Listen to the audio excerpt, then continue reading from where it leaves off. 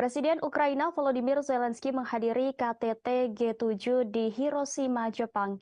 Zelensky tiba di Bandara Internasional Hiroshima, Jepang sekira pukul 15:45 waktu Jepang pada Sabtu 20 Mei kemarin. Kehadirannya mendapat pengamanan yang sangat ketat, bahkan bisa dibilang lebih ketat daripada pengawalan untuk Presiden Amerika Serikat Joe Biden. Turun dari pesawat, Zelensky langsung menyalami Seiji Kihara, wakil kepala sekretariat kabinet Jepang, yang juga orang paling dipercaya PM Jepang Fumio Kishida. Kemudian ia menyalami duta besar Ukraina untuk Jepang, yakni Sergei Korsansky, dan langsung menuju mobil khusus anti peluru yang sudah disiapkan untuknya. Mobil yang ditumpangi Zelensky dikawal 8 mobil pasukan khusus dan pasukan motor polisi khusus Jepang sebanyak 4 unit di depan. Di tengah jalan, Zelensky dielulukan masyarakat Jepang yang mengibarkan bendera Ukraina dan Jepang secara bersamaan. Menggunakan jalan tol, Zelensky memasuki tempat utama KTT di bekas daerah Ujina untuk menghadiri KTT G7 Hiroshima.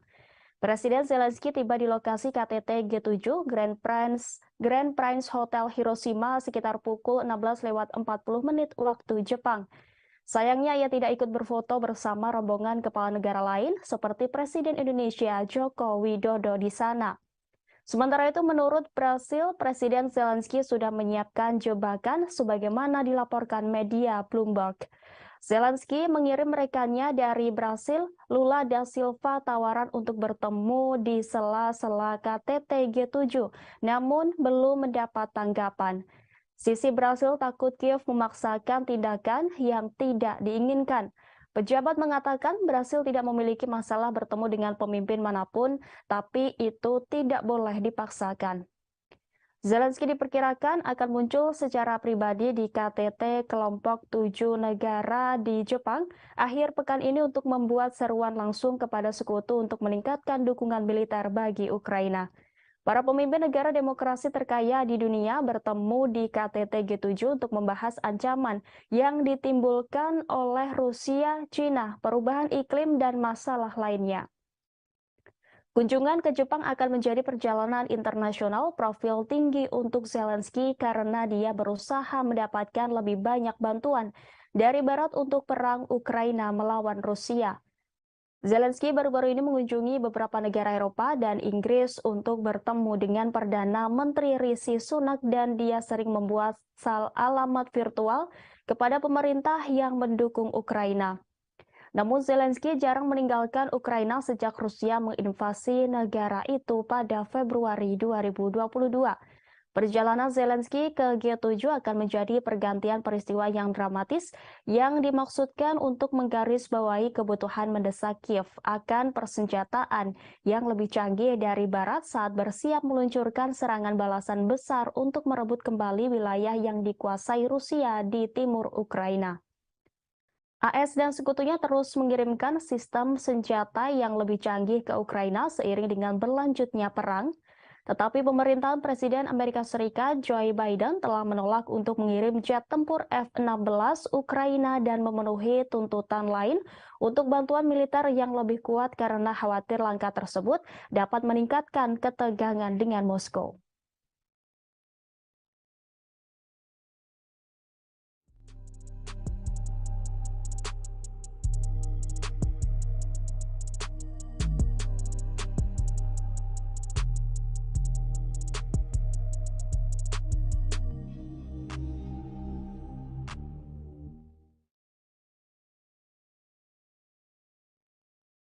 Selain Presiden Ukraina Volodymyr Zelensky, Presiden Joko Widodo juga termasuk dalam pemimpin negara non-G7 yang menghadiri KTT G7 di Jepang.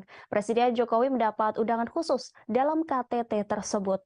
Jokowi sampai di Jepang pada Sabtu 20 Mei 2023. Nampak Presiden Joko Widodo dengan jas abu berada di barisan depan para kepala negara. Diketahui kelompok 7 negara maju adalah Jepang, Amerika Serikat, Jerman, Inggris, Italia, Kanada, Prancis, serta Uni Eropa. Presiden Joko Widodo termasuk di antara 8 negara bukan anggota G7 yang diundang. Selain Joko Widodo, 7 kepala negara atau pemerintahan lain yang diundang itu antara lain dari Australia, Brasil, Komoro mewakili Uni Afrika, Cook Island, Ketua G20, India, Korea Selatan, dan Vietnam. Indonesia diundang dalam kapasitas sebagai Ketua ASEAN. Presiden Ukraina Volodymyr Zelensky juga menghadiri KTT G7 itu. Pada Sabtu 20 Mei, seluruh kepala negara G7 termasuk kepala negara yang diundang melakukan pertemuan. Di sela-sela pertemuan para kepala negara, nampak Presiden Jokowi berbicara sejenak dengan Presiden Amerika Serikat Joe Biden sebelum rapat digelar. Setelah pertemuan diadakan, foto bersama dengan latar belakang Laut Hiroshima. Namun, ada momen menarik ketika sebelum foto bersama dimulai.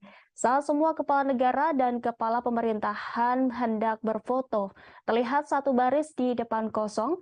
Dilihat dari laman The Page yang disiarkan langsung, ternyata Presiden Jokowi yang ditunggu oleh para kepala negara itu untuk berfoto. Jokowi tampak menempati baris depan yang kosong untuk foto bersama. Di samping kanannya tuan rumah Perdana Menteri Jepang Fumio Kishida, sementara barisan belakang Presiden Amerika Serikat Joe Biden. Tidak hanya itu, satu kejutan terjadi menjelang dimulai sidang KTT Global yang dipimpin Perdana Menteri Jepang Fumio Kishida.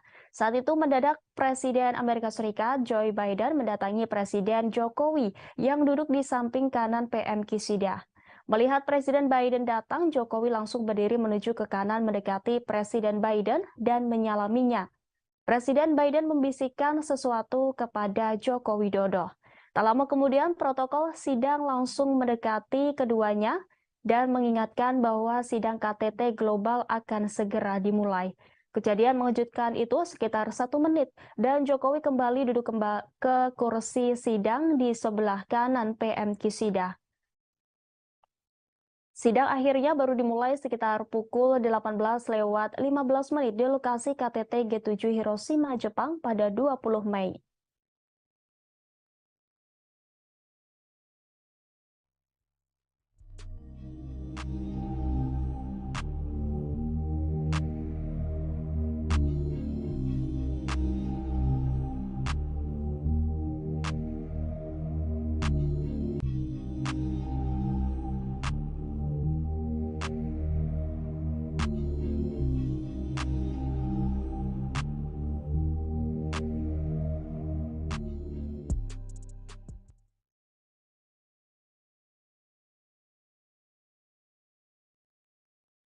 Keputusan yang diadopsi pada KTT G7 di Hiroshima, Jepang disebut mengejar tujuan penahanan Rusia dan Cina.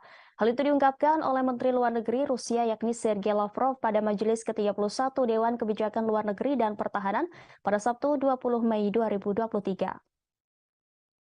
Dikutip dari TESS Minggu 21 Mei, Lavrov menunjukkan bahwa jalur barat telah benar-benar hidup lebih lama dalam bentuk yang telah dikembangkannya dalam kebijakan luar negeri Rusia baru-baru ini. Sebab Rusia memulai jalur konfrontasi paling dramatis dengan blok agresif yang terdiri dari Amerika Serikat, Eropa, Uni dan Aliansi Atlantik Utara. Tujuannya diumumkan dengan lantang dan terus terang, yaitu untuk mengalahkan Rusia di medan perang dan tanpa berhenti di sini untuk melenyapkan nanti sebagai saingan geopolitik. Ditambahkan Lavrov boleh dikatakan bersama dengan negara lain manapun yang mengklaim tempat independen di dunia, mereka akan diteken sebagai ahli negara-negara barat secara terbuka, mendiskusikan perintah untuk menyusun skenario yang ditujukan untuk perpecahan Rusia. Dan mereka tidak menyembunyikan bahwa keberadaan Rusia sebagai pusat independen tidak sesuai dengan tujuan Barat. Sebelumnya, negara-negara kelompok 7 atau G7 merilis pernyataan bersama pada hari Sabtu. Sebelum akhirnya KTT kelompok tersebut di kota Hiroshima, Jepang, G7 menyebut Ukraina dalam beberapa ketentuan pernyataan termasuk yang terkait dengan Cina, tetapi hanya satu paragraf pendek dari dokumen setebal 40 halaman yang didedikasikan langsung untuk krisis Ukraina. Negara-negara G7 mengatakan mereka berkomitmen untuk mengintensifkan dukungan diplomatik, keuangan, kemanusiaan, dan militer mereka untuk Ukraina untuk meningkatkan biaya ke Rusia dan mereka yang mendukung Moskow dalam konflik tersebut. Pada hari Jumat, para pemimpin G7 mengadopsi pernyataan khusus tentang Ukraina menentukan posisi mereka dalam masalah ini termasuk sanksi terhadap Rusia. Para peserta KTT meminta Rusia untuk menghentikan agresi yang sedang berlangsung dan menarik pasukan dan peralatan militernya dari seluruh wilayah Ukraina yang diakui secara internasional. Perdamaian yang adil tidak dapat diwujudkan tanpa penarikan pasukan dan peralatan militer Rusia secara lengkap dan tanpa syarat, dan ini harus disertakan dalam setiap seruan untuk perdamaian. G7 juga berjanji untuk melanjutkan pasokan senjata aktif mereka ke Ukraina jika konflik militer berakhir.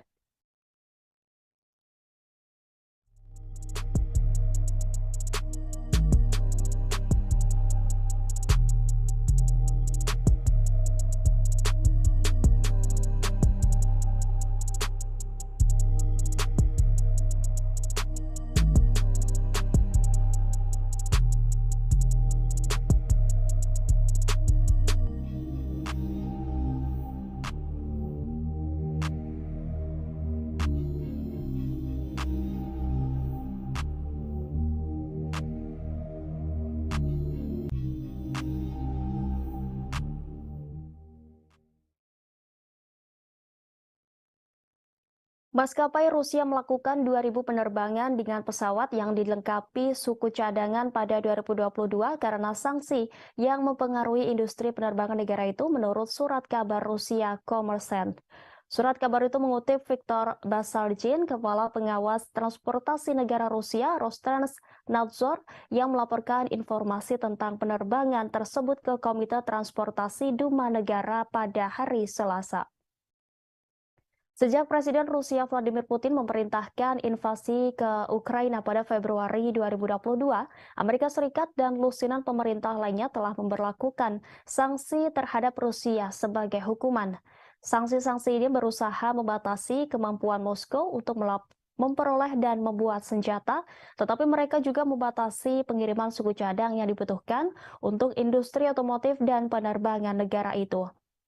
Kommersant yang menulis bahwa mereka memiliki audio pertemuan hari Selasa melaporkan bahwa Basargin mengatakan kepada anggota parlemen bahwa meskipun memiliki akses terbatas untuk mendapatkan komponen pesawat baru, penerbangan sipil Federasi Rusia memenuhi tugasnya untuk pengiriman penumpang tanpa gangguan.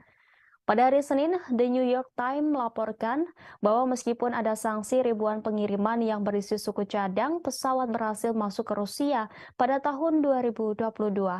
Dengan menggunakan data yang dikumpulkan oleh agregator data perdagangan impor Genius Times menemukan bahwa barang bernilai puluhan juta dolar sebagian dikirim melalui jaringan terlarang ke maskapai penerbangan yang disebutkan dalam sanksi oleh pemerintah AS.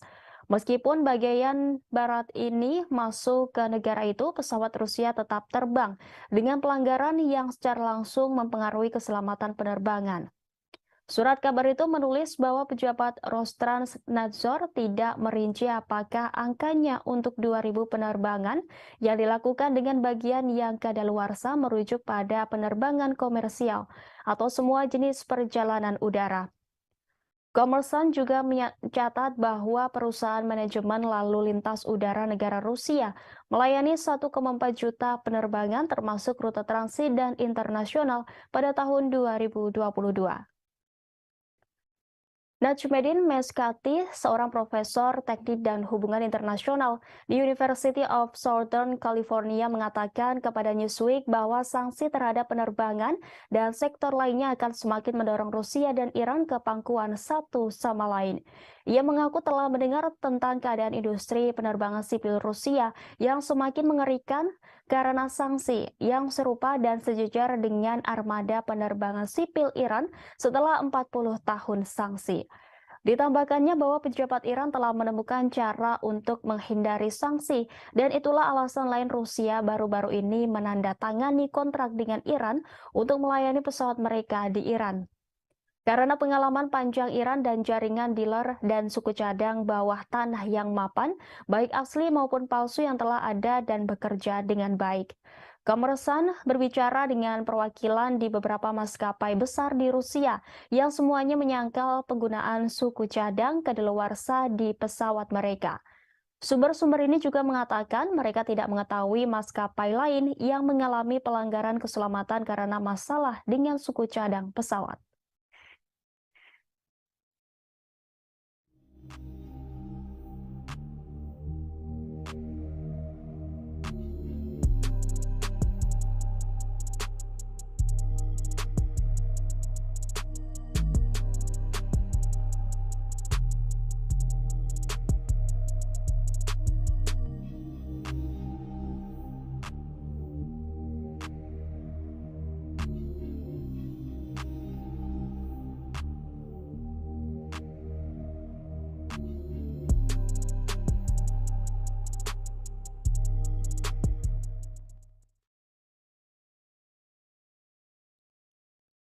Rusia kembali memperketat sanksi dengan memblokir akses masuk pada 500 pejabat penting di Amerika Serikat.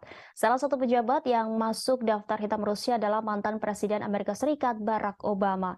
Pengumuman tersebut dirilis Kementerian Luar Negeri Rusia atas perintah dari Presiden Vladimir Putin sebagai tanggapan dari tindakan tidak ramah yang dilakukan negara G7 yang baru-baru ini melayangkan sanksi pelarangan impor permata tembaga.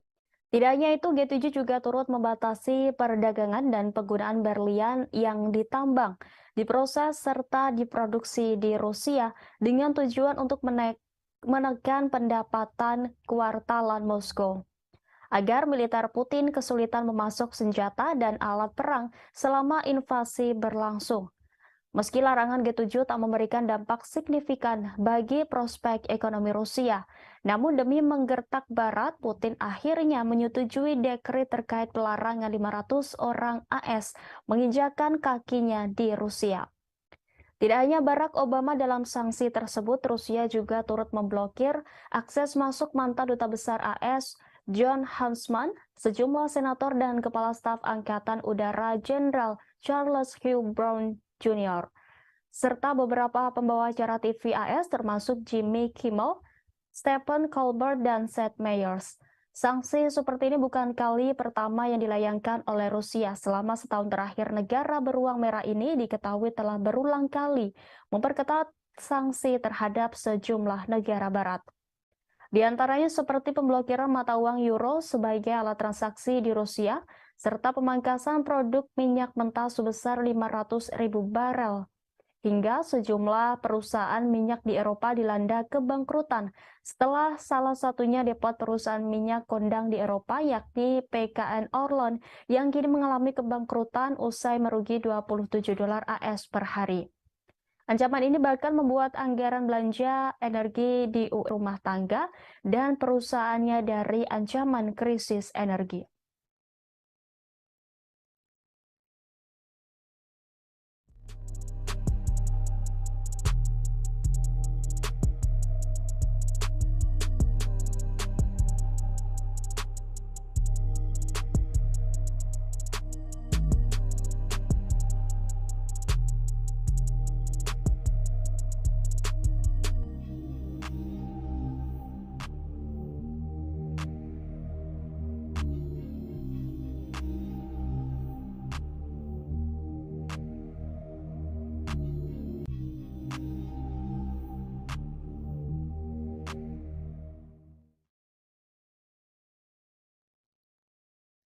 Pasukan militer Rusia telah meningkatkan posisi pertahanan di sekitar pembangkit listrik tenaga nuklir Zaporizhia di Ukraina Selatan dalam beberapa pekan terakhir. Menurut karyawan Ukraina yang bekerja di pabrik itu, pasukan Rusia telah menggali parit baru di sekitar kota dan meletakkan lebih banyak ranjau. Kamera pengintai di pabrik mengarah ke utara melintasi reservoir yang luas menuju wilayah yang dikuasai Ukraina memperlihatkan lubang parit baru. Rusia telah mengatur posisi tembak di atas beberapa bangunan pabrik selama beberapa bulan. Selain itu, jaring telah dipasang untuk mencegah drone memasuki wilayah itu. Langkah-langkah yang dijelaskan oleh dua orang Ukraina yang bekerja di pembangkit listrik dan dua penduduk lainnya di kota Enerhodar menggarisbawahi resiko perang terhadap keamanan fasilitas itu seperti diberitakan Reuters pada Jumat 19 Mei 2023. Berita itu muncul menjelang serangan balasan yang diharapkan di wilayah itu. Sebelumnya, Reuters mengabarkan pada 27 April 2023 lalu, Rusia membangun benteng yang membentang dari Rusia Barat ke Crimea dan parit yang sangat luas. Gambar satelit dari ribuan posisi pertahanan baru yang ditinjau oleh Reuters menunjukkan Rusia telah menggali titik-titik strategis utama. Menteri Pertahanan Rusia Sergei Shoigu mengunjungi pos komando depan di wilayah Zaporizhia yang diduduki Ukraina untuk pemeriksaan pasukan pada Jumat 19 Mei. Kementerian Pertahanan Rusia memposting video kunjungan itu di media sosial. Kementerian mencatat Shoigu juga mendengarkan laporan dari Komandan Kelompok Vostok dan petugas markas. Pada Jumat 19 Mei, Perdana Menteri Rusia Mikhail Mishustin mengatakan pembangunan beberapa ribu benteng pertahanan di sepanjang perbatasan Rusia dengan Ukraina dan di wilayah yang diduduki oleh Rusia telah selesai. Selain Zaporizhia, langkah-langkah keamanan juga diperketat di jalur kereta api Crimea. Otoritas Rusia di wilayah Crimea mengumumkan kabar itu pada hari ini sehari setelah ledakan yang diduga menggelincirkan kereta barang. Menteri Perhubungan Nikolai Lukashenko mengatakan bahwa langkah-langkah telah diperkuat dan sekarang berdasarkan hasil penyelidikan langkah-langkah tambahan akan diambil untuk memastikan keamanan maksimum semua bagian jalur kereta api di Republik Crimea.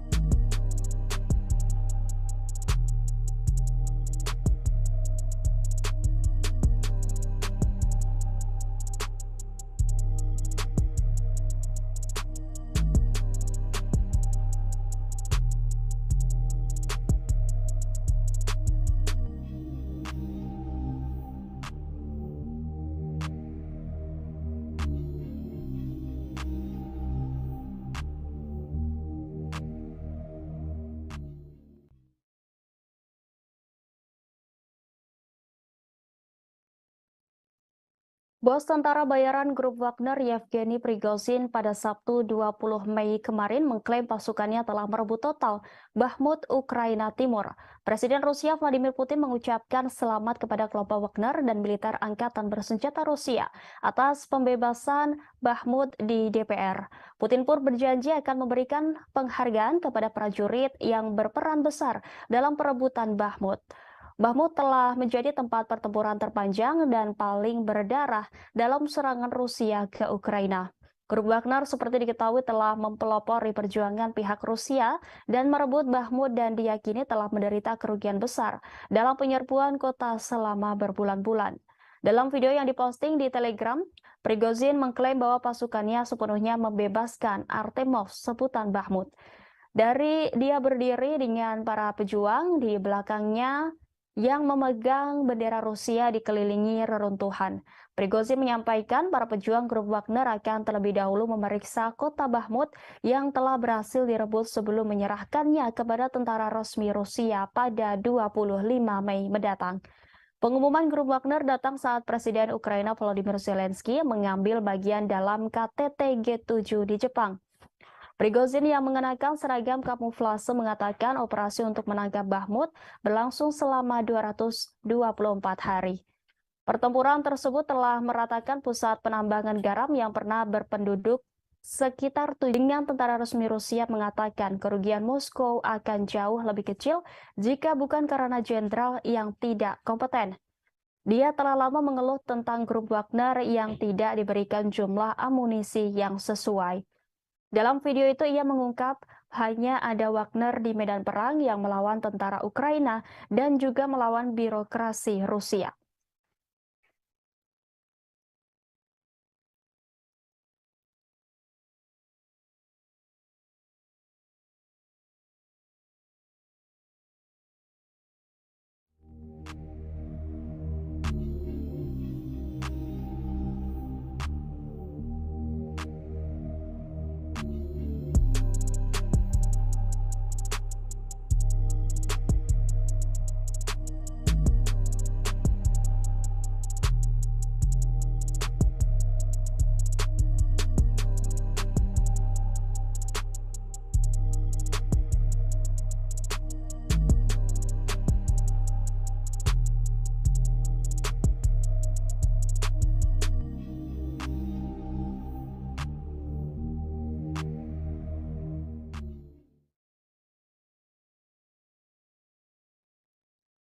Rusia telah mengeluarkan surat perintah penangkapan untuk Jaksa Pengadilan Kriminal Internasional atau ICC dalam langkah tit for tat setelah pengadilan menyerukan penangkapan Presiden Vladimir Putin atas tuduhan kejahatan perang pada bulan Maret lalu.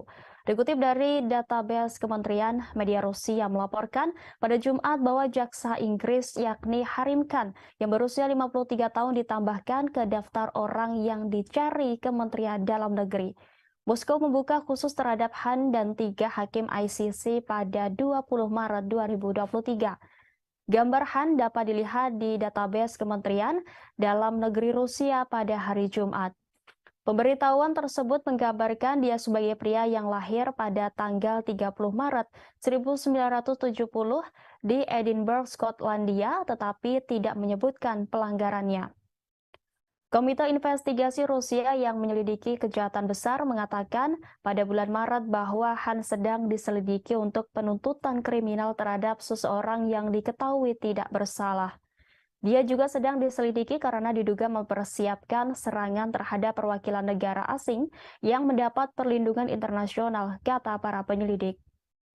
Sebagaimana diketahui, surat perintah ICC yang dikeluarkan pada 17 Maret memerintahkan penangkapan terhadap Putin dan Ombudsman Rusia untuk hak-hak anak, yakni Maria Lvova-Belova atas tuduhan kejahatan perang terkait penculikan anak-anak Ukraina. Rusia dan Putin menyangkal kejahatan perang apapun selama invasi Ukraina dengan mengatakan bahwa mereka adalah korban agresi dan kebohongan Barat. Kiev mengatakan lebih dari 16.000 anak Ukraina telah dideportasi ke Rusia sejak awal serangan Moskow pada Februari tahun lalu. Dengan banyak yang diduga ditempatkan di institusi dan panti asuhan. Rusia yang bukan anggota ICC telah membantah kredibilitas surat perintah tersebut. Presiden Ukraina Volodymyr Zelensky memuji langkah pengadilan sebagai keputusan bersejarah dari mana tanggung jawab bersejarah akan dimulai. Presiden AS Joe Biden mengatakan surat perintah penangkapan untuk Putin dibenarkan.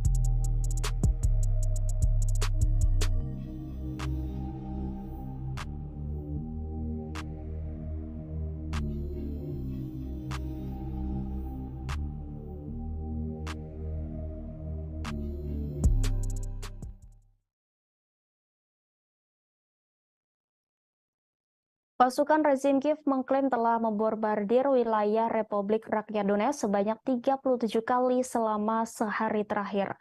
4 warga sipil di Makeyevka dan Vladimirovka menderita luka-luka akibat penembakan tersebut. Demikian disampaikan misi DPR ke Pusat Kontrol dan Koordinasi Bersama untuk Kejahatan Perang Ukraina pada Minggu 21 Mei. Dalam 24 jam terakhir, misi DPR mencatat pengeboman di wilayah Donetsk oleh pasukan Ukraina yang menggunakan sistem roket multiple launch serta senjata artileri 152 mm dan 155 mm. Secara keseluruhan, militer Ukraina menembakkan 148 amunisi ke DPR. Misi tersebut melaporkan di saluran telegramnya. Pasukan rezim Kiev membombardir wilayah berpenduduk DPR di Aleksandrovka, Vladimirovka, Gorlovka, Donetsk, Mareyevka, Ozeryanovka, dan Yasinovataya. 4 warga sipil di Makeyevka dan Vladimirovka menderita luka-luka akibat penembakan tersebut. 2 rumah tinggal di Aleksandrovka mengalami kerusakan. Sebanyak 48 aksi penembakan di wilayah DPR tercatat pada 19 Mei lalu. Sebelumnya, Rusia akan mempertimbangkan rencana negara-negara barat untuk mengirim pesawat F-16 ke Ukraina. Wakil Menteri Luar Negeri Rusia Alexander Grushko mengatakan skenario eskalasi akan membawa resiko besar bagi mereka. Rusia memiliki semua sarana yang diperlukan untuk mencapai tujuannya. Sebagaimana diketahui, AS dan sekutunya bermaksud mengirim jet F-16 ke Ukraina. Pesawat-pesawat itu mungkin dipasok oleh sekutu Washington. Presiden AS Joe Biden mengatakan pada KTT G7 di Hiroshima bahwa Washington akan mendukung upaya internasional untuk melatih pilot Ukraina menggunakan jet F-16. Selain itu, Presiden Amerika Serikat Joe Biden juga akan mengumumkan paket bantuan militer lain kepada pemerintah Kiev senilai 375 juta dolar, kata surat kabar Politico. Paket itu akan mencakup peluru, artileri, kendaraan lapis baja, dan senjata anti-tank. Pada gilirannya, kantor berita Reuters melaporkan bahwa Amerika Serikat juga akan memberi Ukraina proyektil tambahan untuk sistem roket multi peluncuran HIMARS.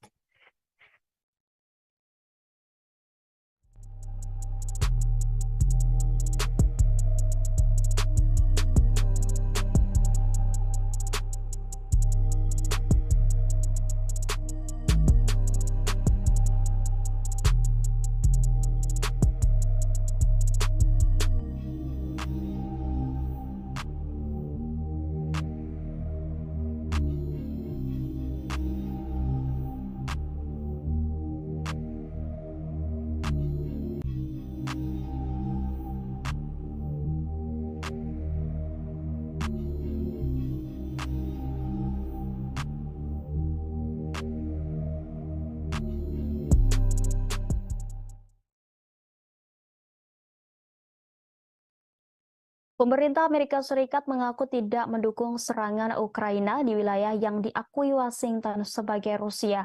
Hal itu diungkapkan penasihat keamanan nasional Gedung Putih, Jack Sullivan pada Sabtu 20 Mei 2023. Dikutip dari TSS, selama pengarahan di kota tuan rumah KTT G7 di Hiroshima, pejabat AS ditanya tentang jaminan bahwa pemerintah Kiev telah menawarkan untuk membuktikan bahwa mereka tidak akan menggunakan jet tempur F-16 untuk melakukan operasi di wilayah Rusia.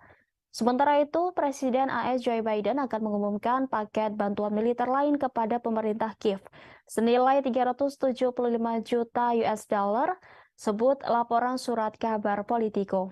Surat kabar itu mengutip para pejabat AS yang mengatakan bahwa pengumuman itu akan dilakukan setelah pertemuan dengan Presiden Ukraina Volodymyr Zelensky akhir pekan ini di sela-sela KTT G7 di Jepang. Paket itu akan mencakup peluru artileri, kendaraan lapis baja, dan tank senjata anti-tank. Menurut laporan itu, AS dan sekutunya telah memasok semua peralatan ini ke beri Ukraina proyektil tambahan untuk sistem roket multi peluncuran HIMARS. Selain itu, AS juga mengizinkan sekutu-sekutunya di barat untuk menyuplai Ukraina dengan jet tempur canggih termasuk F-16 buatan Amerika. Langkah ini akan menjadi dorongan besar untuk Kiev. Penasihat Keamanan Nasional AS Jack Sullivan mengatakan Presiden Joe Biden memberitahu rekan-rekannya di G7 mengenai keputusan tersebut pada konferensi tingkat tinggi G7 di Jepang pada Jumat kemarin. Pasukan AS juga akan melatih pilot-pilot Kiev untuk menggunakan jet tersebut, kata Sullivan. Ukraina sudah lama menginginkan jet canggih dan Presiden Volodymyr Zelensky memuji langkah ini sebagai keputusan bersejarah. Secara legal, AS harus menyetujui ekspor kembali peralatan yang dibeli oleh sekutu-sekutunya. Langkah ini juga akan membuka jalan bagi negara-negara lain untuk mengirim stok F-16 yang mereka punya ke Ukraina.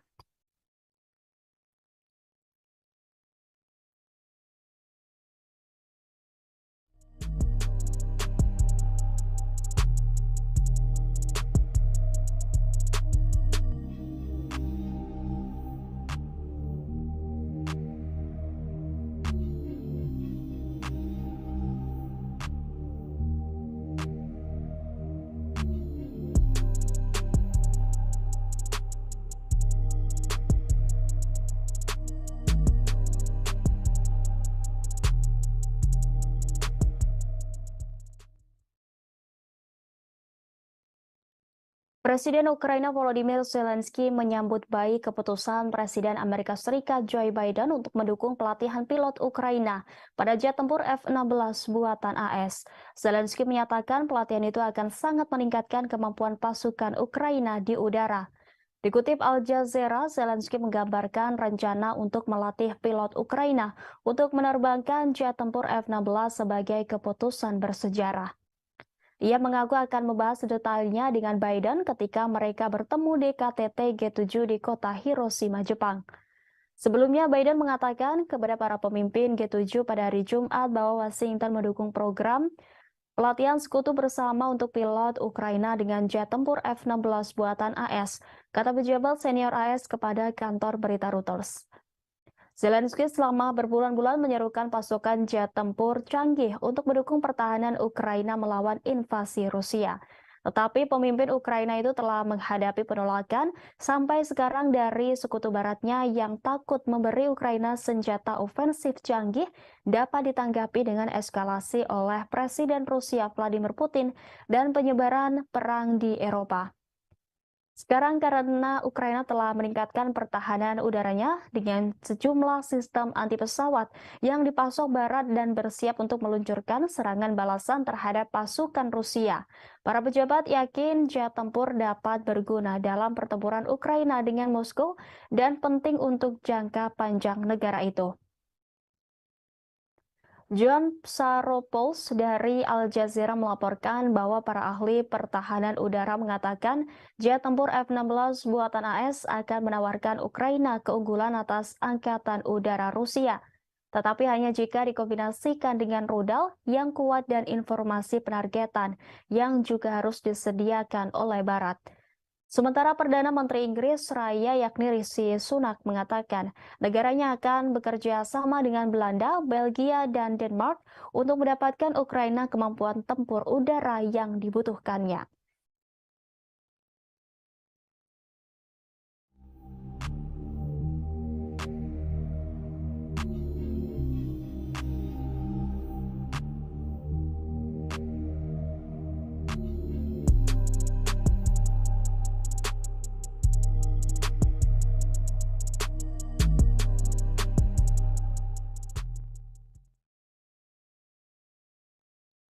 Ibu kota Sudan, Khartoum, dan kota Bahri kembali dibombardir serangan udara pada Jumat 19 Mei. Sementara perang antara tentara dan pasukan paramiliter pasukan dukungan cepat atau RSF memasuki minggu kelima. Serangan itu memperdalam krisis kemanusiaan sebagai warga sipil yang terjebak dan telantar akibat perang saudara di negara itu. Serangan udara dilaporkan oleh saksi mata di Omdurman Selatan dan Bahri Utara, dua kota yang terletak di seberang Sungai Nil dari Khartoum, membentuk tiga ibu kota Sudan. Beberapa serangan terjadi di dekat stasiun penyiaran negara di Omdurman, kata para saksi mata. Saksi mata di Khartoum mengatakan situasi relatif tenang meski terdengar suara tembakan sporadis. Dilaporkan pula pertempuran masih pecah di sejumlah wilayah di Sudan. Penjarahan massal oleh orang-orang bersenjata dan warga sipil sama-sama membuat hidup lebih sengsara bagi penduduk Khartoum yang terjebak oleh pertempuran sengit antara militer reguler dan pasukan paramiliter RSF, kata saksi mata. Konflik tersebut telah membuat sekitar 843.000 orang mengungsi di Sudan dan menyebabkan sekitar 250.000 orang lainnya mengungsi ke negara-negara tetangga, kata Badan Pengungsi PBB pada Jumat 19 Mei. Panglima Angkatan Darat Jenderal Abdel Fattah al-Burhan mengambil langkah yang telah lama dinantikan pada hari Jumat untuk mencopot kepala RSF Muhammad Hamdan Dagalo yang lebih dikenal sebagai Hamedti dari jabatannya sebagai wakilnya di Dewan Kedaulatan yang berkuasa. Keduanya telah menjalankan dewan sejak 2019 ketika menggulingkan orang kuat Presiden Omar al-Bashir di tengah aksi protes massa terhadap pemerintahannya. Mereka melakukan kudeta pada 2021 ketika tenggat waktu semakin dekat untuk menyerahkan kekuasaan kepada warga sipil dalam protes transisi menuju pemilihan umum yang bebas. Sementara itu, pembicaraan gencatan senjata yang disponsori Saudi dan AS di kota Jeddah, Saudi belum menghasilkan sebuah terobosan. Pada pertempuran Liga Arab di Jeddah hari Jumat 19 Mei, sebuah pernyataan dari utusan Sudan menuduh RSF melakukan penjarahan dan pemerkosaan dan melanggar serangkaian gencatan senjata. Di lain pihak, RSF menuduh tentara memulai konflik dan melanggar gencatan senjata. RSF juga mengatakan bahwa mereka yang melakukan kejahatan memakai seragam RSF curian. Pertempuran pecah pada 15 April setelah perselisihan tentang rencana RSF untuk diintegrasikan ke dalam tentara dan rantai komando di masa depan berdasarkan kesepakatan yang didukung internasional untuk mengubah Sudan menuju demokrasi setelah puluhan tahun otokrasi yang dilanda konflik. Jenderal Burhan melantik Malik Agar, pemimpin kelompok pemberontak yang bergabung dengan Dewan Kedaulatan pada 2020 setelah menandatangani perjanjian damai dengan pemerintah sebagai wakil barunya menurut keputusan kedua. Pada hari yang sama, Burhan mempromosikan perwira militer lainnya yang bertugas di Dewan termasuk mengangkat Jenderal Smas Eldin Kabasi sebagai wakil komandan angkatan bersenjata. Jenderal Yasser Al-Atta dan Ibrahim Jabir masing-masing ditunjuk sebagai asisten komandan.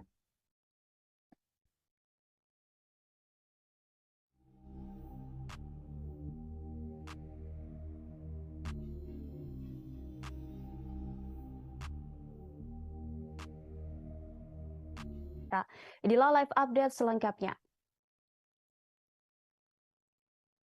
Presiden Ukraina Volodymyr Zelensky menghadiri KTT G7 di Hiroshima, Jepang.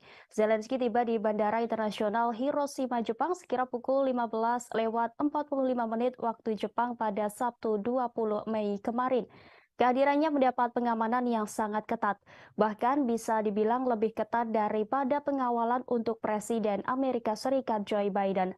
Turun dari pesawat, Zelensky langsung menyalami Seiji Kihara, wakil kepala sekretariat kabinet Jepang, yang juga orang paling dipercaya PM Jepang Fumio Kishida. Kemudian ia menyalami duta besar Ukraina untuk Jepang, yakni Sergei Korsansky, dan langsung menuju mobil khusus anti peluru yang sudah disiapkan untuknya. Mobil yang ditumpangi Zelensky dikawal 8 mobil pasukan khusus dan pasukan motor polisi khusus Jepang sebanyak 4 unit di depan. Di tengah jalan, Zelensky dielulukan masyarakat Jepang yang mengibarkan bendera Ukraina dan Jepang secara bersamaan. Menggunakan jalan tol, Zelensky memasuki tempat utama KTT di bekas daerah Ujina untuk menghadiri KTT G7 Hiroshima. Presiden Zelensky tiba di lokasi KTT G7 Grand Prince Hotel Hiroshima sekitar pukul 16:40 waktu Jepang. Sayangnya ia tidak ikut berfoto bersama rombongan kepala negara lain seperti Presiden Indonesia Joko Widodo di sana. Sementara itu, menurut Brasil, Presiden Zelensky sudah menyiapkan jebakan sebagaimana dilaporkan media Bloomberg. Zelensky mengirim rekannya dari Brasil, Lula da Silva, tawaran untuk bertemu di sela-sela KTT G7, namun belum mendapat tanggapan. Sisi Brasil takut Kiev memaksakan tindakan yang tidak diinginkan. Pejabat mengatakan Brasil tidak memiliki masalah bertemu dengan pemimpin manapun, tapi itu tidak boleh dipaksakan.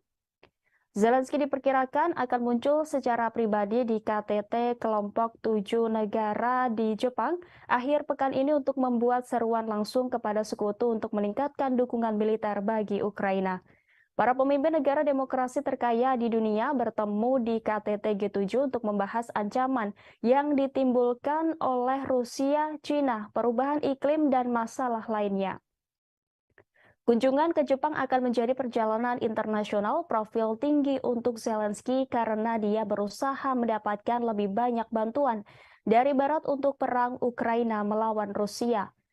Zelensky baru-baru ini mengunjungi beberapa negara Eropa dan Inggris untuk bertemu dengan Perdana Menteri Rishi Sunak, dan dia sering membuat alamat virtual kepada pemerintah yang mendukung Ukraina. Namun Zelensky jarang meninggalkan Ukraina sejak Rusia menginvasi negara itu pada Februari 2022. Perjalanan Zelensky ke G7 akan menjadi pergantian peristiwa yang dramatis yang dimaksudkan untuk menggarisbawahi kebutuhan mendesak Kiev akan persenjataan yang lebih canggih dari Barat saat bersiap meluncurkan serangan balasan besar untuk merebut kembali wilayah yang dikuasai Rusia di timur Ukraina. AS dan sekutunya terus mengirimkan sistem senjata yang lebih canggih ke Ukraina seiring dengan berlanjutnya perang. Tetapi pemerintahan Presiden Amerika Serikat Joe Biden telah menolak untuk mengirim jet tempur F-16 Ukraina dan memenuhi tuntutan lain untuk bantuan militer yang lebih kuat karena khawatir langkah tersebut dapat meningkatkan ketegangan dengan Moskow.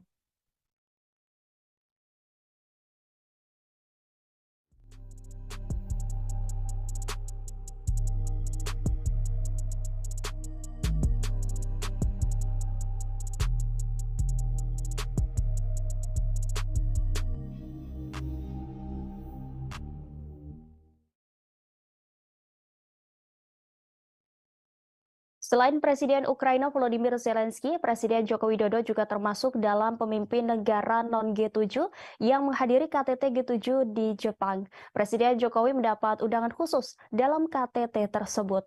Jokowi sampai di Jepang pada Sabtu 20 Mei 2023. Nampak Presiden Joko Widodo dengan jas abu berada di barisan depan para kepala negara. Diketahui kelompok 7 negara maju adalah Jepang, Amerika Serikat, Jerman, Inggris, Italia, Kanada, Prancis, serta Uni Eropa. Presiden Joko Widodo termasuk di antara 8 negara bukan anggota G7 yang diundang. Selain Joko Widodo, 7 kepala negara atau pemerintahan lain yang diundang itu antara lain dari Australia, Brasil, Komoro mewakili Uni Afrika, Cook Island, Ketua G20, India, Korea Selatan, dan Vietnam. Indonesia diundang dalam kapasitas sebagai ketua ASEAN. Presiden Ukraina Volodymyr Zelensky juga menghadiri KTT G7 itu. Pada Sabtu 20 Mei, seluruh kepala negara G7 termasuk kepala negara yang diundang melakukan pertemuan. Di sela-sela pertemuan para kepala negara, nampak Presiden Jokowi berbicara sejenak dengan Presiden Amerika Serikat Joe Biden sebelum rapat digelar. Setelah pertemuan diadakan, foto bersama dengan latar belakang Laut Hiroshima. Namun, ada momen menarik ketika sebelum foto bersama dimulai. Saat semua kepala negara dan kepala pemerintahan hendak berfoto, terlihat satu baris di depan kosong. Dilihat dari laman The Page yang disiarkan langsung, ternyata Presiden Jokowi yang ditunggu oleh para kepala negara itu untuk berfoto. Jokowi tampak menempati baris depan yang kosong untuk foto bersama.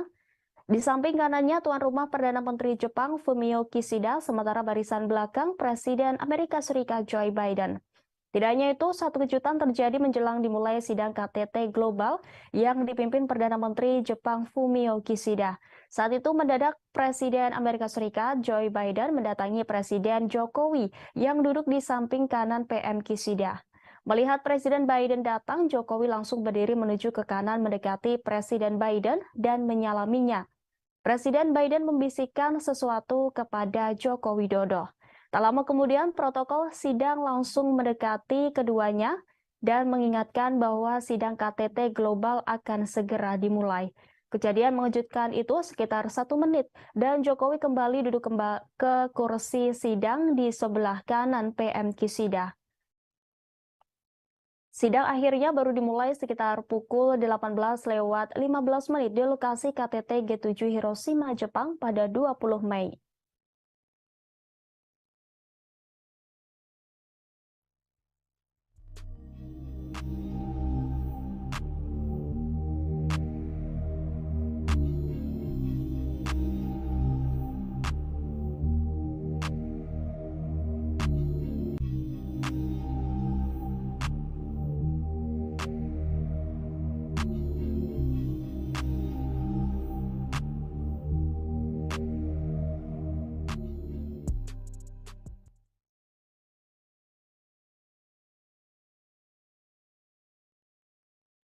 Keputusan yang diadopsi pada KTT G7 di Hiroshima, Jepang disebut mengejar tujuan penahanan Rusia dan Cina.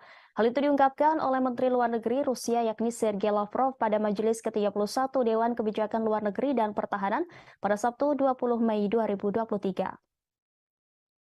Dikutip dari TESS Minggu 21 Mei, Lavrov menunjukkan bahwa jalur barat telah benar-benar hidup lebih lama dalam bentuk yang memulai jalur konfrontasi paling dramatis dengan blok agresif yang terdiri dari Amerika Serikat, Eropa, Uni dan Aliansi Atlantik Utara. Tujuannya diumumkan dengan lantang dan terus terang, yaitu untuk mengalahkan Rusia di medan perang dan tanpa berhenti di sini untuk melenyapkan nanti sebagai saingan geopolitik. Ditambahkan Lavrov boleh dikatakan bersama dengan negara lain manapun yang mengklaim tempat independen di dunia, mereka akan diteken sebagai lawan. Diplomat tinggi itu juga menunjukkan bahwa komunitas ahli negara-negara barat secara terbuka mendiskusikan perintah untuk menyusun skenario yang ditujukan untuk perpecahan Rusia. Dan mereka tidak menyembunyikan bahwa keberadaan Rusia sebagai pusat independen tidak sesuai dengan tujuan Barat. Sebelumnya, negara-negara kelompok 7 atau G7 merilis pernyataan bersama pada hari Sabtu sebelum akhirnya KTT kelompok tersebut di kota Hiroshima, Jepang. G7 menyebut Ukraina dalam beberapa ketentuan pernyataan termasuk yang terkait dengan Cina, tetapi hanya satu paragraf pendek dari dokumen setebal 40 halaman yang didedikasikan langsung untuk krisis Ukraina.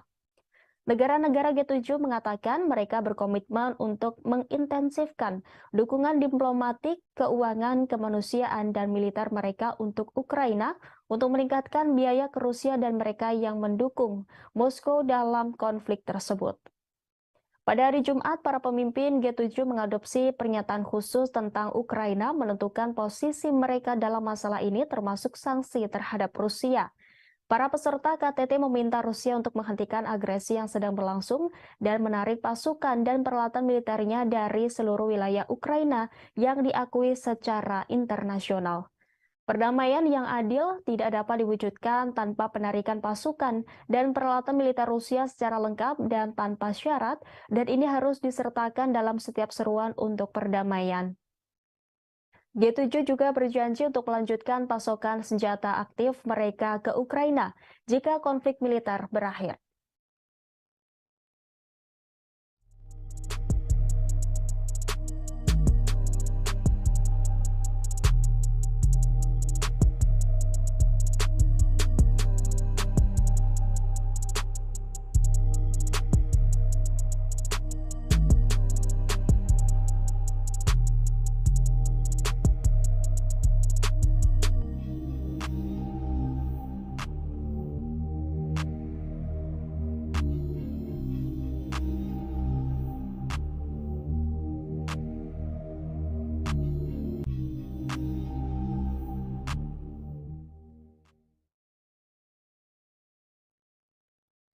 Maskapai Rusia melakukan 2.000 penerbangan dengan pesawat yang dilengkapi suku cadangan pada 2022 karena sanksi yang mempengaruhi industri penerbangan negara itu menurut surat kabar Rusia Kommersant.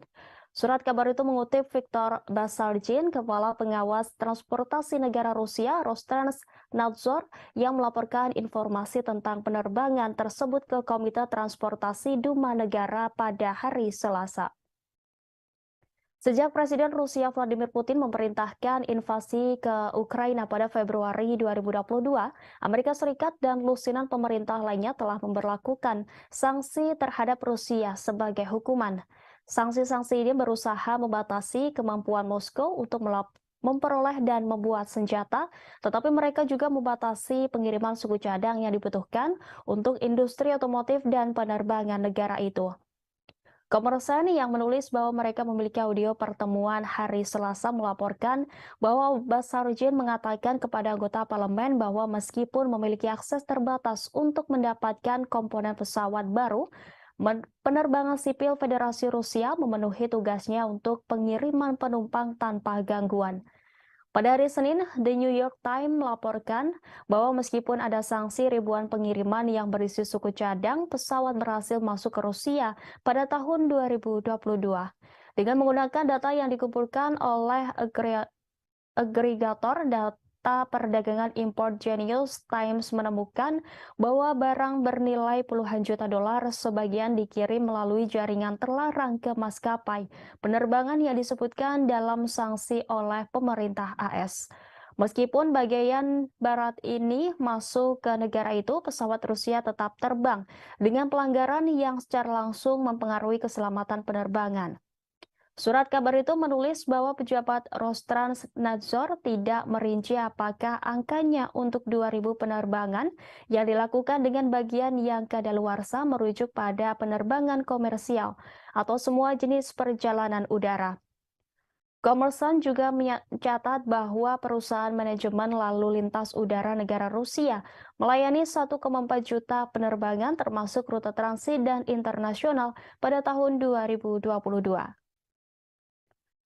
Najmuddin Meskati, seorang profesor teknik dan hubungan internasional di University of Southern California, mengatakan kepada Newsweek bahwa sanksi terhadap penerbangan dan sektor lainnya akan semakin mendorong Rusia dan Iran ke pangkuan satu sama lain. Ia mengaku telah mendengar tentang keadaan industri penerbangan sipil Rusia yang semakin mengerikan karena sanksi yang serupa dan sejajar dengan armada penerbangan sipil Iran setelah 40 tahun sanksi. Ditambahkannya bahwa pejabat Iran telah menemukan cara untuk menghindari sanksi, dan itulah alasan lain Rusia baru-baru ini menandatangani kontrak dengan Iran untuk melayani pesawat mereka di Iran. Karena pengalaman panjang Iran dan jaringan dealer dan suku cadang bawah tanah yang mapan, baik asli maupun palsu yang telah ada dan bekerja dengan baik. Kommersant berbicara dengan perwakilan di beberapa maskapai besar di Rusia yang semuanya menyangkal penggunaan suku cadang kadaluarsa di pesawat mereka. Sumber-sumber ini juga mengatakan mereka tidak mengetahui maskapai lain yang mengalami pelanggaran keselamatan karena masalah dengan suku cadang pesawat.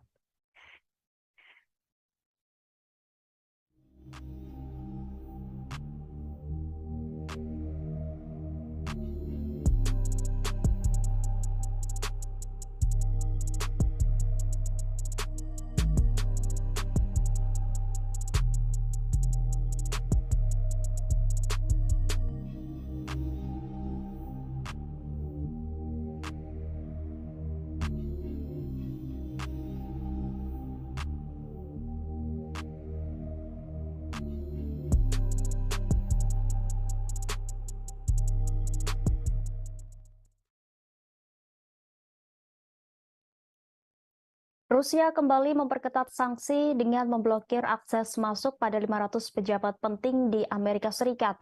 Salah satu pejabat yang masuk daftar hitam Rusia adalah mantan Presiden Amerika Serikat Barack Obama.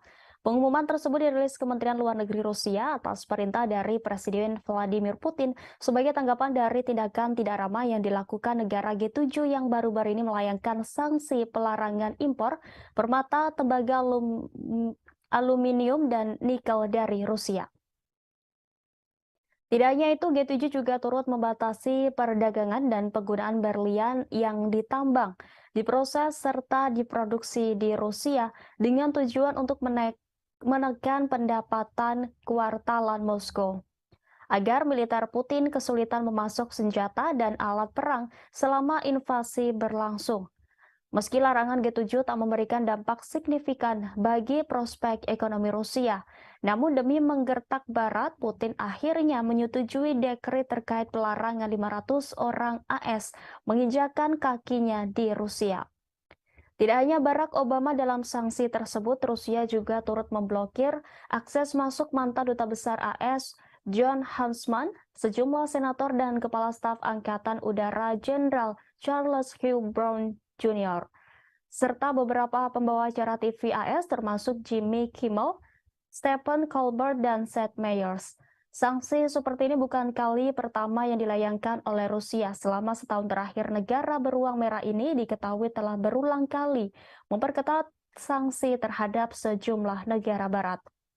Di antaranya seperti pemblokiran mata uang euro sebagai alat transaksi di Rusia, serta pemangkasan produk minyak mentah sebesar 500.000 barel, hingga sejumlah perusahaan minyak di Eropa dilanda kebangkrutan setelah salah satunya depot perusahaan minyak kondang di Eropa yakni PKN Orlen yang kini mengalami kebangkrutan usai merugi $27 AS per hari. Ancaman ini bahkan membuat anggaran belanja energi di UE membengkak mencapai hampir 800 miliar euro hanya untuk melindungi rumah tangga dan perusahaannya dari ancaman krisis energi.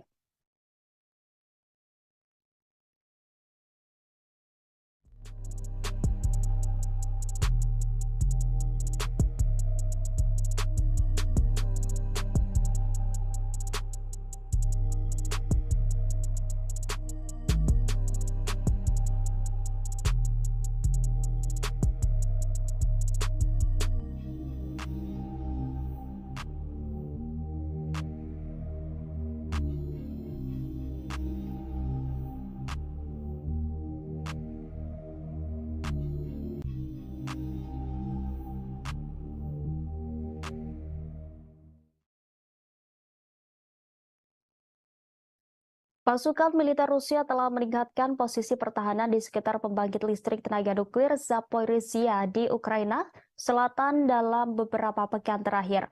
Menurut karyawan Ukraina yang bekerja di pabrik itu, pasukan Rusia telah menggali parit baru di sekitar kota dan meletakkan lebih banyak ranjau. Kamera pengintai di pabrik mengarah ke utara melintasi reservoir yang luas menuju wilayah yang dikuasai Ukraina memperlihatkan lubang parit baru. Rusia telah mengatur posisi tembak di atas beberapa bangunan pabrik selama beberapa bulan. Selain itu, jaring telah dipasang untuk mencegah drone memasuki wilayah itu. Langkah-langkah yang dijelaskan oleh dua orang Ukraina yang bekerja di pembangkit listrik dan dua penduduk lainnya di kota Enerhodar menggarisbawahi resiko perang terhadap keamanan fasilitas itu seperti diberitakan Reuters pada Jumat 19 Mei 2023. Berita itu muncul menjelang serangan balasan yang diharapkan di wilayah itu. Sebelumnya, Reuters mengabarkan pada 27 April 2023 lalu, Rusia membangun benteng yang membentang dari Rusia Barat ke Crimea dan parit yang sangat luas. Gambar satelit dari ribuan posisi pertahanan baru yang ditinjau oleh Reuters menunjukkan Rusia telah menggali titik-titik strategis utama. Menteri Pertahanan Rusia Sergei Shoigu mengunjungi pos komando depan di wilayah Zaporizhia yang diduduki Ukraina untuk pemeriksaan pasukan pada Jumat 19 Mei. Kementerian Pertahanan Rusia memposting video kunjungan itu di media sosial. Kementerian mencatat Shoigu juga mendengarkan laporan dari Komandan Kelompok Vostok dan petugas markas. Pada Jumat 19 Mei, Perdana Menteri Rusia Mikhail Mishustin mengatakan pembangunan beberapa ribu benteng pertahanan di sepanjang perbatasan Rusia dengan Ukraina dan di wilayah yang diduduki oleh Rusia telah selesai. Selain Zaporizhia, langkah-langkah keamanan juga diperketat di jalur kereta api Crimea. Otoritas Rusia di wilayah Crimea mengumumkan kabar itu pada hari ini sehari setelah ledakan yang diduga menggelincirkan kereta barang.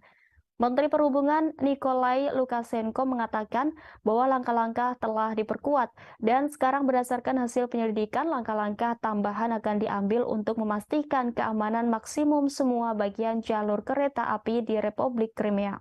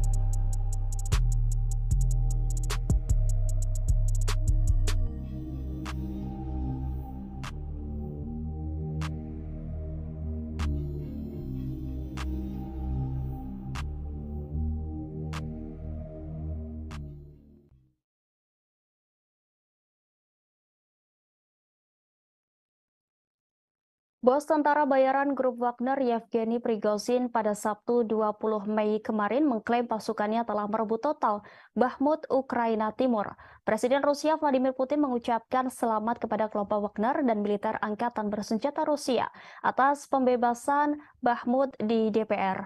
Putin pun berjanji akan memberikan penghargaan kepada prajurit yang berperan besar dalam perebutan Bakhmut. Bakhmut telah menjadi tempat pertempuran terpanjang dan paling berdarah dalam serangan Rusia ke Ukraina.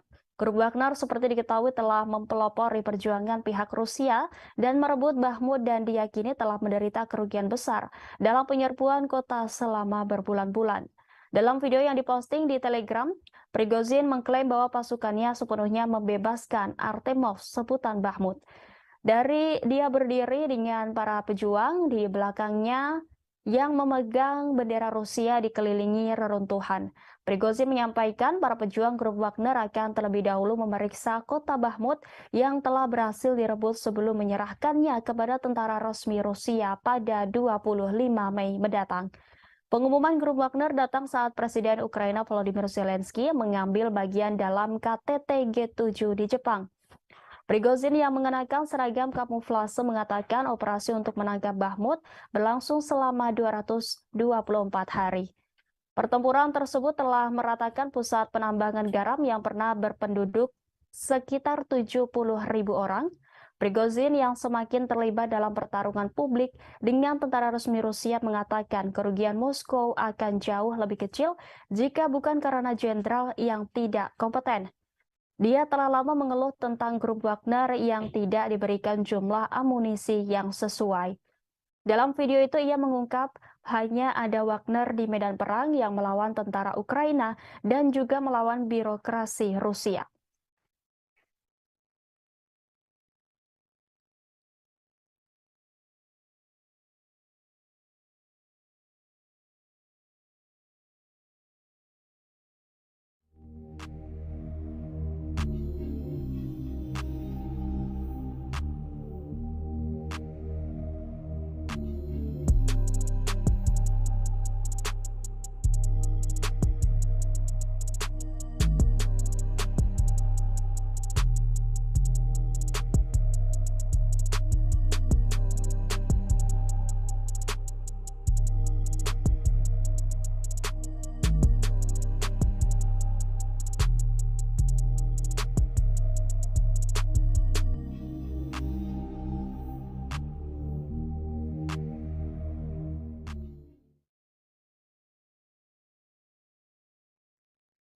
Rusia telah mengeluarkan surat perintah penangkapan untuk Jaksa Pengadilan Kriminal Internasional atau ICC dalam langkah tit for tat setelah pengadilan menyerukan penangkapan Presiden Vladimir Putin atas tuduhan kejahatan perang pada bulan Maret lalu.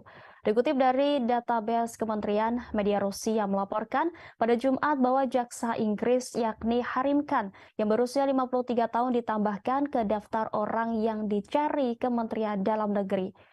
Moskow membuka khusus terhadap Han dan 3 hakim ICC pada 20 Maret 2023. Gambar Han dapat dilihat di database Kementerian Dalam Negeri Rusia pada hari Jumat.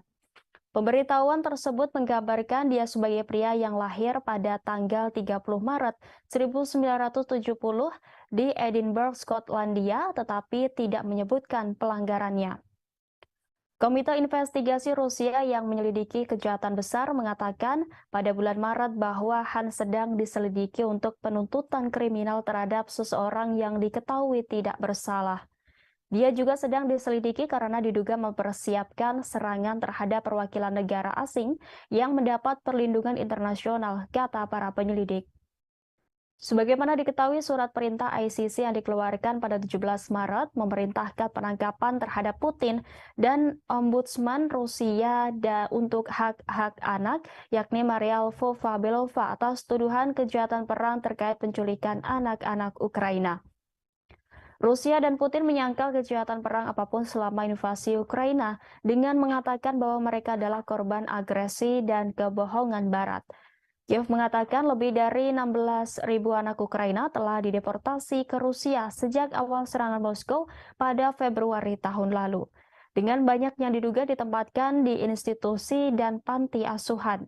Rusia yang bukan anggota ICC telah membantah kredibilitas surat perintah tersebut. Presiden Ukraina Volodymyr Zelensky memuji langkah pengadilan sebagai keputusan bersejarah dari mana tanggung jawab bersejarah akan dimulai. Presiden AS Joe Biden mengatakan surat perintah penangkapan untuk Putin dibenarkan.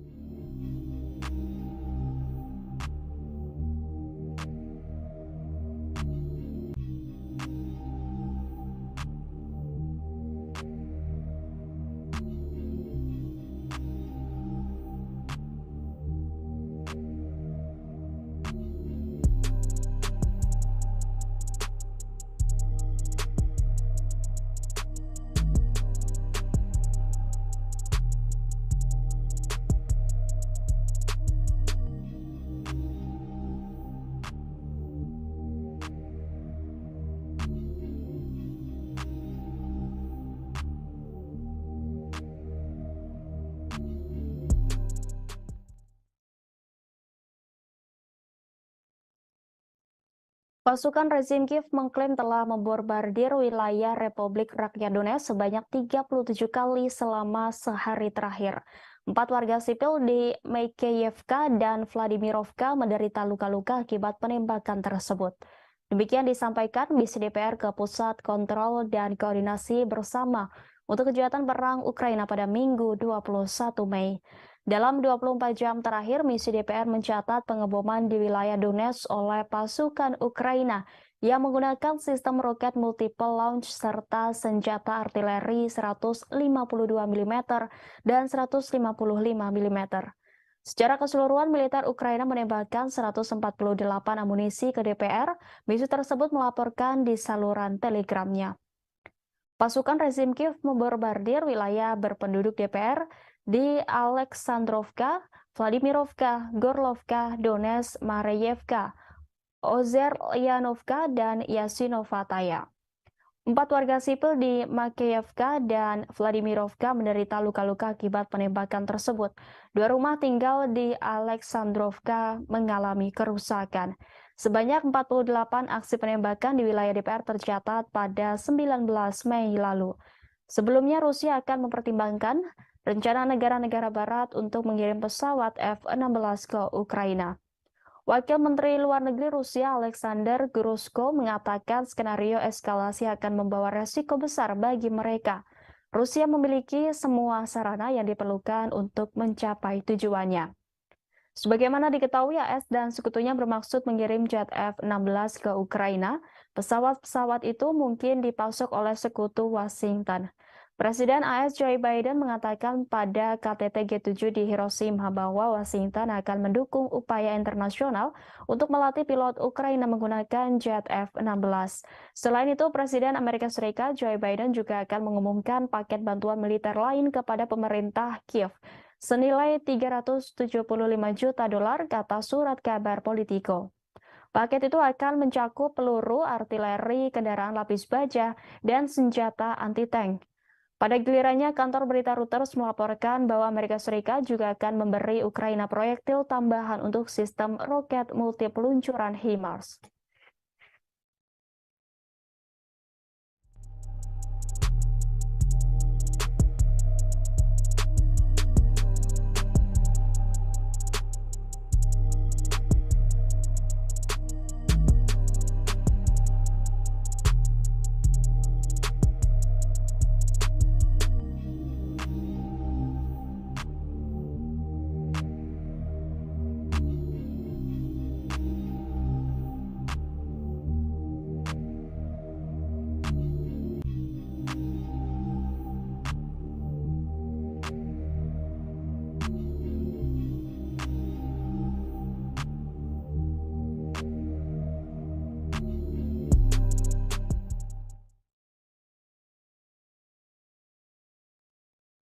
Pemerintah Amerika Serikat mengaku tidak mendukung serangan Ukraina di wilayah yang diakui Washington sebagai Rusia. Hal itu diungkapkan penasihat keamanan nasional Gedung Putih, Jack Sullivan pada Sabtu 20 Mei 2023. Dikutip dari TSS, selama pengarahan di kota tuan rumah KTT G7 di Hiroshima, pejabat AS ditanya tentang jaminan bahwa pemerintah Kiev telah menawarkan untuk membuktikan bahwa mereka tidak akan menggunakan jet tempur F-16 untuk melakukan operasi di wilayah Rusia. Sementara itu, Presiden AS Joe Biden akan mengumumkan paket bantuan militer lain kepada pemerintah Kiev senilai 375 juta US dollar, sebut laporan surat kabar Politico. Surat kabar itu mengutip para pejabat AS yang mengatakan bahwa pengumuman itu akan dilakukan setelah pertemuan dengan Presiden Ukraina Volodymyr Zelensky akhir pekan ini di sela-sela KTT G7 di Jepang.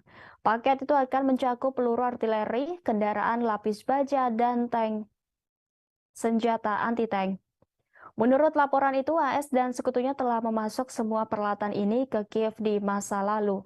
Pada gilirannya, kantor berita Reuters melaporkan bahwa Amerika Serikat juga akan memberi Ukraina proyektil tambahan untuk sistem roket multi peluncuran HIMARS.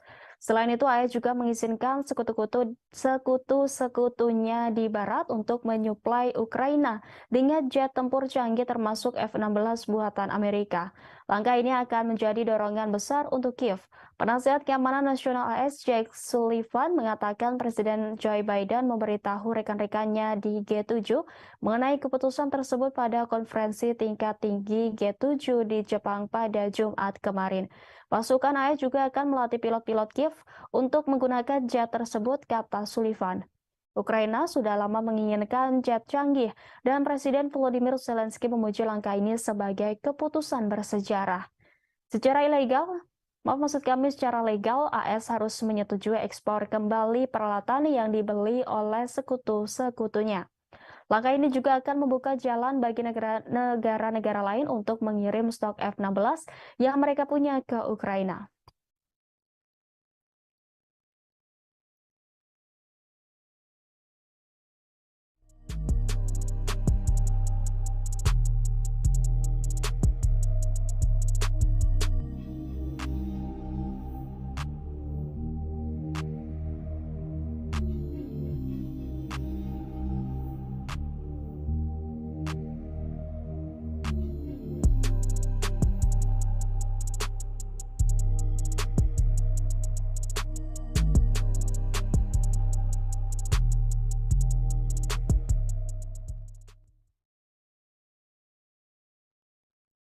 Presiden Ukraina Volodymyr Zelensky menyambut baik keputusan Presiden Amerika Serikat Joe Biden untuk mendukung pelatihan pilot Ukraina pada jet tempur F-16 buatan AS.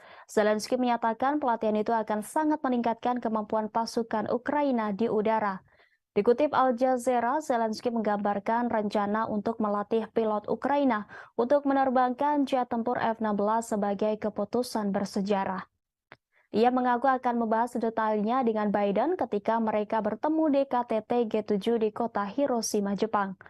Sebelumnya, Biden mengatakan kepada para pemimpin G7 pada hari Jumat bahwa Washington mendukung program pelatihan sekutu bersama untuk pilot Ukraina dengan jet tempur F-16 buatan AS, kata pejabat senior AS kepada kantor berita Reuters.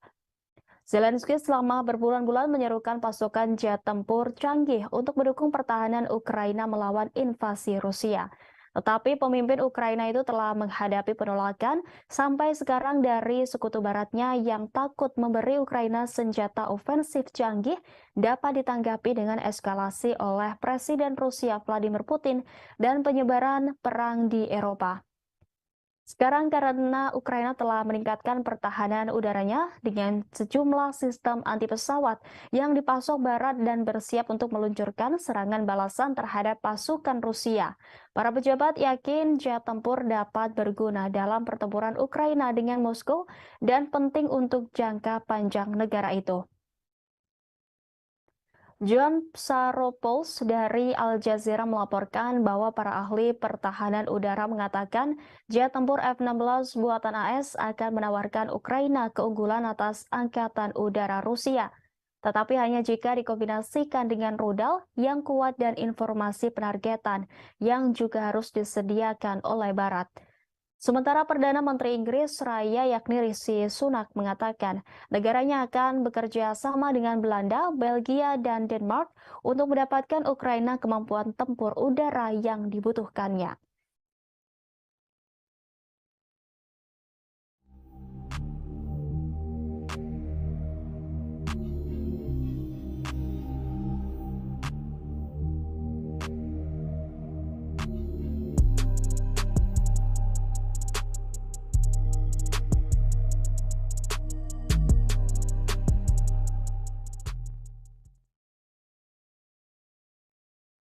Ibu kota Sudan, Khartoum, dan kota Bahri kembali dibombardir serangan udara pada Jumat 19 Mei. Sementara perang antara tentara dan pasukan paramiliter pasukan dukungan cepat atau RSF memasuki minggu kelima. Serangan itu memperdalam krisis kemanusiaan sebagai warga sipil yang terjebak dan telantar akibat perang saudara di negara itu.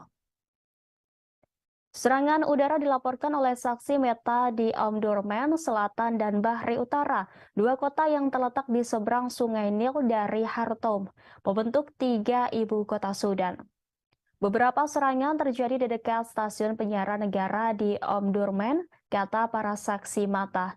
Saksi mata di Khartoum mengatakan situasi relatif tenang meski terdengar suara tembakan sporadis.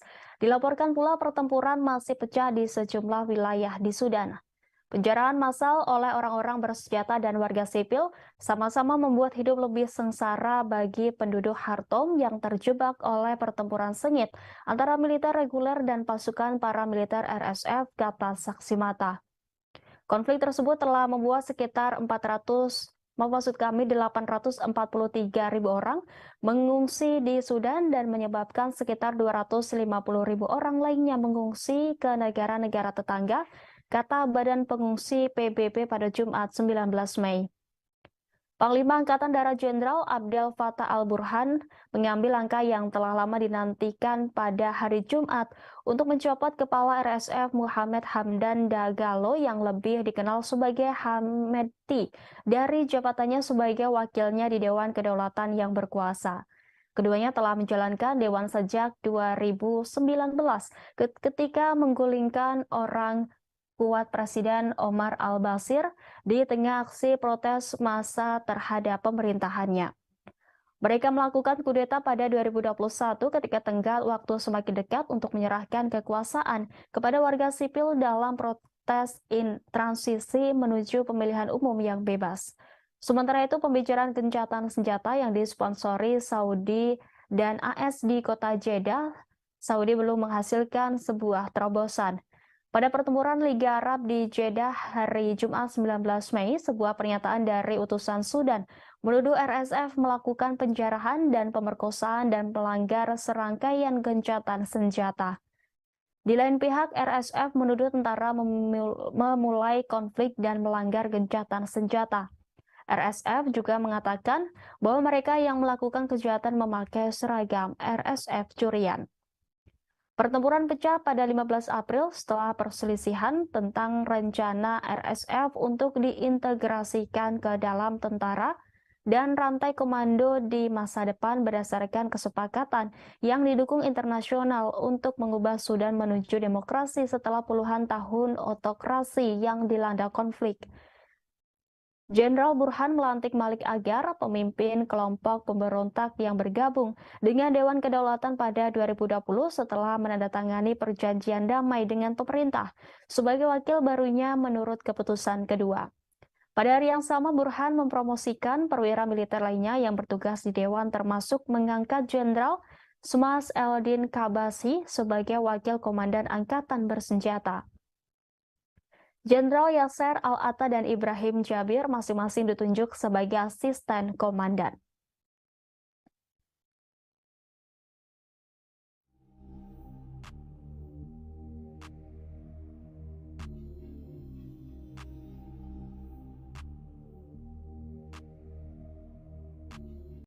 Inilah live update selengkapnya. Presiden Ukraina Volodymyr Zelensky menghadiri KTT G7 di Hiroshima, Jepang. Zelensky tiba di Bandara Internasional Hiroshima, Jepang sekira pukul 15:45 waktu Jepang pada Sabtu 20 Mei kemarin. Kehadirannya mendapat pengamanan yang sangat ketat, bahkan bisa dibilang lebih ketat daripada pengawalan untuk Presiden Amerika Serikat Joe Biden. Turun dari pesawat, Zelensky langsung menyalami Seiji Kihara, wakil kepala sekretariat kabinet Jepang, yang juga orang paling dipercaya PM Jepang Fumio Kishida. Kemudian ia menyalami duta besar Ukraina untuk Jepang, yakni Sergei Korsansky, dan langsung menuju mobil khusus anti peluru yang sudah disiapkan untuknya. Mobil yang ditumpangi Zelensky dikawal 8 mobil pasukan khusus dan pasukan motor polisi khusus Jepang sebanyak 4 unit di depan. Di tengah jalan, Zelensky dielulukan masyarakat Jepang yang mengibarkan bendera Ukraina dan Jepang secara bersamaan. Menggunakan jalan tol, Zelensky memasuki tempat utama KTT di bekas daerah Ujina untuk menghadiri KTT G7 Hiroshima. Presiden Zelensky tiba di lokasi KTT G7 menit waktu Jepang. Sayangnya ia tidak ikut berfoto bersama rombongan kepala negara lain seperti Presiden Indonesia Joko Widodo di sana. Sementara itu, menurut Brasil, Presiden Zelensky sudah menyiapkan jebakan sebagaimana dilaporkan media Bloomberg. Zelensky mengirim rekannya dari Brasil, Lula da Silva, tawaran untuk bertemu di sela-sela KTT G7, namun belum mendapat tanggapan. Sisi Brasil takut Kiev memaksakan tindakan yang tidak diinginkan. Pejabat mengatakan Brasil tidak memiliki masalah bertemu dengan pemimpin manapun, tapi itu tidak boleh dipaksakan. Zelensky diperkirakan akan muncul secara pribadi di KTT kelompok 7 negara di Jepang akhir pekan ini untuk membuat seruan langsung kepada sekutu untuk meningkatkan dukungan militer bagi Ukraina. Para pemimpin negara demokrasi terkaya di dunia bertemu di KTT G7 untuk membahas ancaman yang ditimbulkan oleh Rusia, Cina, perubahan iklim, dan masalah lainnya. Kunjungan ke Jepang akan menjadi perjalanan internasional profil tinggi untuk Zelensky karena dia berusaha mendapatkan lebih banyak bantuan dari Barat untuk perang Ukraina melawan Rusia. Zelensky baru-baru ini mengunjungi beberapa negara Eropa dan Inggris untuk bertemu dengan Perdana Menteri Rishi Sunak dan dia sering membuat alamat virtual kepada pemerintah yang mendukung Ukraina. Namun Zelensky jarang meninggalkan Ukraina sejak Rusia menginvasi negara itu pada Februari 2022. Perjalanan Zelensky ke G7 akan menjadi pergantian peristiwa yang dramatis yang dimaksudkan untuk menggarisbawahi kebutuhan mendesak Kiev akan persenjataan yang lebih canggih dari Barat saat bersiap meluncurkan serangan balasan besar untuk merebut kembali wilayah yang dikuasai Rusia di timur Ukraina. AS dan sekutunya terus mengirimkan sistem senjata yang lebih canggih ke Ukraina seiring dengan berlanjutnya perang. Tetapi pemerintahan Presiden Amerika Serikat Joe Biden telah menolak untuk mengirim jet tempur F-16 Ukraina dan memenuhi tuntutan lain untuk bantuan militer yang lebih kuat karena khawatir langkah tersebut dapat meningkatkan ketegangan dengan Moskow.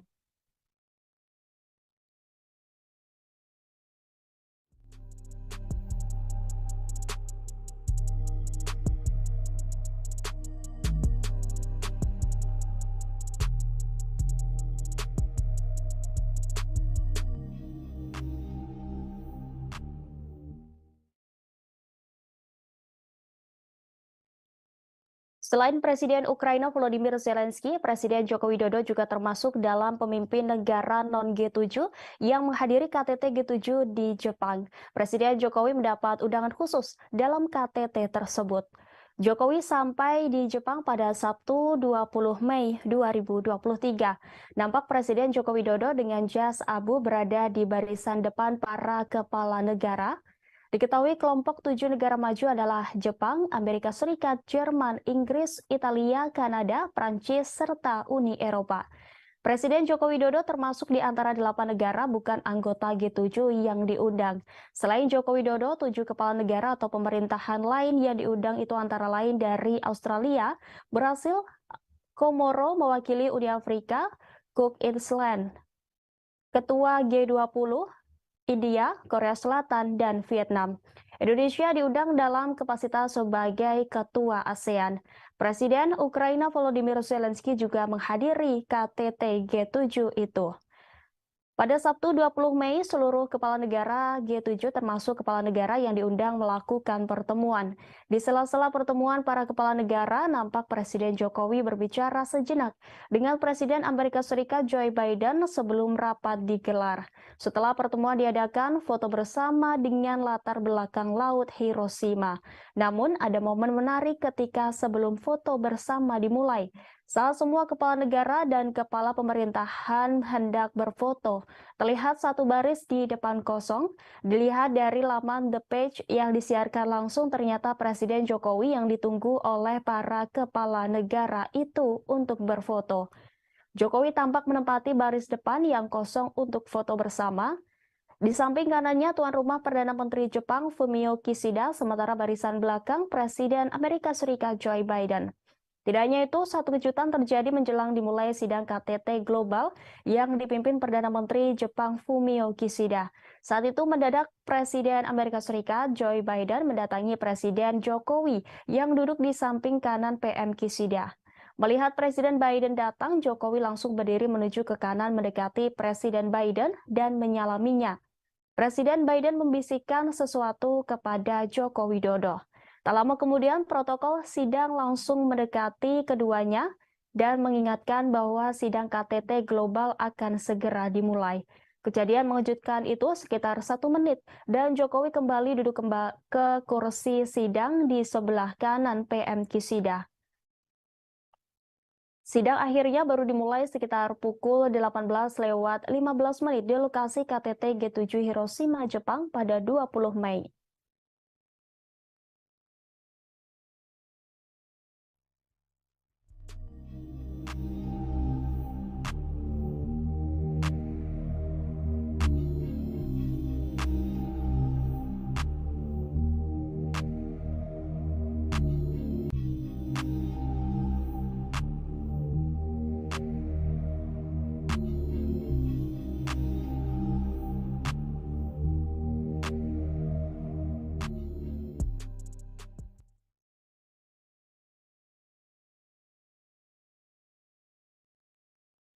Keputusan yang diadopsi pada KTT G7 di Hiroshima, Jepang disebut mengejar tujuan penahanan Rusia dan Cina. Hal itu diungkapkan oleh Menteri Luar Negeri Rusia yakni Sergei Lavrov pada Majelis ke-31 Dewan Kebijakan Luar Negeri dan Pertahanan pada Sabtu 20 Mei 2023. Dikutip dari TESS Minggu 21 Mei, Lavrov menunjukkan bahwa jalur barat telah benar-benar hidup lebih lama dalam bentuk yang telah dikembangkannya dalam kebijakan luar negeri Rusia baru-baru ini. Sebab Rusia memulai jalur konfrontasi paling dramatis dengan blok agresif yang terdiri dari Amerika Serikat, Eropa, Uni dan Aliansi Atlantik Utara. Tujuannya diumumkan dengan lantang dan terus terang, yaitu untuk mengalahkan Rusia di medan perang dan tanpa berhenti di sini untuk melenyapkan nanti sebagai saingan geopolitik. Ditambahkan Lavrov boleh dikatakan bersama dengan negara lain manapun yang mengklaim tempat independen di dunia, mereka akan ditekan sebagai lawan. Diplomat tinggi itu juga menunjukkan bahwa komunitas ahli negara-negara barat secara terbuka mendiskusikan perintah untuk menyusun skenario yang ditujukan untuk perpecahan Rusia. Dan mereka tidak menyembunyikan bahwa keberadaan Rusia sebagai pusat independen tidak sesuai dengan tujuan Barat. Sebelumnya, negara-negara kelompok 7 atau G7 merilis pernyataan bersama pada hari Sabtu sebelum akhirnya KTT kelompok tersebut di kota Hiroshima, Jepang. G7 menyebut Ukraina dalam beberapa ketentuan pernyataan termasuk yang terkait dengan Cina, tetapi hanya satu paragraf pendek dari dokumen setebal 40 halaman yang didedikasikan langsung untuk krisis Ukraina. Negara-negara G7 mengatakan mereka berkomitmen untuk mengintensifkan dukungan diplomatik, keuangan, kemanusiaan, dan militer mereka untuk Ukraina untuk meningkatkan biaya ke Rusia dan mereka yang mendukung Moskow dalam konflik tersebut. Pada hari Jumat, para pemimpin G7 mengadopsi pernyataan khusus tentang Ukraina menentukan posisi mereka dalam masalah ini termasuk sanksi terhadap Rusia. Para peserta KTT meminta Rusia untuk menghentikan agresi yang sedang berlangsung dan menarik pasukan dan peralatan militernya dari seluruh wilayah Ukraina yang diakui secara internasional. Perdamaian yang adil tidak dapat diwujudkan tanpa penarikan pasukan dan peralatan militer Rusia secara lengkap dan tanpa syarat, dan ini harus disertakan dalam setiap seruan untuk perdamaian. G7 juga berjanji untuk melanjutkan pasokan senjata aktif mereka ke Ukraina jika konflik militer berakhir.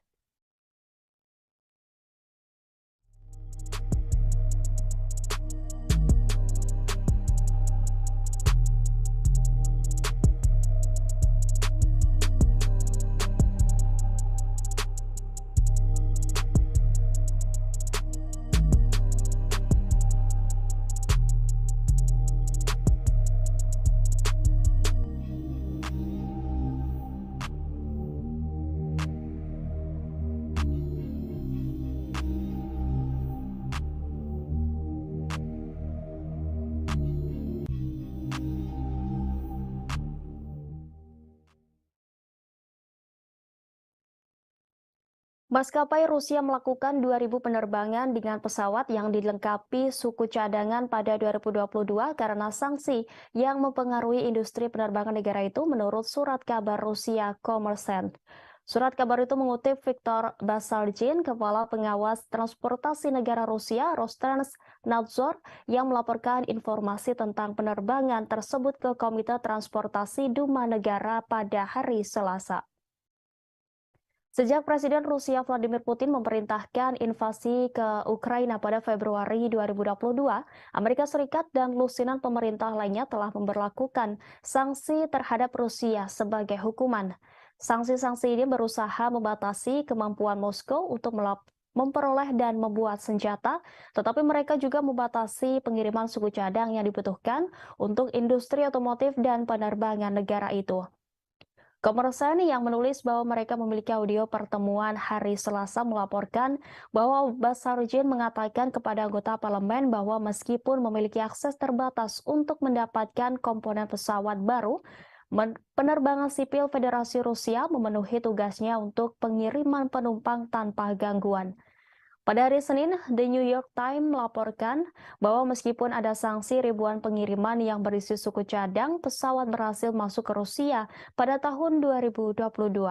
Dengan menggunakan data yang dikumpulkan oleh agregator data perdagangan impor Genius Times menemukan bahwa barang bernilai puluhan juta dolar sebagian dikirim melalui jaringan terlarang ke maskapai penerbangan yang disebutkan dalam sanksi oleh pemerintah AS. Meskipun bagian barat ini masuk ke negara itu, pesawat Rusia tetap terbang dengan pelanggaran yang secara langsung mempengaruhi keselamatan penerbangan. Surat kabar itu menulis bahwa pejabat Roskrnadzor tidak merinci apakah angkanya untuk 2.000 penerbangan yang dilakukan dengan bagian yang kadaluarsa merujuk pada penerbangan komersial atau semua jenis perjalanan udara. Kommersant juga mencatat bahwa perusahaan manajemen lalu lintas udara negara Rusia melayani 1,4 juta penerbangan termasuk rute transit dan internasional pada tahun 2022. Najmuddin Meskati, seorang profesor teknik dan hubungan internasional di University of Southern California, mengatakan kepada Newsweek bahwa sanksi terhadap penerbangan dan sektor lainnya akan semakin mendorong Rusia dan Iran ke pangkuan satu sama lain. Ia mengaku telah mendengar tentang keadaan industri penerbangan sipil Rusia yang semakin mengerikan karena sanksi yang serupa dan sejajar dengan armada penerbangan sipil Iran setelah 40 tahun sanksi. Ditambahkannya bahwa pejabat Iran telah menemukan cara untuk menghindari sanksi, dan itulah alasan lain Rusia baru-baru ini menandatangani kontrak dengan Iran untuk melayani pesawat mereka di Iran. Karena pengalaman panjang Iran dan jaringan dealer dan suku cadang bawah tanah yang mapan, baik asli maupun palsu yang telah ada dan bekerja dengan baik. Kommersant berbicara dengan perwakilan di beberapa maskapai besar di Rusia yang semuanya menyangkal penggunaan suku cadang kadaluarsa di pesawat mereka. Sumber-sumber ini juga mengatakan mereka tidak mengetahui maskapai lain yang mengalami pelanggaran keselamatan karena masalah dengan suku cadang pesawat.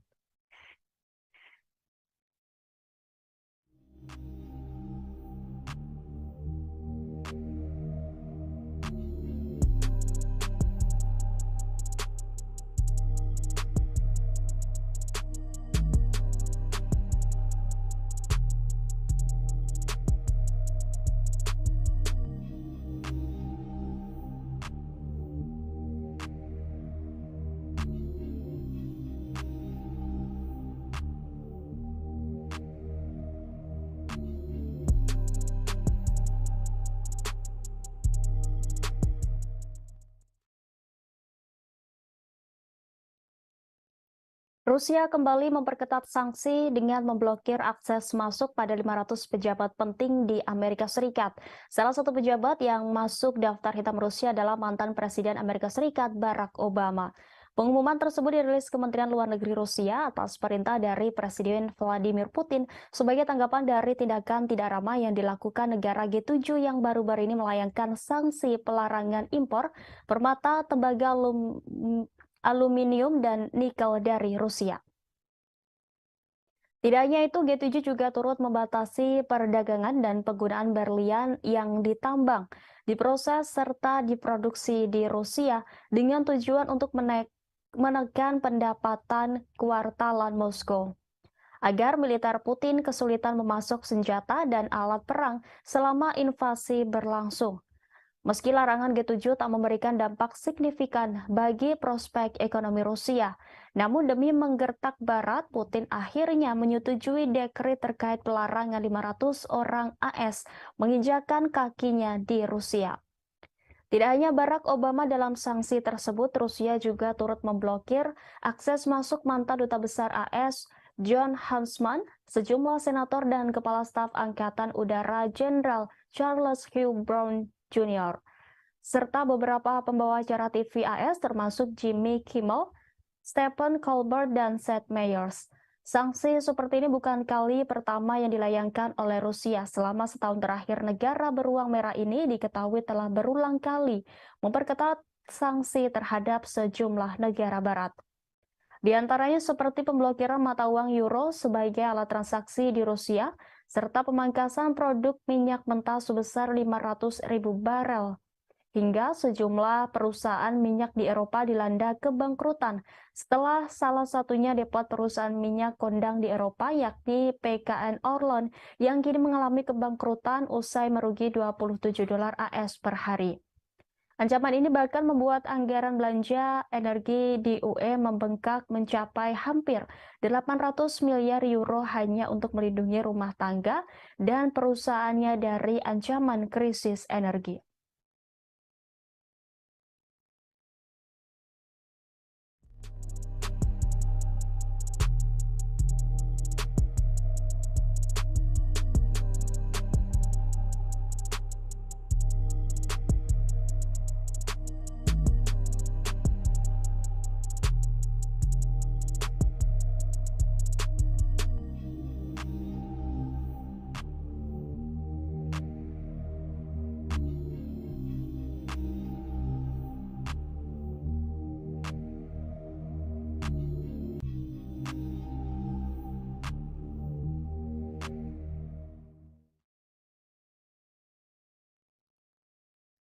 Pasukan militer Rusia telah meningkatkan posisi pertahanan di sekitar pembangkit listrik tenaga nuklir Zaporizhia di Ukraina Selatan dalam beberapa pekan terakhir.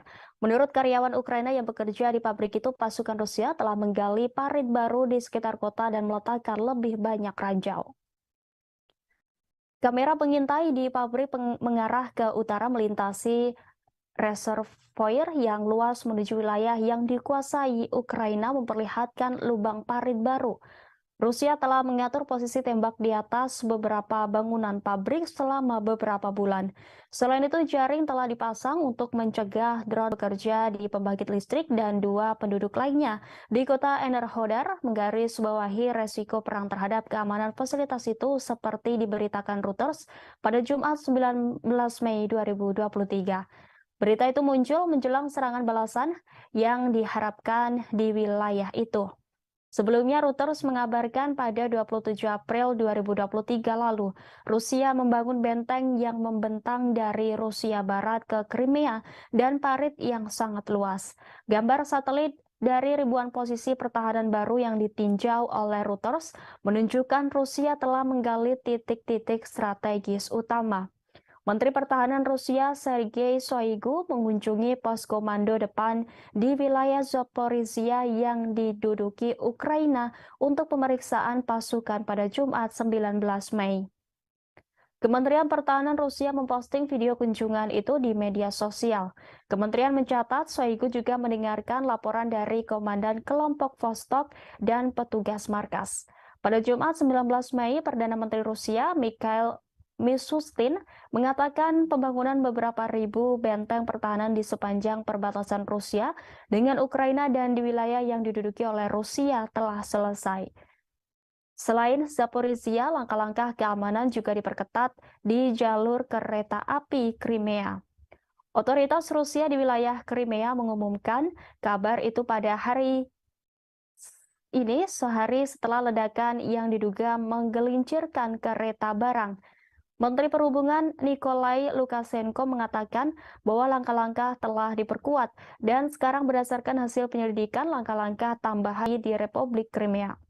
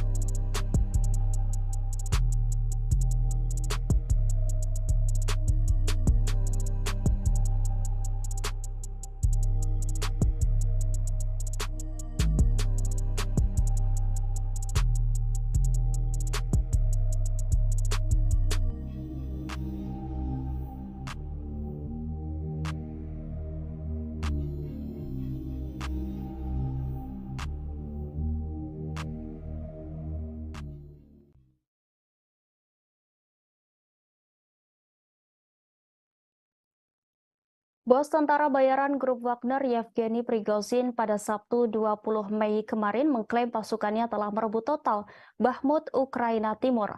Presiden Rusia Vladimir Putin mengucapkan selamat kepada kelompok Wagner dan militer angkatan bersenjata Rusia atas pembebasan Bakhmut di DPR. Putin pun berjanji akan memberikan penghargaan kepada prajurit yang berperan besar dalam perebutan Bakhmut. Bakhmut telah menjadi tempat pertempuran terpanjang dan paling berdarah dalam serangan Rusia ke Ukraina. Grup Wagner seperti diketahui telah mempelopori perjuangan pihak Rusia dan merebut Bakhmut dan diyakini telah menderita kerugian besar dalam penyerbuan kota selama berbulan-bulan.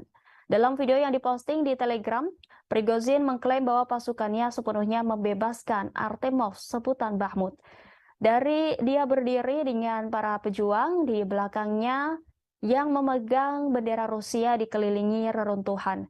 Prigozhin menyampaikan para pejuang grup Wagner akan terlebih dahulu memeriksa kota Bakhmut yang telah berhasil direbut sebelum menyerahkannya kepada tentara resmi Rusia pada 25 Mei mendatang. Pengumuman grup Wagner datang saat Presiden Ukraina Volodymyr Zelensky mengambil bagian dalam KTT G7 di Jepang. Prigozhin yang mengenakan seragam kamuflase mengatakan operasi untuk menangkap Bakhmut berlangsung selama 224 hari. Pertempuran tersebut telah meratakan pusat penambangan garam yang pernah berpenduduk sekitar 70.000 orang. Prigozhin yang semakin terlibat dalam pertarungan publik dengan tentara resmi Rusia mengatakan kerugian Moskow akan jauh lebih kecil jika bukan karena jenderal yang tidak kompeten. Dia telah lama mengeluh tentang grup Wagner yang tidak diberikan jumlah amunisi yang sesuai.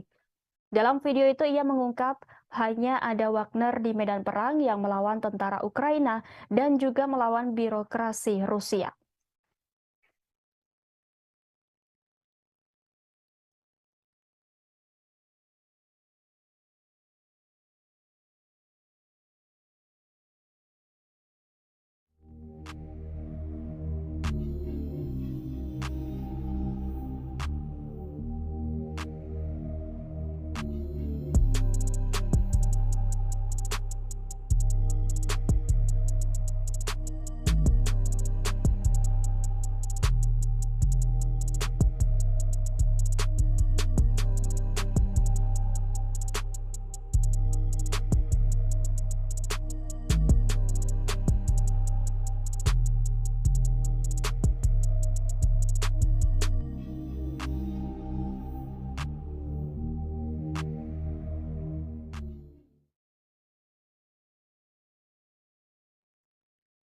Rusia telah mengeluarkan surat perintah penangkapan untuk Jaksa Pengadilan Kriminal Internasional atau ICC dalam langkah tit for tat setelah pengadilan menyerukan penangkapan Presiden Vladimir Putin atas tuduhan kejahatan perang pada bulan Maret lalu.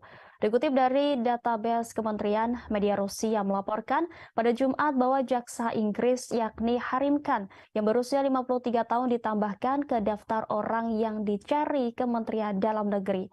Moskow membuka khusus terhadap Han dan 3 hakim ICC pada 20 Maret 2023.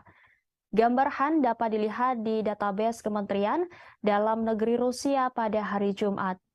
Pemberitahuan tersebut menggambarkan dia sebagai pria yang lahir pada tanggal 30 Maret 1970 di Edinburgh, Skotlandia, tetapi tidak menyebutkan pelanggarannya. Komite Investigasi Rusia yang menyelidiki kejahatan besar mengatakan pada bulan Maret bahwa Han sedang diselidiki untuk penuntutan kriminal terhadap seseorang yang diketahui tidak bersalah.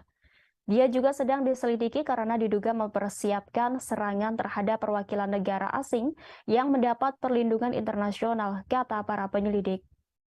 Sebagaimana diketahui, surat perintah ICC yang dikeluarkan pada 17 Maret memerintahkan penangkapan terhadap Putin dan Ombudsman Rusia untuk hak-hak anak, yakni Maria Lvova-Belova atas tuduhan kejahatan perang terkait penculikan anak-anak Ukraina.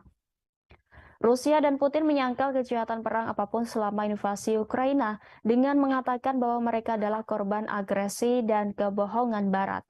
Kiev mengatakan lebih dari 16.000 anak Ukraina telah dideportasi ke Rusia sejak awal serangan Moskow pada Februari tahun lalu. Dengan banyak yang diduga ditempatkan di institusi dan panti asuhan. Rusia yang bukan anggota ICC telah membantah kredibilitas surat perintah tersebut. Presiden Ukraina Volodymyr Zelensky memuji langkah pengadilan sebagai keputusan bersejarah dari mana tanggung jawab bersejarah akan dimulai. Presiden AS Joe Biden mengatakan surat perintah penangkapan untuk Putin dibenarkan.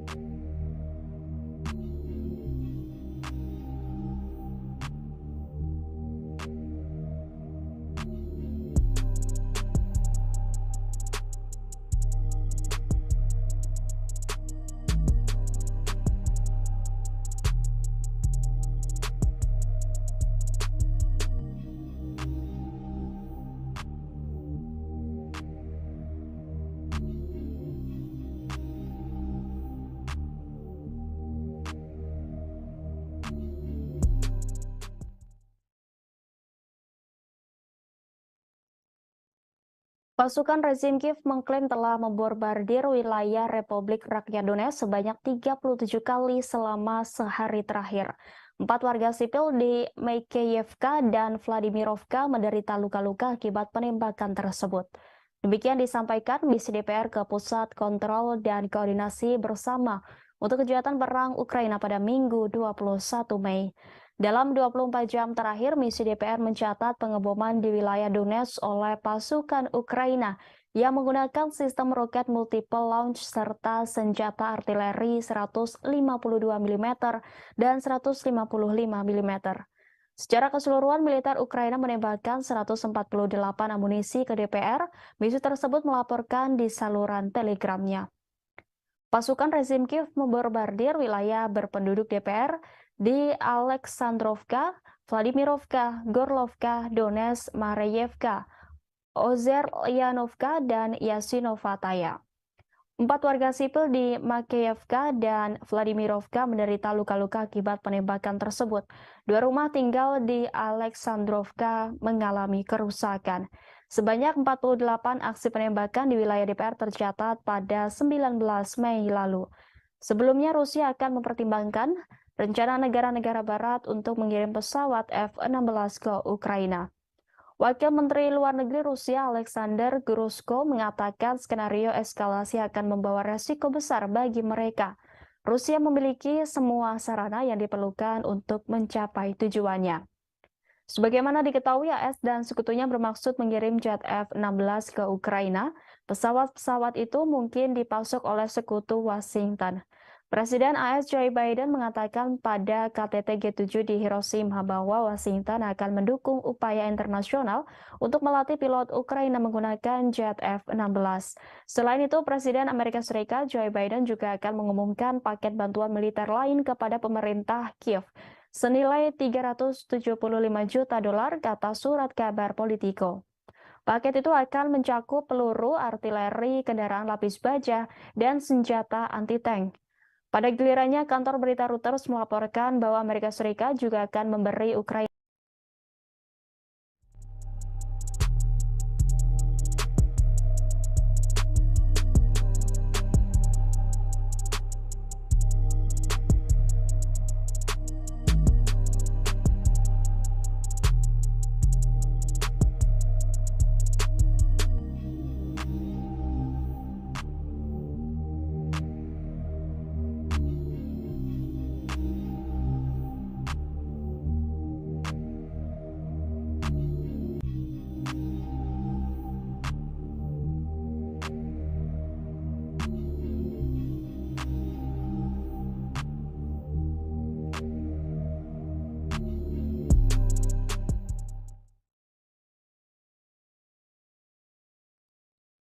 Pemerintah Amerika Serikat mengaku tidak mendukung serangan Ukraina di wilayah yang diakui Washington sebagai Rusia.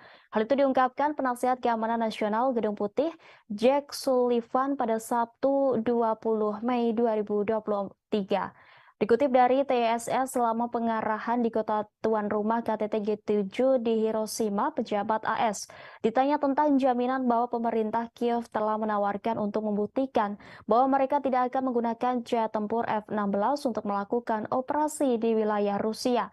Sementara itu, Presiden AS Joe Biden akan mengumumkan paket bantuan militer lain kepada pemerintah Kiev senilai 375 juta US dollar, sebut laporan surat kabar Politico. Surat kabar itu mengutip para pejabat AS yang mengatakan bahwa pengumuman itu akan dilakukan setelah pertemuan dengan Presiden Ukraina Volodymyr Zelensky akhir pekan ini di sela-sela KTT G7 di Jepang. Paket itu akan mencakup peluru artileri, kendaraan lapis baja, dan senjata anti-tank. Menurut laporan itu, AS dan sekutunya telah memasok semua peralatan ini ke Kiev di masa lalu.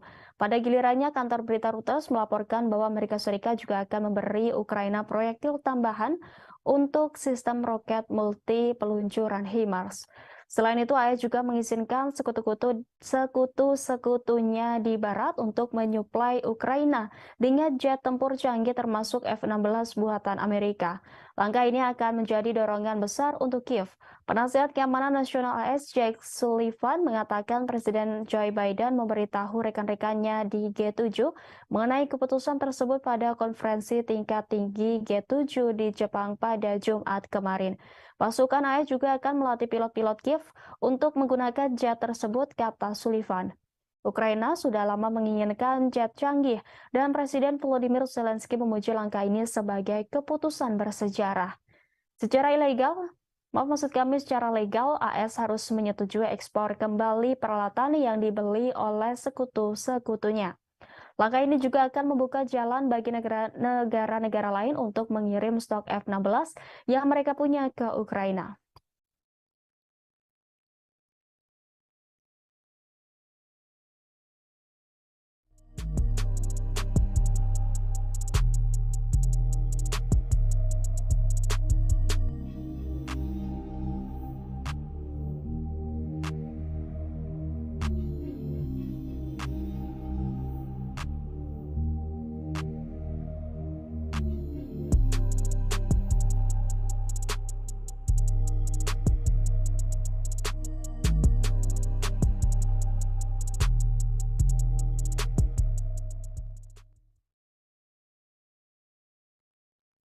Presiden Ukraina Volodymyr Zelensky menyambut baik keputusan Presiden Amerika Serikat Joe Biden untuk mendukung pelatihan pilot Ukraina pada jet tempur F-16 buatan AS.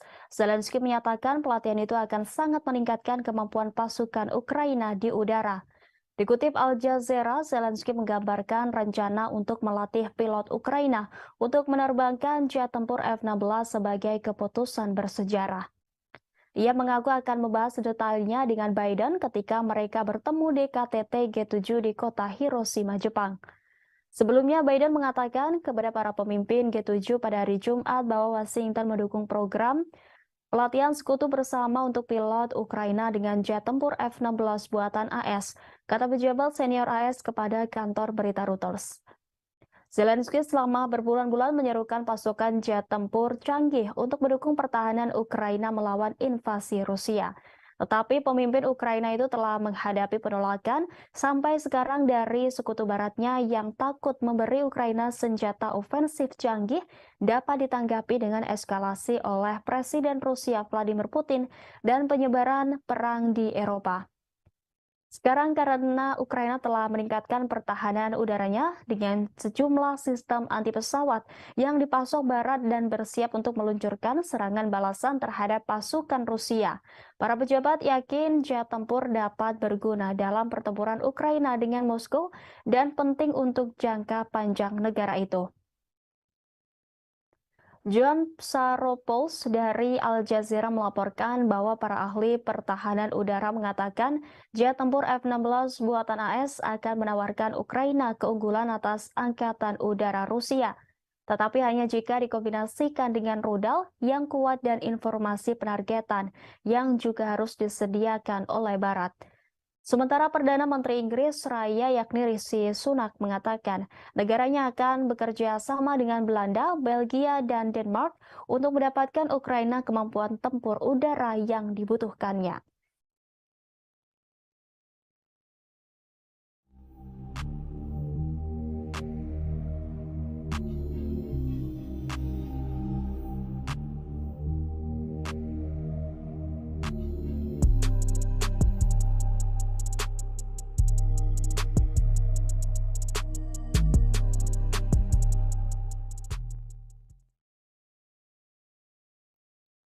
Ibu kota Sudan, Khartoum, dan kota Bahri kembali dibombardir serangan udara pada Jumat 19 Mei.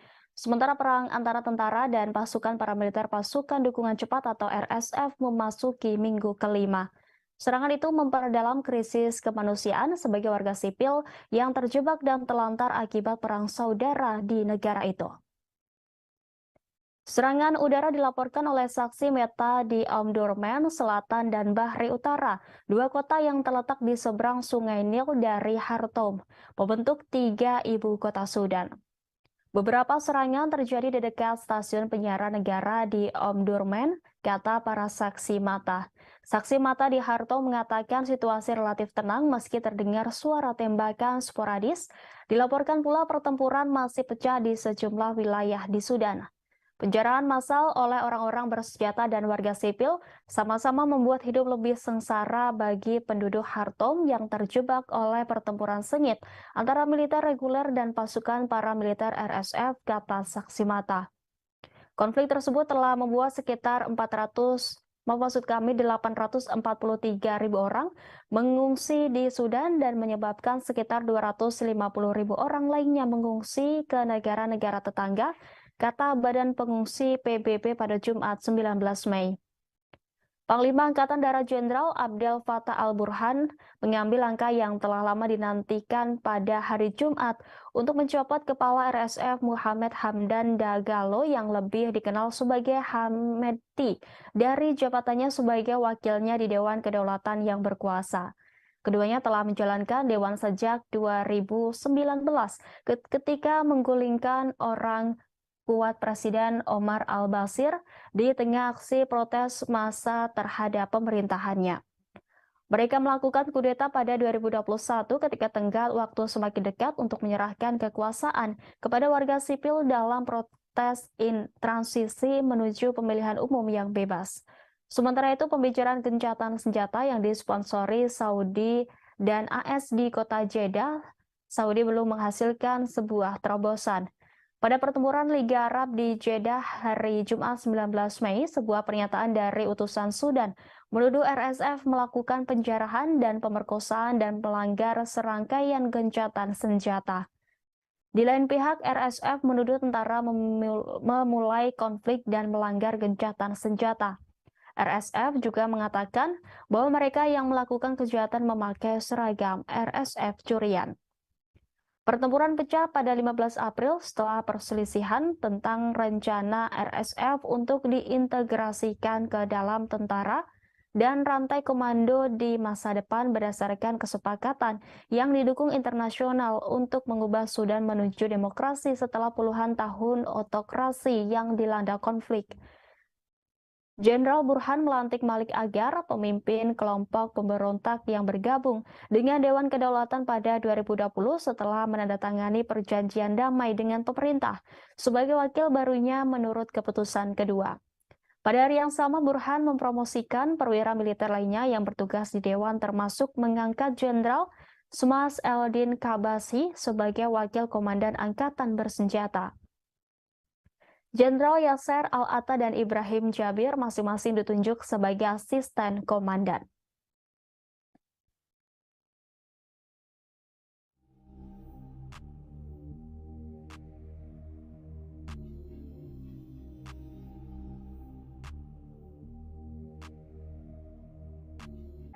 Inilah live update selengkapnya. Presiden Ukraina Volodymyr Zelensky menghadiri KTT G7 di Hiroshima, Jepang. Zelensky tiba di Bandara Internasional Hiroshima, Jepang sekira pukul 15:45 waktu Jepang pada Sabtu 20 Mei kemarin. Kehadirannya mendapat pengamanan yang sangat ketat, bahkan bisa dibilang lebih ketat daripada pengawalan untuk Presiden Amerika Serikat Joe Biden. Turun dari pesawat, Zelensky langsung menyalami Seiji Kihara, wakil kepala sekretariat kabinet Jepang, yang juga orang paling dipercaya PM Jepang Fumio Kishida. Kemudian ia menyalami duta besar Ukraina untuk Jepang, yakni Sergei Korsansky, dan langsung menuju mobil khusus anti peluru yang sudah disiapkan untuknya. Mobil yang ditumpangi Zelensky dikawal 8 mobil pasukan khusus dan pasukan motor polisi khusus Jepang sebanyak 4 unit di depan. Di tengah jalan, Zelensky dielulukan masyarakat Jepang yang mengibarkan bendera Ukraina dan Jepang secara bersamaan. Menggunakan jalan tol, Zelensky memasuki tempat utama KTT di bekas daerah Ujina untuk menghadiri KTT G7 Hiroshima. Presiden Zelensky tiba di lokasi KTT G7 Grand Prince Hotel Hiroshima sekitar pukul 16:40 waktu Jepang. Sayangnya ia tidak ikut berfoto bersama rombongan kepala negara lain seperti Presiden Indonesia Joko Widodo di sana. Sementara itu, menurut Brasil, Presiden Zelensky sudah menyiapkan jebakan sebagaimana dilaporkan media Bloomberg. Zelensky mengirim rekannya dari Brasil, Lula da Silva, tawaran untuk bertemu di sela-sela KTT G7, namun belum mendapat tanggapan. Sisi Brasil takut Kiev memaksakan tindakan yang tidak diinginkan. Pejabat mengatakan Brasil tidak memiliki masalah bertemu dengan pemimpin manapun, tapi itu tidak boleh dipaksakan. Zelensky diperkirakan akan muncul secara pribadi di KTT kelompok 7 negara di Jepang akhir pekan ini untuk membuat seruan langsung kepada sekutu untuk meningkatkan dukungan militer bagi Ukraina. Para pemimpin negara demokrasi terkaya di dunia bertemu di KTT G7 untuk membahas ancaman yang ditimbulkan oleh Rusia, China, perubahan iklim, dan masalah lainnya. Kunjungan ke Jepang akan menjadi perjalanan internasional profil tinggi untuk Zelensky karena dia berusaha mendapatkan lebih banyak bantuan dari Barat untuk perang Ukraina melawan Rusia. Zelensky baru-baru ini mengunjungi beberapa negara Eropa dan Inggris untuk bertemu dengan Perdana Menteri Rishi Sunak, dan dia sering membuat alamat virtual kepada pemerintah yang mendukung Ukraina. Namun Zelensky jarang meninggalkan Ukraina sejak Rusia menginvasi negara itu pada Februari 2022. Perjalanan Zelensky ke G7 akan menjadi pergantian peristiwa yang dramatis yang dimaksudkan untuk menggarisbawahi kebutuhan mendesak Kiev akan persenjataan yang lebih canggih dari Barat saat bersiap meluncurkan serangan balasan besar untuk merebut kembali wilayah yang dikuasai Rusia di timur Ukraina. AS dan sekutunya terus mengirimkan sistem senjata yang lebih canggih ke Ukraina seiring dengan berlanjutnya perang. Tetapi pemerintahan Presiden Amerika Serikat Joe Biden telah menolak untuk mengirim jet tempur F-16 Ukraina dan memenuhi tuntutan lain untuk bantuan militer yang lebih kuat karena khawatir langkah tersebut dapat meningkatkan ketegangan dengan Moskow.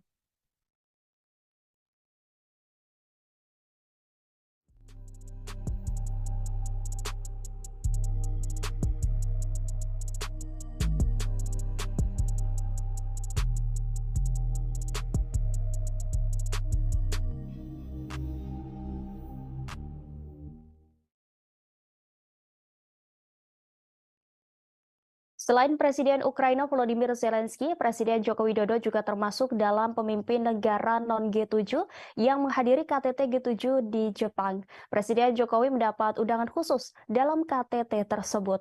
Jokowi sampai di Jepang pada Sabtu 20 Mei 2023. Nampak Presiden Joko Widodo dengan jas abu berada di barisan depan para kepala negara.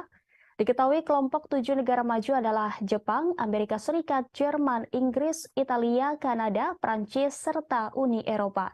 Presiden Joko Widodo termasuk di antara 8 negara bukan anggota G7 yang diundang. Selain Joko Widodo, 7 kepala negara atau pemerintahan lain yang diundang itu antara lain dari Australia, Brasil, Komoro mewakili Uni Afrika, Cook Island, Ketua G20, India, Korea Selatan, dan Vietnam. Indonesia diundang dalam kapasitas sebagai Ketua ASEAN. Presiden Ukraina Volodymyr Zelensky juga menghadiri KTT G7 itu. Pada Sabtu 20 Mei, seluruh kepala negara G7 termasuk kepala negara yang diundang melakukan pertemuan. Di sela-sela pertemuan para kepala negara, nampak Presiden Jokowi berbicara sejenak dengan Presiden Amerika Serikat Joe Biden sebelum rapat digelar. Setelah pertemuan diadakan, foto bersama dengan latar belakang Laut Hiroshima. Namun, ada momen menarik ketika sebelum berfoto. Terlihat satu baris di depan kosong. Dilihat dari laman The Page yang disiarkan langsung, ternyata Presiden Jokowi yang ditunggu oleh para kepala negara itu untuk berfoto. Jokowi tampak menempati baris depan yang kosong untuk foto bersama. Di samping kanannya tuan rumah Perdana Menteri Jepang Fumio Kishida, sementara barisan belakang Presiden Amerika Serikat Joe Biden. Tidak hanya itu, satu kejutan terjadi menjelang dimulai sidang KTT Global yang dipimpin Perdana Menteri Jepang Fumio Kishida. Saat itu mendadak Presiden Amerika Serikat Joe Biden mendatangi Presiden Jokowi yang duduk di samping kanan PM Kishida. Melihat Presiden Biden datang, Jokowi langsung berdiri menuju ke kanan mendekati Presiden Biden dan menyalaminya. Presiden Biden membisikkan sesuatu kepada Joko Widodo. Tak lama kemudian, protokol sidang langsung mendekati keduanya dan mengingatkan bahwa sidang KTT Global akan segera dimulai. Kejadian mengejutkan itu sekitar 1 menit dan Jokowi kembali duduk ke kursi sidang di sebelah kanan PM Kishida. Sidang akhirnya baru dimulai sekitar pukul 18:15 di lokasi KTT G7 Hiroshima, Jepang pada 20 Mei.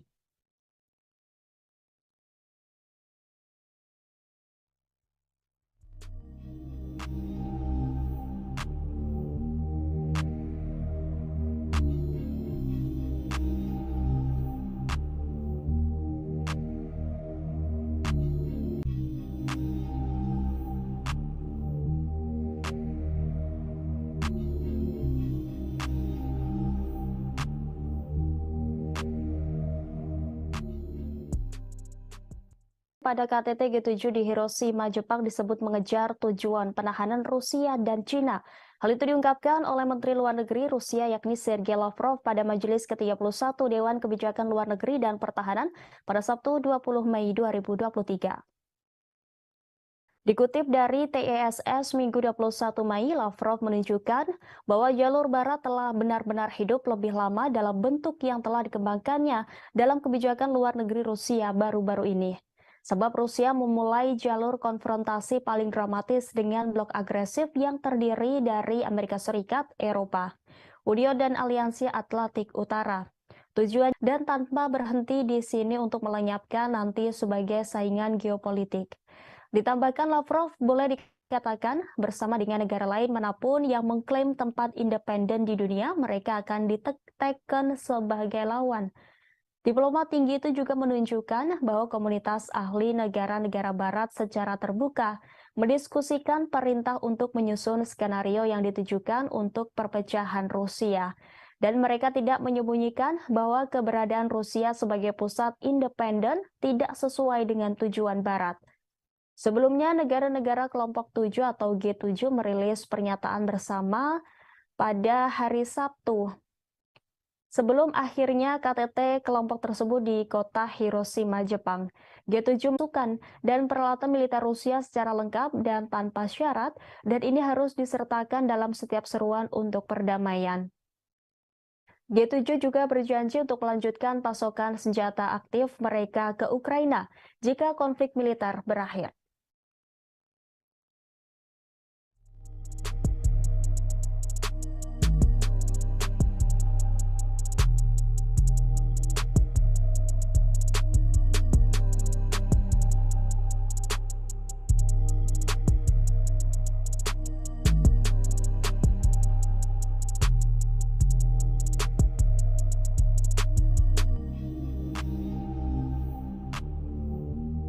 berita perdagangan impor Genius Times menemukan bahwa barang bernilai puluhan juta dolar sebagian dikirim melalui jaringan terlarang ke maskapai penerbangan yang disebutkan dalam sanksi oleh pemerintah AS. Meskipun bagian barat ini masuk ke negara itu, pesawat Rusia tetap terbang dengan pelanggaran yang secara langsung mempengaruhi keselamatan penerbangan. Surat kabar itu menulis bahwa pejabat Roskrnadzor tidak merinci apakah angkanya untuk 2.000 penerbangan yang dilakukan dengan bagian yang kadaluarsa merujuk pada penerbangan komersial atau semua jenis perjalanan udara. Kommersant juga mencatat bahwa perusahaan manajemen lalu lintas udara negara Rusia melayani 1,4 juta penerbangan termasuk rute transit dan internasional pada tahun 2022. Najmuddin Meskati, seorang profesor teknik dan hubungan internasional di University of Southern California, mengatakan kepada Newsweek bahwa sanksi terhadap penerbangan dan sektor lainnya akan semakin mendorong Rusia dan Iran ke pangkuan satu sama lain. Ia mengaku telah mendengar tentang keadaan industri penerbangan sipil Rusia yang semakin mengerikan karena sanksi yang serupa dan sejajar dengan armada penerbangan sipil Iran setelah 40 tahun sanksi. Ditambahkannya bahwa pejabat Iran telah menemukan cara untuk menghindari sanksi, dan itulah alasan lain Rusia baru-baru ini menandatangani kontrak dengan Iran untuk melayani pesawat mereka di Iran.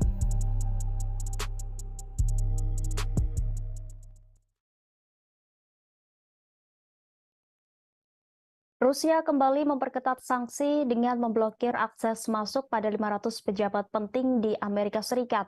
Salah satu pejabat yang masuk daftar hitam Rusia adalah mantan Presiden Amerika Serikat Barack Obama.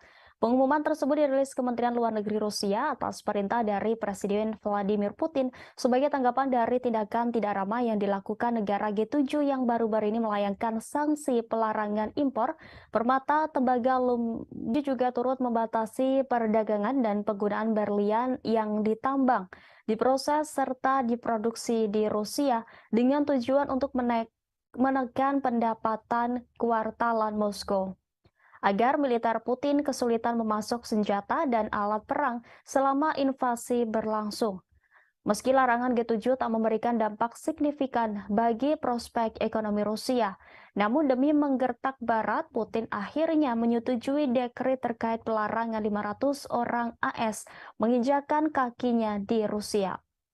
Tidak hanya Barack Obama dalam sanksi tersebut, Rusia juga turut memblokir akses masuk mantan Duta Besar AS Jon Huntsman, sejumlah senator dan Kepala Staf Angkatan Udara Jenderal Charles Hugh Brown Jr., serta beberapa pembawa acara TV AS termasuk Jimmy Kimmel, Stephen Colbert, dan Seth Meyers. Sanksi seperti ini bukan kali pertama yang dilayangkan oleh Rusia. Selama setahun terakhir, negara beruang merah ini diketahui telah berulang kali memperketat sanksi terhadap sejumlah negara barat.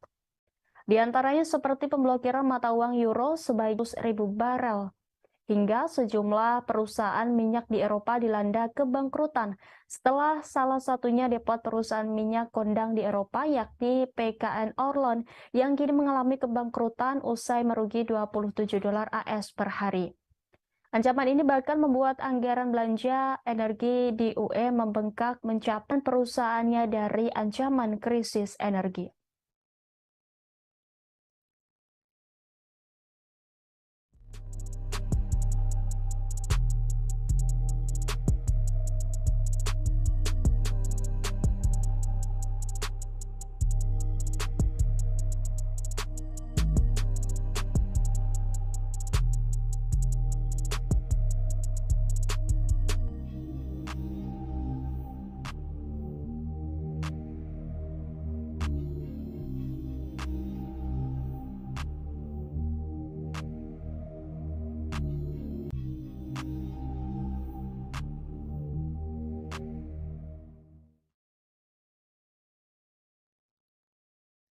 Pasukan militer Rusia telah meningkatkan posisi pertahanan di sekitar pembangkit listrik.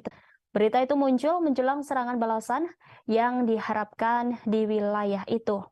Sebelumnya, Reuters mengabarkan pada 27 April 2023 lalu, Rusia membangun benteng yang membentang dari Rusia Barat ke Crimea dan parit yang sangat luas.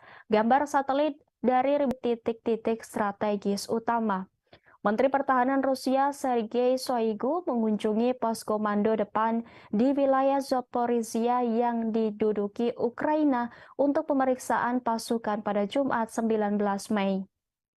Kementerian Pertahanan Rusia memposting video kunjungan itu di media sosial. Kementerian mencatat Shoigu juga mendengarkan laporan dari Komandan Kelompok Vostok dan petugas markas. Dan pembangunan beberapa ribu benteng pertahanan di sepanjang perbatasan Rusia dengan Ukraina dan di wilayah yang diduduki oleh Rusia telah selesai. Selain Zaporizhia, langkah-langkah keamanan juga diperketat di jalur kereta api Crimea. Otoritas Rusia di wilayah Crimea mengumumkan kabar itu pada hari ini sehari setelah ledakan yang diduga menggelincirkan kereta barang.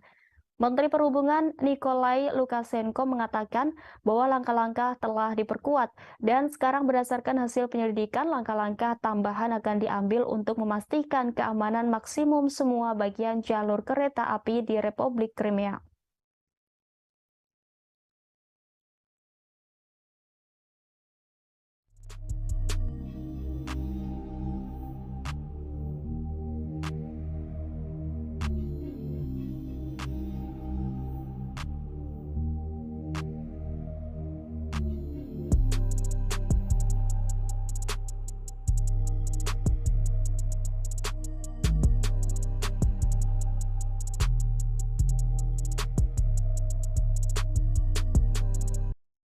Bos tentara bayaran grup Wagner Yevgeny Prigozhin pada Sabtu 20 Mei kemarin mengklaim pasukannya telah merebut total Bakhmut, Ukraina Timur. Presiden Rusia Vladimir Putin mengucapkan selamat kepada kelompok Wagner dan militer angkatan bersenjata Rusia atas pembebasan Bakhmut di DPR.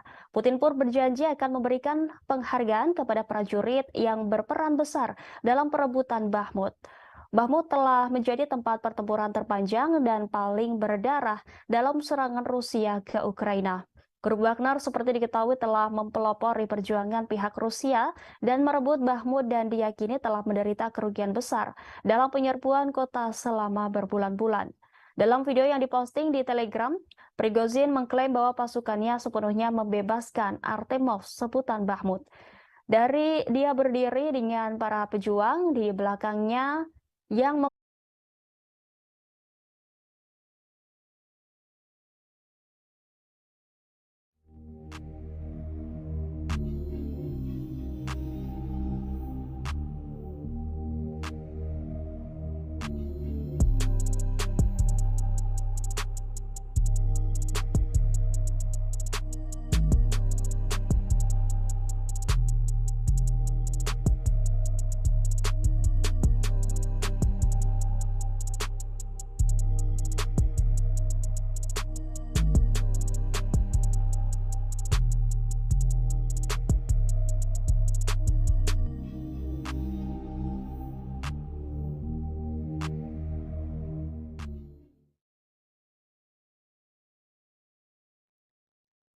Rusia telah mengeluarkan surat perintah penangkapan untuk Jaksa Pengadilan Kriminal Internasional atau ICC dalam langkah tit for tat setelah pengadilan menyerukan penangkapan Presiden Vladimir Putin atas tuduhan kejahatan perang pada bulan Maret lalu.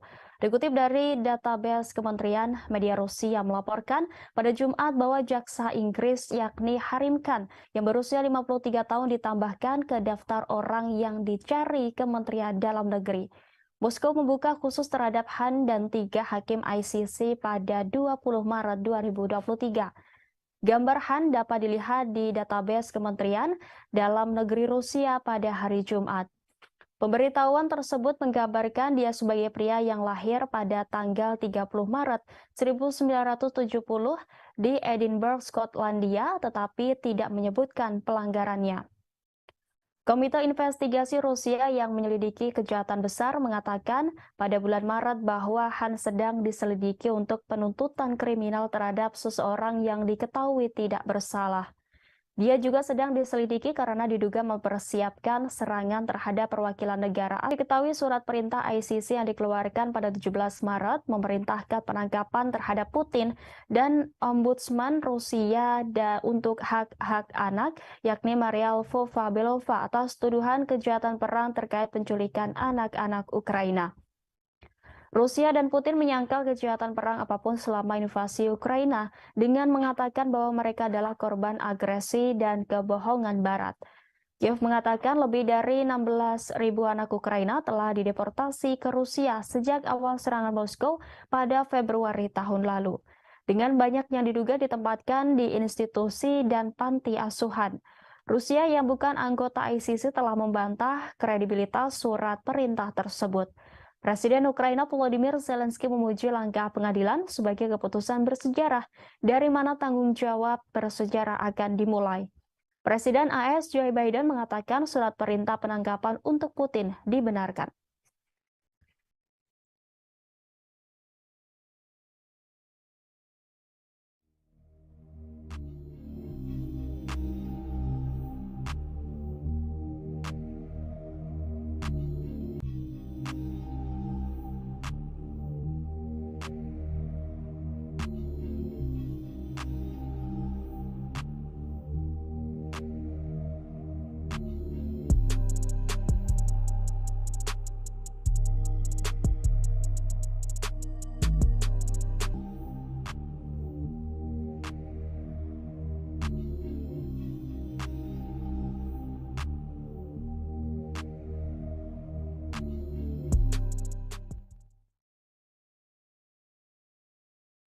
Hari terakhir, 4 warga sipil di Makeyevka dan Vladimirovka menderita luka-luka akibat penembakan tersebut.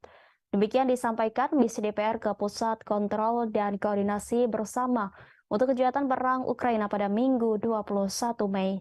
Dalam 24 jam terakhir, Misi DPR mencatat pengeboman di wilayah Donetsk oleh pasukan Ukraina yang menggunakan sistem roket multiple launch serta senjata artileri 152 mm dan 155 mm. Secara keseluruhan, militer Ukraina menembakkan 148 amunisi ke DPR. Misi tersebut melaporkan di saluran telegramnya.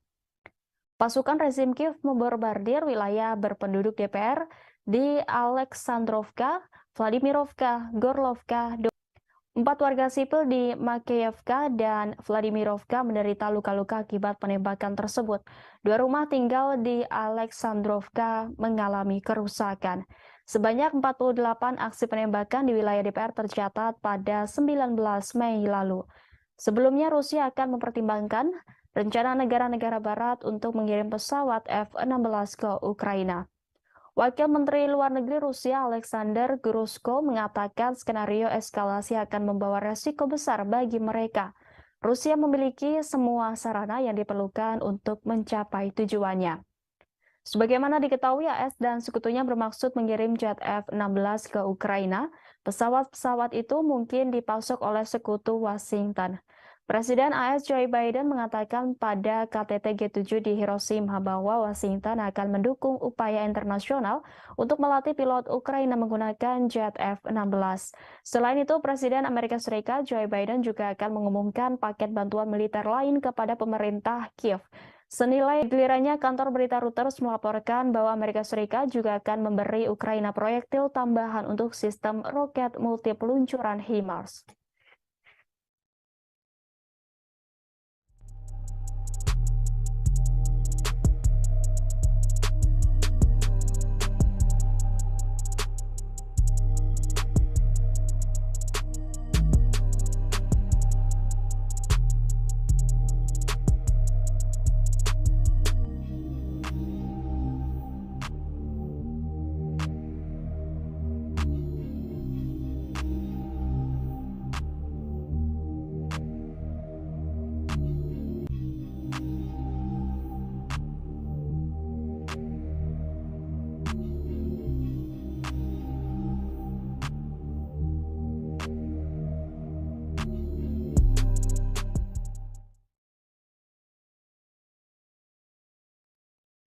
Pemerintah Amerika Serikat mengaku tidak mendukung serangan Ukraina di wilayah yang diakui Washington sebagai Rusia. Hal itu diungkapkan penasihat keamanan nasional Gedung Putih, Jack Sullivan pada Sabtu 20 Mei 2 di rumah KTT G7 di Hiroshima, pejabat AS. Ditanya tentang jaminan bahwa pemerintah Kiev telah menawarkan untuk membuktikan bahwa mereka tidak akan menggunakan jet tempur F-16 untuk melakukan operasi di wilayah Rusia. Sementara itu, Presiden AS Joe Biden akan mengumumkan paket bantuan militer lain kepada pemerintah Kiev, kabar Politico. Surat kabar itu mengutip para pejabat AS yang mengatakan bahwa pengumuman itu akan dilakukan setelah pertemuan dengan Presiden Ukraina Volodymyr Zelensky akhir pekan ini di sela-sela KTT Selatan ini ke Kiev di masa lalu. Pada gilirannya, kantor berita Reuters melaporkan bahwa Amerika Serikat juga akan memberi Ukraina proyektil tambahan untuk sistem roket multi dibeli oleh sekutu-sekutunya. Langkah ini juga akan membuka jalan bagi negara-negara lain untuk mengirim stok F-16 yang mereka punya ke Ukraina.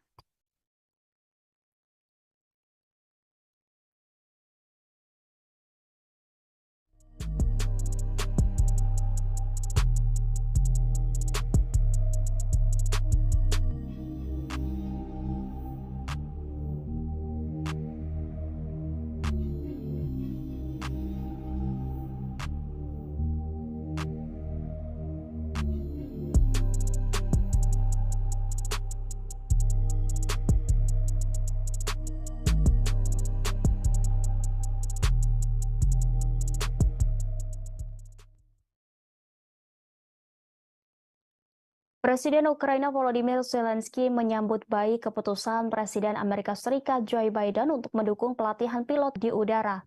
Dikutip Al Jazeera, Zelensky menggambarkan rencana untuk melatih pilot Ukraina untuk menerbangkan jet tempur F-16 sebagai keputusan bersejarah. Ia mengaku akan membahas detailnya dengan Biden ketika mereka bertemu di KTT G7 di kota Hiroshima, Jepang. Sebelumnya, Biden mengatakan kepada para pemimpin G7 pada hari Jumat bahwa Washington mendukung program pelatihan sekutu bersama untuk pilot Ukraina dengan jet tempur F-16 buatan AS, kata pejabat senior AS kepada kantor berita Reuters. Zelensky selama berbulan-bulan menyerukan pasukan jet tempur canggih untuk mendukung pertahanan Ukraina melawan invasi Rusia. Tetapi pemimpin Ukraina itu telah menghadapi penolakan sampai sekarang dari sekutu baratnya yang takut memberi Ukraina senjata ofensif canggih dapat ditanggapi dengan eskalasi oleh Presiden Rusia Vladimir Putin dan penyebaran perang di Eropa. Sekarang karena Ukraina telah meningkatkan pertahanan udaranya dengan sejumlah sistem anti pesawat yang dipasok Barat dan bersiap untuk meluncurkan serangan balasan terhadap pasukan Rusia. Para pejabat yakin jet tempur dapat berguna dalam pertempuran Ukraina dengan Moskow dan penting untuk jangka panjang negara itu. John Psaropoulos dari Al Jazeera melaporkan bahwa para ahli pertahanan udara mengatakan jet tempur F-16 dibutuhkannya.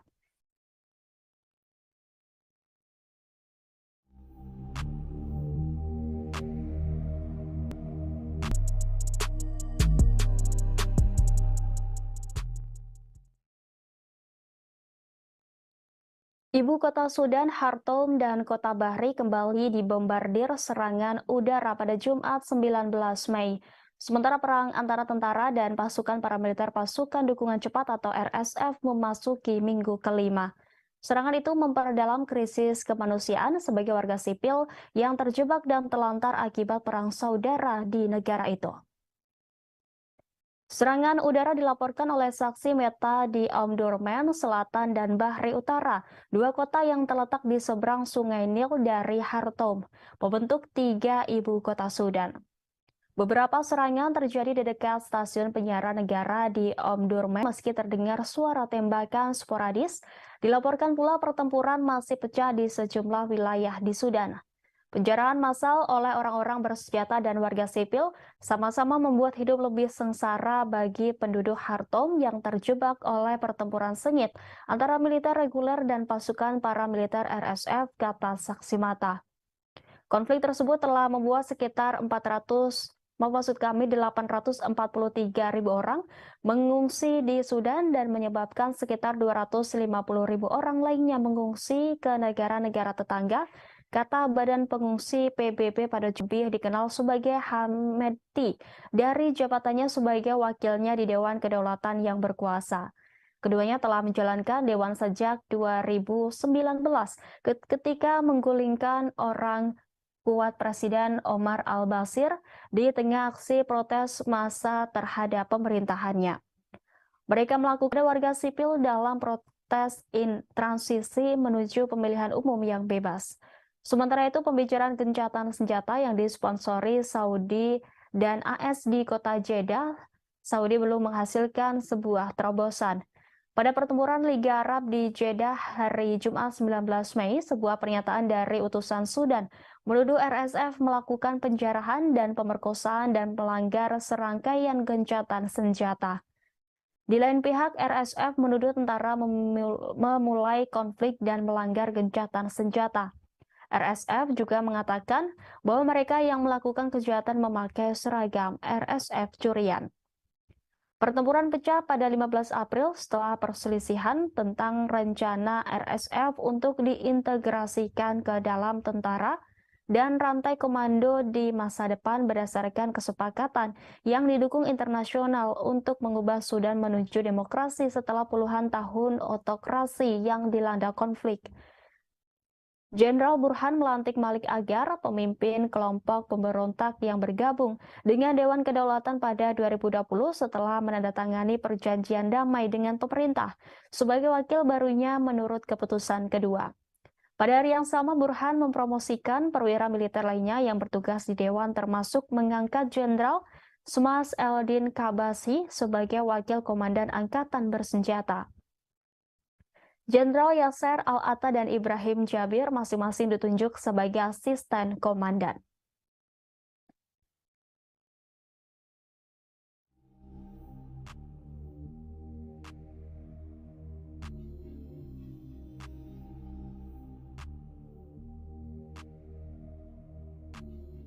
Inilah live update selengkapnya.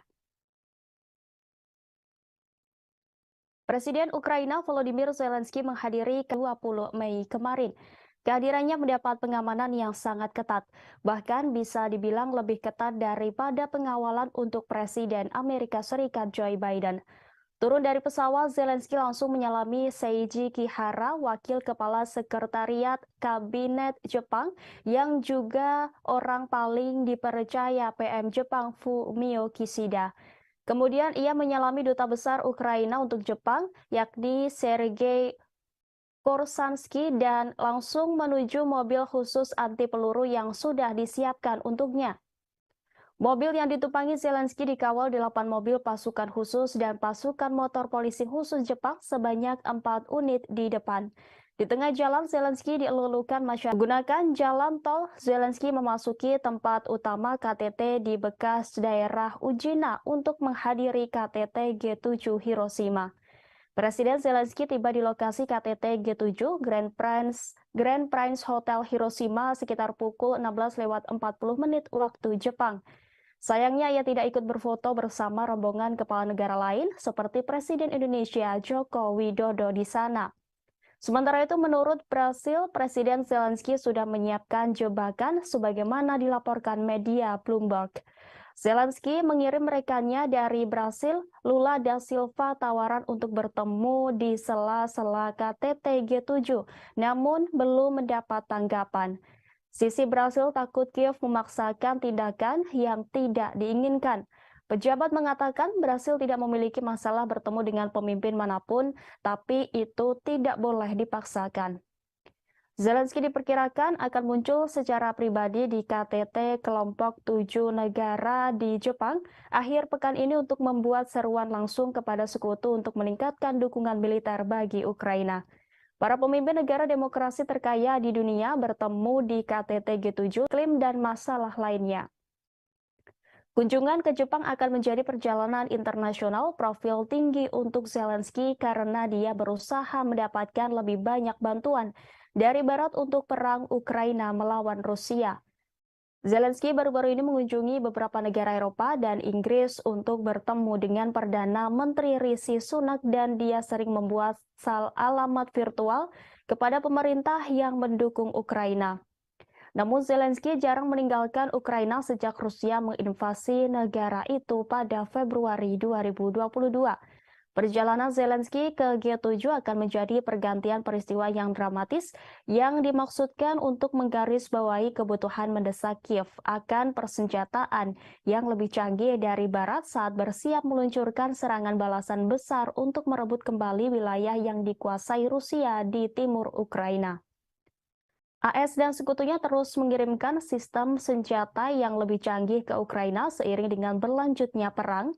Tetapi pemerintahan Presiden Amerika Serikat Joe Biden telah menolak untuk mengirim jet tempur F-16 Ukraina dan memenuhi tuntutan lain untuk bantuan militer yang lebih kuat karena khawatir langkah tersebut. Dan 7 negara maju adalah Jepang, Amerika Serikat, Jerman, Inggris, Italia, Kanada, Prancis, serta Uni Eropa.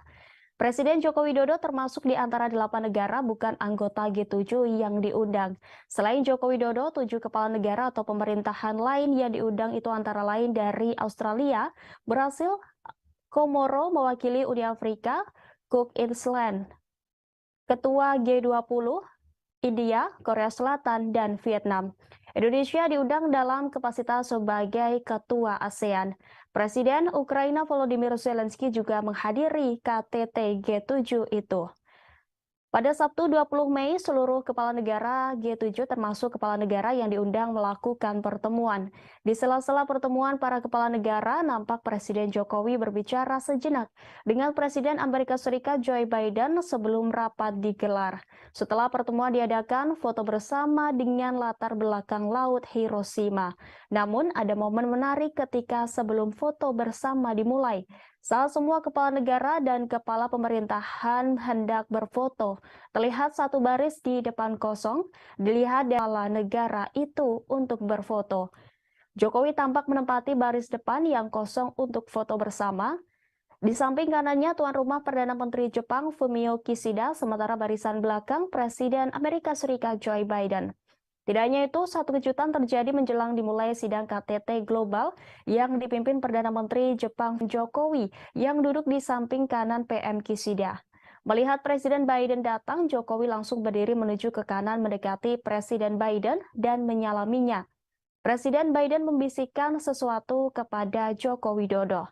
Tak lama kemudian, global akan segera dimulai. Kejadian mengejutkan itu sekitar 1 menit dan Jokowi kembali duduk ke kursi sidang di sebelah kanan PM Kishida. Sidang akhirnya baru dimulai sekitar pukul 18:15 di lokasi KTT G7 Hiroshima, Jepang pada 20 Mei.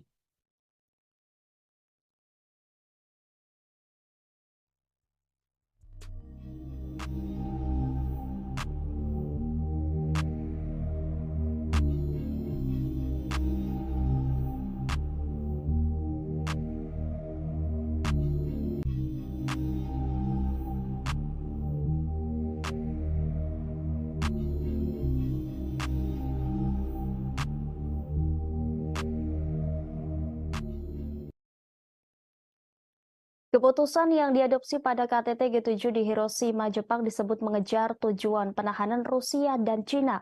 Hal itu diungkapkan oleh Menteri Luar Negeri Rusia yakni Sergei Lavrov pada Majelis ke-31 Dewan Kebijakan Luar Negeri dan Pertahanan pada Sabtu 20 Mei 2023. Dikutip dari lama dalam bentuk yang telah dikembangkannya dalam kebijakan luar negeri Rusia baru-baru ini.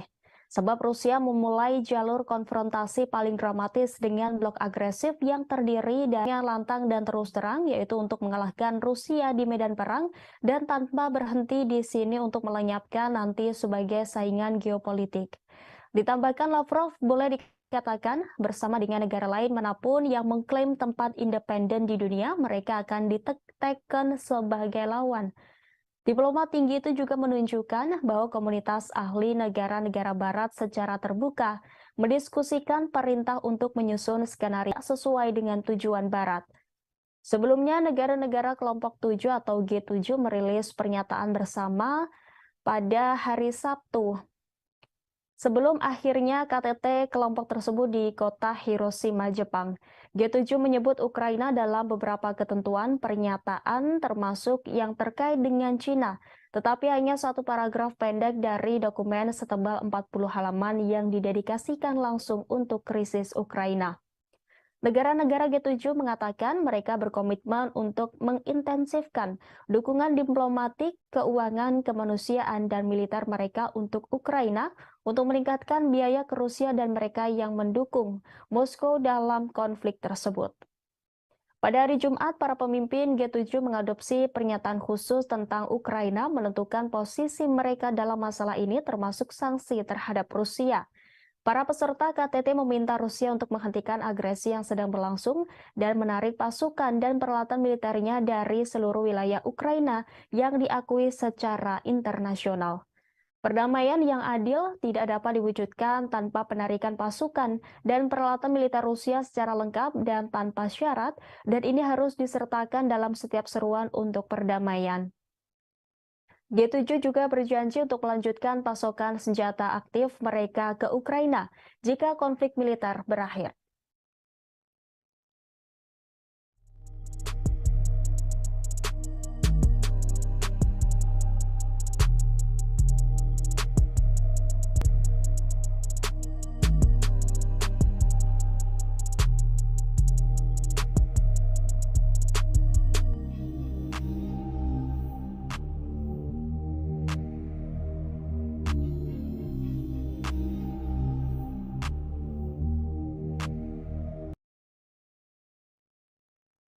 Maskapai Rusia melakukan 2.000 penerbangan dengan pesawat yang dilengkapi suku cadangan pada 2022 karena sanksi yang mempengaruhi industri penerbangan negara itu menurut surat kabar Rusia Kommersant. Surat kabar itu mengutip Viktor Basalgin, Kepala Pengawas Transportasi Negara Rusia Rosneft-Nadzor, yang melaporkan informasi tentang penerbangan tersebut ke Komite Transportasi Duma Negara pada hari Selasa. Sejak Presiden Rusia Vladimir Putin memerintahkan invasi ke Ukraina pada Februari 2022, Amerika Serikat dan lusinan pemerintah lainnya telah memberlakukan sanksi terhadap Rusia sebagai hukuman. Sanksi-sanksi ini berusaha membatasi kemampuan Moskow untuk memperoleh dan membuat senjata, tetapi mereka juga membatasi pengiriman suku cadang yang dibutuhkan untuk industri otomotif dan penerbangan negara itu. Kommersant yang menulis bahwa mereka memiliki audio pertemuan hari Selasa melaporkan bahwa Basalgin mengatakan kepada anggota parlemen bahwa meskipun memiliki akses terbatas untuk mendapatkan komponen pesawat baru, penerbangan sipil. Hari Senin, The New York Times melaporkan bahwa meskipun ada sanksi, ribuan lalu lintas udara negara Rusia melayani 1,4 juta penerbangan termasuk rute transit dan internasional pada tahun 2022. Najmuddin Meskati, seorang profesor teknik dan hubungan internasional di University of Southern California, mengatakan kepada Newsweek bahwa sanksi terhadap penerbangan dan sektor lainnya akan semakin mendorong Rusia dan Iran ke pangkuan satu sama lain. Ia mengaku telah mendengar tentang keadaan industri penerbangan sipil Rusia yang semakin mengerikan karena sanksi yang serupa dan sejajar dengan armada penerbangan sipil Iran setelah 40 tahun sanksi. Ditambahkannya bahwa pejabat Iran telah menemukan cara untuk menghindari sanksi, dan itulah alasan lain Rusia baru-baru ini menandatangani kontrak dengan Iran untuk melayani pesawat mereka di Iran. Karena pengalaman panjang Iran dan jaringan dealer dan suku cadang bawah tanah yang mapan, baik asli maupun palsu yang telah ada dan bekerja dengan baik. Kommersant berbicara dengan perwakilan di beberapa maskapai besar di Rusia yang semuanya menyangkal penggunaan suku cadang kadaluarsa di pesawat mereka. Sumber-sumber ini juga mengatakan mereka tidak mengetahui maskapai lain yang mengalami pelanggaran keselamatan karena masalah dengan suku cadang pesawat.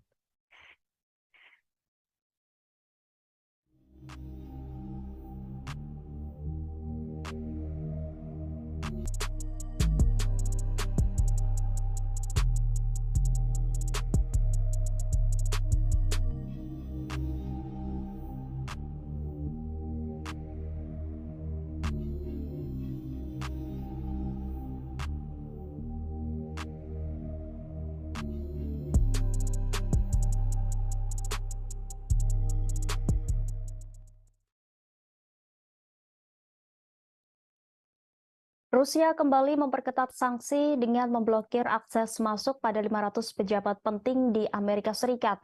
Salah satu pejabat yang masuk daftar hitam Rusia adalah mantan Presiden Amerika Serikat Barack Obama. Pengumuman tersebut dirilis Kementerian Luar Negeri Rusia atas perintah dari Presiden Vladimir Putin sebagai tanggapan dari tindakan tidak ramah yang dilakukan negara G7 yang baru-baru ini melayangkan sanksi pelarangan impor permata, tembaga, aluminium, dan nikel dari Rusia. Tidak hanya itu, G7 juga turut membatasi perdagangan dan penggunaan berlian yang ditambang, diproses, serta diproduksi di Rusia dengan tujuan untuk menekan pendapatan alat perang selama invasi berlangsung. Meski larangan G7 tak memberikan dampak signifikan bagi prospek ekonomi Rusia, namun demi menggertak Barat, Putin akhirnya menyetujui dekret terkait pelarangan 500 orang AS menginjakan kakinya di Rusia. Tidak hanya Barack Obama dalam sanksi tersebut, Rusia juga turut memblokir akses masuk mantan Duta Besar AS John Huntsman, sejumlah senator dan Kepala Staf Angkatan Udara Jenderal Charles Hugh Brown Jr., serta beberapa pembawa acara TV AS termasuk Jimmy Kimmel, Stephen Colbert, dan Seth Meyers. Sanksi seperti ini bukan kali pertama yang dilayangkan oleh Rusia. Selama setahun terakhir, negara beruang merah ini diketahui telah berulang kali memperketat sanksi terhadap sejumlah negara barat. Di antaranya seperti pemblokiran mata uang euro sebagai alat transaksi di Rusia, serta pemangkasan produk minyak mentah sebesar 500.000 barel, hingga sejumlah perusahaan minyak di Eropa dilanda kebangkrutan setelah salah satunya depot perusahaan minyak kondang di Eropa yakni PKN Orlen yang kini mengalami kebangkrutan usai merugi $27 AS per hari. Ancaman ini bahkan membuat anggaran belanja energi di UE membengkak mencapai hampir 800 miliar euro hanya untuk melindungi rumah tangga dan perusahaannya dari ancaman krisis energi.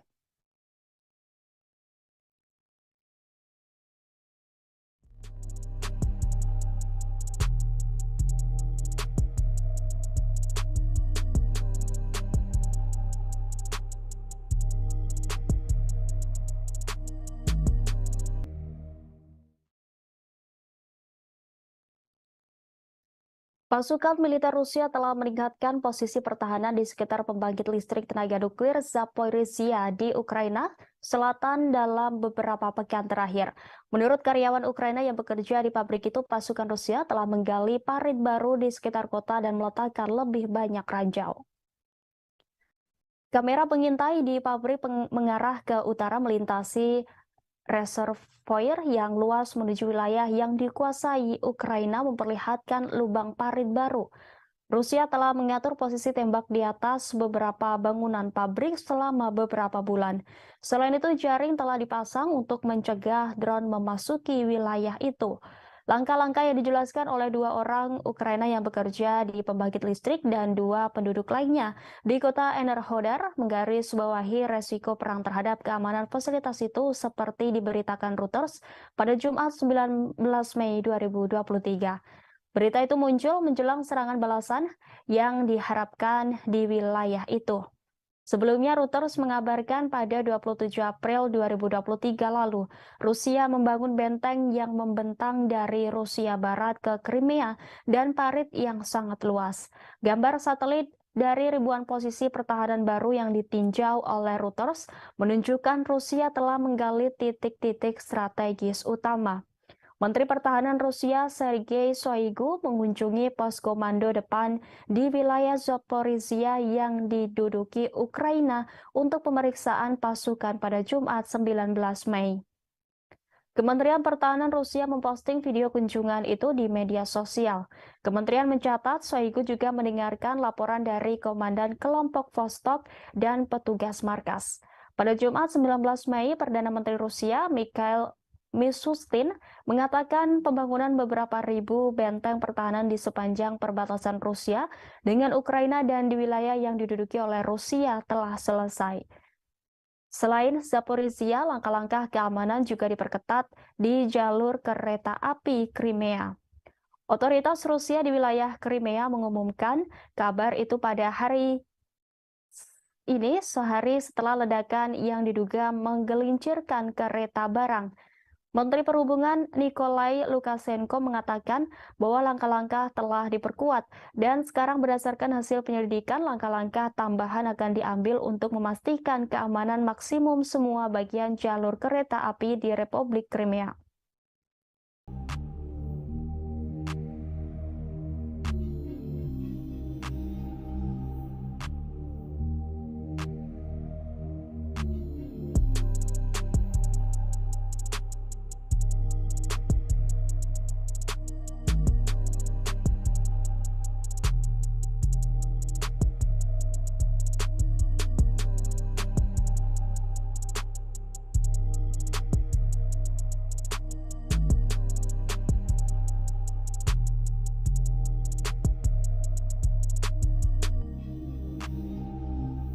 Diposting di Telegram, Prigozhin mengklaim bahwa pasukannya sepenuhnya membebaskan Artemov sebutan Bahmut.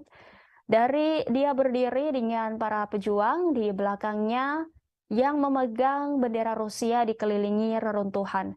Prigozhin menyampaikan para pejuang grup Wagner akan terlebih dahulu memeriksa kota Bahmut yang telah berhasil direbut sebelum menyerahkannya kepada tentara resmi Rusia pada 25 Mei mendatang. Pengumuman grup Wagner datang saat Presiden Ukraina Volodymyr Zelensky mengambil bagian dalam KTT G7 di Jepang. Prigozhin yang mengenakan seragam kamuflase mengatakan operasi untuk menangkap Bahmut berlangsung selama 224 hari. Pertempuran tersebut telah meratakan pusat penambangan garam yang pernah berpenduduk sekitar 70.000 orang. Prigozhin yang semakin terlibat dalam pertarungan publik dengan tentara resmi Rusia mengatakan kerugian Moskow akan jauh lebih kecil jika bukan karena jenderal yang tidak kompeten. Dia telah lama mengeluh tentang grup Wagner yang tidak diberikan jumlah amunisi yang sesuai. Dalam video itu ia mengungkap hanya ada Wagner di medan perang yang melawan tentara Ukraina dan juga melawan birokrasi Rusia.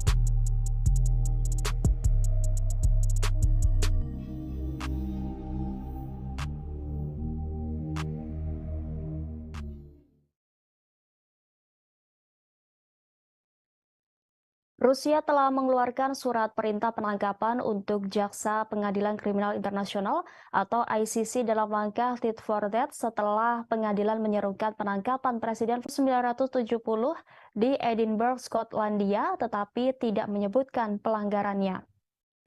Komite Investigasi Rusia yang menyelidiki kejahatan besar mengatakan pada bulan Maret bahwa Han sedang diselidiki untuk penuntutan kriminal terhadap seseorang yang diketahui tidak bersalah.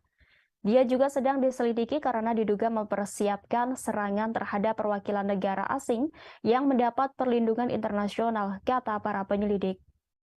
Sebagaimana diketahui, surat perintah ICC yang dikeluarkan pada 17 Maret memerintahkan penangkapan terhadap Putin dan Ombudsman Rusia untuk hak-hak anak, yakni Maria Lvova-Belova atas tuduhan kejahatan perang terkait penculikan anak-anak Ukraina.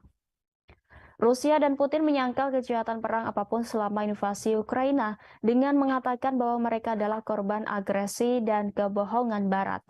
Kiev mengatakan lebih dari 16.000 anak Ukraina telah dideportasi ke Rusia sejak awal serangan Moskow pada Februari tahun lalu. Dengan banyak yang diduga ditempatkan di institusi dan panti asuhan. Rusia yang bukan anggota ICC telah membantah kredibilitas surat perintah tersebut. Presiden Ukraina Volodymyr Zelensky memuji langkah pengadilan sebagai keputusan bersejarah dari mana tanggung jawab bersejarah akan dimulai. Presiden AS Joe Biden mengatakan surat perintah penangkapan untuk Putin dibenarkan.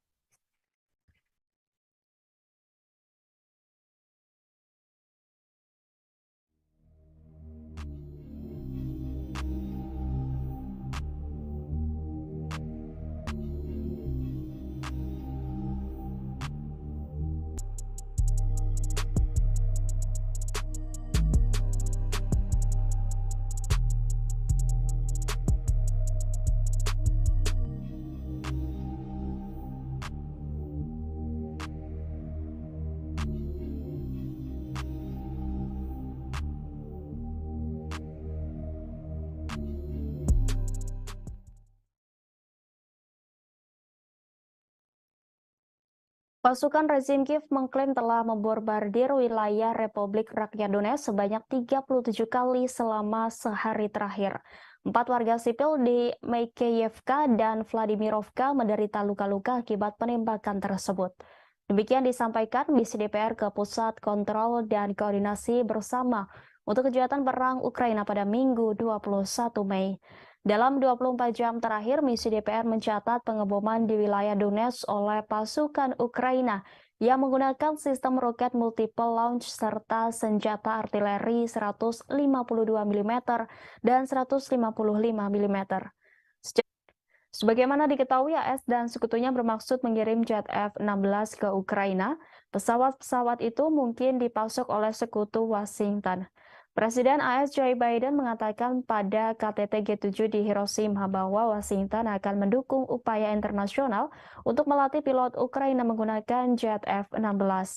Selain itu, Presiden Amerika Serikat Joe Biden juga akan mengumumkan paket bantuan militer lain kepada pemerintah Kiev senilai 375 juta dolar, kata surat kabar Politico.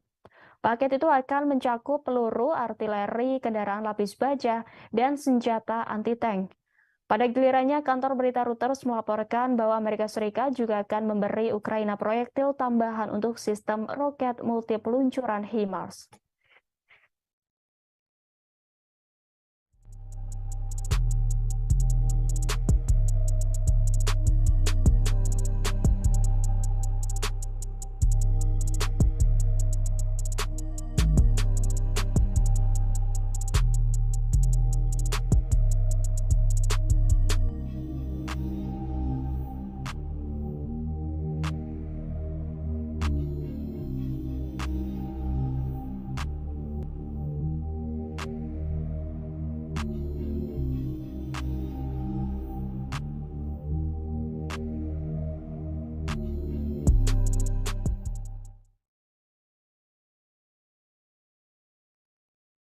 Pemerintah Amerika Serikat mengaku tidak mendukung serangan Ukraina di wilayah yang diakui Washington sebagai Rusia. Hal itu diungkapkan penasihat keamanan nasional Gedung Putih, Jack Sullivan pada Sabtu 20 Mei 2023. Dikutip dari TSS, selama pengarahan di kota tuan rumah KTT G7 di Hiroshima, pejabat AS ditanya tentang jaminan bahwa pemerintah akan mengumumkan paket bantuan militer lain kepada pemerintah Kiev senilai 375 juta US dollar, sebut laporan surat kabar Politico. Surat kabar itu mengutip para pejabat AS yang mengatakan bahwa pengumuman itu akan dilakukan setelah pertemuan dengan Presiden Ukraina Volodymyr Zelensky akhir pekan ini di sela-sela KTT G7 di Jepang. Paket itu akan mencakup peluru artileri, kendaraan lapis baja, dan tank senjata anti-tank. Menurut laporan itu, AS dan sekutunya telah memasok semua peralatan ini ke Kiev di masa lalu. Pada gilirannya, kantor berita Reuters melaporkan bahwa Amerika Serikat juga akan memberi Ukraina proyektil tambahan untuk sistem roket multi peluncuran HIMARS.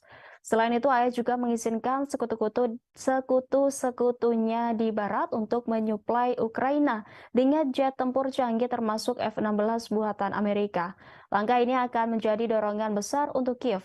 Penasihat Keamanan Nasional AS Jake Sullivan mengatakan Presiden Joe Biden memberitahu rekan-rekannya di G7 mengenai keputusan tersebut pada konferensi tingkat tinggi G7 di Jepang pada Jumat kemarin. Pasukan AS juga akan melatih pilot-pilot Kiev untuk menggunakan jet tersebut, kata Sullivan. Ukraina sudah lama menginginkan jet canggih dan Presiden Volodymyr Zelensky memuji langkah ini sebagai keputusan bersejarah. Secara ilegal, maksud kami secara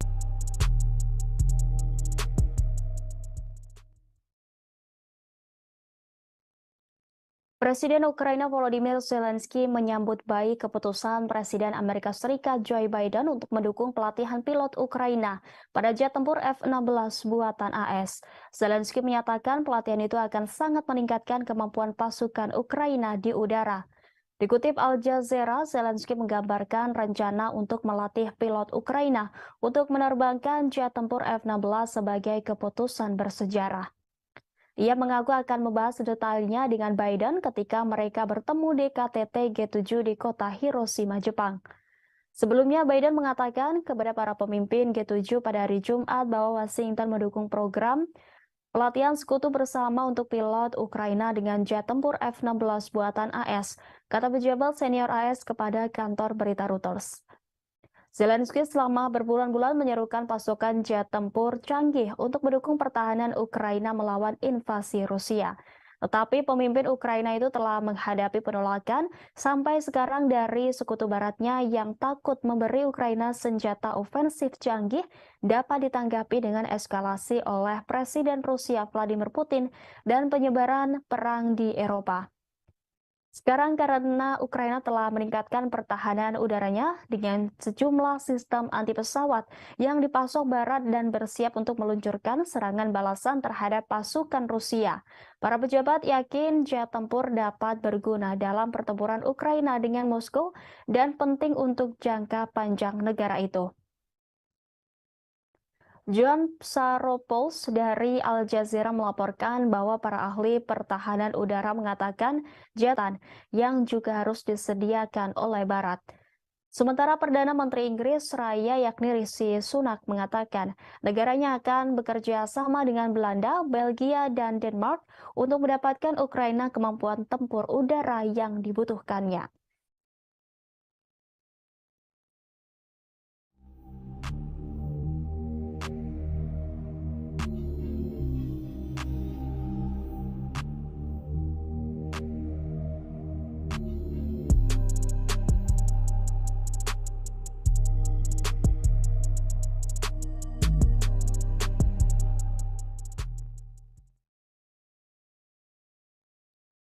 Ibu kota Sudan, Khartoum, dan kota Bahri kembali dibombardir serangan udara pada Jumat 19 Mei. Sementara perang antara tentara dan pasukan paramiliter pasukan dukungan cepat atau RSF memasuki minggu kelima. Serangan itu memperdalam krisis kemanusiaan sebagai warga sipil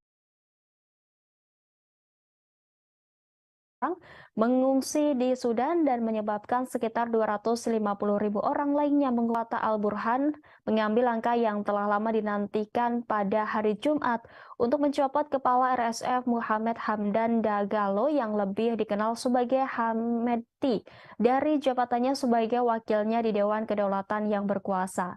Keduanya telah menjalankan dewan sejak 2019 ketika menggulingkan orang kuat Presiden Omar al-Bashir di tengah aksi protes massa terhadap pemerintahannya. Mereka melakukan kudeta pada 2021 ketika tenggat waktu semakin dekat untuk menyerahkan kekuasaan kepada warga sipil dalam protes transisi menuju pemilihan umum yang bebas. Sementara itu, pembicaraan gencatan senjata yang disponsori Saudi dan AS di kota Jeddah, Saudi belum menghasilkan sebuah terobosan. Pada pertempuran Liga Arab di Jeddah hari Jumat 19 Mei, sebuah pernyataan dari utusan Sudan menuduh RSF melakukan penjarahan dan pemerkosaan dan melanggar serangkaian gencatan senjata. Di lain pihak, RSF menuduh tentara memulai konflik dan melanggar gencatan senjata. RSF juga mengatakan bahwa mereka yang melakukan kejahatan memakai seragam RSF curian. Pertempuran pecah pada 15 April setelah perselisihan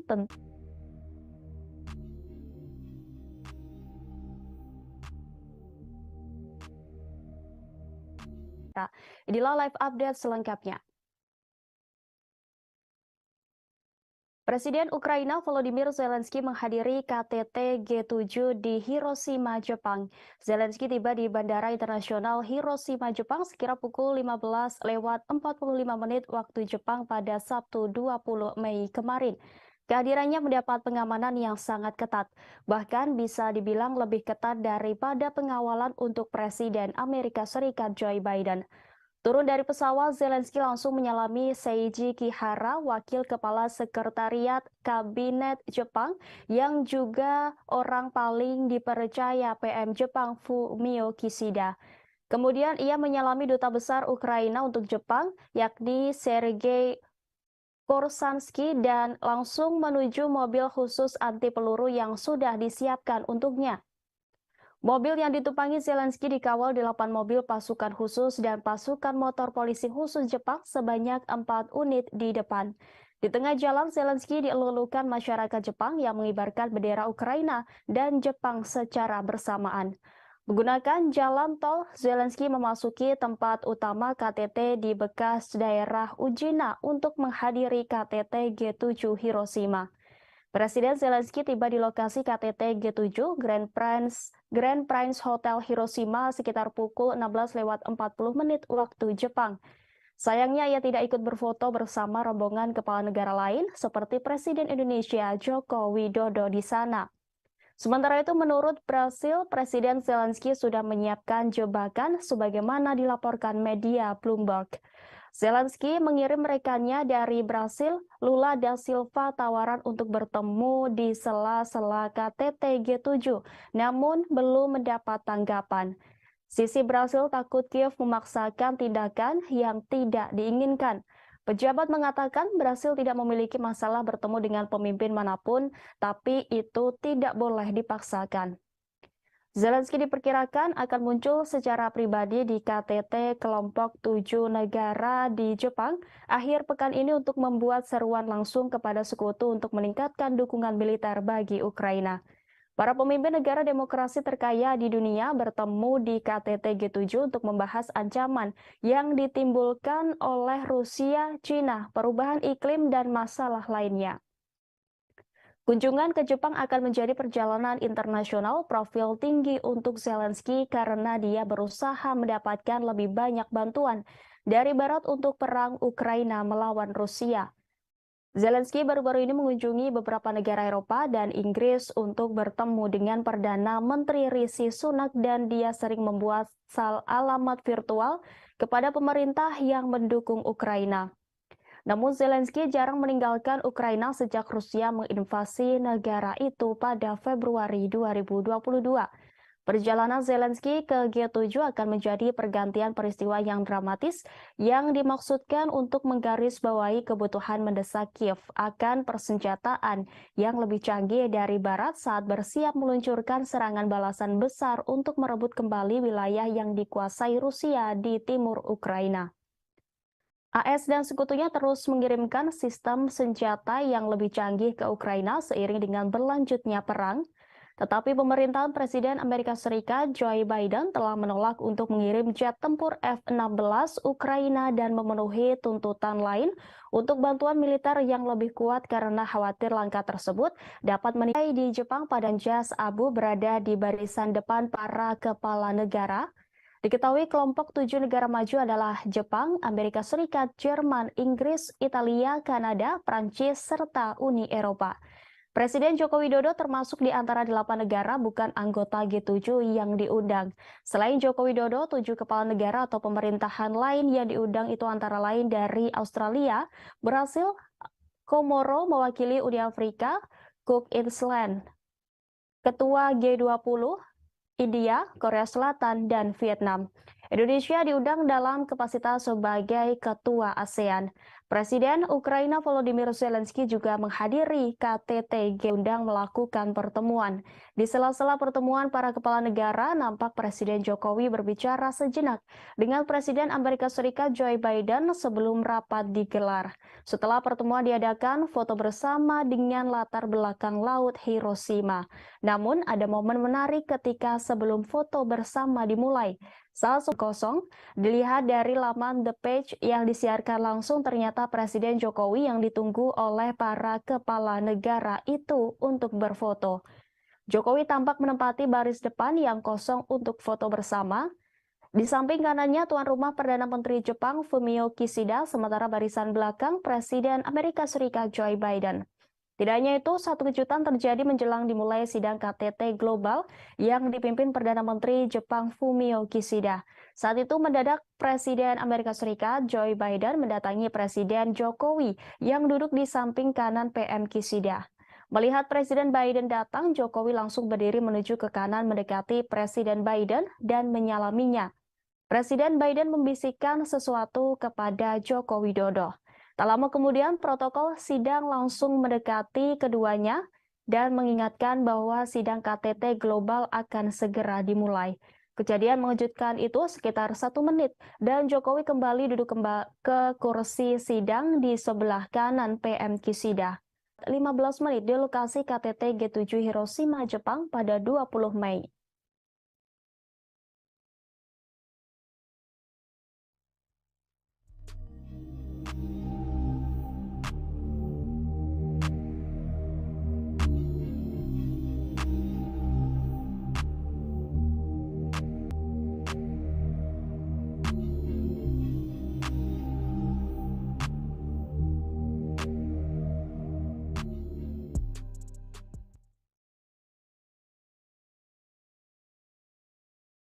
Mengejar tujuan penahanan Rusia dan Cina. Hal itu diungkapkan oleh Menteri Luar Negeri Rusia yakni Sergei Lavrov pada Majelis ke-31 Dewan Kebijakan Luar Negeri dan Pertahanan pada Sabtu 20 Mei 2023. Dikutip dari TESS Minggu 21 Mei, Lavrov menunjukkan bahwa jalur barat telah benar-benar hidup lebih lama dalam bentuk yang telah dikembangkannya dalam kebijakan luar negeri Rusia baru-baru ini. Sebab Rusia memulai jalur konfrontasi paling dramatis dengan blok agresif yang terdiri dari Amerika Serikat, Eropa, Uni dan Aliansi Atlantik Utara. Tujuannya diumumkan dengan lantang dan terus terang, yaitu untuk mengalahkan Rusia di medan perang dan tanpa berhenti di sini untuk melenyapkan nanti sebagai saingan geopolitik. Ditambahkan Lavrov boleh dikatakan bersama dengan negara lain manapun yang mengklaim tempat independen di dunia, mereka akan ditekan sebagai lawan. Diplomat tinggi itu juga menunjukkan bahwa komunitas ahli negara-negara barat secara terbuka mendiskusikan perintah untuk menyusun skenario yang ditujukan khusus tentang Ukraina, meminta Rusia untuk menghentikan agresi yang sedang berlangsung dan menarik pasukan dan peralatan militernya dari seluruh wilayah Ukraina yang diakui secara internasional. Perdamaian yang adil tidak dapat diwujudkan tanpa penarikan pasukan dan peralatan militer Rusia secara lengkap dan tanpa syarat, dan ini harus disertakan dalam setiap seruan untuk perdamaian. G7 juga berjanji untuk melanjutkan pasokan senjata aktif mereka ke Ukraina jika konflik militer berakhir.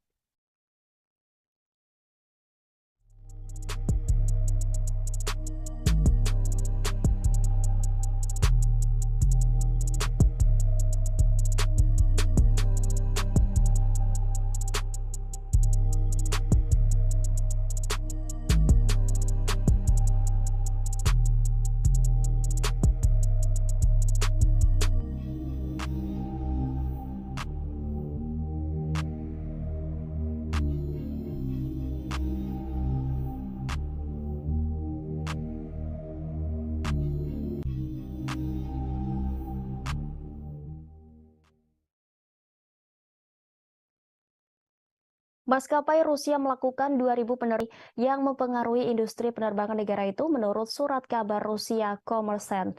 Surat kabar itu mengutip Viktor Basalgin, Kepala Pengawas Transportasi Negara Rusia Rostrans-Nadzor, yang melaporkan informasi tentang penerbangan tersebut ke Komite Transportasi Duma Negara pada hari Selasa.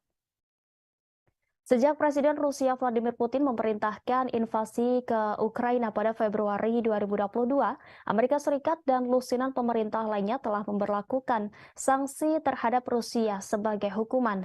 Sanksi-sanksi ini berusaha membatasi kemampuan Moskow untuk memperoleh dan membuat senjata, tetapi mereka juga membatasi pengiriman suku cadang yang dibutuhkan untuk industri otomotif dan penerbangan negara itu. Kommersant yang menulis bahwa mereka memiliki audio pertemuan hari Selasa melaporkan bahwa Basalgin mengatakan kepada anggota parlemen bahwa meskipun memiliki akses terbatas untuk mendapatkan komponen pesawat baru, penerbangan sipil Federasi Rusia memenuhi tugasnya untuk pengiriman penumpang tanpa gangguan. Pada hari Senin, The New York Times melaporkan bahwa meskipun ada sanksi ribuan pengiriman yang berisi suku cadang, pesawat berhasil masuk ke Rusia pada tahun 2022. Dengan menggunakan data yang dikumpulkan oleh agregator data perdagangan impor Genius Times menemukan bahwa barang bernilai puluhan juta dolar sebagian dikirim melalui jaringan terlarang ke maskapai penerbangan yang disebutkan dalam sanksi oleh pemerintah AS. Meskipun bagian barat ini masuk ke negara itu, pesawat Rusia tetap terbang dengan pelanggaran yang secara langsung mempengaruhi keselamatan penerbangan. Surat kabar itu menulis bahwa pejabat Roskrnadzor tidak merinci apakah angkanya untuk 2.000 penerbangan yang dilakukan dengan bagian yang kadaluarsa merujuk pada penerbangan komersial atau semua jenis perjalanan udara. Kommersant juga mencatat bahwa perusahaan manajemen lalu lintas udara negara Rusia melayani 1,4 juta penerbangan termasuk rute transit dan internasional pada tahun 2022.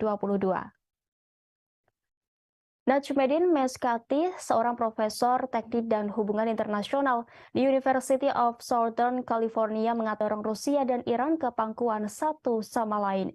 Ia mengaku telah mendengar tentang keadaan industri penerbangan sipil Rusia yang semakin mengerikan karena sanksi yang serupa dan sejajar dengan armada penerbangan sipil Iran setelah 40 tahun sanksi. Ditambahkannya bahwa pejabat Iran telah menemukan cara untuk menghindari sanksi, dan itulah alasan lain Rusia baru-baru ini menandatangani kontrak dengan Iran untuk melayani pesawat mereka di Iran. Karena pengalaman panjang Iran dan jaringan dealer dan suku cadang bawah tanah yang mapan, baik asli maupun palsu yang telah ada dan bekerja dengan baik. Kommersant berbicara dengan perwakilan di beberapa maskapai besar di Rusia yang semuanya menyangkal penggunaan suku cadang, tidak mengetahui maskapai lain yang mengalami pelanggaran keselamatan karena masalah dengan suku cadang pesawat.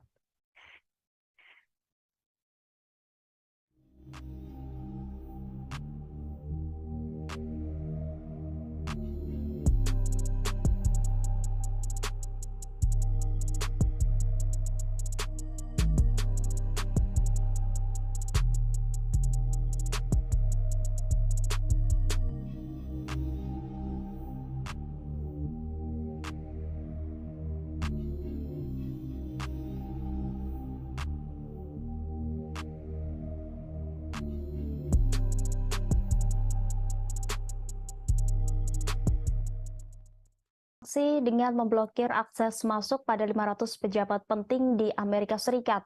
Salah satu pejabat yang masuk daftar hitam Rusia adalah mantan Presiden Amerika Serikat Barack Obama.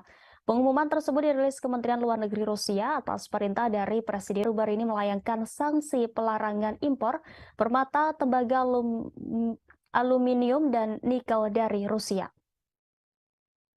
Tidak hanya itu, G7 juga turut membatasi perdagangan dan penggunaan berlian yang ditambang, diproses, serta diproduksi di Rusia dengan tujuan untuk menekan pendapatan kuartalan Moskow. Agar militer Putin kesulitan memasok senjata dan alat perang selama invasi berlangsung. Meski larangan G7 tak memberikan dampak signifikan bagi prospek ekonomi Rusia, namun demi menggertak Barat, Putin akhirnya menyetujui dekret terkait pelarangan 500 orang AS menginjakan kakinya di Rusia. Tidak hanya Barack Obama dalam sanksi tersebut, Rusia juga turut memblokir akses masuk mantan Duta Besar AS John Huntsman, sejumlah senator dan Kepala Staf Angkatan Udara Jenderal Charles Hugh Brown Jr., serta beberapa pembawa acara TV AS termasuk Jimmy Kimmel, Stephen Colbert, dan Seth Meyers. Sanksi seperti ini bukan kali pertama yang dilayangkan oleh Rusia. Selama setahun terakhir, negara beruang merah ini diketahui telah berulang kali memperketat sanksi terhadap sejumlah Rusia, serta pemangkasan produk minyak mentah sebesar 500.000 barel. Hingga sejumlah perusahaan minyak di Eropa dilanda kebangkrutan setelah salah satunya depot perusahaan minyak kondang di Eropa yakni PKN Orlen yang kini mengalami kebangkrutan usai merugi $27 AS per hari. Ancaman ini bahkan membuat anggaran belanja energi di UE membengkak mencapai hampir 800 miliar euro hanya untuk melindungi rumah tangga dan perusahaannya dari ancaman krisis energi.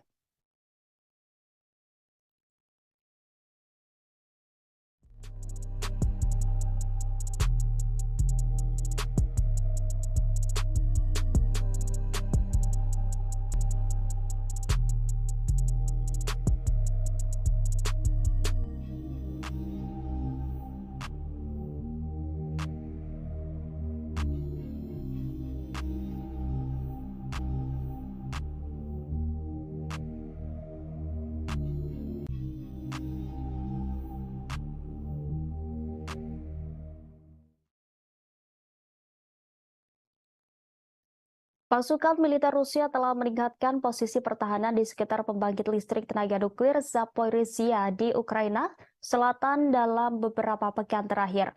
Menurut karyawan Ukraina yang bekerja di pabrik itu, pasukan Rusia telah menggali parit baru di sekitar kota dan meletakkan lebih banyak ranjau. Kamera pengintai di pabrik mengarah ke utara melintasi reservoir yang luas menuju wilayah yang dikuasai Ukraina memperlihatkan lubang parit baru. Rusia telah mengatur posisi tembak di atas beberapa bangunan pabrik selama beberapa bulan. Selain itu, jaring telah dipasang untuk mencegah drone memasuki wilayah itu. Langkah-langkah yang dijelaskan oleh dua orang Ukraina yang bekerja di pembangkit listrik dan dua penduduk lainnya di kota Enerhodar menggarisbawahi resiko perang terhadap keamanan fasilitas itu seperti diberitakan Reuters pada Jumat 19 Mei 2023. Berita itu muncul menjelang serangan balasan yang diharapkan di wilayah itu. Sebelumnya, Reuters mengabarkan pada 27 April 2023 lalu, Rusia membangun benteng yang membentang dari Rusia Barat ke Crimea dan parit yang sangat luas. Gambar satelit dari ribuan posisi pertahanan baru yang ditinjau oleh Reuters menunjukkan Rusia telah menggali titik-titik strategis utama. Menteri Pertahanan Rusia Sergei Shoigu mengunjungi pos komando depan di wilayah Zaporizhia yang diduduki Ukraina untuk pemeriksaan pasukan pada Jumat 19 Mei. Kementerian Pertahanan Rusia memposting video kunjungan itu di media sosial. Kementerian mencatat Shoigu juga mendengarkan laporan dari Komandan Kelompok Vostok dan petugas markas. Pada Jumat 19 Mei, Perdana Menteri Rusia Mikhail Mishustin mengatakan pembangunan beberapa ribu benteng pertahanan di sepanjang perbatasan Rusia dengan Ukraina dan di wilayah yang diduduki oleh Rusia telah selesai. Selain Zaporizhia, langkah-langkah keamanan juga diperketat di jalur kereta api Crimea. Otoritas Rusia di wilayah Crimea mengumumkan kabar itu pada hari ini sehari setelah ledakan yang diduga menggelincirkan kereta barang. Menteri Perhubungan Nikolai Lukashenko mengatakan bahwa langkah-langkah telah diperkuat dan sekarang berdasarkan hasil penyelidikan langkah publik Crimea.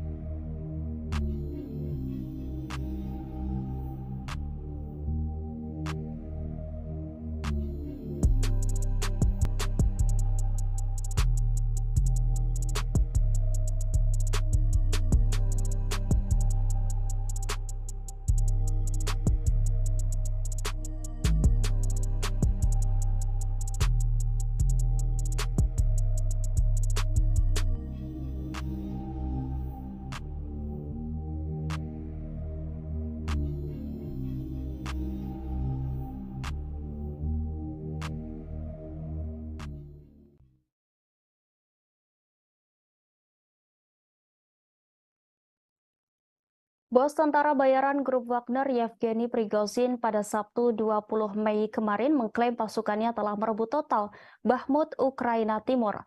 Presiden Rusia pas pembebasan Bakhmut di DPR.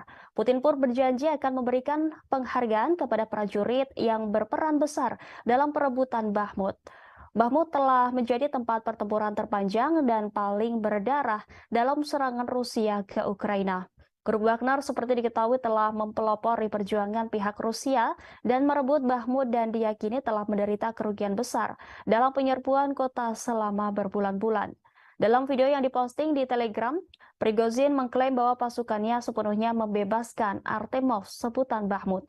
Dari dia berdiri dengan para pejuang di belakangnya yang memegang bendera Rusia dikelilingi reruntuhan. Prigozhin menyampaikan para pejuang grup Wagner akan terlebih dahulu memeriksa kota Bakhmut yang telah berhasil direbut sebelum menyerahkannya kepada tentara resmi Rusia pada 25 Mei mendatang. Pengumuman grup Wagner datang saat Presiden Ukraina Volodymyr Zelensky mengambil bagian dalam KTT G7 di Jepang. Prigozhin yang mengenakan seragam kamuflase mengatakan operasi untuk menangkap Bakhmut berlangsung selama 224 hari.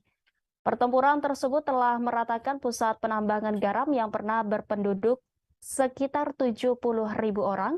Prigozhin yang semakin terlibat dalam pertarungan publik dengan tentara resmi Rusia mengatakan kerugian Moskow akan jauh lebih kecil jika bukan karena jenderal yang tidak kompeten. Dia telah lama mengeluh tentang grup Wagner yang tidak diberikan jumlah amunisi yang sesuai. Dalam video itu ia mengungkap hanya ada Wagner di medan perang yang melawan tentara Ukraina dan juga melawan birokrasi Rusia.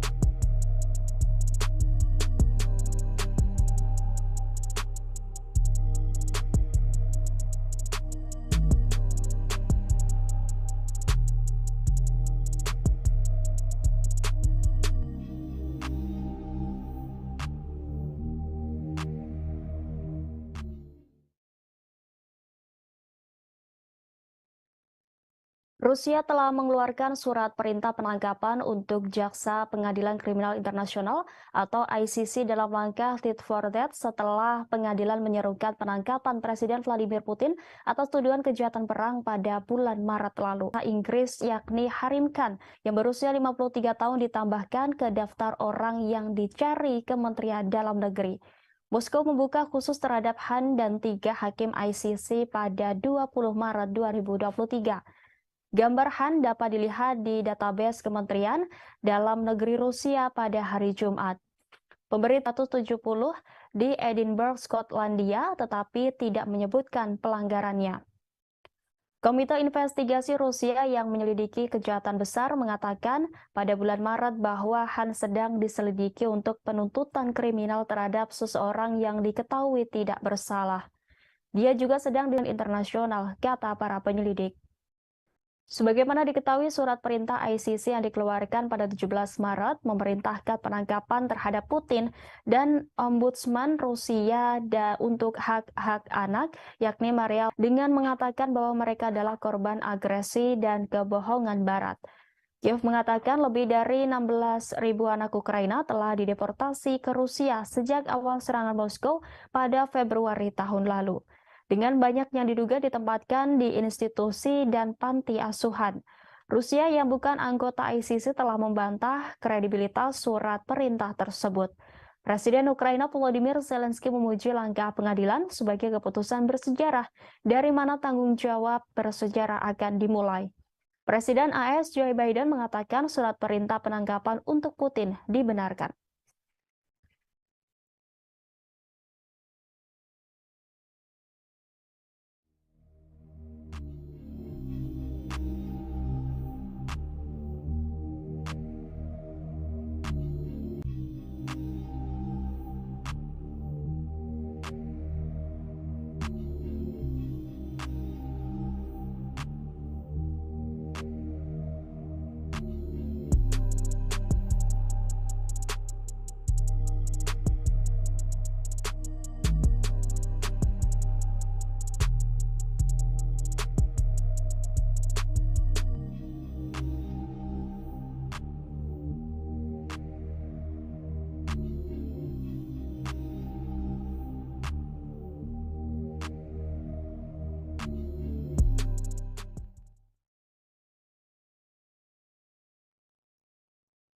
Pasukan rezim Kiev mengklaim telah membombardir wilayah Republik Rakyat Donetsk sebanyak 37 kali selama sehari terakhir. 4 warga sipil di Makeyevka dan Vladimirovka menderita luka-luka akibat penembakan tersebut. Demikian disampaikan Misi DPR ke Pusat Kontrol dan Koordinasi Bersama untuk Kejahatan Perang Ukraina pada Minggu 21 Mei. Dalam 24 jam terakhir, misi multiple launch serta senjata artileri 152 mm dan 155 mm. Secara keseluruhan, militer Ukraina menembakkan 148 amunisi ke DPR. Misi tersebut melaporkan di saluran telegramnya. Pasukan rezim Kiev membombardir wilayah berpenduduk DPR di Aleksandrovka, Vladimirovka, Gorlovka, Donetsk, Mareyevka, Ozer Yanovka, dan Yasinova Taya. 4 warga sipil di Makeyevka dan Vladimirovka menderita luka-luka akibat penembakan tersebut. 2 rumah tinggal di Alexandrovka mengalami kerusakan. Sebanyak 48 aksi penembakan di wilayah DPR tercatat pada 19 Mei lalu. Sebelumnya, Rusia akan mempertimbangkan rencana negara-negara barat untuk mengirim pesawat F-16 ke Ukraina. Wakil Menteri Luar Negeri Rusia Alexander Grushko mengatakan skenario eskalasi akan membawa resiko besar bagi mereka. Rusia memiliki semua sarana yang diperlukan untuk mencapai tujuannya. Sebagaimana diketahui, AS dan sekutunya bermaksud mengirim jet F-16 ke Ukraina. Pesawat-pesawat itu mungkin dipasok oleh sekutu Washington. Presiden AS Joe Biden mengatakan pada KTT G7 di Hiroshima bahwa Washington akan mendukung upaya internasional untuk melatih pilot Ukraina menggunakan jet F-16. Selain itu, Presiden Amerika Serikat Joe Biden juga akan mengumumkan paket bantuan militer lain kepada pemerintah Kiev senilai 375 juta dolar, kata surat kabar Politico. Paket itu akan mencakup peluru, artileri, kendaraan lapis baja, dan senjata anti-tank. Pada gilirannya, kantor berita Reuters melaporkan bahwa Amerika Serikat juga akan memberi Ukraina proyektil tambahan untuk sistem roket multi peluncuran HIMARS.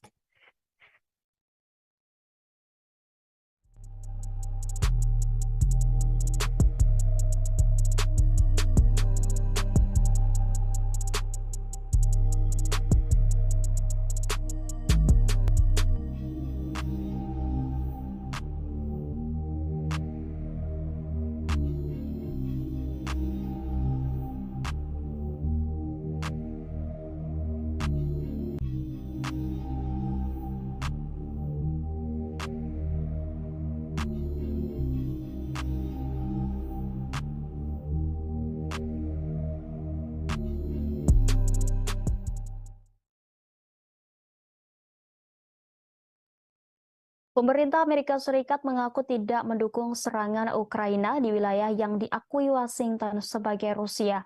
Hal itu diungkapkan penasihat keamanan nasional Gedung Putih, Jake Sullivan pada Sabtu 20 Mei 2023.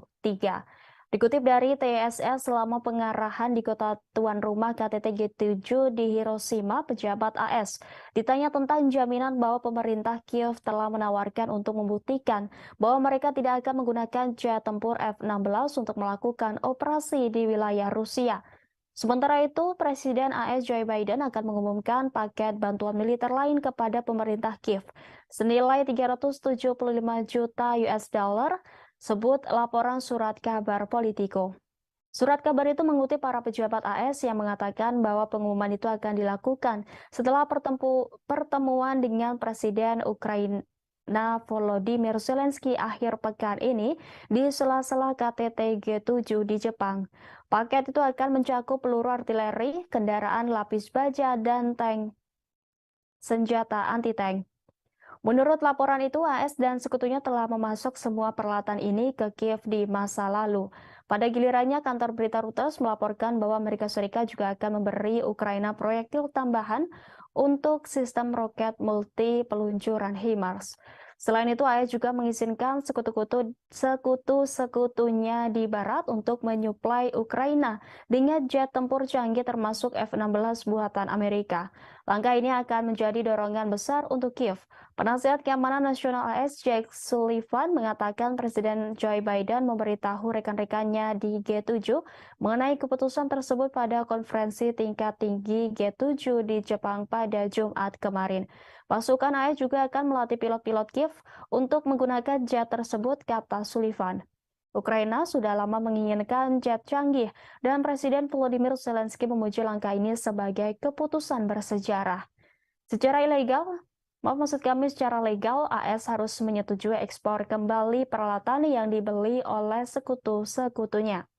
Langkah ini juga akan membuka jalan bagi negara-negara lain untuk mengirim stok F-16 yang mereka punya ke Ukraina.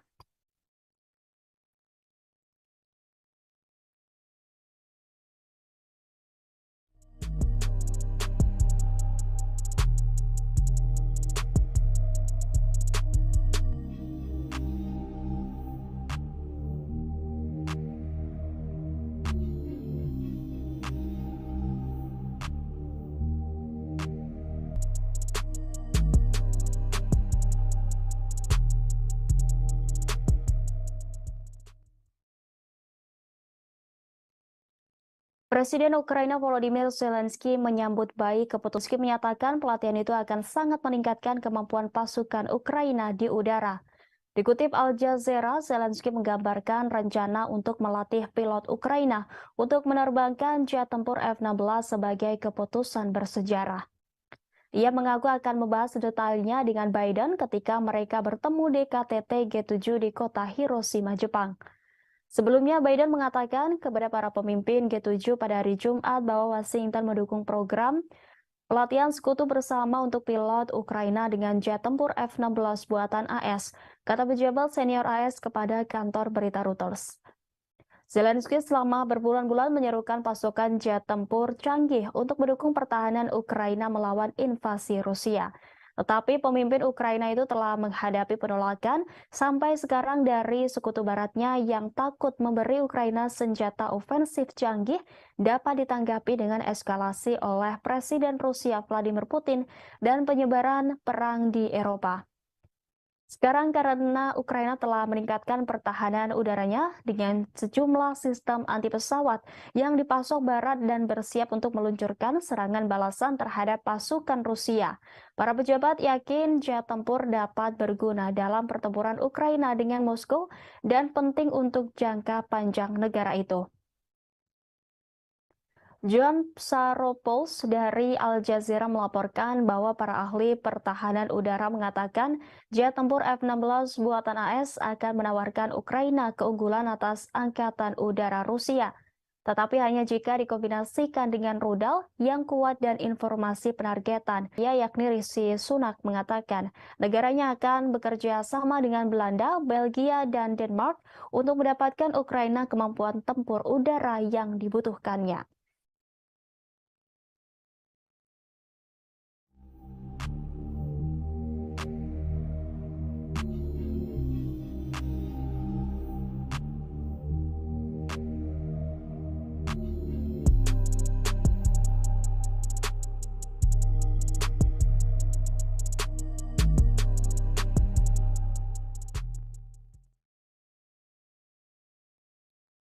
Ibu kota Sudan, Khartoum, dan kota Bahri kembali dibombardir serangan udara pada Jumat 19 Mei. Sementara perang antara tentara dan pasukan paramiliter pasukan dukungan cepat atau RSF memasuki minggu kelima. Serangan itu memperdalam krisis kemanusiaan sebagai warga sipil yang terjebak dan telantar akibat perang saudara di negara itu. Serangan udara dilaporkan oleh saksi mata di Omdurman Selatan dan Bahri Utara, dua kota yang terletak di seberang Sungai Nil dari Khartoum, membentuk tiga ibu kota Sudan. Beberapa serangan terjadi di dekat stasiun penyiaran negara di Omdurman, kata para saksi mata.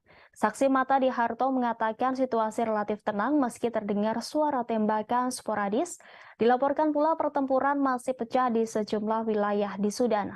Penjarahan massal oleh orang-orang bersenjata dan warga sipil sama-sama membuat hidup lebih sengsara bagi penduduk Khartoum yang terjebak oleh pertempuran sengit antara militer reguler dan pasukan paramiliter RSF, kata saksi mata.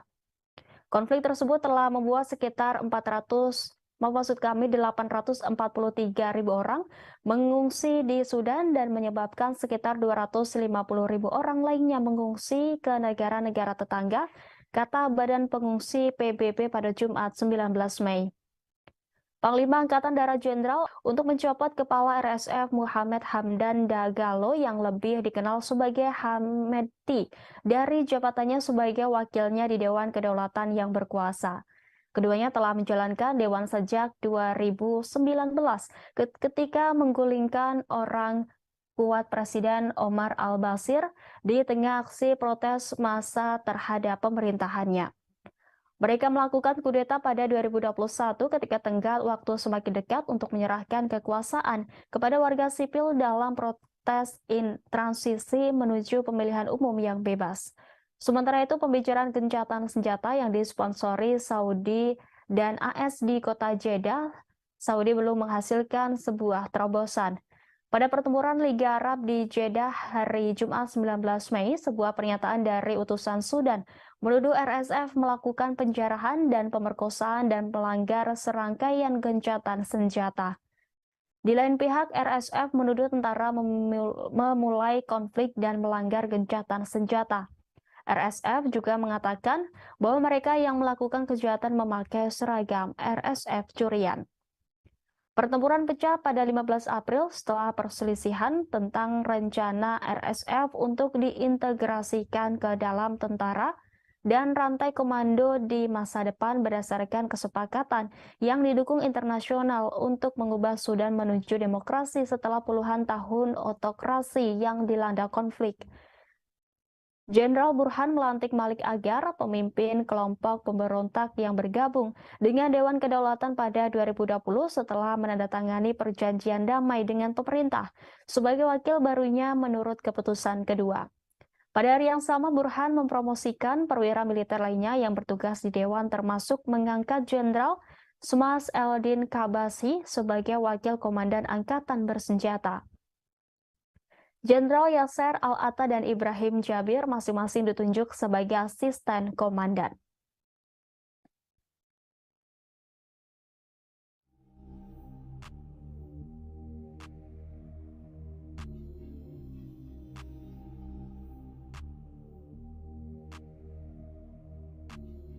Inilah live update selengkapnya. Presiden Ukraina Volodymyr Zelensky menghadiri pukul 15:45 waktu Jepang pada Sabtu 20 Mei kemarin. Kehadirannya mendapat pengamanan yang sangat ketat, bahkan bisa dibilang lebih ketat daripada pengawalan untuk Presiden Amerika Serikat Joe Biden. Turun dari pesawat, Zelensky langsung menyalami Seiji Kihara, wakil kepala sekretariat kabinet Jepang, yang juga orang paling dipercaya PM Jepang Fumio Kishida. Kemudian ia menyalami duta besar Ukraina untuk Jepang, yakni Sergei Korsansky, dan langsung menuju mobil khusus anti peluru yang sudah disiapkan untuknya. Mobil yang ditumpangi Zelensky dikawal 8 mobil pasukan khusus dan pasukan motor polisi khusus Jepang sebanyak 4 unit di depan. Di tengah jalan, Zelensky dielulukan masyarakat Jepang yang mengibarkan bendera Ukraina dan Jepang secara bersamaan. Menggunakan jalan tol, Zelensky memasuki tempat utama KTT di bekas daerah Ujina untuk menghadiri KTT G7 Hiroshima.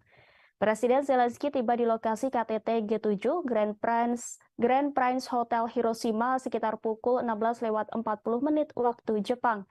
Sayangnya ia tidak ikut berfoto bersama rombongan kepala negara lain seperti Presiden Indonesia Joko Widodo di sana.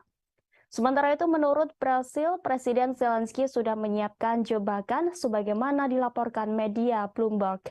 Zelensky mengirim rekannya dari Brasil, Lula da Silva, tawaran untuk bertemu di sela-sela KTT G7, namun belum mendapat tanggapan. Pejabat mengatakan Brasil tidak memiliki masalah bertemu dengan pemimpin manapun, tapi itu tidak boleh dipaksakan. Zelensky diperkirakan akan muncul secara pribadi di KTT kelompok 7 negara di Jepang akhir pekan ini untuk membuat seruan langsung kepada sekutu untuk meningkatkan dukungan militer bagi Ukraina. Para pemimpin negara demokrasi terkaya di dunia bertemu di KTT G7 untuk membahas ancaman yang ditimbulkan oleh Rusia, China, perubahan iklim, dan masalah lainnya. Kunjungan ke Jepang akan menjadi perjalanan internasional profil tinggi untuk Zelensky karena dia berusaha mendapatkan lebih banyak bantuan dari Barat untuk perang Ukraina melawan Rusia. Zelensky baru-baru ini mengunjungi beberapa negara Eropa dan Inggris untuk bertemu dengan Perdana Menteri Rishi Sunak, dan dia sering membuat alamat virtual kepada pemerintah yang mendukung Ukraina. Namun Zelensky jarang meninggalkan Ukraina sejak Rusia menginvasi negara itu pada Februari 2022. Perjalanan Zelensky ke G7 akan menjadi pergantian peristiwa yang dramatis yang dimaksudkan untuk menggarisbawahi kebutuhan mendesak Kiev akan persenjataan yang lebih canggih dari Barat saat bersiap meluncurkan serangan balasan besar untuk merebut kembali wilayah yang dikuasai Rusia di timur Ukraina. AS dan sekutunya terus mengirimkan sistem senjata yang lebih canggih ke Ukraina seiring dengan berlanjutnya perang.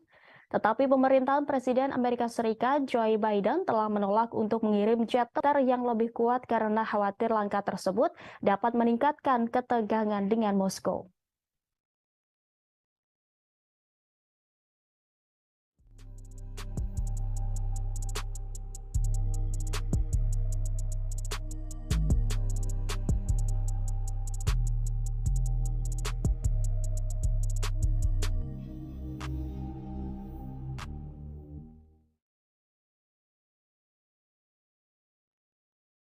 Selain Presiden Ukraina Volodymyr Zelensky, Presiden Joko Widodo juga termasuk dalam pemimpin negara non-G7 yang menghadiri KTT G7 di Jepang. Presiden Jokowi mendapat undangan khusus dalam KTT tersebut. Jokowi sampai di Jepang pada Sabtu 20 Mei 2023. Nampak Presiden Joko Widodo dengan jas abu berada di barisan depan para kepala negara. Diketahui kelompok 7 negara maju adalah Jepang, Amerika Serikat, Jerman, Inggris, Italia, Kanada, Prancis, serta Uni Eropa. Presiden Joko Widodo termasuk di antara 8 negara bukan anggota G7 yang diundang. Selain Joko Widodo, 7 kepala negara atau pemerintahan lain yang diundang itu antara lain dari Australia, Brasil, Komoro mewakili Uni Afrika, Cook Island, Ketua G20, India, Korea Selatan, dan Vietnam. Indonesia diundang dalam kapasitas sebagai ketua ASEAN. Presiden Ukraina Volodymyr Zelensky juga menghadiri KTT G7 itu. Pada Sabtu 20 Mei, seluruh kepala negara G7 termasuk kepala negara yang diundang melakukan pertemuan. Di sela-sela pertemuan para kepala negara, nampak Presiden Jokowi berbicara sejenak dengan Presiden Amerika Serikat Joe Biden sebelum rapat digelar. Setelah pertemuan diadakan, foto bersama dengan latar belakang Laut Hiroshima. Namun, ada momen menarik ketika sebelum foto berfoto. Terlihat satu baris di depan kosong. Dilihat dari laman The Page yang disiarkan langsung, ternyata Presiden Jokowi yang ditunggu oleh para kepala negara itu untuk berfoto. Jokowi tampak menempati baris depan yang kosong untuk foto bersama.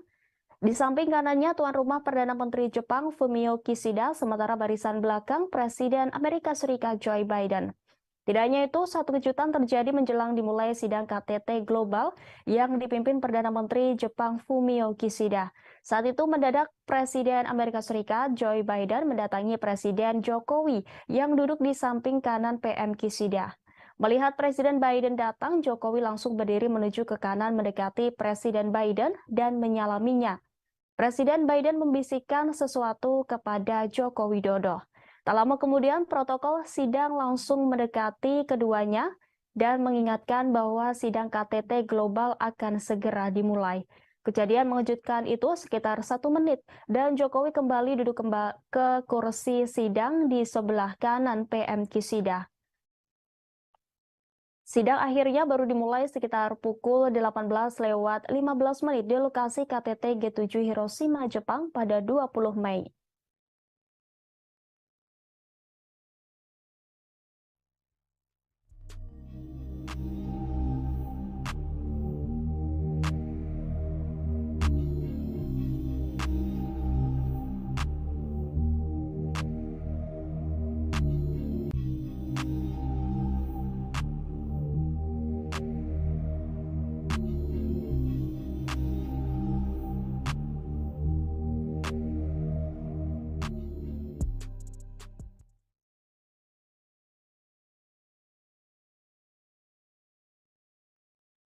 Keputusan yang diadopsi pada KTT G7 di Hiroshima, Jepang disebut mengejar tujuan penahanan Rusia dan Cina. Hal itu diungkapkan oleh Menteri Luar Negeri Rusia yakni Sergei Lavrov pada Majelis ke-31 Dewan Kebijakan Luar Negeri dan Pertahanan pada Sabtu 20 Mei 2023. Dikutip dari TESS Minggu 21 Mei, Lavrov menunjukkan bahwa jalur barat telah benar-benar hidup lebih lama dalam bentuk yang telah dikembangkannya dalam kebijakan luar negeri Rusia baru-baru ini. Sebab Rusia memulai jalur konfrontasi paling dramatis dengan blok agresif yang terdiri dari Amerika Serikat, Eropa, Uni dan Aliansi Atlantik Utara. Tujuannya diumumkan dengan lantang dan terus terang, yaitu untuk mengalahkan Rusia di medan perang dan tanpa berhenti di sini untuk melenyapkan nanti sebagai saingan geopolitik. Ditambahkan Lavrov boleh katakan bersama dengan negara lain manapun yang mengklaim tempat independen di dunia, mereka akan ditekan sebagai lawan. Diplomat tinggi itu juga menunjukkan bahwa komunitas ahli negara-negara barat secara terbuka mendiskusikan perintah untuk menyusun skenario yang ditujukan untuk perpecahan Rusia.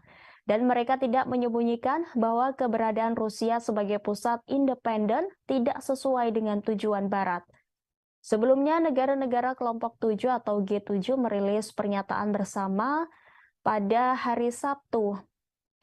Sebelum akhirnya KTT kelompok tersebut di kota Hiroshima, Jepang, G7 menyebut Ukraina dalam beberapa ketentuan pernyataan termasuk yang terkait dengan Cina, tetapi hanya satu paragraf pendek dari dokumen setebal 40 halaman yang didedikasikan langsung untuk krisis Ukraina.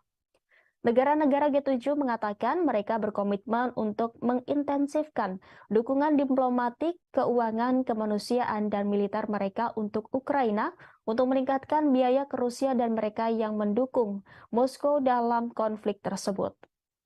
Pada hari Jumat, para pemimpin G7 mengadopsi pernyataan khusus tentang Ukraina menentukan posisi mereka dalam masalah ini termasuk sanksi terhadap Rusia. Para peserta KTT meminta Rusia untuk menghentikan agresi yang sedang berlangsung dan menarik pasukan dan peralatan militernya dari seluruh wilayah Ukraina yang diakui secara internasional. Perdamaian yang adil tidak dapat diwujudkan tanpa penarikan pasukan dan peralatan militer Rusia secara lengkap dan tanpa syarat, dan ini harus disertakan dalam setiap seruan untuk perdamaian. G7 juga berjanji untuk melanjutkan pasokan senjata aktif mereka ke Ukraina jika konflik militer berakhir.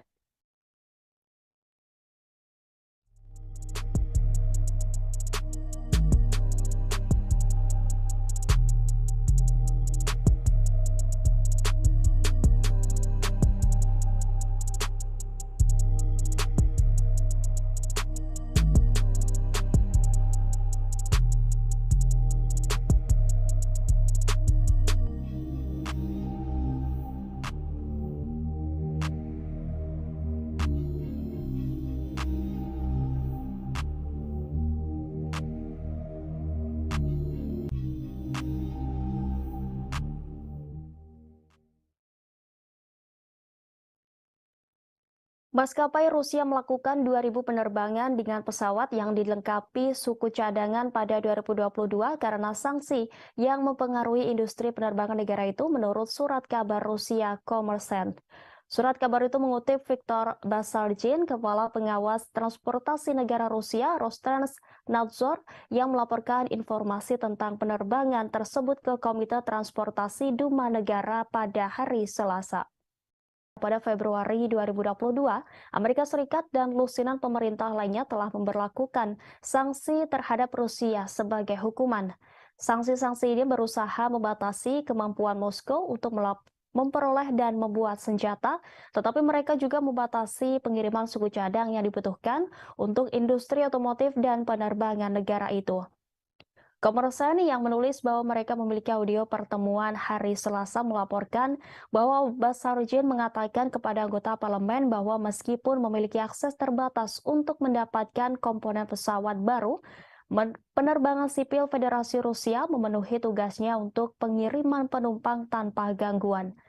Pada hari Senin, The New York Times melaporkan bahwa meskipun ada sanksi ribuan pengiriman yang berisi suku cadang, pesawat berhasil masuk ke Rusia pada tahun 2022.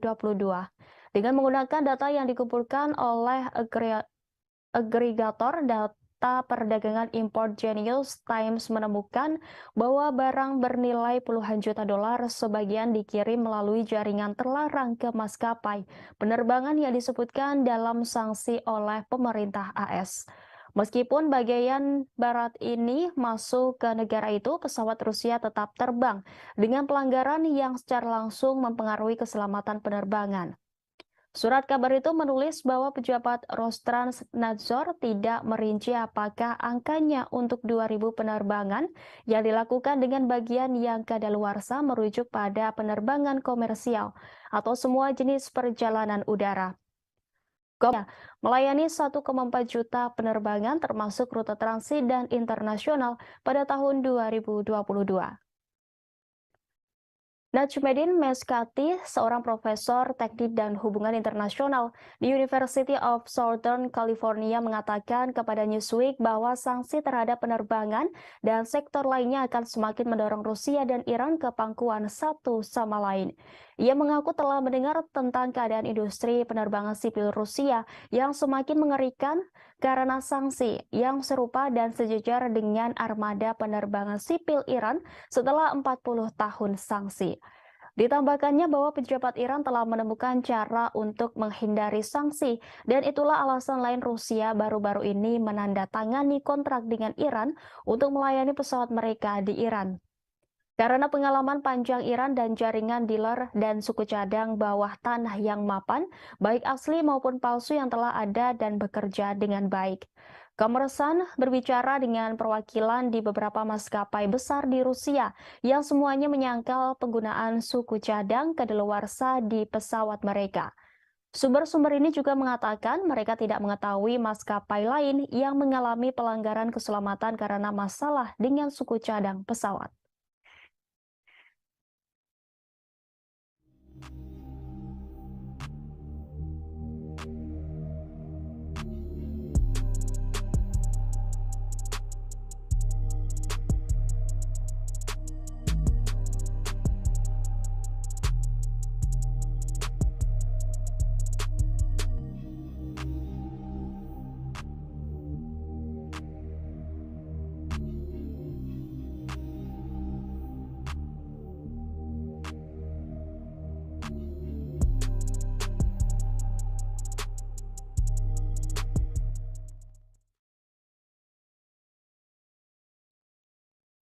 Rusia kembali memperketat sanksi dengan memblokir akses masuk pada 500 pejabat penting di Amerika Serikat. Salah satu pejabat yang masuk daftar hitam Rusia adalah mantan Presiden Amerika Serikat Barack Obama. Pengumuman tersebut dirilis Kementerian Luar Negeri Rusia atas perintah dari Presiden Vladimir Putin sebagai tanggapan dari tindakan tidak ramah yang dilakukan negara G7 yang baru-baru ini melayangkan sanksi pelarangan impor permata, tembaga, tidak hanya itu, G7 juga turut membatasi perdagangan dan penggunaan berlian yang ditambang, diproses, serta diproduksi di Rusia dengan tujuan untuk menekan pendapatan kuartalan Moskow agar militer Putin kesulitan memasok senjata dan alat perang selama invasi berlangsung. Meski larangan G7 tak memberikan dampak signifikan bagi prospek ekonomi Rusia, namun demi menggertak Barat, Putin akhirnya menyetujui dekret terkait pelarangan 500 orang AS menginjakan kakinya di Rusia.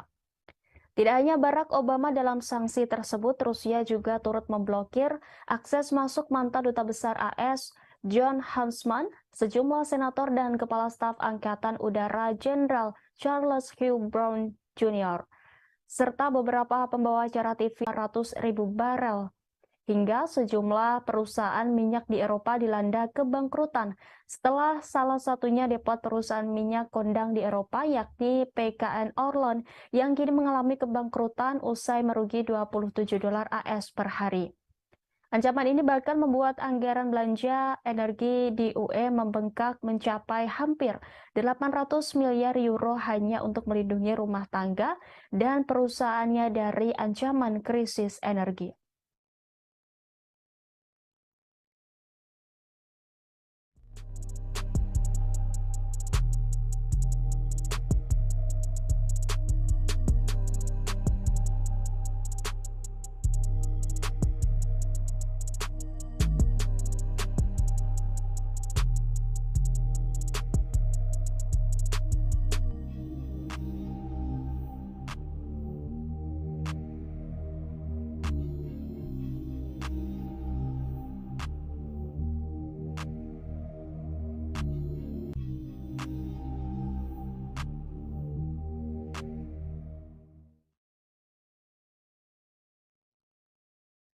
Pasukan militer Rusia telah meningkatkan posisi pertahanan di sekitar pembangkit listrik tenaga nuklir Zaporizhia di Ukraina Selatan dalam beberapa pekan terakhir.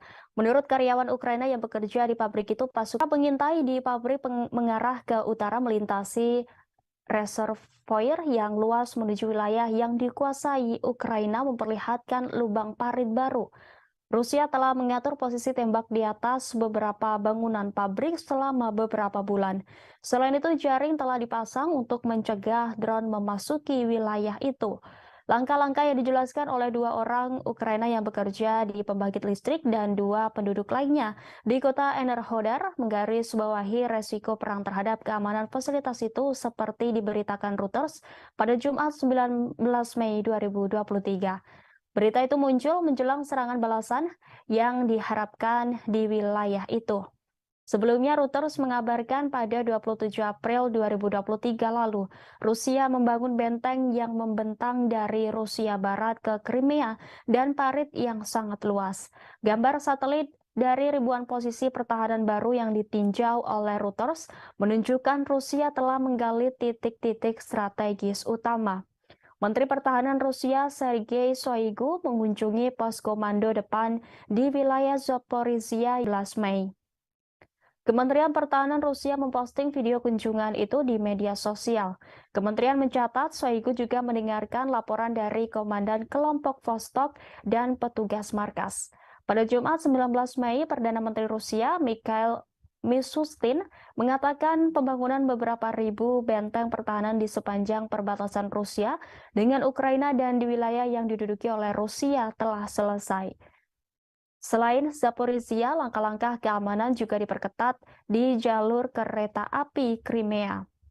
Otoritas Rusia di wilayah Crimea mengumumkan kabar itu pada hari ini sehari setelah ledakan yang diduga menggelincirkan kereta barang.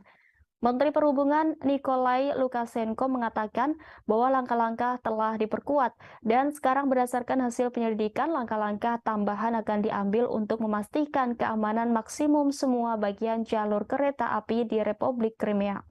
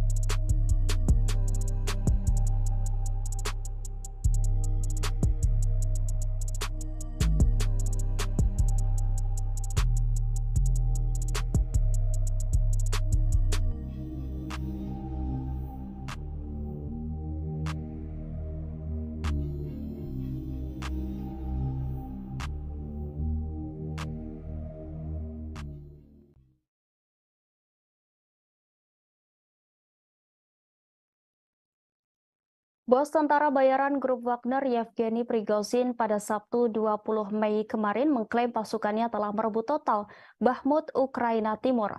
Presiden Rusia Vladimir Putin mengucapkan selamat kepada kelompok Wagner dan militer angkatan bersenjata Rusia atas pembebasan Bakhmut di DPR. Putin pun berjanji akan memberikan penghargaan kepada prajurit yang berperan besar dalam perebutan Bakhmut. Bakhmut telah menjadi tempat pertempuran terpanjang dan paling berdarah dalam serangan Rusia ke Ukraina. Grup Wagner seperti diketahui telah mempelopori perjuangan pihak Rusia dan merebut Bakhmut dan diyakini telah menderita kerugian besar dalam penyerbuan kota selama berbulan-bulan. Dalam video yang diposting di Telegram, Prigozhin mengklaim bahwa pasukannya sepenuhnya membebaskan Artemov, sebutan Bakhmut. Dari dia berdiri dengan para pejuang di belakangnya yang memegang bendera Rusia dikelilingi reruntuhan.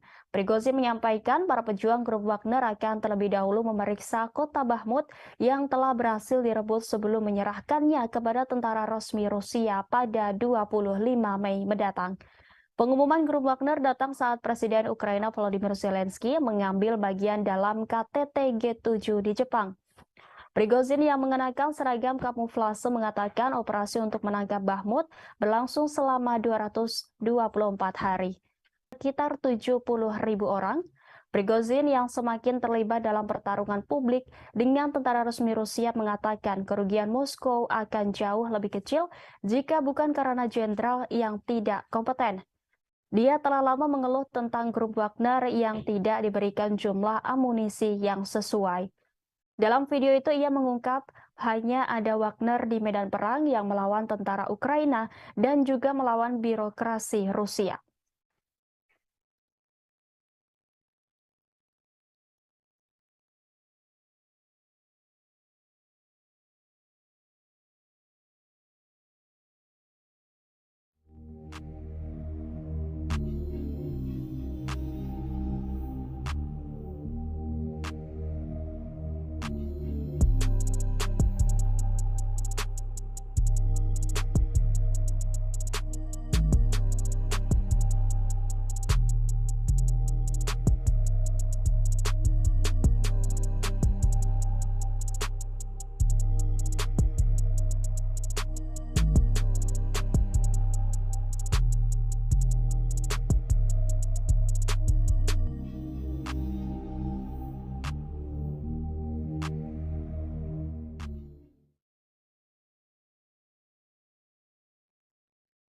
Rusia telah mengeluarkan surat perintah penangkapan untuk Jaksa Pengadilan Kriminal Internasional atau ICC dalam langkah tit for tat setelah pengadilan menyerukan penangkapan Presiden Vladimir Putin atas tuduhan kejahatan perang pada bulan Maret lalu.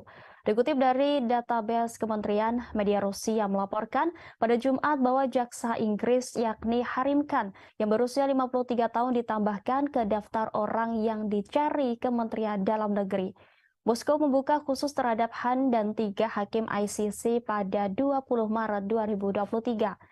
Gambar Han dapat dilihat di database Kementerian Dalam Negeri Rusia pada hari Jumat. Pemberitahuan tersebut menggambarkan dia sebagai pria yang lahir pada tanggal 30 Maret 1970 di Edinburgh, Skotlandia, tetapi tidak menyebutkan pelanggarannya. Komite Investigasi Rusia yang menyelidiki kejahatan besar mengatakan pada bulan Maret bahwa Han sedang diselidiki untuk penuntutan kriminal terhadap seseorang yang diketahui tidak bersalah. Dia juga sedang diselidiki karena diduga mempersiapkan serangan terhadap perwakilan negara asing yang mendapat perlindungan internasional, kata para penyelidik. Sebagaimana diketahui, surat perintah ICC yang dikeluarkan pada 17 Maret memerintahkan penangkapan terhadap Putin dan Ombudsman Rusia untuk hak-hak anak, yakni Maria Lvova-Belova atas tuduhan kejahatan perang terkait penculikan anak-anak Ukraina. Rusia dan Putin menyangkal kejahatan perang apapun selama invasi Ukraina dengan mengatakan bahwa mereka adalah korban agresi dan kebohongan Barat. Kiev mengatakan lebih dari 16.000 anak Ukraina telah dideportasi ke Rusia sejak awal serangan Moskow pada Februari tahun lalu. Dengan banyak yang diduga ditempatkan di institusi dan panti asuhan. Rusia yang bukan anggota ICC telah membantah kredibilitas surat perintah tersebut. Presiden Ukraina Volodymyr Zelensky memuji langkah pengadilan sebagai keputusan bersejarah dari mana tanggung jawab bersejarah akan dimulai. Presiden AS Joe Biden mengatakan surat perintah penangkapan untuk Putin dibenarkan.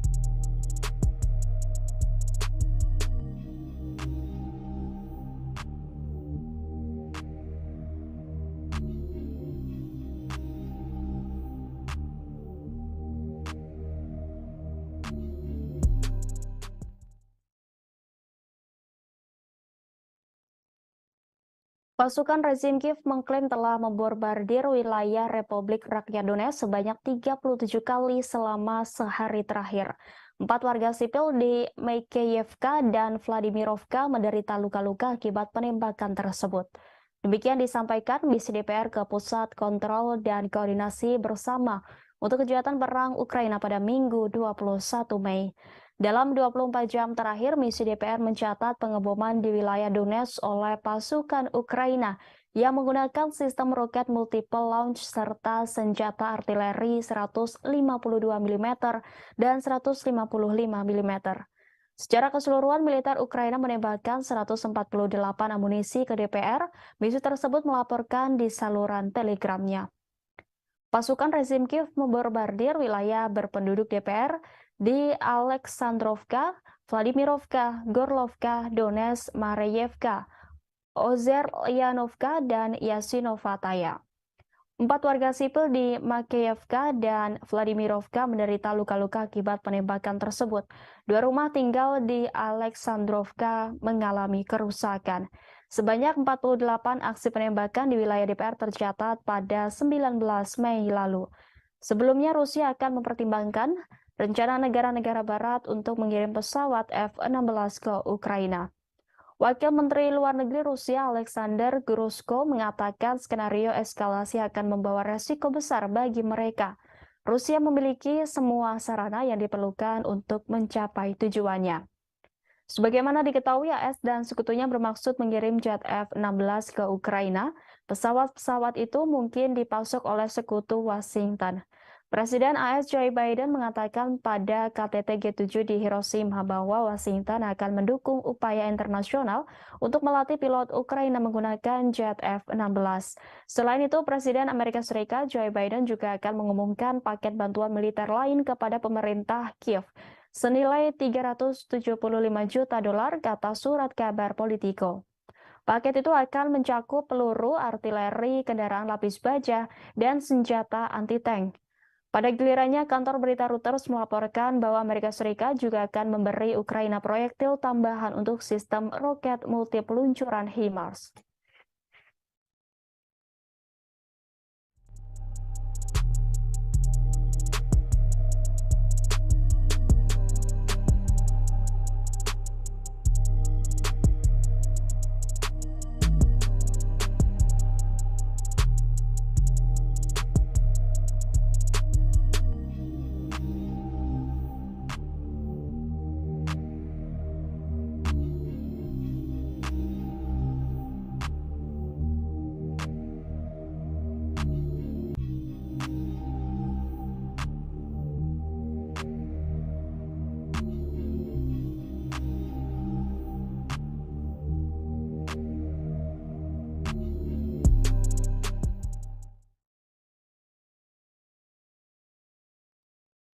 Pemerintah Amerika Serikat mengaku tidak mendukung serangan Ukraina di wilayah yang diakui Washington sebagai Rusia.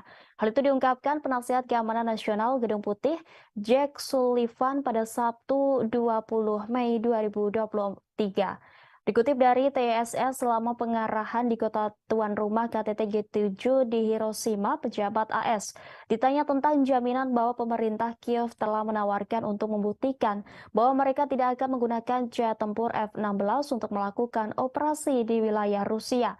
Sementara itu, Presiden AS Joe Biden akan mengumumkan paket bantuan militer lain kepada pemerintah Kiev senilai 375 juta US dollar, sebut laporan surat kabar Politico. Surat kabar itu mengutip para pejabat AS yang mengatakan bahwa pengumuman itu akan dilakukan setelah pertemuan dengan Presiden Ukraina Volodymyr Zelensky akhir pekan ini di sela-sela KTT G7 di Jepang. Paket itu akan mencakup peluru artileri, kendaraan lapis baja, dan tank senjata anti-tank. Menurut laporan itu, AS dan sekutunya telah memasok semua peralatan ini ke Kiev di masa lalu. Pada gilirannya, kantor berita Reuters melaporkan bahwa Amerika Serikat juga akan memberi Ukraina proyektil tambahan untuk sistem roket multi peluncuran HIMARS. Selain itu, AS juga mengizinkan sekutu-sekutunya di barat untuk menyuplai Ukraina dengan jet tempur canggih termasuk F-16 buatan Amerika. Langkah ini akan menjadi dorongan besar untuk Kiev. Penasihat Keamanan Nasional AS Jake Sullivan mengatakan Presiden Joe Biden memberitahu rekan-rekannya di G7 mengenai keputusan tersebut pada konferensi tingkat tinggi G7 di Jepang pada Jumat kemarin. Pasukan AS juga akan melatih pilot-pilot Kiev untuk menggunakan jet tersebut, kata Sullivan.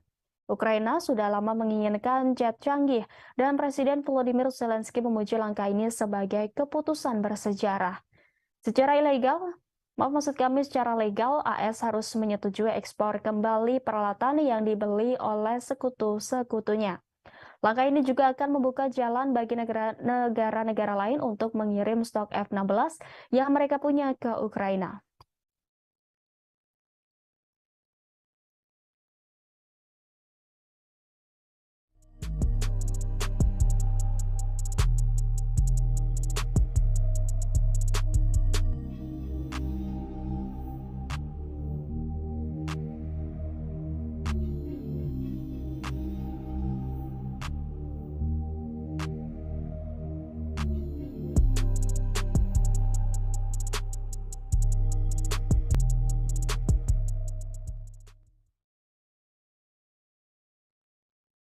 Presiden Ukraina Volodymyr Zelensky menyambut baik keputusan Presiden Amerika Serikat Joe Biden untuk mendukung pelatihan pilot Ukraina pada jet tempur F-16 buatan AS.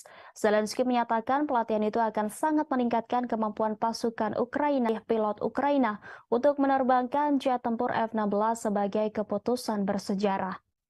Ia mengaku akan membahas detailnya dengan Biden ketika mereka bertemu di KTT G7 di kota Hiroshima, Jepang. Sebelumnya, pelatihan sekutu bersama untuk pilot Ukraina dengan jet tempur F-16 buatan AS, kata pejabat senior AS kepada kantor berita Reuters. Zelensky selama berbulan-bulan menyerukan pasukan jet tempur canggih untuk mendukung pertahanan Ukraina melawan invasi Rusia. Tetapi pemimpin Ukraina itu telah menghadapi penolakan sampai sekarang dari sekutu baratnya yang takut memberi Ukraina senjata ofensif canggih dapat ditanggapi dengan eskalasi oleh Presiden Rusia Vladimir Putin dan penyebaran perang di Eropa. Sekarang karena Ukraina telah meningkatkan pertahanan udaranya dengan sejumlah sistem anti pesawat yang dipasok Barat dan bersiap untuk meluncurkan serangan balasan terhadap pasukan Rusia. Para pejabat yakin jet tempur dapat berguna dalam pertempuran Ukraina dengan Moskow dan penting untuk jangka panjang negara itu. John Psaropoulos dari Al Jazeera melaporkan bahwa para ahli pertahanan udara mengatakan jet tempur F-16 buatan AS akan menawarkan Ukraina keunggulan atas Angkatan Udara Rusia. Tetapi hanya jika dikombinasikan dengan rudal yang kuat dan informasi penargetan yang juga harus disediakan oleh Barat. Sementara Perdana Menteri Inggris Raya yakni Rishi Sunak mengatakan negaranya akan bekerja sama dengan Belanda, Belgia, dan Denmark untuk mendapatkan Ukraina kemampuan tempur udara yang dibutuhkannya.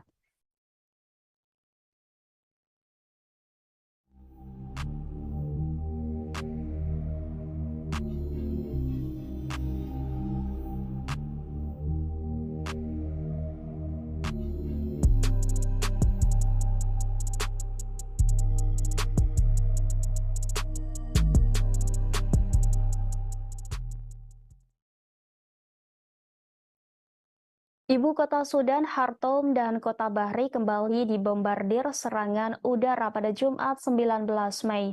Sementara perang antara tentara dan pasukan paramiliter pasukan dukungan cepat atau RSF memasuki minggu kelima. Serangan itu memperdalam krisis kemanusiaan sebagai warga sipil yang terjebak dan telantar akibat perang saudara di negara itu. Serangan udara dilaporkan oleh saksi mata di Omdurman Selatan dan Bahri Utara, dua kota yang terletak di seberang Sungai Nil dari Khartoum, membentuk tiga ibu kota Sudan. Beberapa serangan terjadi di dekat stasiun penyiaran negara di Omdurman, kata para saksi mata. Saksi mata di Khartoum mengatakan situasi relatif tenang meski terdengar suara tembakan sporadis. Dilaporkan pula pertempuran masih pecah di sejumlah wilayah di Sudan.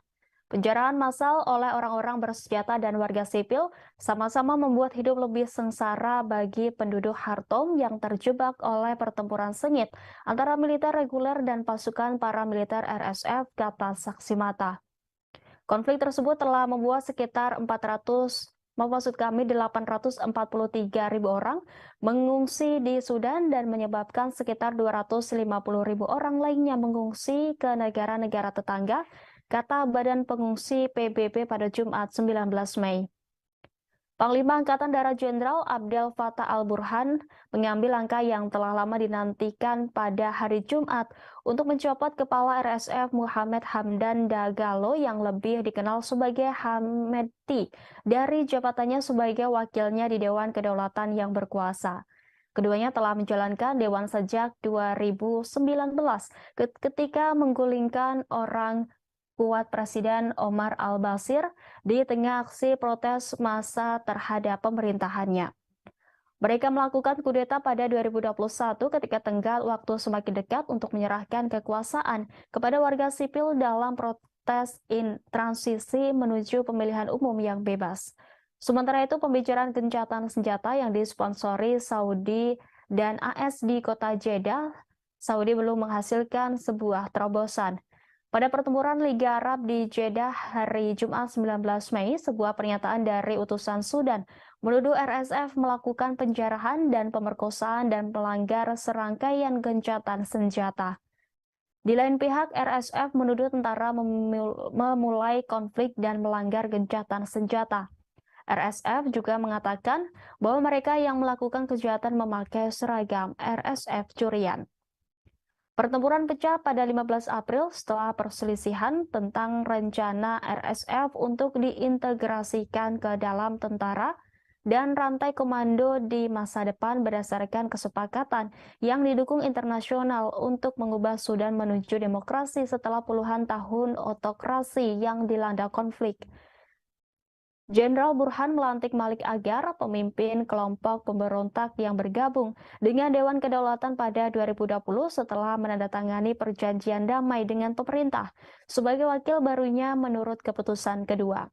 Pada hari yang sama, Burhan mempromosikan perwira militer lainnya yang bertugas di Dewan termasuk mengangkat Jenderal Smas Eldin Kabasi sebagai wakil komandan angkatan bersenjata. Jenderal Yasser Al-Atta dan Ibrahim Jabir masing-masing ditunjuk sebagai asisten komandan.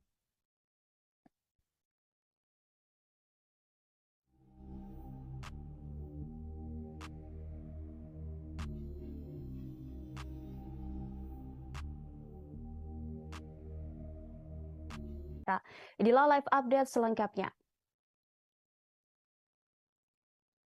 Presiden Ukraina Volodymyr Zelensky menghadiri KTT G7 di Hiroshima, Jepang. Zelensky tiba di Bandara Internasional Hiroshima, Jepang sekira pukul 15:45 waktu Jepang pada Sabtu 20 Mei kemarin. Kehadirannya mendapat pengamanan yang sangat ketat, bahkan bisa dibilang lebih ketat daripada pengawalan untuk Presiden Amerika Serikat Joe Biden. Turun dari pesawat, Zelensky langsung menyalami Seiji Kihara, wakil kepala sekretariat kabinet Jepang, yang juga orang paling dipercaya PM Jepang Fumio Kishida. Kemudian ia menyalami duta besar Ukraina untuk Jepang, yakni Sergei Korsansky, dan langsung menuju mobil khusus anti peluru yang sudah disiapkan untuknya. Mobil yang ditumpangi Zelensky dikawal 8 mobil pasukan khusus dan pasukan motor polisi khusus Jepang sebanyak 4 unit di depan. Di tengah jalan, Zelensky dielulukan masyarakat Jepang yang mengibarkan bendera Ukraina dan Jepang secara bersamaan. Menggunakan jalan tol, Zelensky memasuki tempat utama KTT di bekas daerah Ujina untuk menghadiri KTT G7 Hiroshima. Presiden Zelensky tiba di lokasi KTT G7 Grand Prince Hotel Hiroshima sekitar pukul 16:40 waktu Jepang. Sayangnya ia tidak ikut berfoto bersama rombongan kepala negara lain seperti Presiden Indonesia Joko Widodo di sana. Sementara itu, menurut Brasil, Presiden Zelensky sudah menyiapkan jebakan sebagaimana dilaporkan media Bloomberg. Zelensky mengirim rekannya dari Brasil, Lula da Silva, tawaran untuk bertemu di sela-sela KTT G7, namun belum mendapat tanggapan. Sisi Brasil takut Kiev memaksakan tindakan yang tidak diinginkan. Pejabat mengatakan Brasil tidak memiliki masalah bertemu dengan pemimpin manapun, tapi itu tidak boleh dipaksakan. Zelensky diperkirakan akan muncul secara pribadi di KTT kelompok 7 negara di Jepang akhir pekan ini untuk membuat seruan langsung kepada sekutu untuk meningkatkan dukungan militer bagi Ukraina. Para pemimpin negara demokrasi terkaya di dunia bertemu di KTT G7 untuk membahas ancaman yang ditimbulkan oleh Rusia, Cina, perubahan iklim, dan masalah lainnya. Kunjungan ke Jepang akan menjadi perjalanan internasional profil tinggi untuk Zelensky karena dia berusaha mendapatkan lebih banyak bantuan dari Barat untuk perang Ukraina melawan Rusia. Zelensky baru-baru ini mengunjungi beberapa negara Eropa dan Inggris untuk bertemu dengan Perdana Menteri Rishi Sunak dan dia sering membuat alamat virtual kepada pemerintah yang mendukung Ukraina. Namun Zelensky jarang meninggalkan Ukraina sejak Rusia menginvasi negara itu pada Februari 2022. Perjalanan Zelensky ke G7 akan menjadi pergantian peristiwa yang dramatis yang dimaksudkan untuk menggarisbawahi kebutuhan mendesak Kiev akan persenjataan yang lebih canggih dari Barat saat bersiap meluncurkan serangan balasan besar untuk merebut kembali wilayah yang dikuasai Rusia di timur Ukraina. AS dan sekutunya terus mengirimkan sistem senjata yang lebih canggih ke Ukraina seiring dengan berlanjutnya perang. Tetapi pemerintahan Presiden Amerika Serikat Joe Biden telah menolak untuk mengirim jet tempur F-16 Ukraina dan memenuhi tuntutan lain untuk bantuan militer yang lebih kuat karena khawatir langkah tersebut dapat meningkatkan ketegangan dengan Moskow.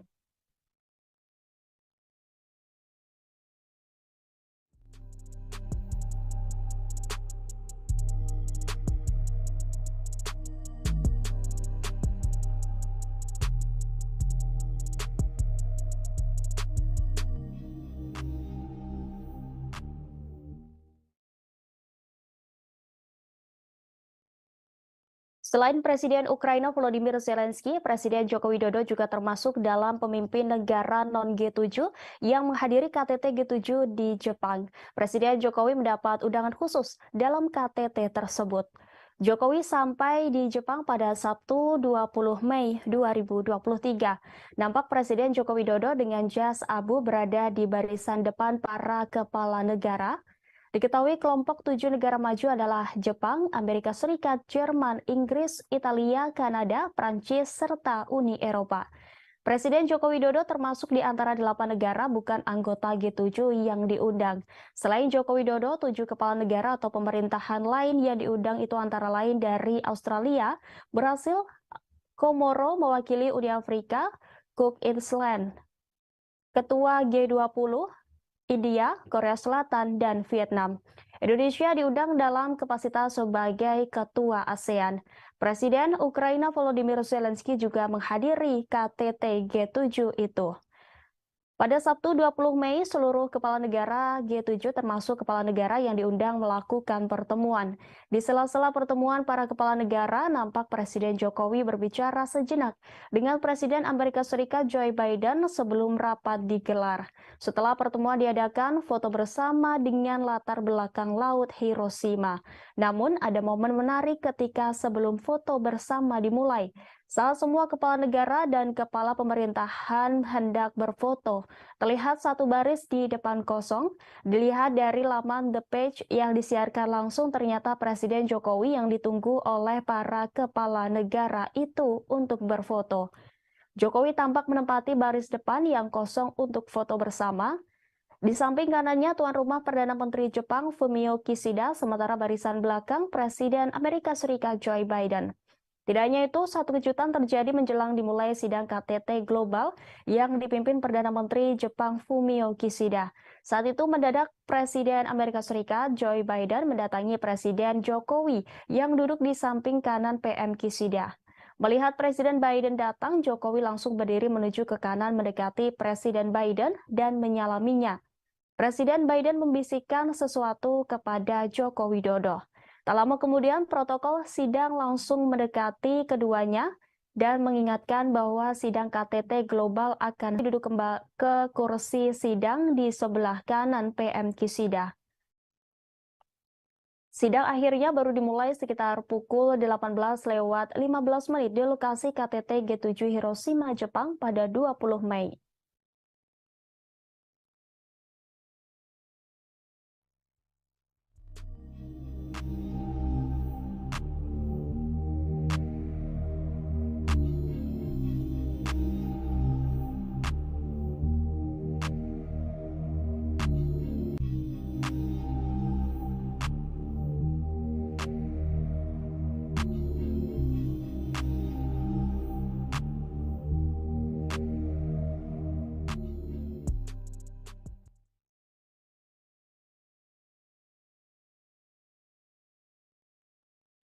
Keputusan yang diadopsi pada KTT G7 di Hiroshima, Jepang disebut mengejar tujuan penahanan Rusia dan Cina. Hal itu diungkapkan oleh Menteri Luar Negeri Rusia yakni Sergei Lavrov pada Majelis ke-31 Dewan Kebijakan Luar Negeri dan Pertahanan pada Sabtu 20 Mei 2023. Dikutip dari TESS Minggu 21 Mei, Lavrov menunjukkan bahwa jalur barat telah benar-benar hidup lebih lama dalam bentuk yang telah dikembangkannya dalam kebijakan luar negeri Rusia baru-baru ini. Sebab Rusia memulai jalur konfrontasi paling dramatis dengan blok agresif yang terdiri dari Amerika Serikat, Eropa, Uni dan Aliansi Atlantik Utara. Tujuannya diumumkan dengan lantang dan terus terang, yaitu untuk mengalahkan Rusia di medan perang dan tanpa berhenti di sini untuk melenyapkan nanti sebagai saingan geopolitik. Ditambahkan Lavrov boleh dikatakan bersama dengan negara lain manapun yang mengklaim tempat independen di dunia, mereka akan ditekan sebagai lawan. Diplomat tinggi itu juga menunjukkan bahwa komunitas ahli negara-negara barat secara terbuka mendiskusikan perintah untuk menyusun skenario yang ditujukan untuk perpecahan Rusia. Dan mereka tidak menyembunyikan bahwa keberadaan Rusia sebagai pusat independen tidak sesuai dengan tujuan Barat. Sebelumnya, negara-negara kelompok 7 atau G7 merilis pernyataan bersama pada hari Sabtu sebelum akhirnya KTT kelompok tersebut di kota Hiroshima, Jepang. G7 menyebut Ukraina dalam beberapa ketentuan pernyataan termasuk yang terkait dengan Cina, tetapi hanya satu paragraf pendek dari dokumen setebal 40 halaman yang didedikasikan langsung untuk krisis Ukraina. Negara-negara G7 mengatakan mereka berkomitmen untuk mengintensifkan dukungan diplomatik, keuangan, kemanusiaan, dan militer mereka untuk Ukraina untuk meningkatkan biaya ke Rusia dan mereka yang mendukung Moskow dalam konflik tersebut. Pada hari Jumat, para pemimpin G7 mengadopsi pernyataan khusus tentang Ukraina menentukan posisi mereka dalam masalah ini termasuk sanksi terhadap Rusia. Para peserta KTT meminta Rusia untuk menghentikan agresi yang sedang berlangsung dan menarik pasukan dan peralatan militernya dari seluruh wilayah Ukraina yang diakui secara internasional. Perdamaian yang adil tidak dapat diwujudkan tanpa penarikan pasukan dan peralatan militer Rusia secara lengkap dan tanpa syarat, dan ini harus disertakan dalam setiap seruan untuk perdamaian. G7 juga berjanji untuk melanjutkan pasokan senjata aktif mereka ke Ukraina jika konflik militer berakhir.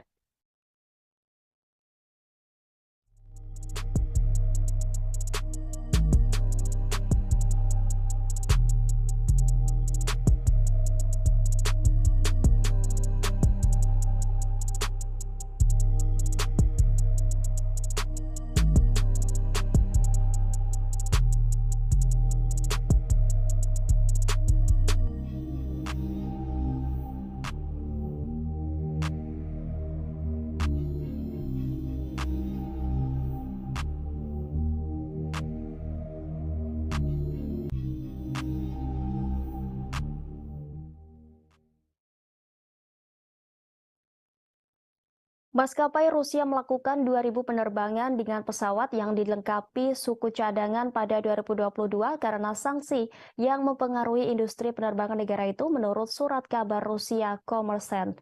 Surat kabar itu mengutip Viktor Basargin, Kepala Pengawas Transportasi Negara Rusia Rostrans-Nadzor, yang melaporkan informasi tentang penerbangan tersebut ke Komite Transportasi Duma Negara pada hari Selasa.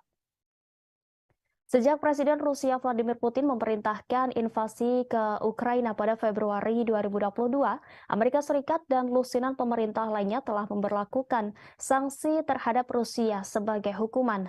Sanksi-sanksi ini berusaha membatasi kemampuan Moskow untuk memperoleh dan membuat senjata, tetapi mereka juga membatasi pengiriman suku cadang yang dibutuhkan untuk industri otomotif dan penerbangan negara itu. Kommersant yang menulis bahwa mereka memiliki audio pertemuan hari Selasa melaporkan bahwa Basargin mengatakan kepada anggota parlemen bahwa meskipun memiliki akses terbatas untuk mendapatkan komponen pesawat baru, penerbangan sipil Federasi Rusia memenuhi tugasnya untuk pengiriman penumpang tanpa gangguan.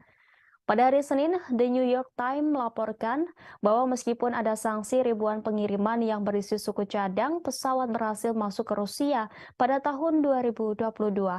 Dengan menggunakan data yang dikumpulkan oleh agregator data perdagangan impor Genius Times menemukan bahwa barang bernilai puluhan juta dolar sebagian dikirim melalui jaringan terlarang ke maskapai penerbangan yang disebutkan dalam sanksi oleh pemerintah AS. Meskipun bagian barat ini masuk ke negara itu, pesawat Rusia tetap terbang dengan pelanggaran yang secara langsung mempengaruhi keselamatan penerbangan. Surat kabar itu menulis bahwa pejabat Roskrnadzor tidak merinci apakah angkanya untuk 2.000 penerbangan yang dilakukan dengan bagian yang kadaluarsa merujuk pada penerbangan komersial atau semua jenis perjalanan udara. Kommersant juga mencatat bahwa perusahaan manajemen lalu lintas udara negara Rusia melayani 1,4 juta penerbangan termasuk rute transit dan internasional pada tahun 2022.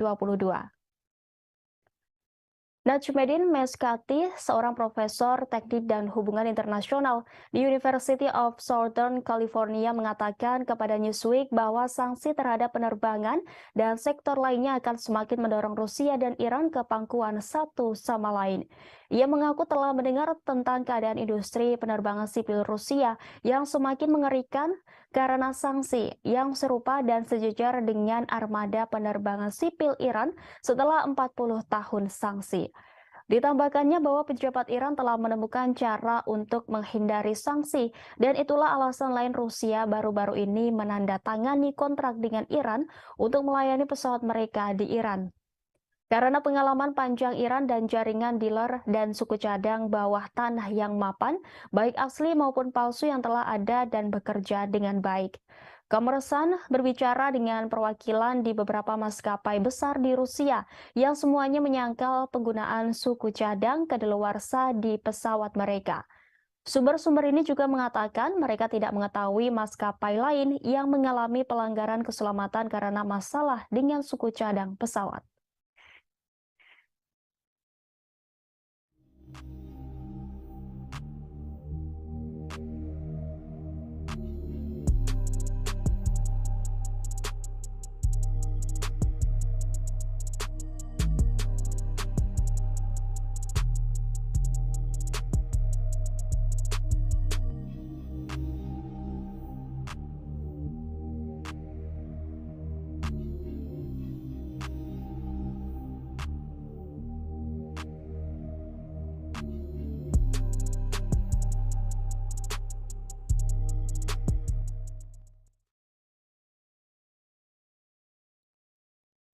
Rusia kembali memperketat sanksi dengan memblokir akses masuk pada 500 pejabat penting di Amerika Serikat.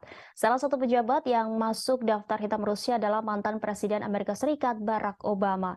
Tanggapan dari tindakan tidak ramah yang dilakukan negara G7 yang baru-baru ini melayangkan sanksi pelarangan impor permata, tembaga, aluminium, dan nikel dari Rusia.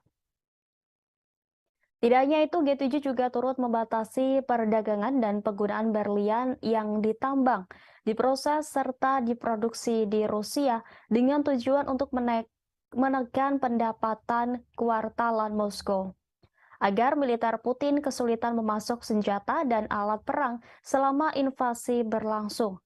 Meski larangan G7 tak memberikan dampak signifikan bagi prospek ekonomi Rusia, namun demi menggertak Barat, Putin akhirnya menyetujui dekret terkait pelarangan 500 orang AS menginjakan kakinya di Rusia. Tidak hanya Barack Obama dalam sanksi tersebut, Rusia juga turut memblokir akses masuk mantan Duta Besar AS John Huntsman, sejumlah senator dan Kepala Staf Angkatan Udara Jenderal Charles Hugh Brown Jr., serta beberapa pembawa acara TV AS termasuk Jimmy Kimmel, Stephen Colbert, dan Seth Meyers. Sanksi seperti ini bukan kali pertama yang dilayangkan oleh Rusia. Selama setahun terakhir, negara beruang merah ini diketahui telah berulang kali memperketat sanksi terhadap sejumlah negara barat.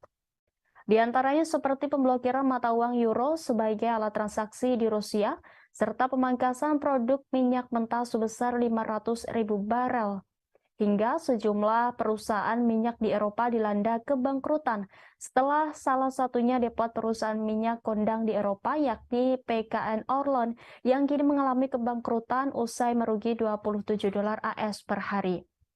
Ancaman ini bahkan membuat anggaran belanja energi di UE membengkak mencapai hampir 800 miliar euro hanya untuk melindungi rumah tangga dan perusahaannya dari ancaman krisis energi.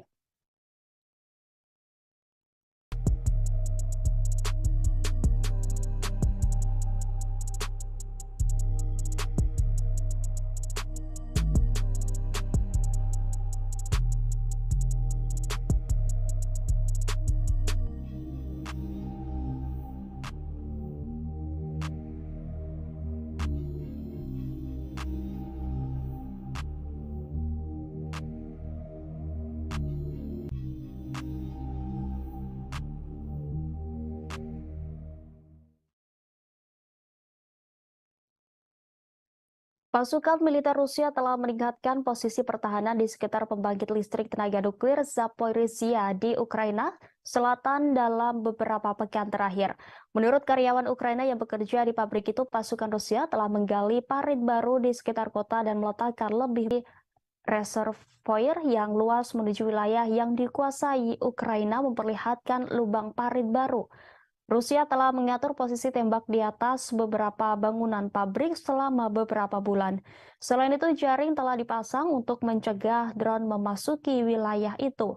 Langkah-langkah yang dijelaskan oleh 2 orang Ukraina yang bekerja di pembangkit listrik dan 2 penduduk lainnya di kota Enerhodar menggarisbawahi resiko perang terhadap keamanan fasilitas itu seperti diberitakan Reuters pada Jumat 19 Mei 2023. Berita itu muncul menjelang serangan balasan yang diharapkan di wilayah itu. Sebelumnya, Reuters mengabarkan pada 27 April 2023 lalu, Rusia membangun benteng yang membentang dari Rusia Barat ke Crimea dan parit yang sangat luas. Gambar satelit dari ribuan posisi pertahanan baru yang ditinjau oleh Reuters menunjukkan Rusia telah menggali titik-titik strategis utama. Menteri Pertahanan Rusia Sergei Shoigu mengunjungi pos komando depan di wilayah Zaporizhia yang diduduki Ukraina untuk pemeriksaan pasukan pada Jumat 19 Mei. Kementerian Pertahanan Rusia memposting video kunjungan itu di media sosial. Kementerian mencatat Shoigu juga mendengarkan laporan dari Komandan Kelompok Vostok dan petugas markas. Pada Jumat 19 Mei, Perdana Menteri Rusia Mikhail Mishustin mengatakan pembangunan beberapa ribu benteng pertahanan di sepanjang perbatasan Rusia dengan Ukraina dan di wilayah yang diduduki oleh Rusia telah selesai. Selain Zaporizhia, langkah-langkah keamanan juga diperketat di jalur kereta api Crimea.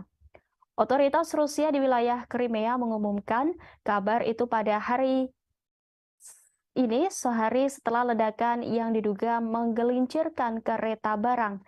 Menteri Perhubungan Nikolai Lukashenko mengatakan bahwa langkah-langkah telah diperkuat dan sekarang berdasarkan hasil penyelidikan langkah-langkah tambahan akan diambil untuk memastikan keamanan maksimum semua bagian jalur kereta api di Republik Crimea.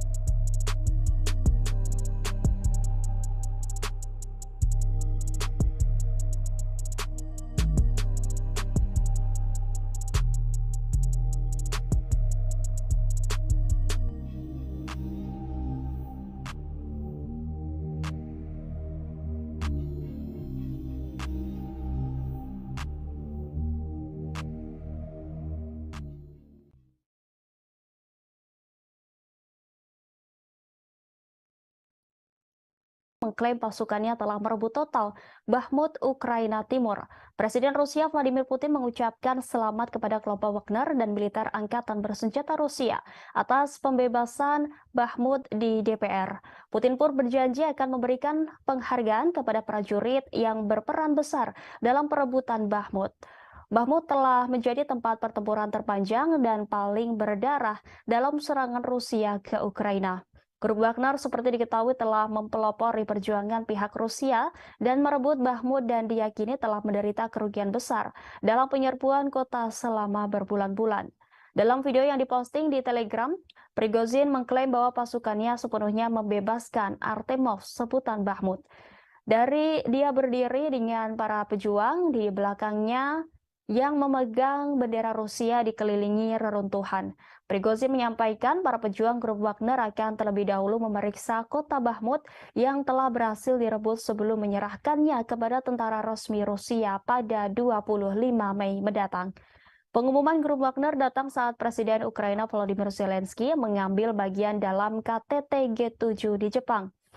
Prigozhin yang mengenakan seragam kamuflase mengatakan operasi untuk menangkap Bakhmut berlangsung selama 224 hari. Pertempuran tersebut telah meratakan pusat penambangan garam yang pernah berpenduduk sekitar 70.000 orang. Prigozhin yang semakin terlibat dalam pertarungan publik dengan tentara resmi Rusia mengatakan kerugian Moskow akan jauh lebih kecil jika bukan karena jenderal yang tidak kompeten. Dia telah lama mengeluh tentang grup Wagner yang tidak diberikan jumlah amunisi yang sesuai. Dalam video itu ia mengungkap hanya ada Wagner di medan perang yang melawan tentara Ukraina dan juga melawan birokrasi Rusia.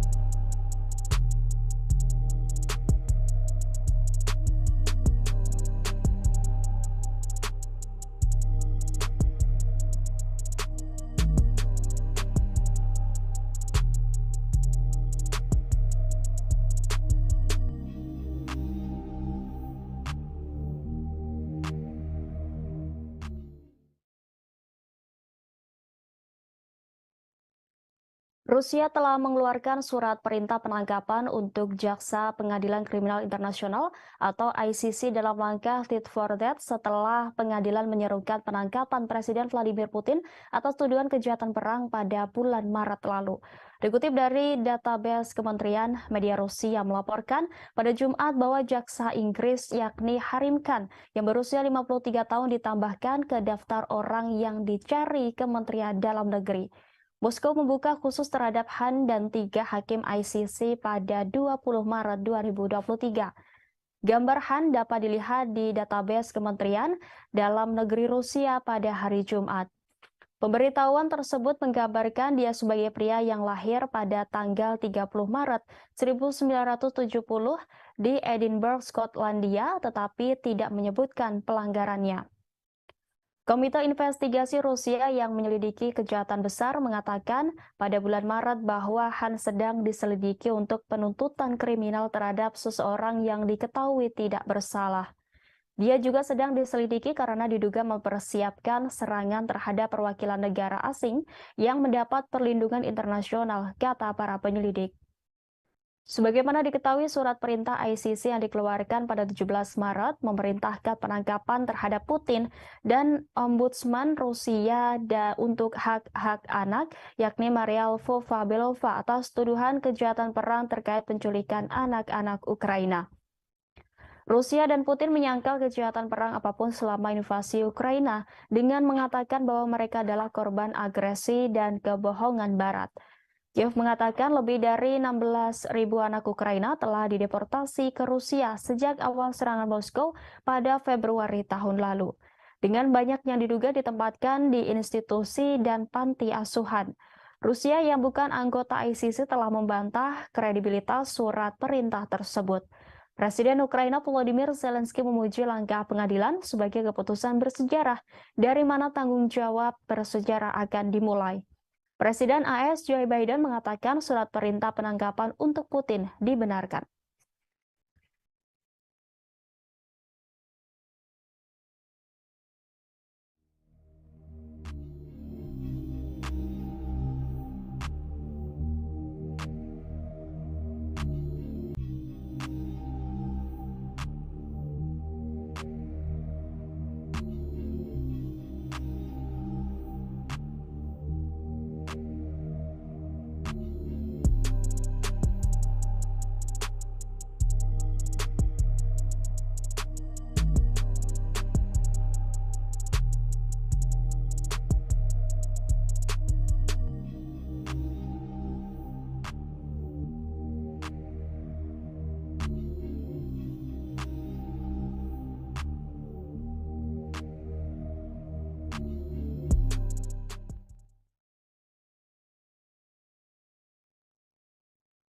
Pasukan rezim Kiev mengklaim telah membombardir wilayah Republik Rakyat Donetsk sebanyak 37 kali selama sehari terakhir. 4 warga sipil di Makeyevka dan Vladimirovka menderita luka-luka akibat penembakan tersebut. Demikian disampaikan misi DPR ke Pusat Kontrol dan Koordinasi Bersama untuk Kejahatan Perang Ukraina pada Minggu 21 Mei. Dalam 24 jam terakhir, misi DPR mencatat pengeboman di wilayah Donetsk oleh pasukan Ukraina yang menggunakan sistem roket multiple launch serta senjata artileri 152 mm dan 155 mm.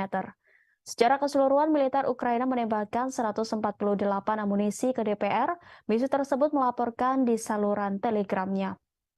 Pasukan rezim Kiev membombardir wilayah berpenduduk DPR di Aleksandrovka, Vladimirovka, Gorlovka, Donetsk, Mareyevka, Ozeryanovka, dan Yasinovataya. 4 warga sipil di Makeyevka dan Vladimirovka menderita luka-luka akibat penembakan tersebut. 2 rumah tinggal di Aleksandrovka mengalami kerusakan.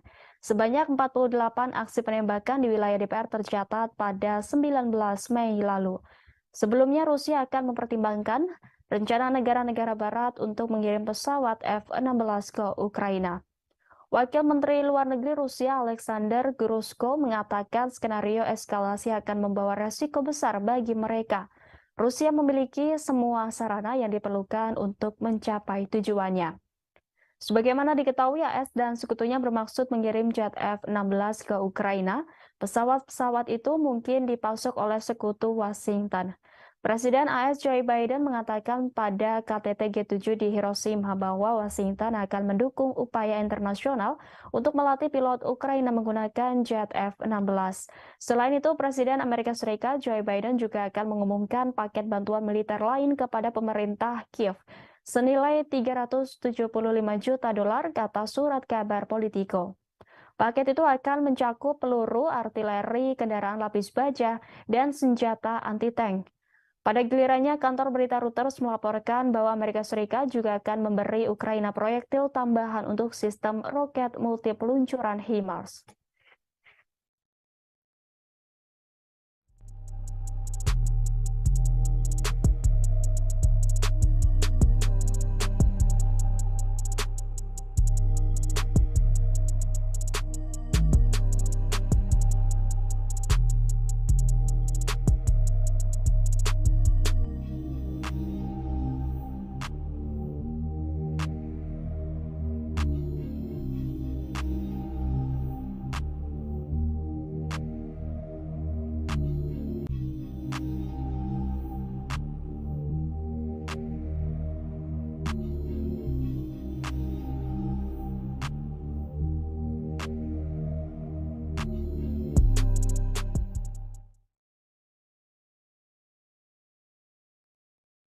Pemerintah Amerika Serikat mengaku tidak mendukung serangan Ukraina di wilayah yang diakui Washington sebagai Rusia.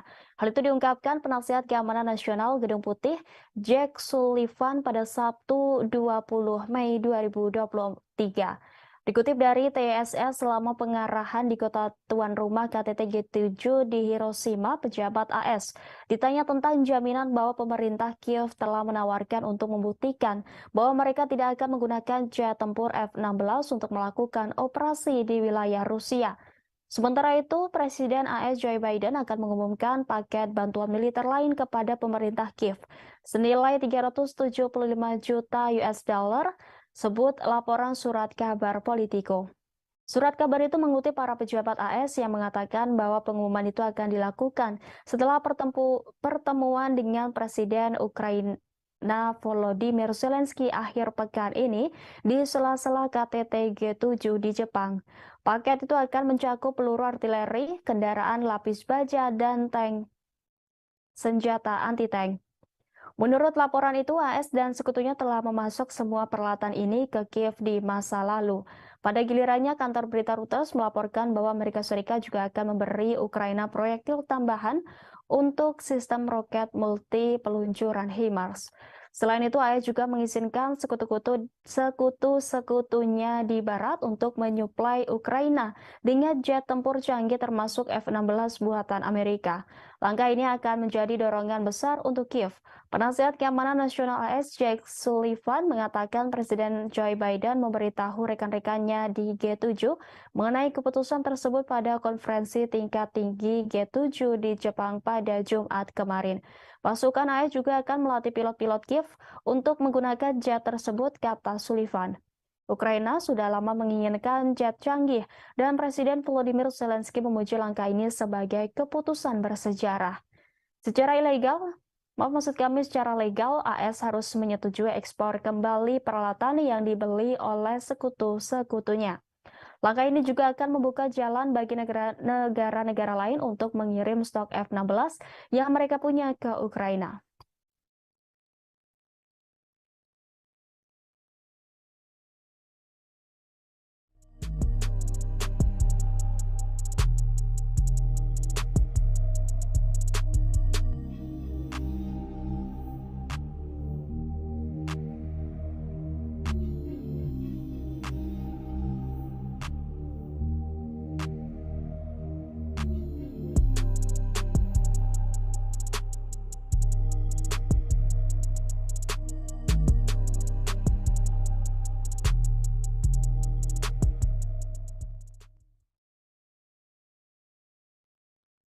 Presiden Ukraina Volodymyr Zelensky menyambut baik keputusan Presiden Amerika Serikat Joe Biden untuk mendukung pelatihan pilot Ukraina pada jet tempur F-16 buatan AS. Zelensky menyatakan pelatihan itu akan sangat meningkatkan kemampuan pasukan Ukraina di udara. Dikutip Al Jazeera, Zelensky menggambarkan rencana untuk melatih pilot Ukraina untuk menerbangkan jet tempur F-16 sebagai keputusan bersejarah. Ia mengaku akan membahas detailnya dengan Biden ketika mereka bertemu di KTT G7 di kota Hiroshima, Jepang. Sebelumnya, Biden mengatakan kepada para pemimpin G7 pada hari Jumat bahwa Washington mendukung program pelatihan sekutu bersama untuk pilot Ukraina dengan jet tempur F-16 buatan AS, kata pejabat senior AS kepada kantor berita Reuters. Zelensky selama berbulan-bulan menyerukan pasukan jet tempur canggih untuk mendukung pertahanan Ukraina melawan invasi Rusia. Tetapi pemimpin Ukraina itu telah menghadapi penolakan sampai sekarang dari sekutu baratnya yang takut memberi Ukraina senjata ofensif canggih dapat ditanggapi dengan eskalasi oleh Presiden Rusia Vladimir Putin dan penyebaran perang di Eropa. Sekarang karena Ukraina telah meningkatkan pertahanan udaranya dengan sejumlah sistem anti pesawat yang dipasok Barat dan bersiap untuk meluncurkan serangan balasan terhadap pasukan Rusia. Para pejabat yakin jet tempur dapat berguna dalam pertempuran Ukraina dengan Moskow dan penting untuk jangka panjang negara itu. John Psaropoulos dari Al Jazeera melaporkan bahwa para ahli pertahanan udara mengatakan jet tempur F-16 buatan AS akan menawarkan Ukraina keunggulan atas Angkatan Udara Rusia. Tetapi hanya jika dikombinasikan dengan rudal yang kuat dan informasi penargetan yang juga harus disediakan oleh Barat. Sementara Perdana Menteri Inggris Raya yakni Rishi Sunak mengatakan negaranya akan bekerja sama dengan Belanda, Belgia, dan Denmark untuk mendapatkan Ukraina kemampuan tempur udara yang dibutuhkannya.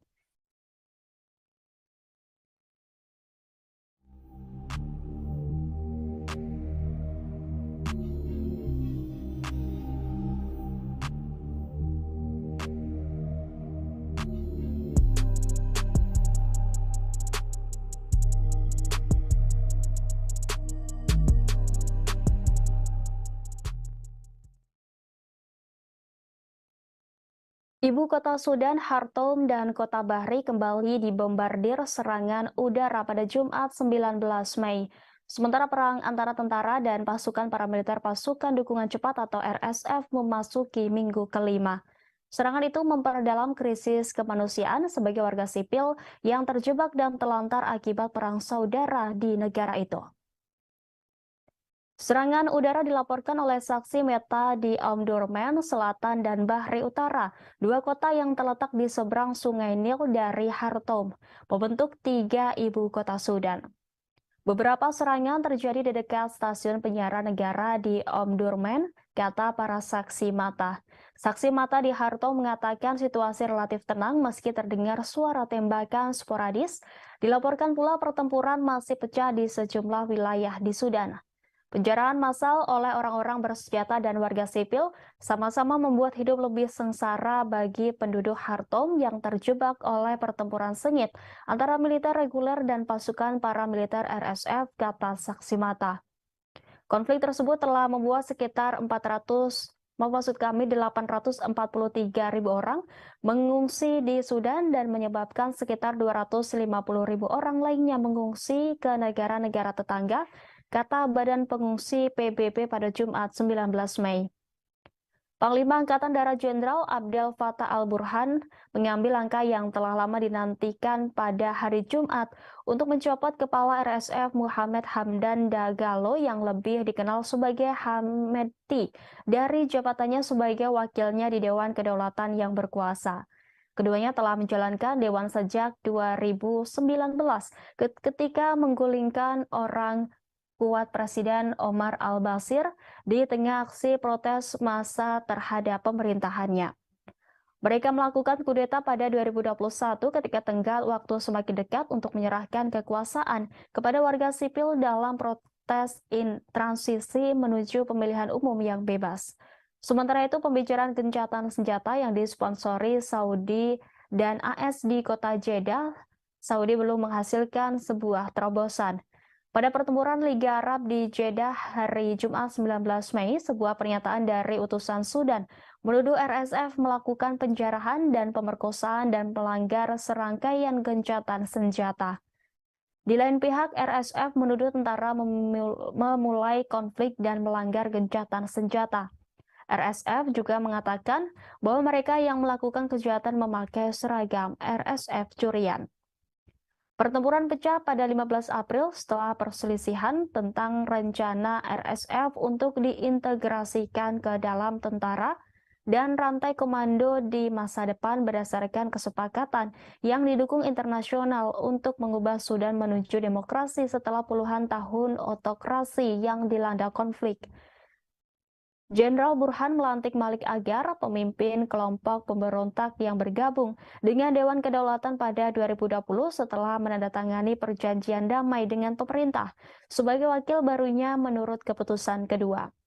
Pada hari yang sama, Burhan mempromosikan perwira militer lainnya yang bertugas di Dewan termasuk mengangkat Jenderal Smas Eldin Kabasi sebagai wakil komandan angkatan bersenjata. Jenderal Yasser Al-Atta dan Ibrahim Jabir masing-masing ditunjuk sebagai asisten komandan.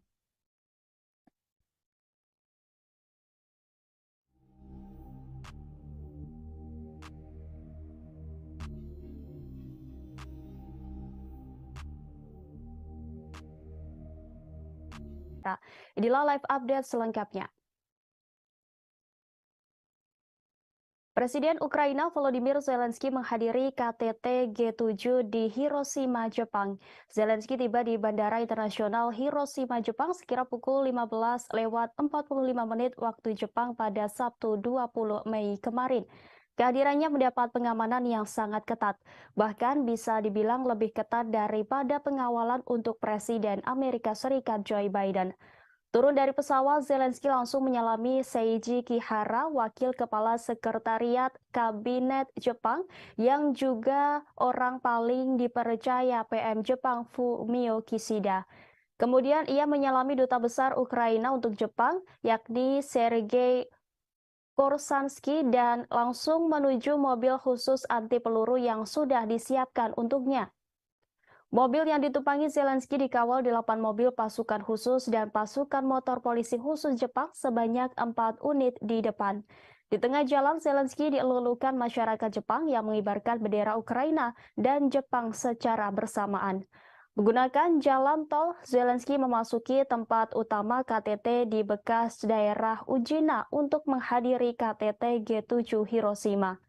Presiden Zelensky tiba di lokasi KTT G7 Grand Prince Hotel Hiroshima sekitar pukul 16:40 waktu Jepang.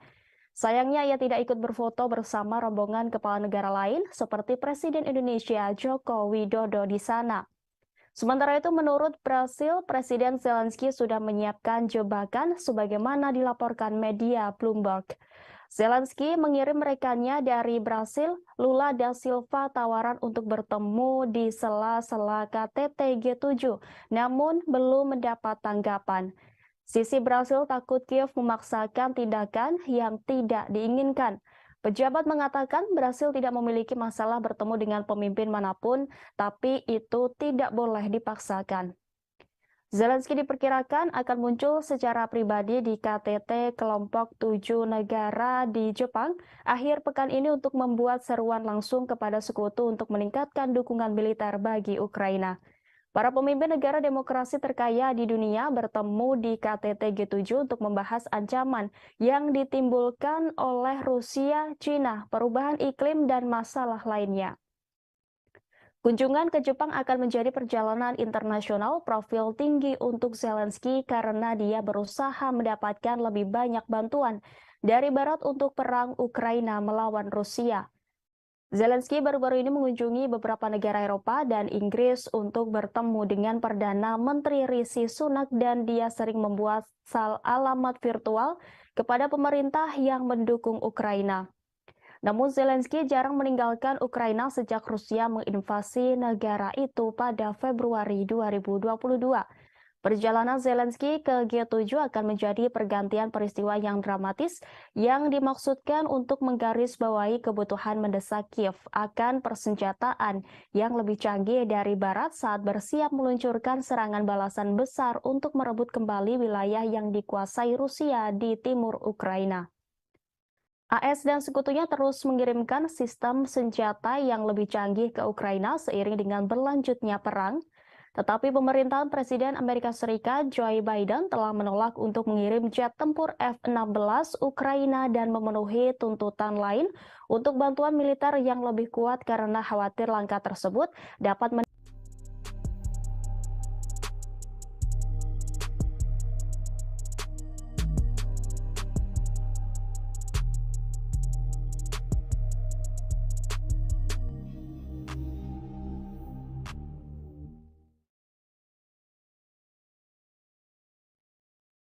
Selain Presiden Ukraina Volodymyr Zelensky, Presiden Joko Widodo juga termasuk dalam pemimpin negara non-G7 yang menghadiri KTT G7 di Jepang. Presiden Jokowi mendapat undangan khusus dalam KTT tersebut. Jokowi sampai di Jepang pada Sabtu 20 Mei 2023. Nampak Presiden Joko Widodo dengan jas abu berada di barisan depan para kepala negara. Diketahui kelompok 7 negara maju adalah Jepang, Amerika Serikat, Jerman, Inggris, Italia, Kanada, Prancis, serta Uni Eropa. Presiden Joko Widodo termasuk di antara 8 negara bukan anggota G7 yang diundang. Selain Joko Widodo, 7 kepala negara atau pemerintahan lain yang diundang itu antara lain dari Australia, Brasil, Komoro mewakili Uni Afrika, Cook Island, Ketua G20, India, Korea Selatan, dan Vietnam. Indonesia diundang dalam kapasitas sebagai ketua ASEAN. Presiden Ukraina Volodymyr Zelensky juga menghadiri KTT G7 itu. Pada Sabtu 20 Mei, seluruh kepala negara G7 termasuk kepala negara yang diundang melakukan pertemuan. Di sela-sela pertemuan para kepala negara, nampak Presiden Jokowi berbicara sejenak dengan Presiden Amerika Serikat Joe Biden sebelum rapat digelar. Setelah pertemuan diadakan, foto bersama dengan latar belakang Laut Hiroshima. Namun, ada momen menarik ketika sebelum foto bersama dimulai. Saat semua kepala negara dan kepala pemerintahan hendak berfoto, terlihat satu baris di depan kosong. Dilihat dari laman The Page yang disiarkan langsung, ternyata Presiden Jokowi yang ditunggu oleh para kepala negara itu untuk berfoto. Jokowi tampak menempati baris depan yang kosong untuk foto bersama. Di samping kanannya tuan rumah Perdana Menteri Jepang Fumio Kishida, sementara barisan belakang Presiden Amerika Serikat Joe Biden. Tidak hanya itu, satu kejutan terjadi menjelang dimulai sidang KTT Global yang dipimpin Perdana Menteri Jepang Fumio Kishida. Saat itu mendadak Presiden Amerika Serikat Joe Biden mendatangi Presiden Jokowi yang duduk di samping kanan PM Kishida. Melihat Presiden Biden datang, Jokowi langsung berdiri menuju ke kanan mendekati Presiden Biden dan menyalaminya. Presiden Biden membisikkan sesuatu kepada Joko Widodo. Tak lama kemudian, protokol sidang langsung mendekati keduanya dan mengingatkan bahwa sidang KTT Global akan segera dimulai. Kejadian mengejutkan itu sekitar 1 menit dan Jokowi kembali duduk ke kursi sidang di sebelah kanan PM Kishida. Sidang akhirnya baru dimulai sekitar pukul 18:15 di lokasi KTT G7 Hiroshima, Jepang pada 20 Mei.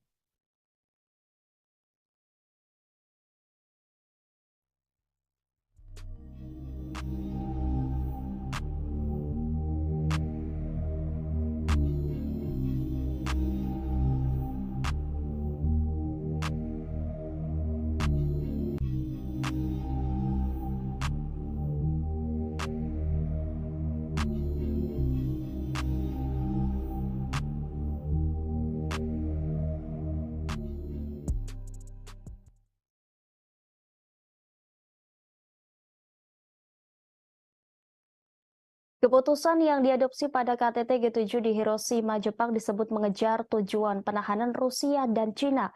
Hal itu diungkapkan oleh Menteri Luar Negeri Rusia yakni Sergei Lavrov pada Majelis ke-31 Dewan Kebijakan Luar Negeri dan Pertahanan pada Sabtu 20 Mei 2023. Dikutip dari TESS Minggu 21 Mei, Lavrov menunjukkan bahwa jalur barat telah benar-benar hidup lebih lama dalam bentuk yang telah dikembangkannya dalam kebijakan luar negeri Rusia baru-baru ini. Sebab Rusia memulai jalur konfrontasi paling dramatis dengan blok agresif yang terdiri dari Amerika Serikat, Eropa, Uni dan Aliansi Atlantik Utara. Tujuannya diumumkan dengan lantang dan terus terang, yaitu untuk mengalahkan Rusia di medan perang dan tanpa berhenti di sini untuk melenyapkan nanti sebagai saingan geopolitik. Ditambahkan Lavrov boleh dikatakan bersama dengan negara lain manapun yang mengklaim tempat independen di dunia, mereka akan ditekan mereka ke Ukraina jika konflik militer berakhir.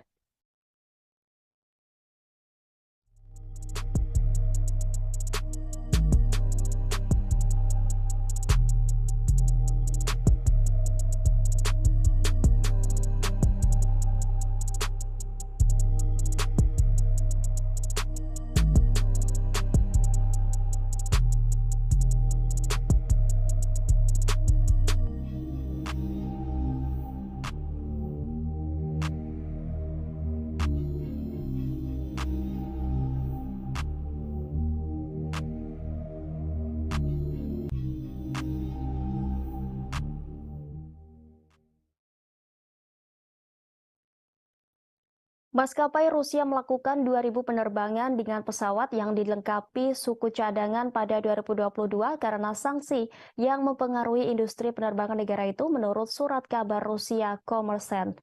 Surat kabar itu mengutip Viktor Basargin, Kepala Pengawas Transportasi Negara Rusia, Roskrnadzor, yang melaporkan informasi tentang penerbangan tersebut ke Komite Transportasi Duma Negara pada hari Selasa.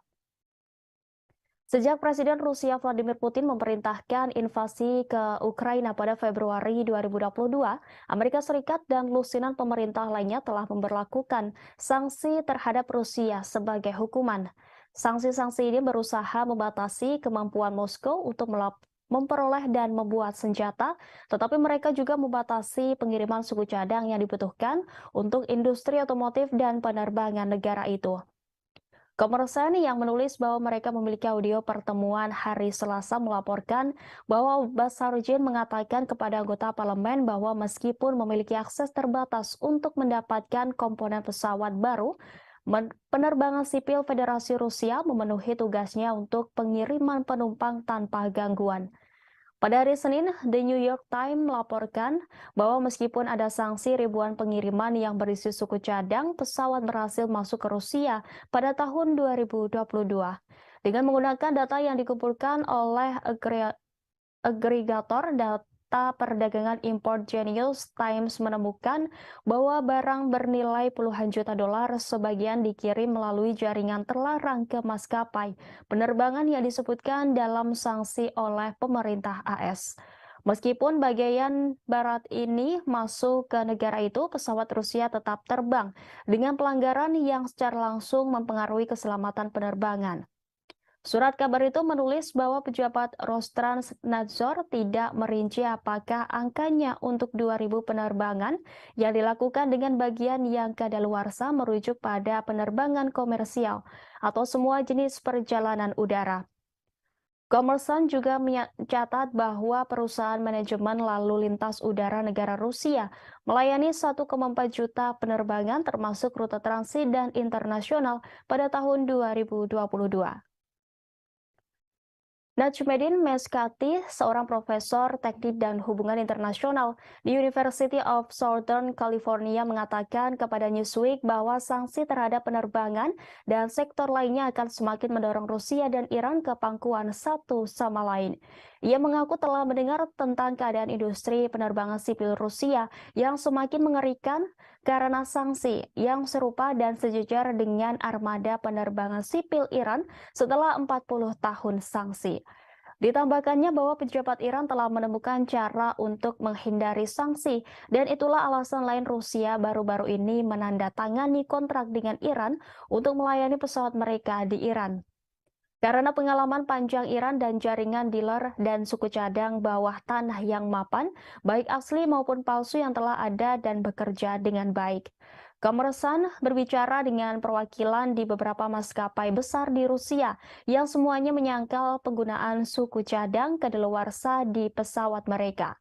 Sumber-sumber ini juga mengatakan mereka tidak mengetahui maskapai lain yang mengalami pelanggaran keselamatan karena masalah dengan suku cadang pesawat.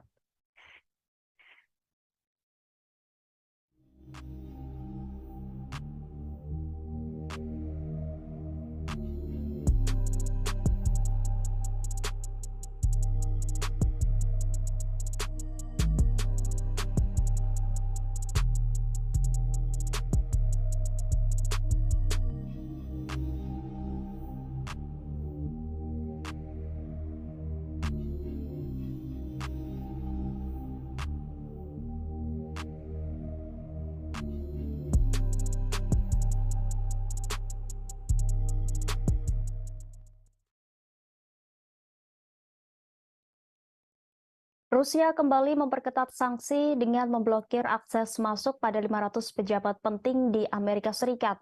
Salah satu pejabat yang masuk daftar hitam Rusia adalah mantan Presiden Amerika Serikat Barack Obama. Pengumuman tersebut dirilis Kementerian Luar Negeri Rusia atas perintah dari Presiden Vladimir Putin sebagai tanggapan dari tindakan tidak ramah yang dilakukan negara G7 yang baru-baru ini melayangkan sanksi pelarangan impor permata, tembaga, aluminium dan nikel dari Rusia. Tidak hanya itu, G7 juga turut membatasi perdagangan dan penggunaan berlian yang ditambang, diproses serta diproduksi di Rusia dengan tujuan untuk menekan pendapatan kuartalan Moskow agar militer Putin kesulitan memasok senjata dan alat perang selama invasi berlangsung. Meski larangan G7 tak memberikan dampak signifikan bagi prospek ekonomi Rusia, namun demi menggertak Barat, Putin akhirnya menyetujui dekret terkait pelarangan 500 orang AS menginjakan kakinya di Rusia. Tidak hanya Barack Obama dalam sanksi tersebut, Rusia juga turut memblokir akses masuk mantan Duta Besar AS John Huntsman, sejumlah senator dan kepala staf Angkatan Udara Jenderal Charles Hugh Brown Jr., serta beberapa pembawa acara TV AS termasuk Jimmy Kimmel, Stephen Colbert, dan Seth Meyers. Sanksi seperti ini bukan kali pertama yang dilayangkan oleh Rusia. Selama setahun terakhir, negara beruang merah ini diketahui telah berulang kali memperketat sanksi terhadap sejumlah negara barat. Di antaranya seperti pemblokiran mata uang euro sebagai alat transaksi di Rusia, serta pemangkasan produk minyak mentah sebesar 500.000 barel. Hingga sejumlah perusahaan minyak di Eropa dilanda kebangkrutan setelah salah satunya depot perusahaan minyak kondang di Eropa yakni PKN Orlen yang kini mengalami kebangkrutan usai merugi $27 AS per hari. Ancaman ini bahkan membuat anggaran belanja energi di UE membengkak mencapai hampir 800 miliar euro hanya untuk melindungi rumah tangga dan perusahaannya dari ancaman krisis energi.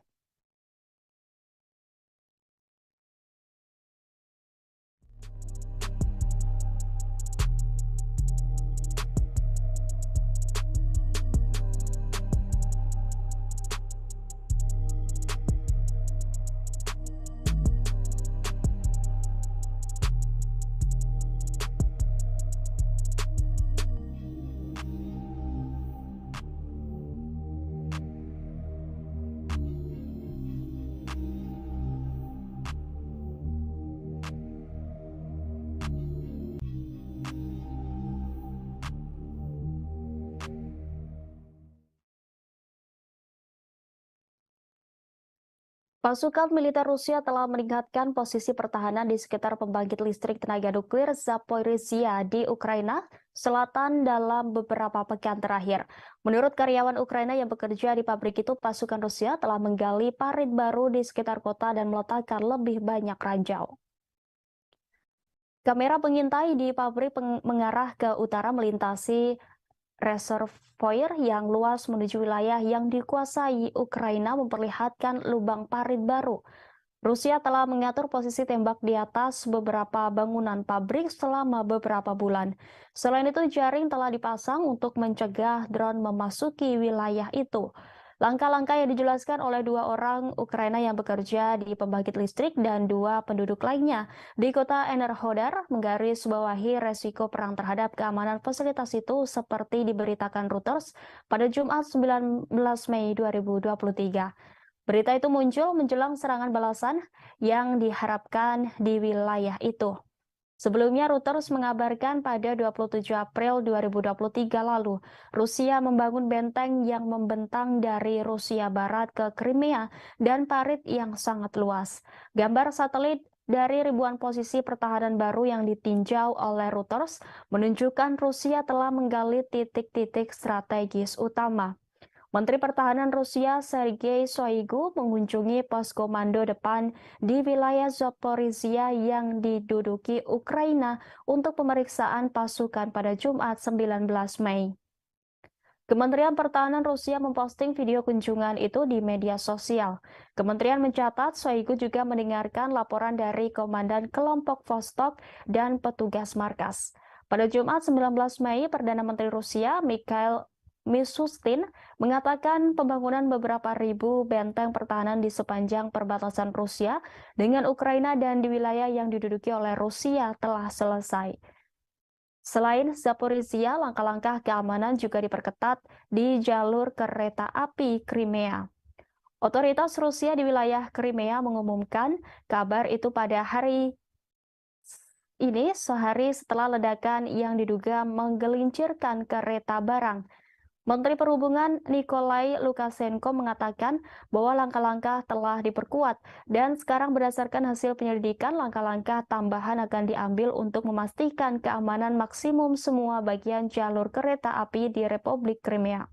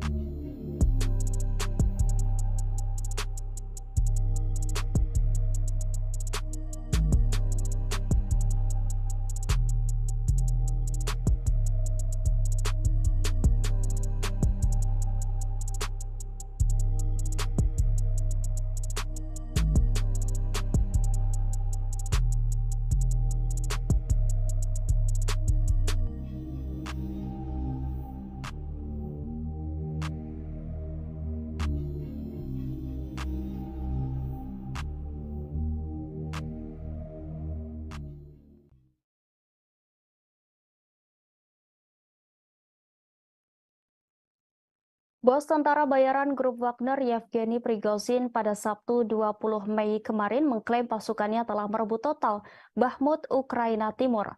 Presiden Rusia Vladimir Putin mengucapkan selamat kepada kelompok Wagner dan militer angkatan bersenjata Rusia atas pembebasan Bakhmut di DPR. Putin pun berjanji akan memberikan penghargaan kepada prajurit yang berperan besar dalam perebutan Bakhmut.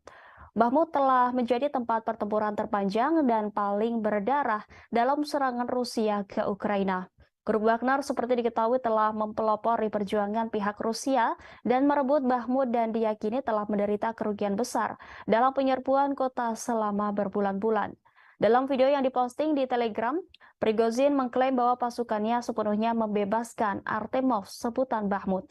Dia berdiri dengan para pejuang di belakangnya yang memegang bendera Rusia dikelilingi reruntuhan.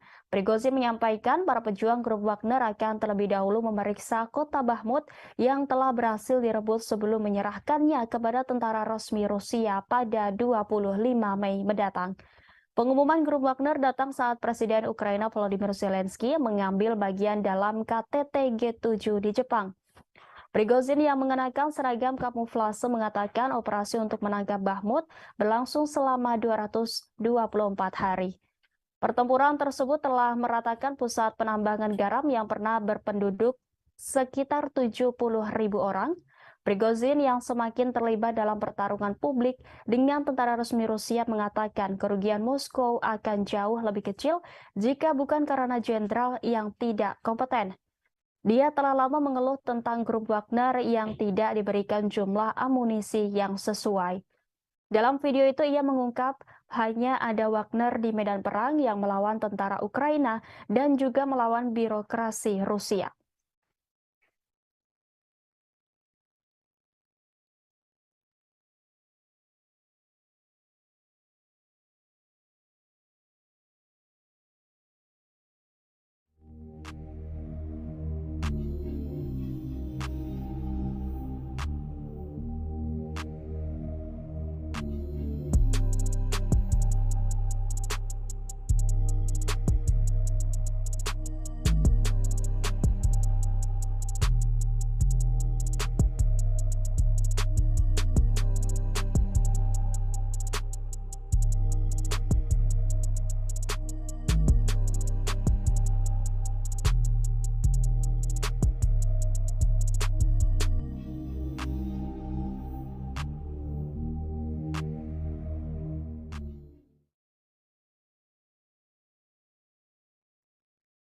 Rusia telah mengeluarkan surat perintah penangkapan untuk Jaksa Pengadilan Kriminal Internasional atau ICC dalam langkah tit for tat setelah pengadilan menyerukan penangkapan Presiden Vladimir Putin atas tuduhan kejahatan perang pada bulan Maret lalu.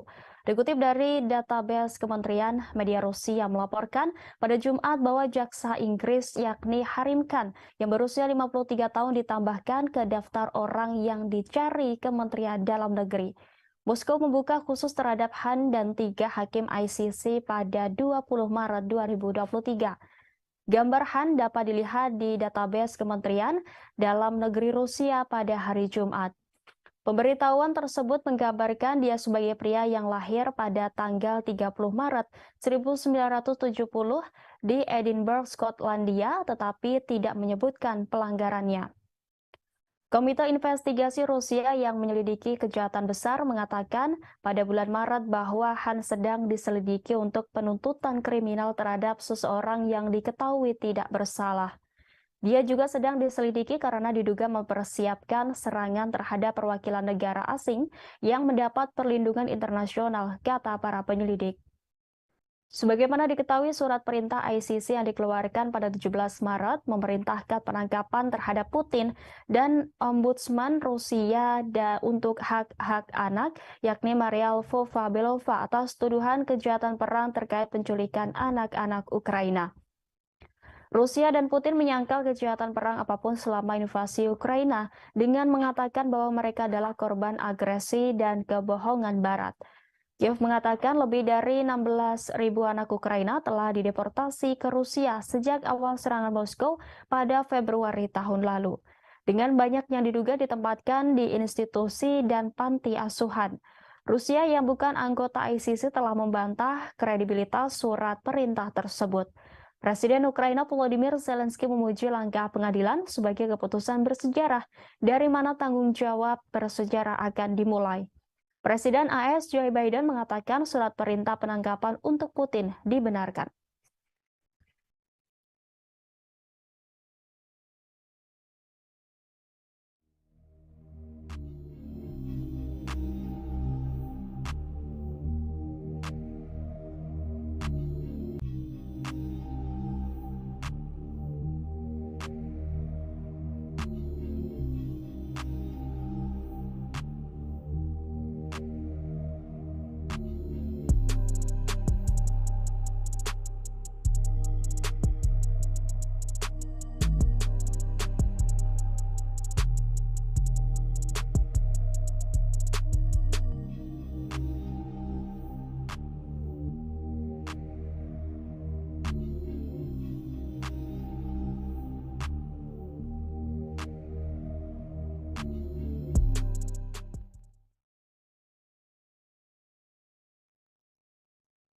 Pasukan rezim Kiev mengklaim telah membombardir wilayah Republik Rakyat Donetsk sebanyak 37 kali selama sehari terakhir.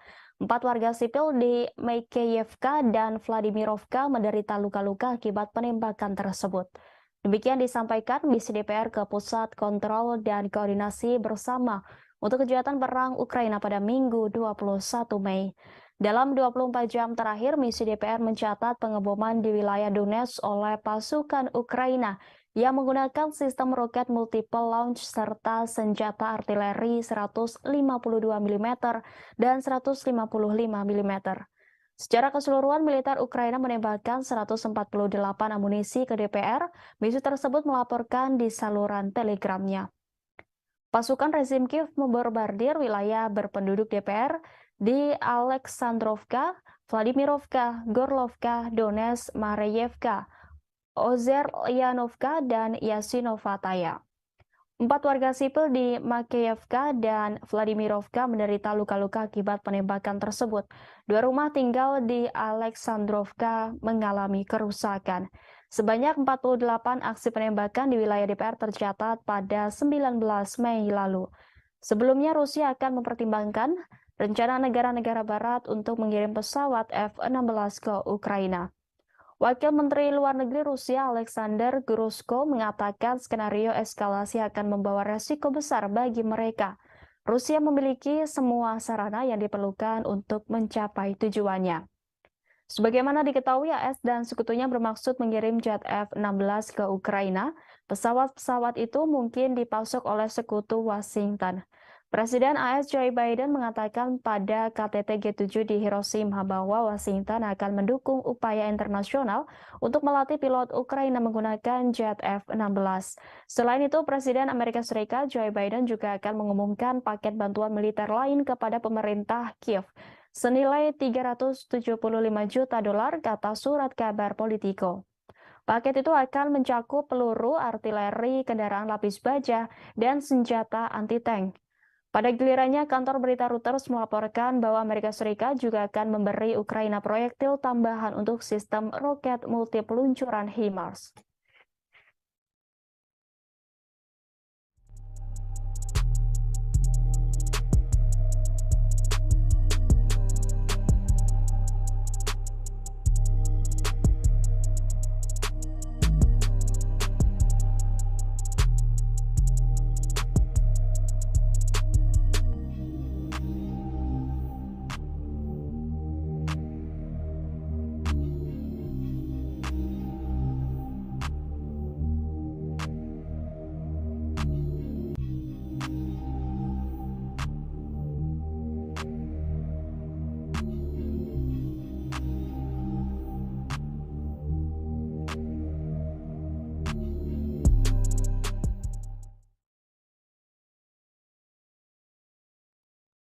Pemerintah Amerika Serikat mengaku tidak mendukung serangan Ukraina di wilayah yang diakui Washington sebagai Rusia. Hal itu diungkapkan penasihat keamanan nasional Gedung Putih, Jack Sullivan pada Sabtu 20 Mei 2023. Dikutip dari TSS, selama pengarahan di kota tuan rumah KTT G7 di Hiroshima, pejabat AS ditanya tentang jaminan bahwa pemerintah Kiev telah menawarkan untuk membuktikan bahwa mereka tidak akan menggunakan jet tempur F-16 untuk melakukan operasi di wilayah Rusia. Sementara itu, Presiden AS Joe Biden akan mengumumkan paket bantuan militer lain kepada pemerintah Kiev senilai 375 juta US dollar, sebut laporan surat kabar Politico. Surat kabar itu mengutip para pejabat AS yang mengatakan bahwa pengumuman itu akan dilakukan setelah pertemuan dengan Presiden Ukraina Volodymyr Zelensky akhir pekan ini di sela-sela KTT G7 di Jepang. Paket itu akan mencakup peluru artileri, kendaraan lapis baja, dan tank senjata anti-tank. Menurut laporan itu, AS dan sekutunya telah memasok semua peralatan ini ke Kiev di masa lalu. Pada gilirannya, kantor berita Reuters melaporkan bahwa Amerika Serikat juga akan memberi Ukraina proyektil tambahan untuk sistem roket multi peluncuran HIMARS. Selain itu, AS juga mengizinkan sekutu-sekutunya di barat untuk menyuplai Ukraina dengan jet tempur canggih termasuk F-16 buatan Amerika. Langkah ini akan menjadi dorongan besar untuk Kiev. Penasihat Keamanan Nasional AS Jack Sullivan mengatakan Presiden Joe Biden memberitahu rekan-rekannya di G7 mengenai keputusan tersebut pada konferensi tingkat tinggi G7 di Jepang pada Jumat kemarin. Pasukan AS juga akan melatih pilot-pilot Kiev untuk menggunakan jet tersebut, kata Sullivan. Ukraina sudah lama menginginkan jet canggih dan Presiden Volodymyr Zelensky memuji langkah ini sebagai keputusan bersejarah. Secara legal, AS harus menyetujui ekspor kembali peralatan yang dibeli oleh sekutu-sekutunya. Langkah ini juga akan membuka jalan bagi negara-negara lain untuk mengirim stok F-16 yang mereka punya ke Ukraina.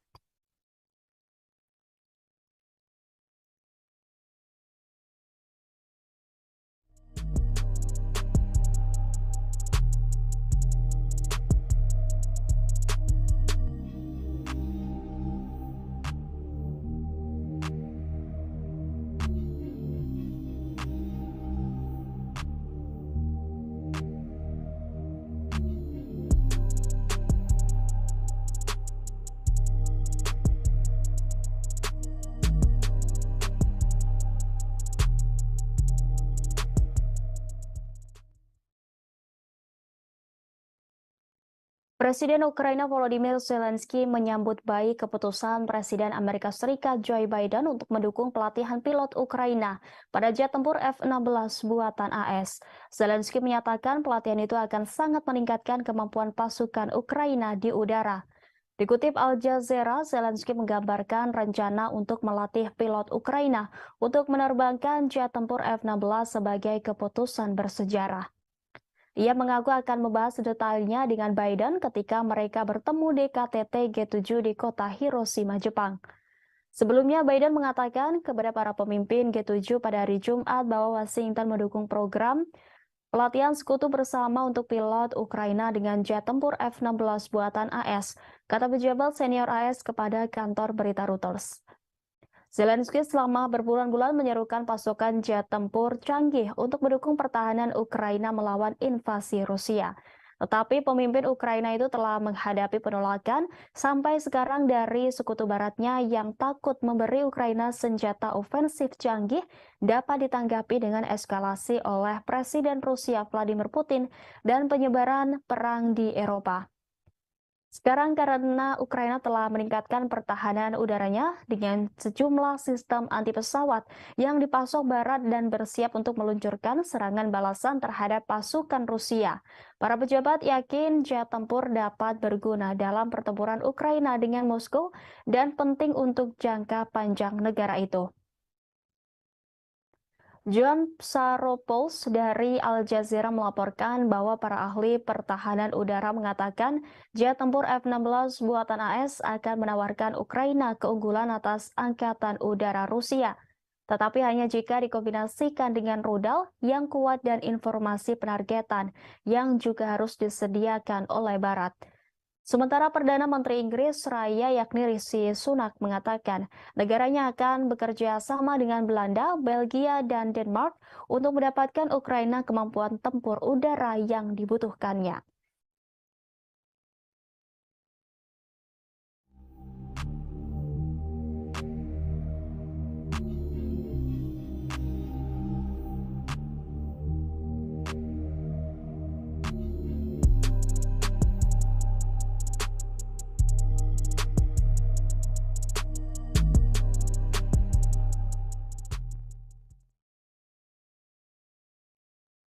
Ibu kota Sudan, Khartoum, dan kota Bahri kembali dibombardir serangan udara pada Jumat 19 Mei.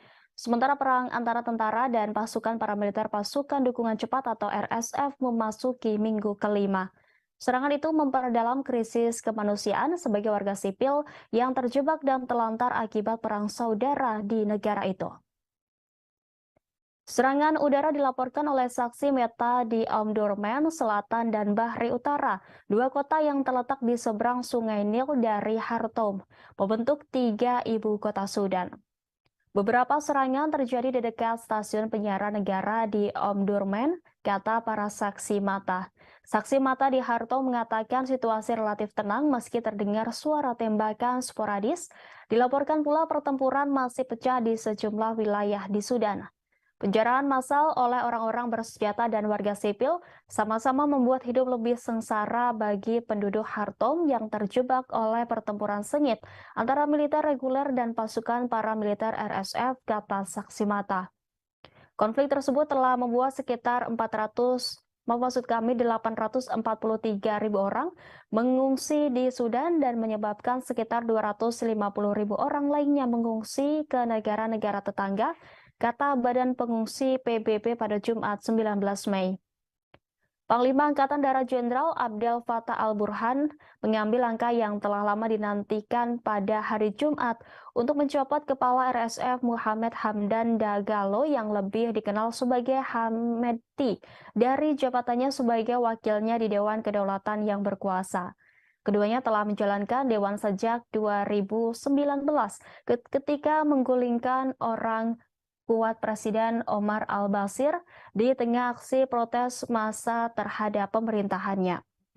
Mereka melakukan kudeta pada 2021 ketika tenggat waktu semakin dekat untuk menyerahkan kekuasaan kepada warga sipil dalam protes transisi menuju pemilihan umum yang bebas. Sementara itu, pembicaraan gencatan senjata yang disponsori Saudi dan AS di kota Jeddah, Saudi belum menghasilkan sebuah terobosan. Pada pertempuran Liga Arab di Jeddah hari Jumat 19 Mei, sebuah pernyataan dari utusan Sudan menuduh RSF melakukan penjarahan dan pemerkosaan dan melanggar serangkaian gencatan senjata. Di lain pihak, RSF menuduh tentara memulai konflik dan melanggar gencatan senjata. RSF juga mengatakan bahwa mereka yang melakukan kejahatan memakai seragam RSF curian. Pertempuran pecah pada 15 April setelah perselisihan tentang rencana RSF untuk diintegrasikan ke dalam tentara dan rantai komando di masa depan berdasarkan kesepakatan yang didukung internasional untuk mengubah Sudan menuju demokrasi setelah puluhan tahun otokrasi yang dilanda konflik. Jenderal Burhan melantik Malik Agar, pemimpin kelompok pemberontak yang bergabung dengan Dewan Kedaulatan pada 2020 setelah menandatangani perjanjian damai dengan pemerintah sebagai wakil barunya menurut keputusan kedua. Pada hari yang sama, Burhan mempromosikan perwira militer lainnya yang bertugas di Dewan termasuk mengangkat Jenderal Smas Eldin Kabasi sebagai wakil komandan angkatan bersenjata. Jenderal Yasser Al-Atta dan Ibrahim Jabir masing-masing ditunjuk sebagai asisten komandan.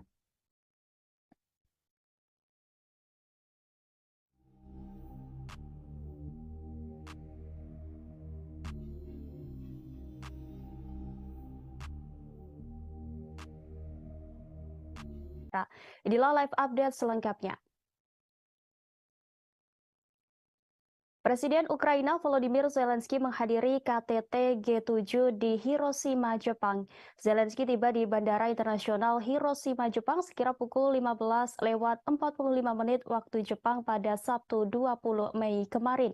Kehadirannya mendapat pengamanan yang sangat ketat, bahkan bisa dibilang lebih ketat daripada pengawalan untuk Presiden Amerika Serikat Joe Biden.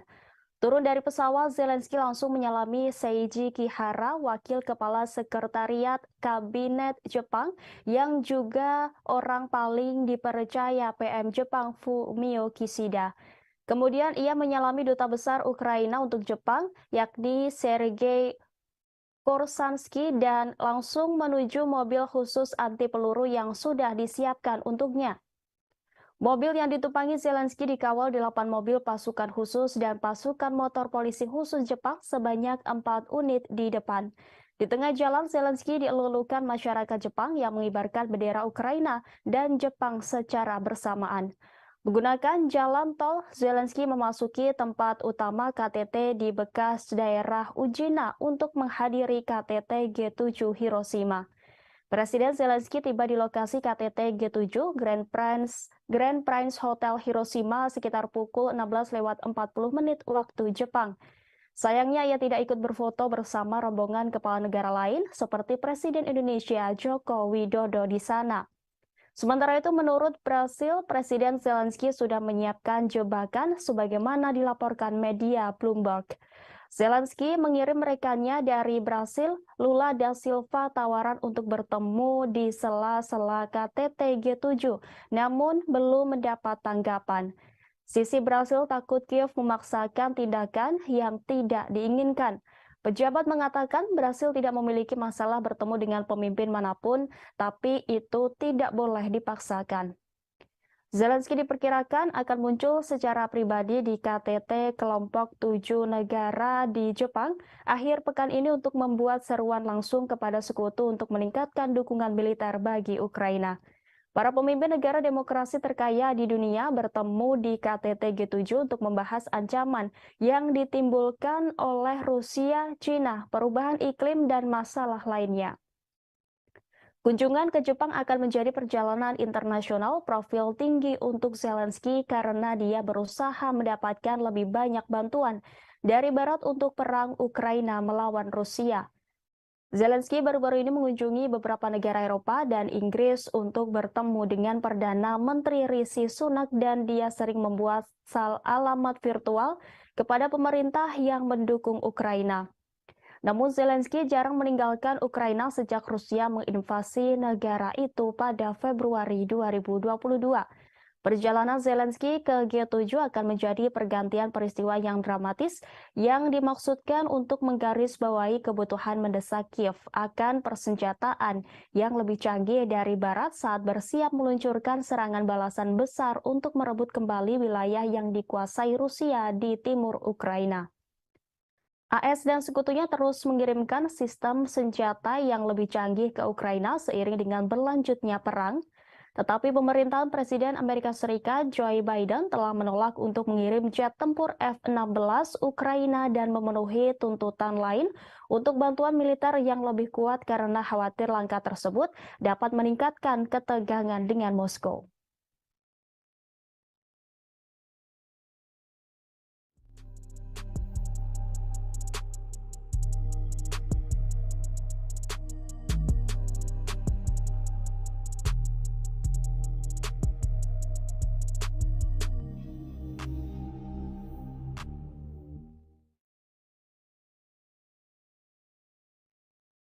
Selain Presiden Ukraina Volodymyr Zelensky, Presiden Joko Widodo juga termasuk dalam pemimpin negara non-G7 yang menghadiri KTT G7 di Jepang. Presiden Jokowi mendapat undangan khusus dalam KTT tersebut. Jokowi sampai di Jepang pada Sabtu 20 Mei 2023. Nampak Presiden Joko Widodo dengan jas abu berada di barisan depan para kepala negara. Diketahui kelompok 7 negara maju adalah Jepang, Amerika Serikat, Jerman, Inggris, Italia, Kanada, Prancis, serta Uni Eropa. Presiden Joko Widodo termasuk di antara 8 negara bukan anggota G7 yang diundang.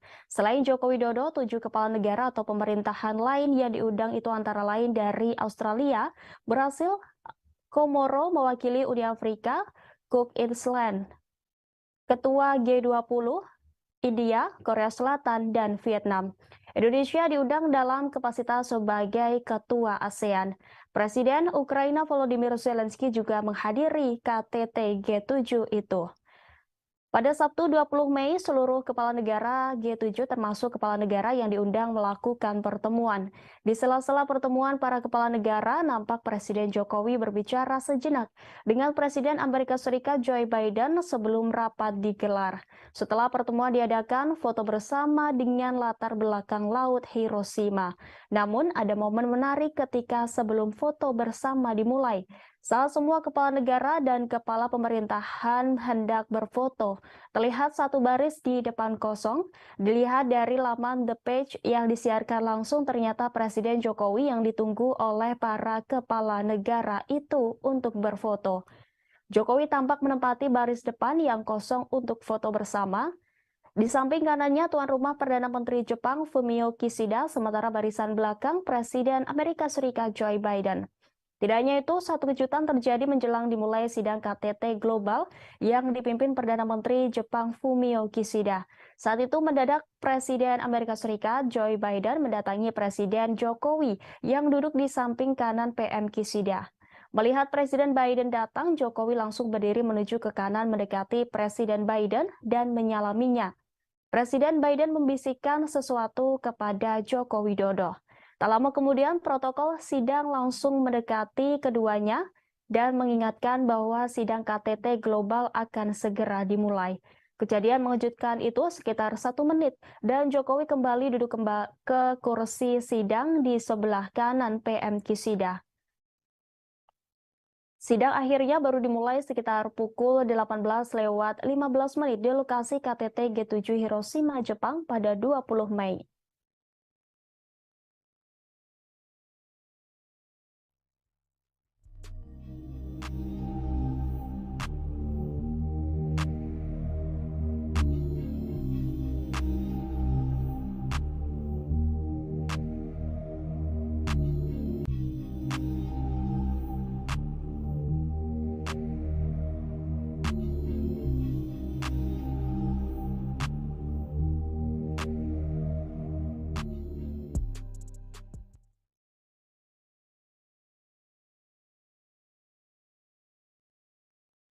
Keputusan yang diadopsi pada KTT G7 di Hiroshima, Jepang disebut mengejar tujuan penahanan Rusia dan Cina. Hal itu diungkapkan oleh Menteri Luar Negeri Rusia yakni Sergei Lavrov pada Majelis ke-31 Dewan Kebijakan Luar Negeri dan Pertahanan pada Sabtu 20 Mei 2023. Dikutip dari TESS Minggu 21 Mei, Lavrov menunjukkan bahwa jalur barat telah benar-benar hidup lebih lama dalam bentuk yang telah dikembangkannya dalam kebijakan luar negeri Rusia baru-baru ini. Sebab Rusia memulai jalur konfrontasi paling dramatis dengan blok agresif yang terdiri dari Amerika Serikat, Eropa, Uni dan Aliansi Atlantik Utara. Tujuannya diumumkan dengan lantang dan terus terang, yaitu untuk mengalahkan Rusia di medan perang dan tanpa berhenti di sini untuk melenyapkan nanti sebagai saingan geopolitik.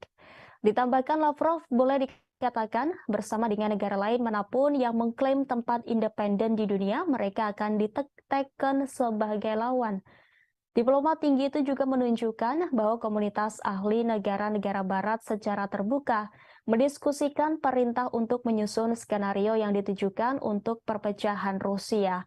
Dan mereka tidak menyembunyikan bahwa keberadaan Rusia sebagai pusat independen tidak sesuai dengan tujuan Barat. Sebelumnya, negara-negara kelompok 7 atau G7 merilis pernyataan bersama pada hari Sabtu sebelum akhirnya KTT kelompok tersebut di kota Hiroshima, Jepang. G7 menyebut Ukraina dalam beberapa ketentuan pernyataan termasuk yang terkait dengan Cina, tetapi hanya satu paragraf pendek dari dokumen setebal 40 halaman yang didedikasikan langsung untuk krisis Ukraina. Negara-negara G7 mengatakan mereka berkomitmen untuk mengintensifkan dukungan diplomatik, keuangan, kemanusiaan, dan militer mereka untuk Ukraina untuk meningkatkan biaya ke Rusia dan mereka yang mendukung Moskow dalam konflik tersebut. Pada hari Jumat, para pemimpin G7 mengadopsi pernyataan khusus tentang Ukraina menentukan posisi mereka dalam masalah ini termasuk sanksi terhadap Rusia. Para peserta KTT meminta Rusia untuk menghentikan agresi yang sedang berlangsung dan menarik pasukan dan peralatan militernya dari seluruh wilayah Ukraina yang diakui secara internasional. Perdamaian yang adil tidak dapat diwujudkan tanpa penarikan pasukan dan peralatan militer Rusia secara lengkap dan tanpa syarat, dan ini harus disertakan dalam setiap seruan untuk perdamaian. G7 juga berjanji untuk melanjutkan pasokan senjata aktif mereka ke Ukraina jika konflik militer berakhir.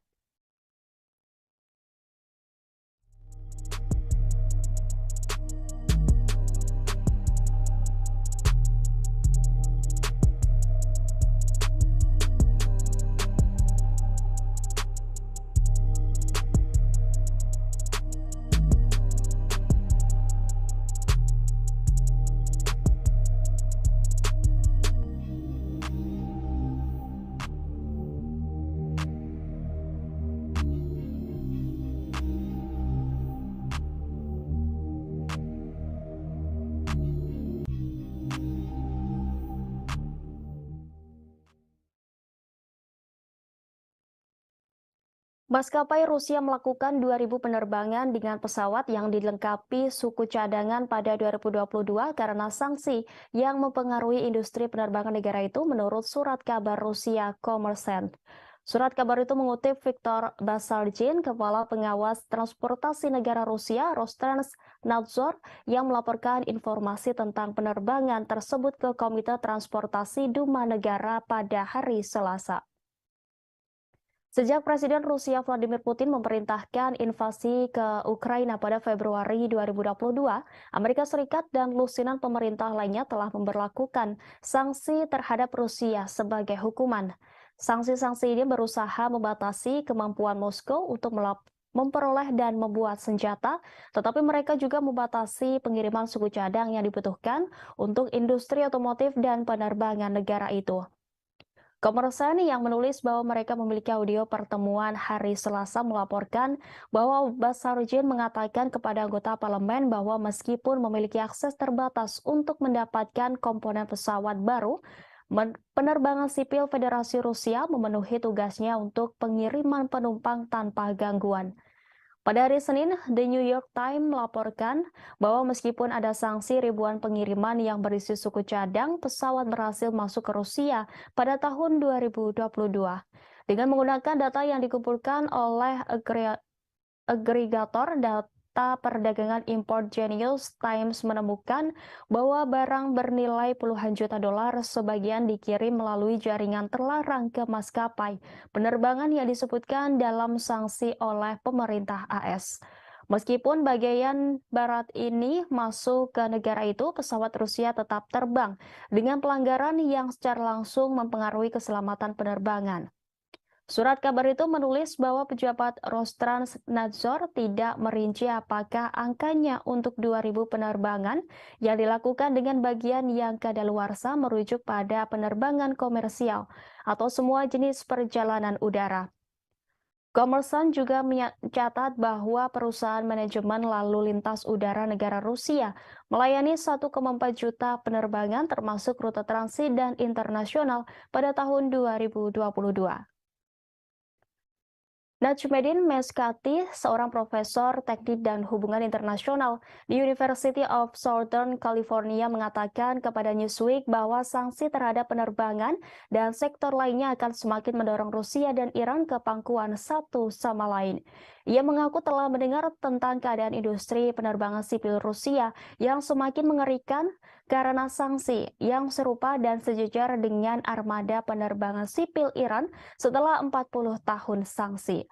Ditambahkannya bahwa pejabat Iran telah menemukan cara untuk menghindari sanksi, dan itulah alasan lain Rusia baru-baru ini menandatangani kontrak dengan Iran untuk melayani pesawat mereka di Iran. Karena pengalaman panjang Iran dan jaringan dealer dan suku cadang bawah tanah yang mapan, baik asli maupun palsu yang telah ada dan bekerja dengan baik. Kommersan berbicara dengan perwakilan di beberapa maskapai besar di Rusia yang semuanya menyangkal penggunaan suku cadang kadaluarsa di pesawat mereka. Sumber-sumber ini juga mengatakan mereka tidak mengetahui maskapai lain yang mengalami pelanggaran keselamatan karena masalah dengan suku cadang pesawat.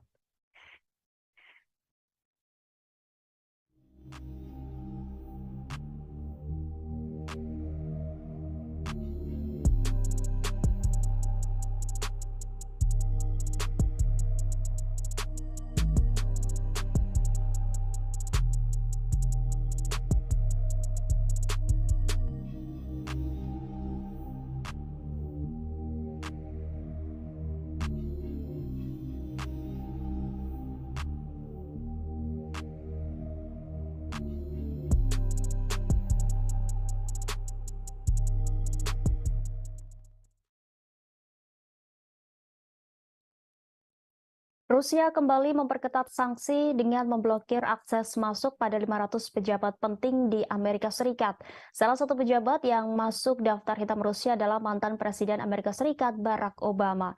Pengumuman tersebut dirilis Kementerian Luar Negeri Rusia atas perintah dari Presiden Vladimir Putin sebagai tanggapan dari tindakan tidak ramah yang dilakukan negara G7 yang baru-baru ini melayangkan sanksi pelarangan impor permata, tembaga, aluminium, dan nikel dari Rusia. Tidak hanya itu, G7 juga turut membatasi perdagangan dan penggunaan berlian yang ditambang, diproses, serta diproduksi di Rusia dengan tujuan untuk menekan pendapatan kuartalan Moskow agar militer Putin kesulitan memasok senjata dan alat perang selama invasi berlangsung. Meski larangan G7 tak memberikan dampak signifikan bagi prospek ekonomi Rusia, namun demi menggertak Barat, Putin akhirnya menyetujui dekret terkait pelarangan 500 orang AS menginjakan kakinya di Rusia. Tidak hanya Barack Obama dalam sanksi tersebut, Rusia juga turut memblokir akses masuk mantan Duta Besar AS John Huntsman, sejumlah senator dan Kepala Staf Angkatan Udara Jenderal Charles Hugh Brown Jr., serta beberapa pembawa acara TV AS termasuk Jimmy Kimmel, Stephen Colbert, dan Seth Meyers. Sanksi seperti ini bukan kali pertama yang dilayangkan oleh Rusia. Selama setahun terakhir, negara beruang merah ini diketahui telah berulang kali memperketat sanksi terhadap sejumlah negara barat. Di antaranya seperti pemblokiran mata uang euro sebagai alat transaksi di Rusia, serta pemangkasan produk minyak mentah sebesar 500.000 barel, hingga sejumlah perusahaan minyak di Eropa dilanda kebangkrutan setelah salah satunya depot perusahaan minyak kondang di Eropa yakni PKN Orlen yang kini mengalami kebangkrutan usai merugi $27 AS per hari. Ancaman ini bahkan membuat anggaran belanja energi di UE membengkak mencapai hampir 800 miliar euro hanya untuk melindungi rumah tangga dan perusahaannya dari ancaman krisis energi.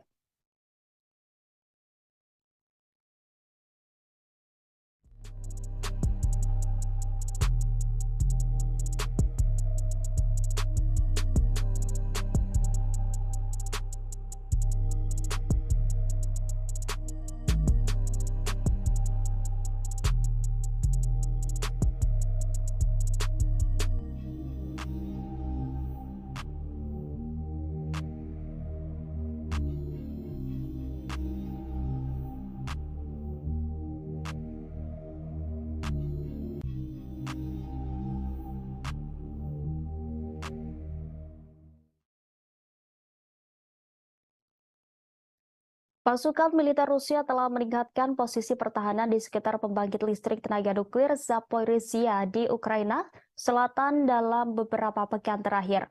Menurut karyawan Ukraina yang bekerja di pabrik itu, pasukan Rusia telah menggali parit baru di sekitar kota dan meletakkan lebih banyak ranjau.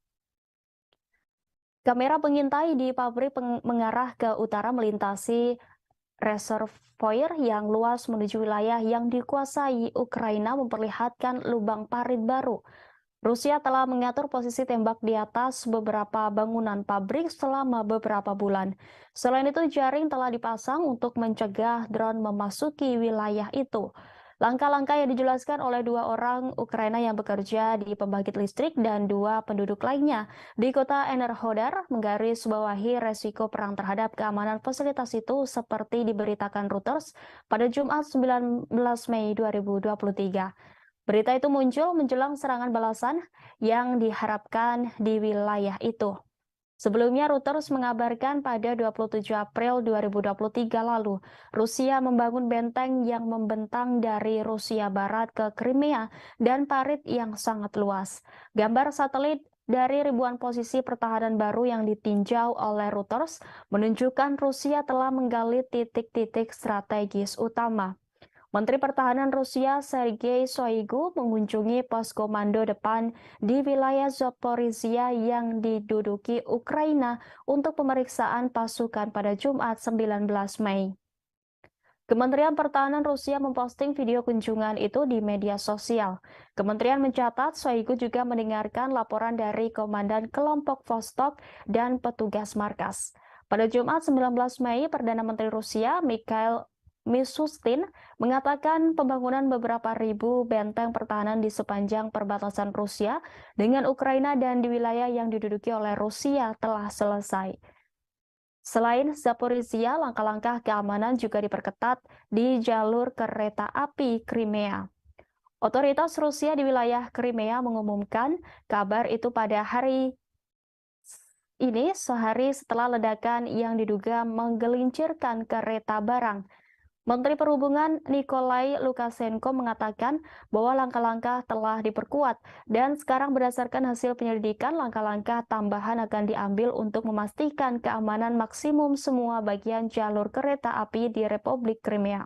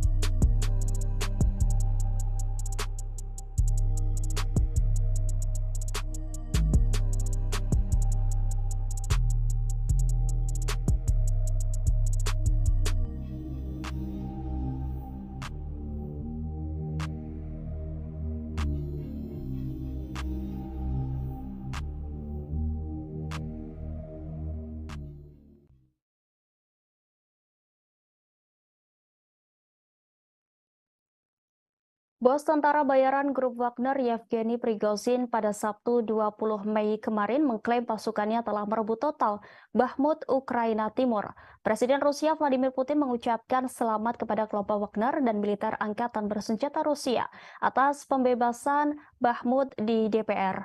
Putin pun berjanji akan memberikan penghargaan kepada prajurit yang berperan besar dalam perebutan Bakhmut. Bakhmut telah menjadi tempat pertempuran terpanjang dan paling berdarah dalam serangan Rusia ke Ukraina. Grup Wagner seperti diketahui telah mempelopori perjuangan pihak Rusia dan merebut Bakhmut dan diyakini telah menderita kerugian besar dalam penyerbuan kota selama berbulan-bulan. Dalam video yang diposting di Telegram, Prigozhin mengklaim bahwa pasukannya sepenuhnya membebaskan Artemov, sebutan Bakhmut. Dari dia berdiri dengan para pejuang di belakangnya yang memegang bendera Rusia dikelilingi reruntuhan. Prigozhin menyampaikan para pejuang grup Wagner akan terlebih dahulu memeriksa kota Bakhmut yang telah berhasil direbut sebelum menyerahkannya kepada tentara resmi Rusia pada 25 Mei mendatang.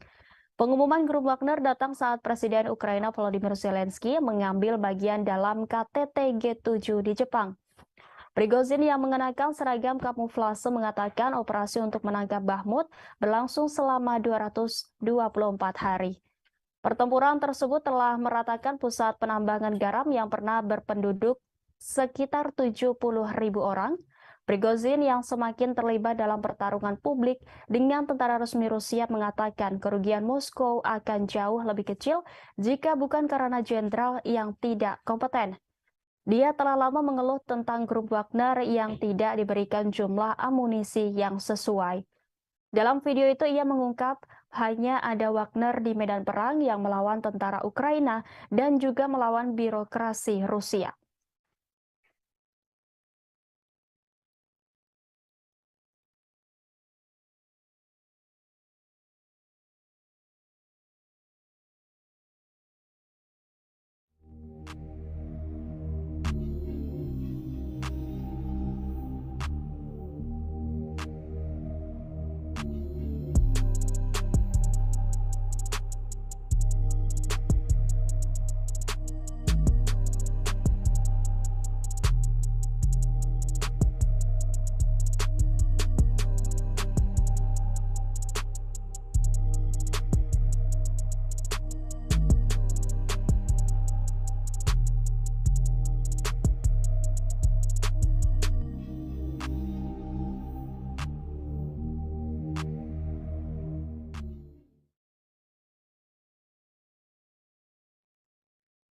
Rusia telah mengeluarkan surat perintah penangkapan untuk Jaksa Pengadilan Kriminal Internasional atau ICC dalam langkah tit for tat setelah pengadilan menyerukan penangkapan Presiden Vladimir Putin atas tuduhan kejahatan perang pada bulan Maret lalu. Dikutip dari database Kementerian Media Rusia melaporkan pada Jumat bahwa jaksa Inggris yakni Harim Khan yang berusia 53 tahun ditambahkan ke daftar orang yang dicari Kementerian Dalam Negeri. Moskow membuka khusus terhadap Han dan 3 hakim ICC pada 20 Maret 2023. Gambar Han dapat dilihat di database Kementerian Dalam Negeri Rusia pada hari Jumat.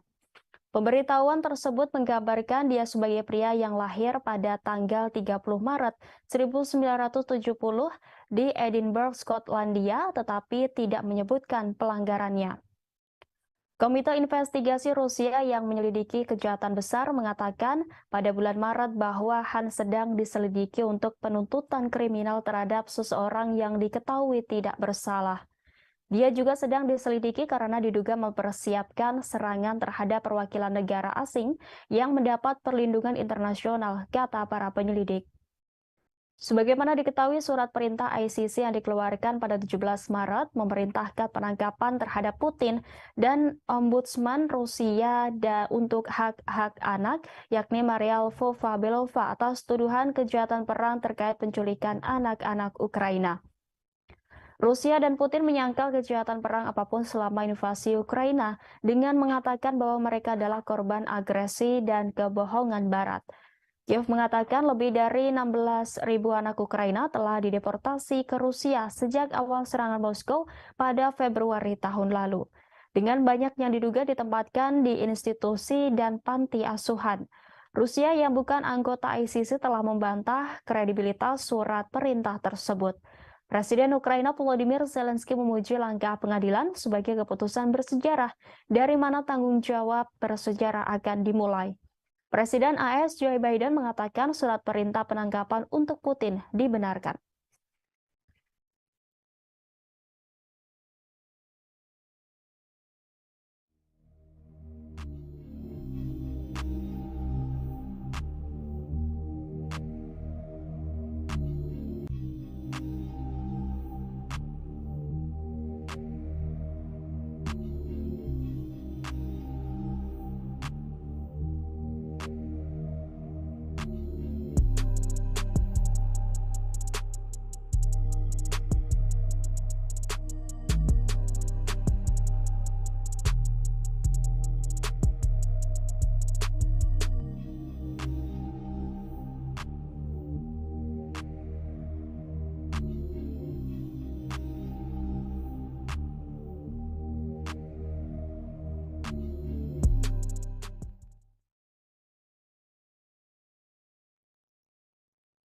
Pasukan rezim Kiev mengklaim telah memborbardir wilayah Republik Rakyat Donetsk sebanyak 37 kali selama sehari terakhir. 4 warga sipil di Makeyevka dan Vladimirovka menderita luka-luka akibat penembakan tersebut. Demikian disampaikan misi DPR ke Pusat Kontrol dan Koordinasi Bersama untuk Kejahatan Perang Ukraina pada Minggu 21 Mei. Dalam 24 jam terakhir, misi DPR mencatat pengeboman di wilayah Donetsk oleh pasukan Ukraina yang menggunakan sistem roket multiple launch serta senjata artileri 152 mm dan 155 mm. Secara keseluruhan, militer Ukraina menembakkan 148 amunisi ke DPR. Misi tersebut melaporkan di saluran telegramnya. Pasukan rezim Kiev membombardir wilayah berpenduduk DPR di Aleksandrovka, Vladimirovka, Gorlovka, Donetsk, Mareyevka, Ozeryanovka, dan Yasinovataya. 4 warga sipil di Makeyevka dan Vladimirovka menderita luka-luka akibat penembakan tersebut. 2 rumah tinggal di Aleksandrovka mengalami kerusakan. Sebanyak 48 aksi penembakan di wilayah DPR tercatat pada 19 Mei lalu. Sebelumnya, Rusia akan mempertimbangkan rencana negara-negara barat untuk mengirim pesawat F-16 ke Ukraina. Wakil Menteri Luar Negeri Rusia Alexander Grushko mengatakan skenario eskalasi akan membawa resiko besar bagi mereka. Rusia memiliki semua sarana yang diperlukan untuk mencapai tujuannya. Sebagaimana diketahui, AS dan sekutunya bermaksud mengirim jet F-16 ke Ukraina. Pesawat-pesawat itu mungkin dipasok oleh sekutu Washington. Presiden AS Joe Biden mengatakan pada KTT G7 di Hiroshima bahwa Washington akan mendukung upaya internasional untuk melatih pilot Ukraina menggunakan jet F-16. Selain itu, Presiden Amerika Serikat Joe Biden juga akan mengumumkan paket bantuan militer lain kepada pemerintah Kiev senilai 375 juta dolar, kata surat kabar Politico. Paket itu akan mencakup peluru, artileri, kendaraan lapis baja, dan senjata anti-tank. Pada gilirannya, kantor berita Reuters melaporkan bahwa Amerika Serikat juga akan memberi Ukraina proyektil tambahan untuk sistem roket multi peluncuran HIMARS.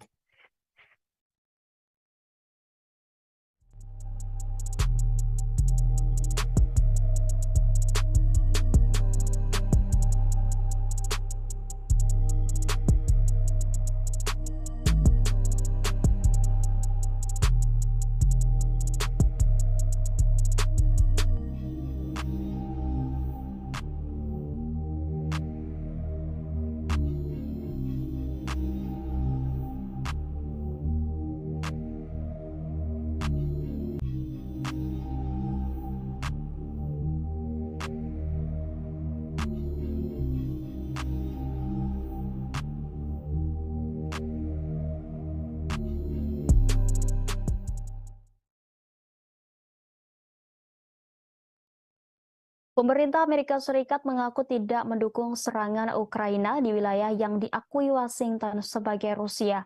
Hal itu diungkapkan penasihat keamanan nasional Gedung Putih, Jack Sullivan pada Sabtu 20 Mei 2023. Dikutip dari TSS, selama pengarahan di kota tuan rumah KTT G7 di Hiroshima, pejabat AS ditanya tentang jaminan bahwa pemerintah Kiev telah menawarkan untuk membuktikan bahwa mereka tidak akan menggunakan jet tempur F-16 untuk melakukan operasi di wilayah Rusia.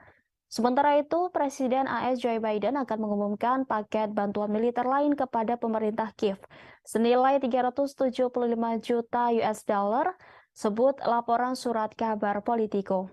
Surat kabar itu mengutip para pejabat AS yang mengatakan bahwa pengumuman itu akan dilakukan setelah pertemuan dengan Presiden Ukraina Volodymyr Zelensky akhir pekan ini di sela-sela KTT G7 di Jepang. Paket itu akan mencakup peluru artileri, kendaraan lapis baja, dan tank senjata anti-tank. Menurut laporan itu, AS dan sekutunya telah memasok semua peralatan ini ke Kiev di masa lalu. Pada gilirannya, kantor berita Reuters melaporkan bahwa Amerika Serikat juga akan memberi Ukraina proyektil tambahan untuk sistem roket multi peluncuran HIMARS. Selain itu, AS juga mengizinkan sekutu-sekutunya di barat untuk menyuplai Ukraina dengan jet tempur canggih termasuk F-16 buatan Amerika. Langkah ini akan menjadi dorongan besar untuk Kiev. Penasihat Keamanan Nasional AS Jake Sullivan mengatakan Presiden Joe Biden memberitahu rekan-rekannya di G7 mengenai keputusan tersebut pada konferensi tingkat tinggi G7 di Jepang pada Jumat kemarin. Pasukan AS juga akan melatih pilot-pilot Kiev untuk menggunakan jet tersebut, kata Sullivan. Ukraina sudah lama menginginkan jet canggih dan Presiden Volodymyr Zelensky memuji langkah ini sebagai keputusan bersejarah. Maksud kami secara legal, AS harus menyetujui ekspor kembali peralatan yang dibeli oleh sekutu-sekutunya. Langkah ini juga akan membuka jalan bagi negara-negara lain untuk mengirim stok F-16 yang mereka punya ke Ukraina.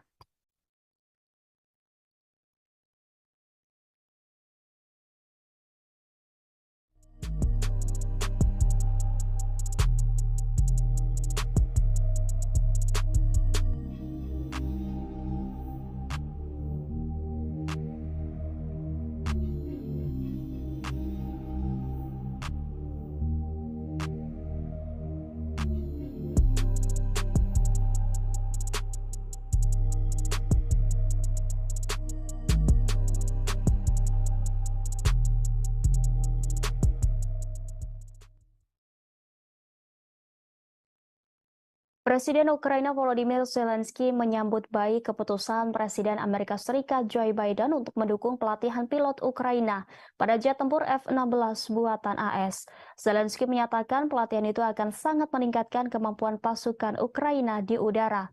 Dikutip Al Jazeera, Zelensky menggambarkan rencana untuk melatih pilot Ukraina untuk menerbangkan jet tempur F-16 sebagai keputusan bersejarah. Ia mengaku akan membahas detailnya dengan Biden ketika mereka bertemu di KTT G7 di kota Hiroshima, Jepang. Sebelumnya, Biden mengatakan kepada para pemimpin G7 pada hari Jumat bahwa Washington mendukung program pelatihan sekutu bersama untuk pilot Ukraina dengan jet tempur F-16 buatan AS, kata pejabat senior AS kepada kantor berita Reuters. Zelensky selama berbulan-bulan menyerukan pasukan jet tempur canggih untuk mendukung pertahanan Ukraina melawan invasi Rusia.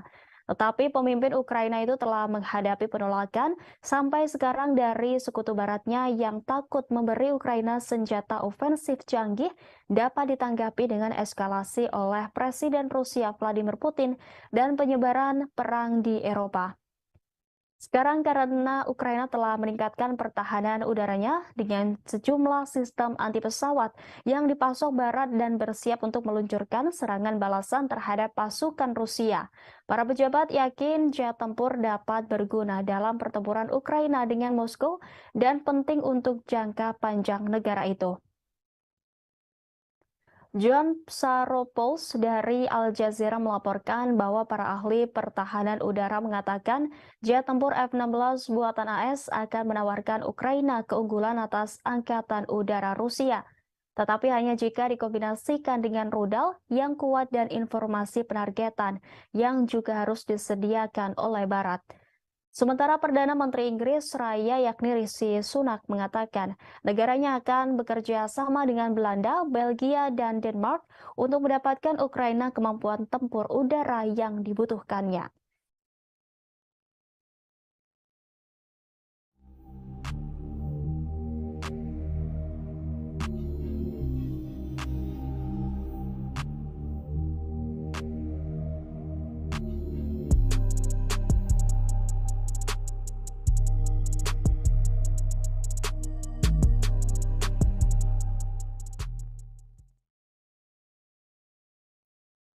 Ibu kota Sudan, Khartoum, dan kota Bahri kembali dibombardir serangan udara pada Jumat 19 Mei. Sementara perang antara tentara dan pasukan paramiliter pasukan dukungan cepat atau RSF memasuki minggu kelima. Serangan itu memperdalam krisis kemanusiaan sebagai warga sipil yang terjebak dan telantar akibat perang saudara di negara itu. Serangan udara dilaporkan oleh saksi mata di Omdurman Selatan dan Bahri Utara, dua kota yang terletak di seberang Sungai Nil dari Khartoum, membentuk tiga ibu kota Sudan. Beberapa serangan terjadi di dekat stasiun penyiaran negara di Omdurman, kata para saksi mata. Saksi mata di Khartoum mengatakan situasi relatif tenang meski terdengar suara tembakan sporadis. Dilaporkan pula pertempuran masih pecah di sejumlah wilayah di Sudan. Penjarahan massal oleh orang-orang bersenjata dan warga sipil sama-sama membuat hidup lebih sengsara bagi penduduk Khartoum yang terjebak oleh pertempuran sengit antara militer reguler dan pasukan paramiliter RSF, kata saksi mata. Konflik tersebut telah membuat sekitar 843.000 orang mengungsi di Sudan dan menyebabkan sekitar 250.000 orang lainnya mengungsi ke negara-negara tetangga, kata Badan Pengungsi PBB pada Jumat 19 Mei. Panglima Angkatan Darat Jenderal Abdel Fattah al-Burhan mengambil langkah yang telah lama dinantikan pada hari Jumat untuk mencopot Kepala RSF Muhammad Hamdan Dagalo yang lebih dikenal sebagai Hameti dari jabatannya sebagai wakilnya di Dewan Kedaulatan yang berkuasa. Keduanya telah menjalankan Dewan sejak 2019 ketika menggulingkan orang kuat Presiden Omar al-Bashir di tengah aksi protes massa terhadap pemerintahannya. Mereka melakukan kudeta pada 2021 ketika tenggat waktu semakin dekat untuk menyerahkan kekuasaan kepada warga sipil dalam protes transisi menuju pemilihan umum yang bebas.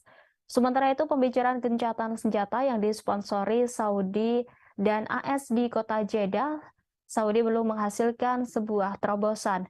Pada pertempuran Liga Arab di Jeddah hari Jumat 19 Mei, sebuah pernyataan dari utusan Sudan menuduh RSF melakukan penjarahan dan pemerkosaan dan melanggar serangkaian gencatan senjata. Di lain pihak, RSF menuduh tentara memulai konflik dan melanggar gencatan senjata. RSF juga mengatakan bahwa mereka yang melakukan kejahatan memakai seragam RSF curian.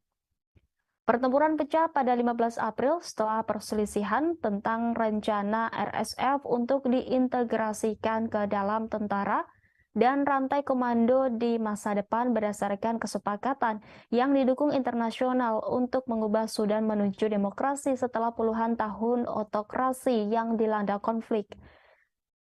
Jenderal Burhan melantik Malik Agar, pemimpin kelompok pemberontak yang bergabung dengan Dewan Kedaulatan pada 2020 setelah menandatangani perjanjian damai dengan pemerintah sebagai wakil barunya menurut keputusan kedua. Pada hari yang sama, Burhan mempromosikan perwira militer lainnya yang bertugas di Dewan termasuk mengangkat Jenderal Smas Eldin Kabasi sebagai wakil komandan angkatan bersenjata. Jenderal Yasser Al-Atta dan Ibrahim Jabir masing-masing ditunjuk sebagai asisten komandan.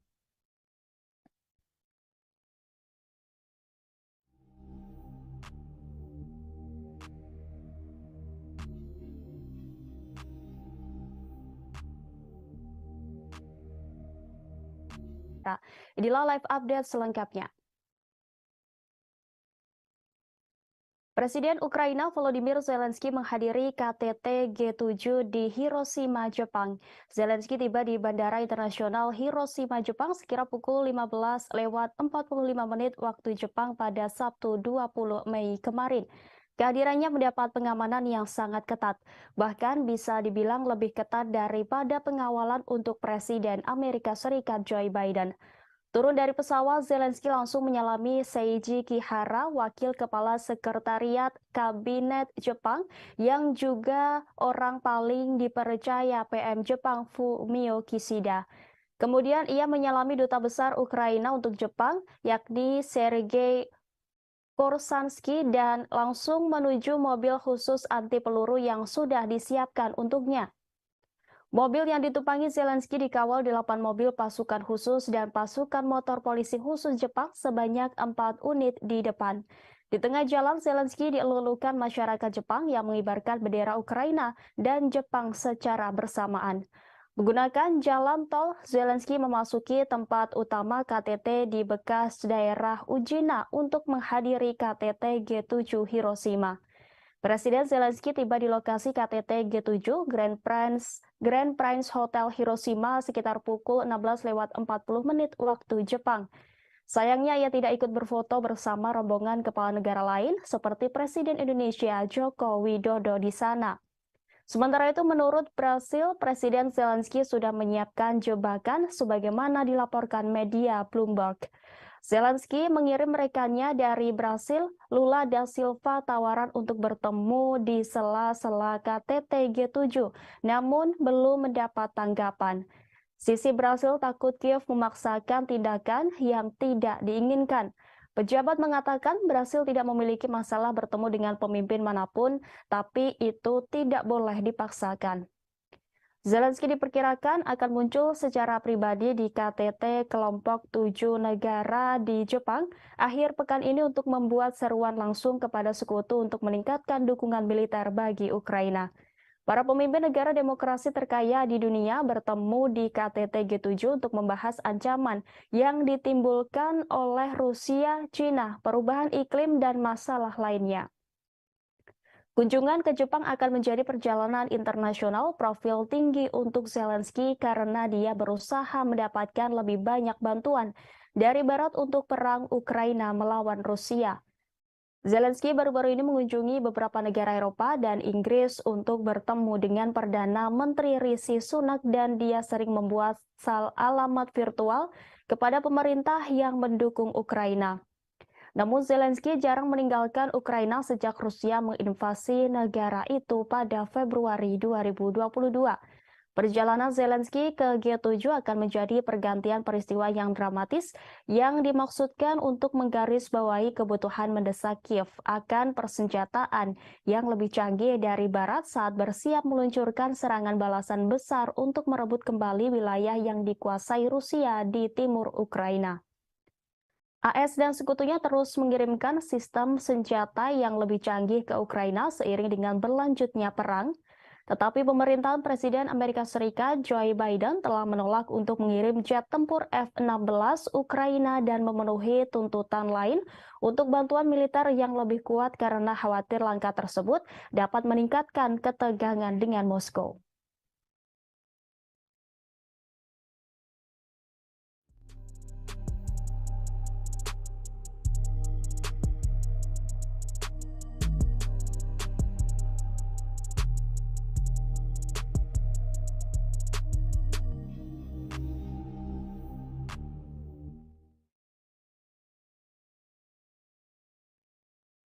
Selain Presiden Ukraina Volodymyr Zelensky, Presiden Joko Widodo juga termasuk dalam pemimpin negara non-G7 yang menghadiri KTT G7 di Jepang.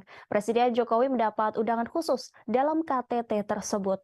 Jokowi sampai di Jepang pada Sabtu 20 Mei 2023. Nampak Presiden Joko Widodo dengan jas abu berada di barisan depan para kepala negara. Diketahui kelompok 7 negara maju adalah Jepang, Amerika Serikat, Jerman, Inggris, Italia, Kanada, Prancis, serta Uni Eropa. Presiden Joko Widodo termasuk di antara 8 negara bukan anggota G7 yang diundang. Selain Joko Widodo, 7 kepala negara atau pemerintahan lain yang diundang itu antara lain dari Australia, Brasil, Komoro mewakili Uni Afrika, Cook Island, Ketua G20, India, Korea Selatan, dan Vietnam. Indonesia diundang dalam kapasitas sebagai Ketua ASEAN. Presiden Ukraina Volodymyr Zelensky juga menghadiri KTT G7 itu. Pada Sabtu 20 Mei, seluruh kepala negara G7 termasuk kepala negara yang diundang melakukan pertemuan. Di sela-sela pertemuan para kepala negara, nampak Presiden Jokowi berbicara sejenak dengan Presiden Amerika Serikat Joe Biden sebelum rapat digelar. Setelah pertemuan diadakan, foto bersama dengan latar belakang Laut Hiroshima. Namun, ada momen menarik ketika sebelum foto bersama dimulai. Saat semua kepala negara dan kepala pemerintahan hendak berfoto, terlihat satu baris di depan kosong. Dilihat dari laman The Page yang disiarkan langsung, ternyata Presiden Jokowi yang ditunggu oleh para kepala negara itu untuk berfoto. Jokowi tampak menempati baris depan yang kosong untuk foto bersama. Di samping kanannya tuan rumah Perdana Menteri Jepang Fumio Kishida, sementara barisan belakang Presiden Amerika Serikat Joe Biden. Tidak hanya itu, satu kejutan terjadi menjelang dimulai sidang KTT Global yang dipimpin Perdana Menteri Jepang Fumio Kishida. Saat itu mendadak Presiden Amerika Serikat Joe Biden mendatangi Presiden Jokowi yang duduk di samping kanan PM Kishida. Melihat Presiden Biden datang, Jokowi langsung berdiri menuju ke kanan mendekati Presiden Biden dan menyalaminya. Presiden Biden membisikkan sesuatu kepada Joko Widodo. Tak lama kemudian, protokol sidang langsung mendekati keduanya dan mengingatkan bahwa sidang KTT Global akan segera dimulai. Kejadian mengejutkan itu sekitar 1 menit dan Jokowi kembali duduk ke kursi sidang di sebelah kanan PM Kishida. Sidang akhirnya baru dimulai sekitar pukul 18:15 di lokasi KTT G7 Hiroshima, Jepang pada 20 Mei.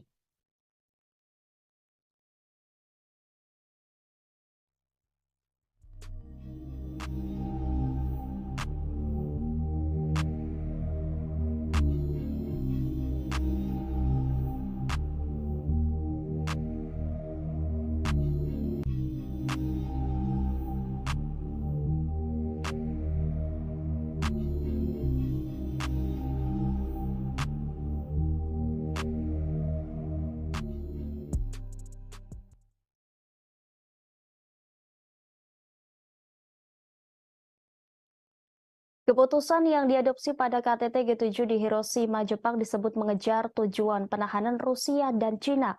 Hal itu diungkapkan oleh Menteri Luar Negeri Rusia yakni Sergei Lavrov pada Majelis ke-31 Dewan Kebijakan Luar Negeri dan Pertahanan pada Sabtu 20 Mei 2023. Dikutip dari TESS Minggu 21 Mei, Lavrov menunjukkan bahwa jalur barat telah benar-benar hidup lebih lama dalam bentuk yang telah dikembangkannya dalam kebijakan luar negeri Rusia baru-baru ini. Sebab Rusia memulai jalur konfrontasi paling dramatis dengan blok agresif yang terdiri dari Amerika Serikat, Eropa, Uni dan Aliansi Atlantik Utara. Tujuannya diumumkan dengan lantang dan terus terang, yaitu untuk mengalahkan Rusia di medan perang dan tanpa berhenti di sini untuk melenyapkan nanti sebagai saingan geopolitik. Ditambahkan Lavrov boleh dikatakan bersama dengan negara lain manapun yang mengklaim tempat independen di dunia, mereka akan diteken sebagai lawan. Diplomat tinggi itu juga menunjukkan bahwa komunitas ahli negara-negara barat secara terbuka mendiskusikan perintah untuk menyusun skenario yang ditujukan untuk perpecahan Rusia. Dan mereka tidak menyembunyikan bahwa keberadaan Rusia sebagai pusat independen tidak sesuai dengan tujuan Barat. Sebelumnya, negara-negara kelompok 7 atau G7 merilis pernyataan bersama pada hari Sabtu. Sebelum akhirnya KTT kelompok tersebut di kota Hiroshima, Jepang, G7 menyebut Ukraina dalam beberapa ketentuan pernyataan termasuk yang terkait dengan Cina, tetapi hanya satu paragraf pendek dari dokumen setebal 40 halaman yang didedikasikan langsung untuk krisis Ukraina. Negara-negara G7 mengatakan mereka berkomitmen untuk mengintensifkan dukungan diplomatik, keuangan, kemanusiaan, dan militer mereka untuk Ukraina untuk meningkatkan biaya ke Rusia dan mereka yang mendukung Moskow dalam konflik tersebut. Pada hari Jumat, para pemimpin G7 mengadopsi pernyataan khusus tentang Ukraina menentukan posisi mereka dalam masalah ini termasuk sanksi terhadap Rusia. Para peserta KTT meminta Rusia untuk menghentikan agresi yang sedang berlangsung dan menarik pasukan dan peralatan militernya dari seluruh wilayah Ukraina yang diakui secara internasional. Perdamaian yang adil tidak dapat diwujudkan tanpa penarikan pasukan dan peralatan militer Rusia secara lengkap dan tanpa syarat, dan ini harus disertakan dalam setiap seruan untuk perdamaian. G7 juga berjanji untuk melanjutkan pasokan senjata aktif mereka ke Ukraina jika konflik militer berakhir.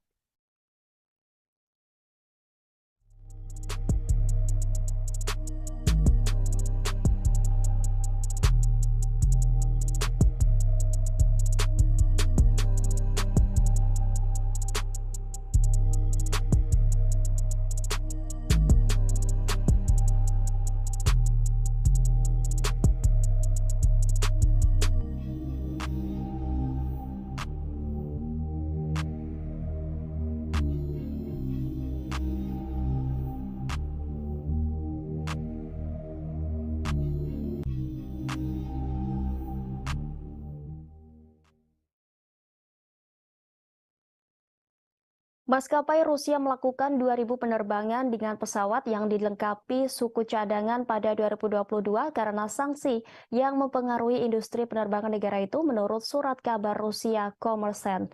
Surat kabar itu mengutip Viktor Basalgin, Kepala Pengawas Transportasi Negara Rusia Rostrans-Nadzor, yang melaporkan informasi tentang penerbangan tersebut ke Komite Transportasi Duma Negara pada hari Selasa.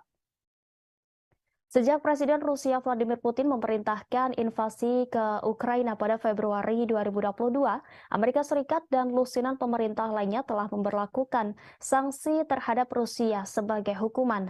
Sanksi-sanksi ini berusaha membatasi kemampuan Moskow untuk memperoleh dan membuat senjata, tetapi mereka juga membatasi pengiriman suku cadang yang dibutuhkan untuk industri otomotif dan penerbangan negara itu. Kommersant yang menulis bahwa mereka memiliki audio pertemuan hari Selasa melaporkan bahwa Basarjin mengatakan kepada anggota parlemen bahwa meskipun memiliki akses terbatas untuk mendapatkan komponen pesawat baru, penerbangan sipil Federasi Rusia memenuhi tugasnya untuk pengiriman penumpang tanpa gangguan. Pada hari Senin, The New York Times melaporkan bahwa meskipun ada sanksi ribuan pengiriman yang berisi suku cadang, pesawat berhasil masuk ke Rusia pada tahun 2022. Dengan menggunakan data yang dikumpulkan oleh agregator data perdagangan impor Genius Times menemukan bahwa barang bernilai puluhan juta dolar sebagian dikirim melalui jaringan terlarang ke maskapai penerbangan yang disebutkan dalam sanksi oleh pemerintah AS. Meskipun bagian barat ini masuk ke negara itu, pesawat Rusia tetap terbang dengan pelanggaran yang secara langsung mempengaruhi keselamatan penerbangan. Surat kabar itu menulis bahwa pejabat Rostrans-Nadzor tidak merinci apakah angkanya untuk 2.000 penerbangan yang dilakukan dengan bagian yang kadaluarsa merujuk pada penerbangan komersial atau semua jenis perjalanan udara. Kommersant juga mencatat bahwa perusahaan manajemen lalu lintas udara negara Rusia melayani 1,4 juta penerbangan termasuk rute transit dan internasional pada tahun 2022. Najmuddin Meskati, seorang profesor teknik dan hubungan internasional di University of Southern California, mengatakan kepada Newsweek bahwa sanksi terhadap penerbangan dan sektor lainnya akan semakin mendorong Rusia dan Iran ke pangkuan satu sama lain. Ia mengaku telah mendengar tentang keadaan industri penerbangan sipil Rusia yang semakin mengerikan karena sanksi yang serupa dan sejajar dengan armada penerbangan sipil Iran setelah 40 tahun sanksi. Ditambahkannya bahwa pejabat Iran telah menemukan cara untuk menghindari sanksi, dan itulah alasan lain Rusia baru-baru ini menandatangani kontrak dengan Iran untuk melayani pesawat mereka di Iran. Karena pengalaman panjang Iran dan jaringan dealer dan suku cadang bawah tanah yang mapan, baik asli maupun palsu yang telah ada dan bekerja dengan baik. Kommersant berbicara dengan perwakilan di beberapa maskapai besar di Rusia yang semuanya menyangkal penggunaan suku cadang kadaluarsa di pesawat mereka. Sumber-sumber ini juga mengatakan mereka tidak mengetahui maskapai lain yang mengalami pelanggaran keselamatan karena masalah dengan suku cadang pesawat.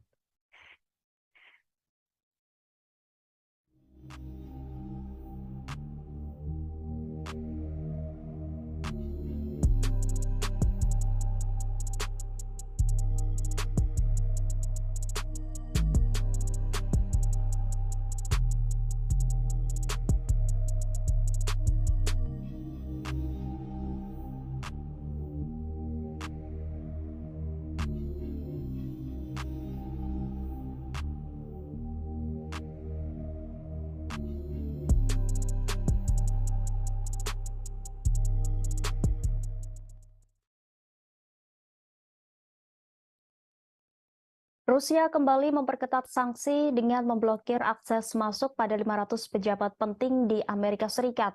Salah satu pejabat yang masuk daftar hitam Rusia adalah mantan Presiden Amerika Serikat Barack Obama. Pengumuman tersebut dirilis Kementerian Luar Negeri Rusia atas perintah dari Presiden Vladimir Putin sebagai tanggapan dari tindakan tidak ramah yang dilakukan negara G7 yang baru-baru ini melayangkan sanksi pelarangan impor permata, tembaga, aluminium dan nikel dari Rusia. Tidak hanya itu, G7 juga turut membatasi perdagangan dan penggunaan berlian yang ditambang, diproses serta diproduksi di Rusia dengan tujuan untuk menekan pendapatan kuartalan Moskow agar militer Putin kesulitan memasok senjata dan alat perang selama invasi berlangsung. Meski larangan G7 tak memberikan dampak signifikan bagi prospek ekonomi Rusia, namun demi menggertak Barat, Putin akhirnya menyetujui dekret terkait pelarangan 500 orang AS menginjakan kakinya di Rusia. Tidak hanya Barack Obama dalam sanksi tersebut, Rusia juga turut memblokir akses masuk mantan duta besar AS John Huntsman, sejumlah senator dan kepala staf Angkatan Udara Jenderal Charles Hugh Brown Jr., serta beberapa pembawa acara TV AS termasuk Jimmy Kimmel, Stephen Colbert, dan Seth Meyers. Sanksi seperti ini bukan kali pertama yang dilayangkan oleh Rusia. Selama setahun terakhir, negara beruang merah ini diketahui telah berulang kali memperketat sanksi terhadap sejumlah negara barat. Di antaranya seperti pemblokiran mata uang euro sebagai alat transaksi di Rusia, serta pemangkasan produk minyak mentah sebesar 500.000 barel hingga sejumlah perusahaan minyak di Eropa dilanda kebangkrutan setelah salah satunya depo perusahaan minyak kondang di Eropa yakni PKN Orlen yang kini mengalami kebangkrutan usai merugi 27 dolar AS per hari. Ancaman ini bahkan membuat anggaran belanja energi di UE membengkak mencapai hampir 800 miliar euro hanya untuk melindungi rumah tangga dan perusahaannya dari ancaman krisis energi.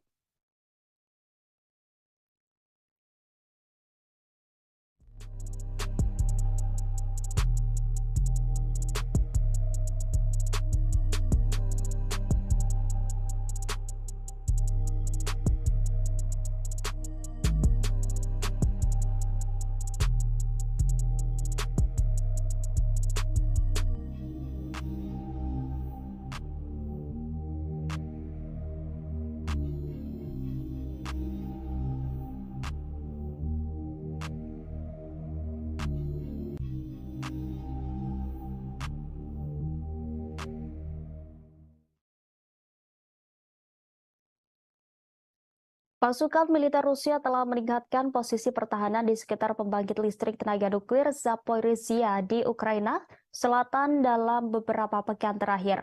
Menurut karyawan Ukraina yang bekerja di pabrik itu, pasukan Rusia telah menggali parit baru di sekitar kota dan meletakkan lebih banyak ranjau. Kamera pengintai di pabrik mengarah ke utara melintasi reservoir yang luas menuju wilayah yang dikuasai Ukraina memperlihatkan lubang parit baru. Rusia telah mengatur posisi tembak di atas beberapa bangunan pabrik selama beberapa bulan. Selain itu, jaring telah dipasang untuk mencegah drone memasuki wilayah itu. Langkah-langkah yang dijelaskan oleh dua orang Ukraina yang bekerja di pembangkit listrik dan dua penduduk lainnya di kota Enerhodar menggarisbawahi resiko perang terhadap keamanan fasilitas itu seperti diberitakan Reuters pada Jumat 19 Mei 2023. Berita itu muncul menjelang serangan balasan yang diharapkan di wilayah itu. Sebelumnya, Reuters mengabarkan pada 27 April 2023 lalu, Rusia membangun benteng yang membentang dari Rusia Barat ke Crimea dan parit yang sangat luas. Gambar satelit dari ribuan posisi pertahanan baru yang ditinjau oleh Reuters menunjukkan Rusia telah menggali titik-titik strategis utama. Menteri Pertahanan Rusia Sergei Shoigu mengunjungi pos komando depan di wilayah Zaporizhia yang diduduki Ukraina untuk pemeriksaan pasukan pada Jumat 19 Mei. Kementerian Pertahanan Rusia memposting video kunjungan itu di media sosial. Kementerian mencatat Shoigu juga mendengarkan laporan dari Komandan Kelompok Vostok dan petugas markas. Pada Jumat 19 Mei, Perdana Menteri Rusia Mikhail Mishustin mengatakan pembangunan beberapa ribu benteng pertahanan di sepanjang perbatasan Rusia dengan Ukraina dan di wilayah yang diduduki oleh Rusia telah selesai. Selain Zaporizhia, langkah-langkah keamanan juga diperketat di jalur kereta api Crimea.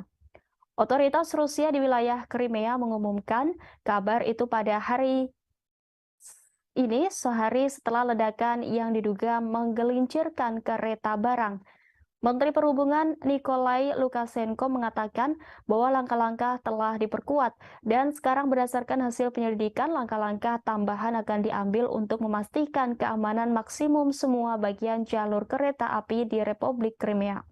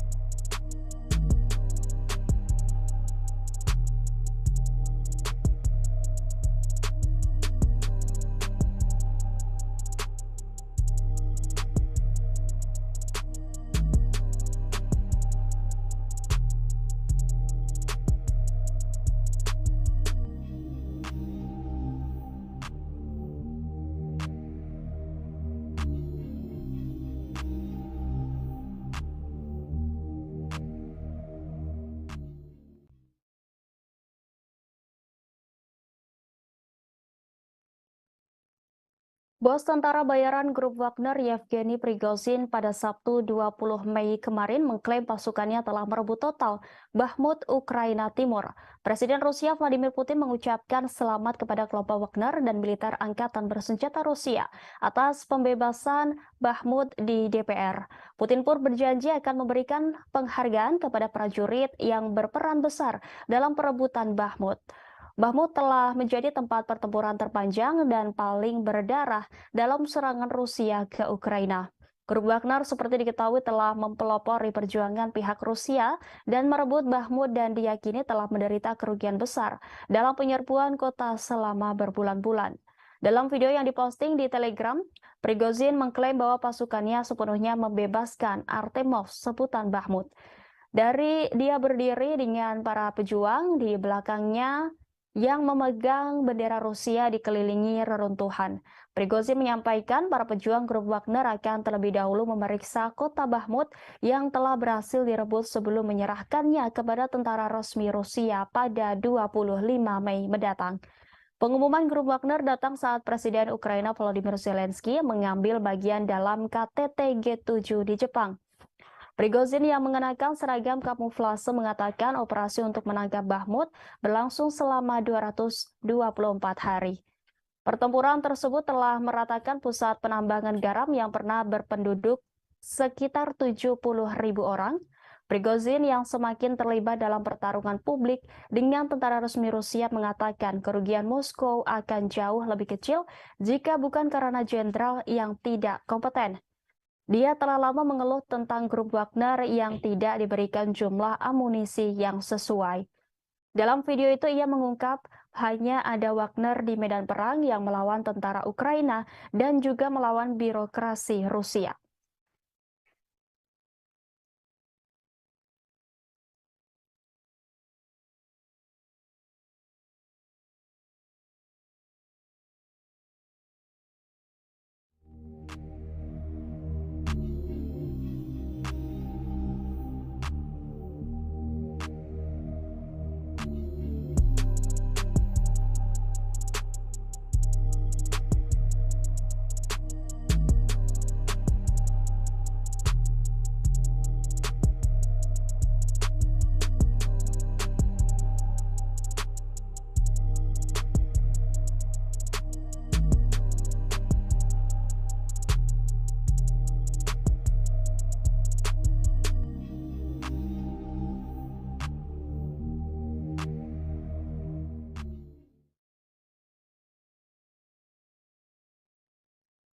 Rusia telah mengeluarkan surat perintah penangkapan untuk Jaksa Pengadilan Kriminal Internasional atau ICC dalam langkah tit for tat setelah pengadilan menyerukan penangkapan Presiden Vladimir Putin atas tuduhan kejahatan perang pada bulan Maret lalu.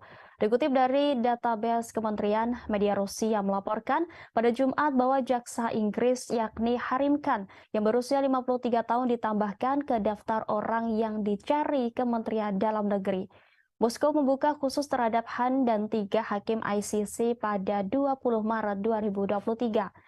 Gambar Han dapat dilihat di database Kementerian Dalam Negeri Rusia pada hari Jumat. Pemberitahuan tersebut menggambarkan dia sebagai pria yang lahir pada tanggal 30 Maret 1970 di Edinburgh, Skotlandia, tetapi tidak menyebutkan pelanggarannya. Komite Investigasi Rusia yang menyelidiki kejahatan besar mengatakan pada bulan Maret bahwa Han sedang diselidiki untuk penuntutan kriminal terhadap seseorang yang diketahui tidak bersalah. Dia juga sedang diselidiki karena diduga mempersiapkan serangan terhadap perwakilan negara asing yang mendapat perlindungan internasional, kata para penyelidik. Sebagaimana diketahui, surat perintah ICC yang dikeluarkan pada 17 Maret memerintahkan penangkapan terhadap Putin dan Ombudsman Rusia untuk hak-hak anak, yakni Maria Lvova-Belova, atas tuduhan kejahatan perang terkait penculikan anak-anak Ukraina. Rusia dan Putin menyangkal kejahatan perang apapun selama invasi Ukraina dengan mengatakan bahwa mereka adalah korban agresi dan kebohongan Barat.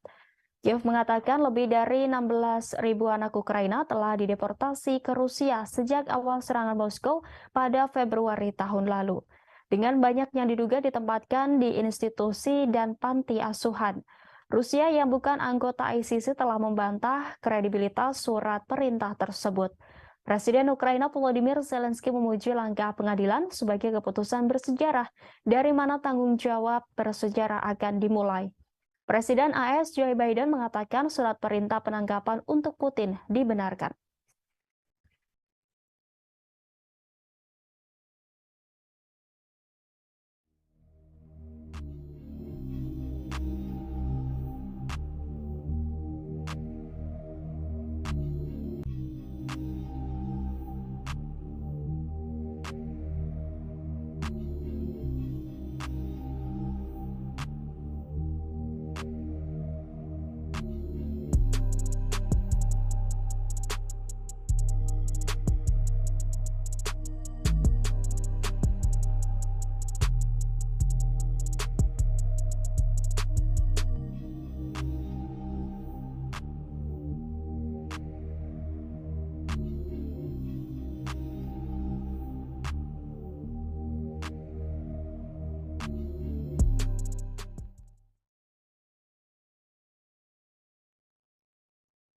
Pasukan rezim Kiev mengklaim telah membombardir wilayah Republik Rakyat Donetsk sebanyak 37 kali selama sehari terakhir.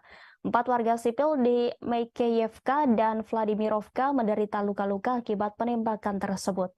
Demikian disampaikan Misi DPR ke Pusat Kontrol dan Koordinasi Bersama untuk Kejahatan Perang Ukraina pada Minggu 21 Mei. Dalam 24 jam terakhir, Misi DPR mencatat pengeboman di wilayah Donetsk oleh pasukan Ukraina yang menggunakan sistem roket multiple launch serta senjata artileri 152 mm dan 155 mm. Secara keseluruhan, militer Ukraina menembakkan 148 amunisi ke DPR. Misi tersebut melaporkan di saluran telegramnya. Pasukan rezim Kiev membombardir wilayah berpenduduk DPR di Aleksandrovka, Vladimirovka, Gorlovka, Donetsk, Mareyevka, Ozeryanovka, dan Yasinovataya. 4 warga sipil di Makeyevka dan Vladimirovka menderita luka-luka akibat penembakan tersebut. 2 rumah tinggal di Aleksandrovka mengalami kerusakan. Sebanyak 48 aksi penembakan di wilayah DPR tercatat pada 19 Mei lalu. Sebelumnya, Rusia akan mempertimbangkan rencana negara-negara barat untuk mengirim pesawat F-16 ke Ukraina. Wakil Menteri Luar Negeri Rusia Alexander Grushko mengatakan skenario eskalasi akan membawa resiko besar bagi mereka. Rusia memiliki semua sarana yang diperlukan untuk mencapai tujuannya. Sebagaimana diketahui, AS dan sekutunya bermaksud mengirim jet F-16 ke Ukraina.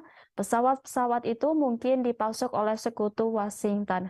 Presiden AS Joe Biden mengatakan pada KTT G7 di Hiroshima bahwa Washington akan mendukung upaya internasional untuk melatih pilot Ukraina menggunakan jet F-16. Selain itu, Presiden Amerika Serikat Joe Biden juga akan mengumumkan paket bantuan militer lain kepada pemerintah Kiev. senilai 375 juta dolar, kata surat kabar Politico. Paket itu akan mencakup peluru, artileri, kendaraan lapis baja, dan senjata anti-tank. Pada gilirannya, kantor berita Reuters melaporkan bahwa Amerika Serikat juga akan memberi Ukraina proyektil tambahan untuk sistem roket multi peluncuran HIMARS.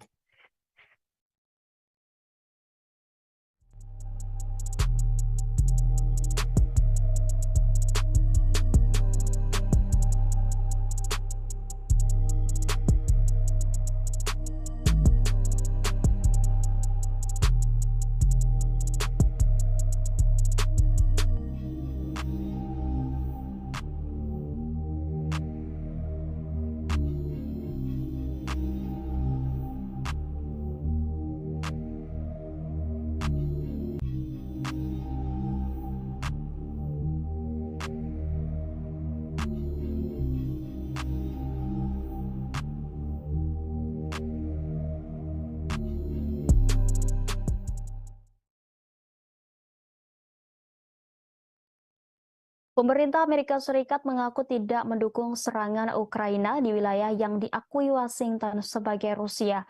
Hal itu diungkapkan penasihat keamanan nasional Gedung Putih, Jack Sullivan pada Sabtu 20 Mei 2023.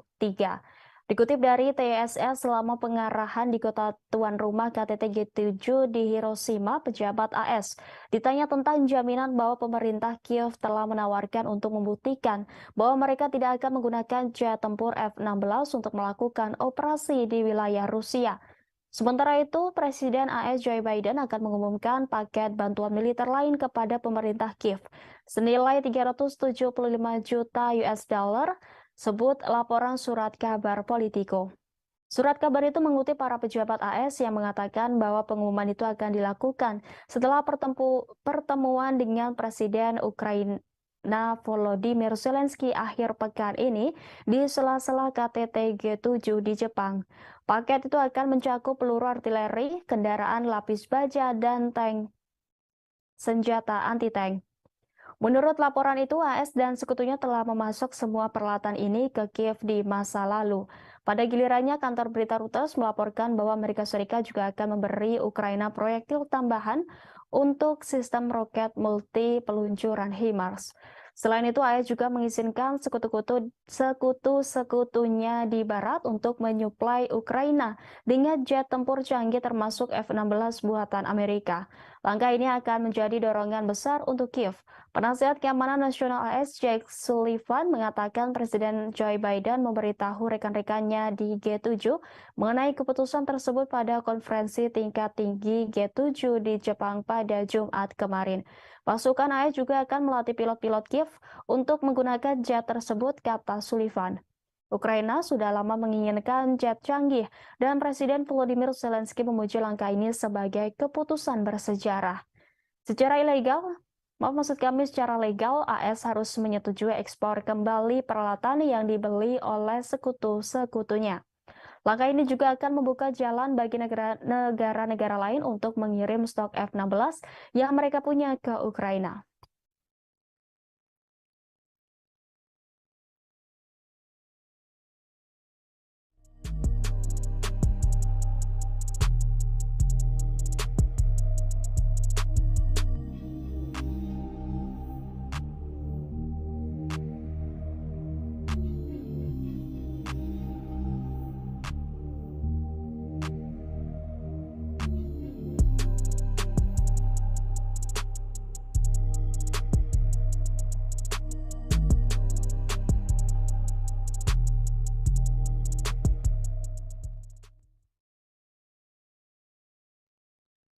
Presiden Ukraina Volodymyr Zelensky menyambut baik keputusan Presiden Amerika Serikat Joe Biden untuk mendukung pelatihan pilot Ukraina pada jet tempur F-16 buatan AS.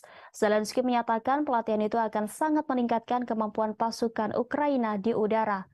Dikutip Al Jazeera, Zelensky menggambarkan rencana untuk melatih pilot Ukraina untuk menerbangkan jet tempur F-16 sebagai keputusan bersejarah. Ia mengaku akan membahas detailnya dengan Biden ketika mereka bertemu di KTT G7 di kota Hiroshima, Jepang. Sebelumnya, Biden mengatakan kepada para pemimpin G7 pada hari Jumat bahwa Washington mendukung program pelatihan sekutu bersama untuk pilot Ukraina dengan jet tempur F-16 buatan AS, kata pejabat senior AS kepada kantor berita Reuters. Zelensky selama berbulan-bulan menyerukan pasukan jet tempur canggih untuk mendukung pertahanan Ukraina melawan invasi Rusia. Tetapi pemimpin Ukraina itu telah menghadapi penolakan sampai sekarang dari sekutu baratnya yang takut memberi Ukraina senjata ofensif canggih dapat ditanggapi dengan eskalasi oleh Presiden Rusia Vladimir Putin dan penyebaran perang di Eropa. Sekarang karena Ukraina telah meningkatkan pertahanan udaranya dengan sejumlah sistem anti pesawat yang dipasok Barat dan bersiap untuk meluncurkan serangan balasan terhadap pasukan Rusia. Para pejabat yakin jet tempur dapat berguna dalam pertempuran Ukraina dengan Moskow dan penting untuk jangka panjang negara itu. John Psaropoulos dari Al Jazeera melaporkan bahwa para ahli pertahanan udara mengatakan jet tempur F-16 buatan AS akan menawarkan Ukraina keunggulan atas angkatan udara Rusia. Tetapi hanya jika dikombinasikan dengan rudal yang kuat dan informasi penargetan yang juga harus disediakan oleh Barat. Sementara Perdana Menteri Inggris Raya yakni Rishi Sunak mengatakan negaranya akan bekerja sama dengan Belanda, Belgia, dan Denmark untuk mendapatkan Ukraina kemampuan tempur udara yang dibutuhkannya.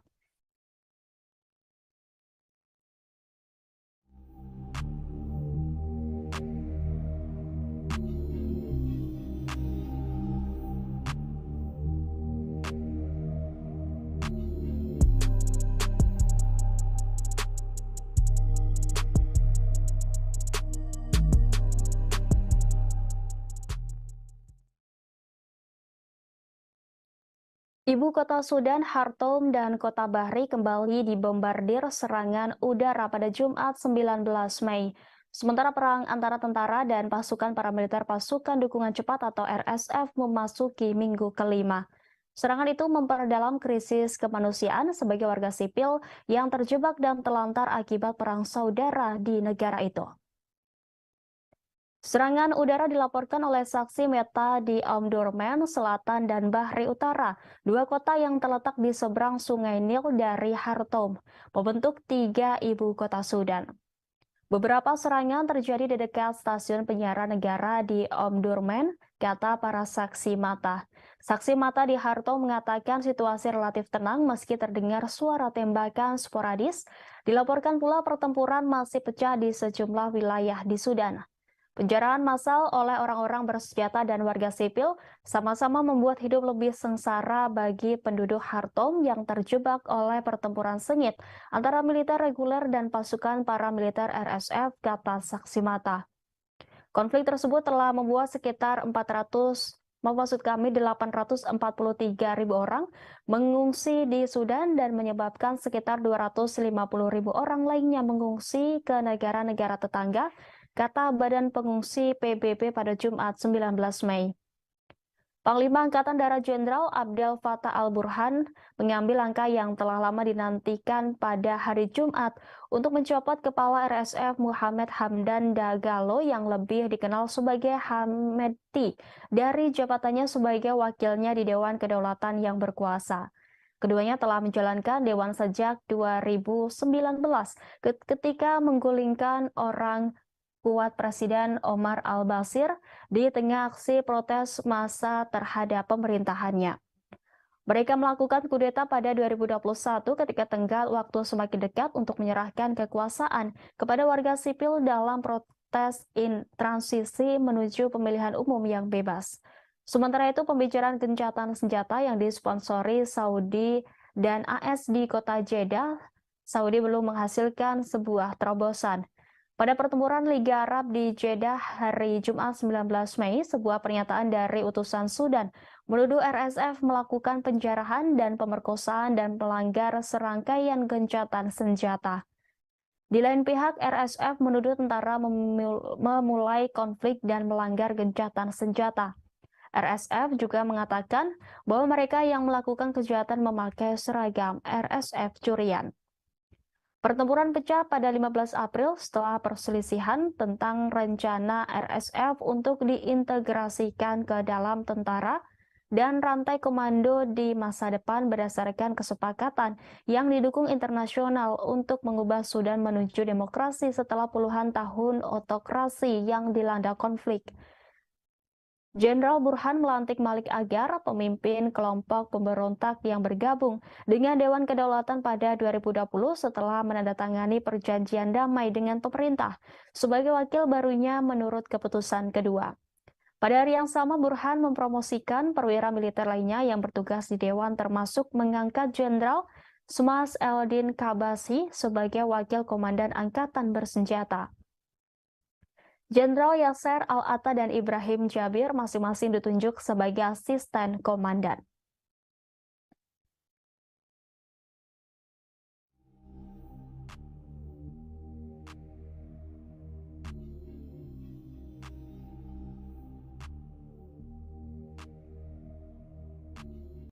Inilah live update selengkapnya.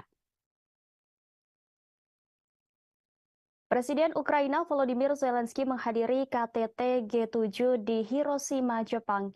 Zelensky tiba di Bandara Internasional Hiroshima, Jepang sekira pukul 15:45 waktu Jepang pada Sabtu 20 Mei kemarin. Kehadirannya mendapat pengamanan yang sangat ketat, bahkan bisa dibilang lebih ketat daripada pengawalan untuk Presiden Amerika Serikat Joe Biden. Turun dari pesawat, Zelensky langsung menyalami Seiji Kihara, wakil kepala sekretariat kabinet Jepang, yang juga orang paling dipercaya PM Jepang Fumio Kishida. Kemudian ia menyalami duta besar Ukraina untuk Jepang, yakni Sergei Korsansky, dan langsung menuju mobil khusus anti peluru yang sudah disiapkan untuknya. Mobil yang ditumpangi Zelensky dikawal 8 mobil pasukan khusus dan pasukan motor polisi khusus Jepang sebanyak 4 unit di depan. Di tengah jalan, Zelensky dielulukan masyarakat Jepang yang mengibarkan bendera Ukraina dan Jepang secara bersamaan. Menggunakan jalan tol, Zelensky memasuki tempat utama KTT di bekas daerah Ujina untuk menghadiri KTT G7 Hiroshima. Presiden Zelensky tiba di lokasi KTT G7 Grand Prince Hotel Hiroshima sekitar pukul 16:40 waktu Jepang. Sayangnya ia tidak ikut berfoto bersama rombongan kepala negara lain seperti Presiden Indonesia Joko Widodo di sana. Sementara itu, menurut Brasil, Presiden Zelensky sudah menyiapkan jebakan sebagaimana dilaporkan media Bloomberg. Zelensky mengirim rekannya dari Brasil, Lula da Silva, tawaran untuk bertemu di sela-sela KTT G7, namun belum mendapat tanggapan.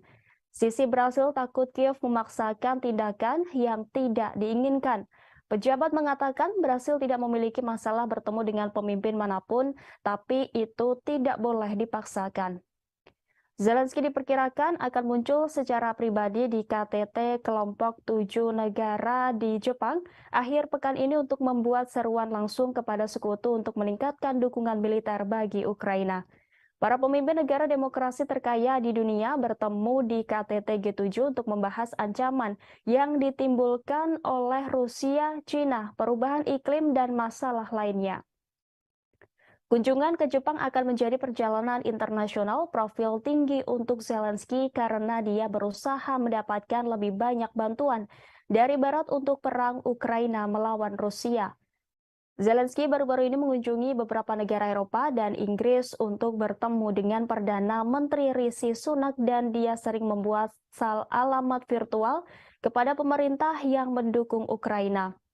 Namun Zelensky jarang meninggalkan Ukraina sejak Rusia menginvasi negara itu pada Februari 2022.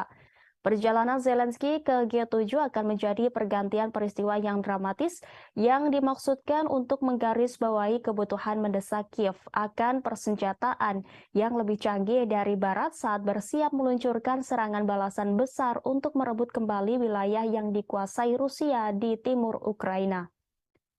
AS dan sekutunya terus mengirimkan sistem senjata yang lebih canggih ke Ukraina seiring dengan berlanjutnya perang. Tetapi pemerintahan Presiden Amerika Serikat Joe Biden telah menolak untuk mengirim jet tempur F-16 Ukraina dan memenuhi tuntutan lain untuk bantuan militer yang lebih kuat karena khawatir langkah tersebut dapat meningkatkan ketegangan dengan Moskow.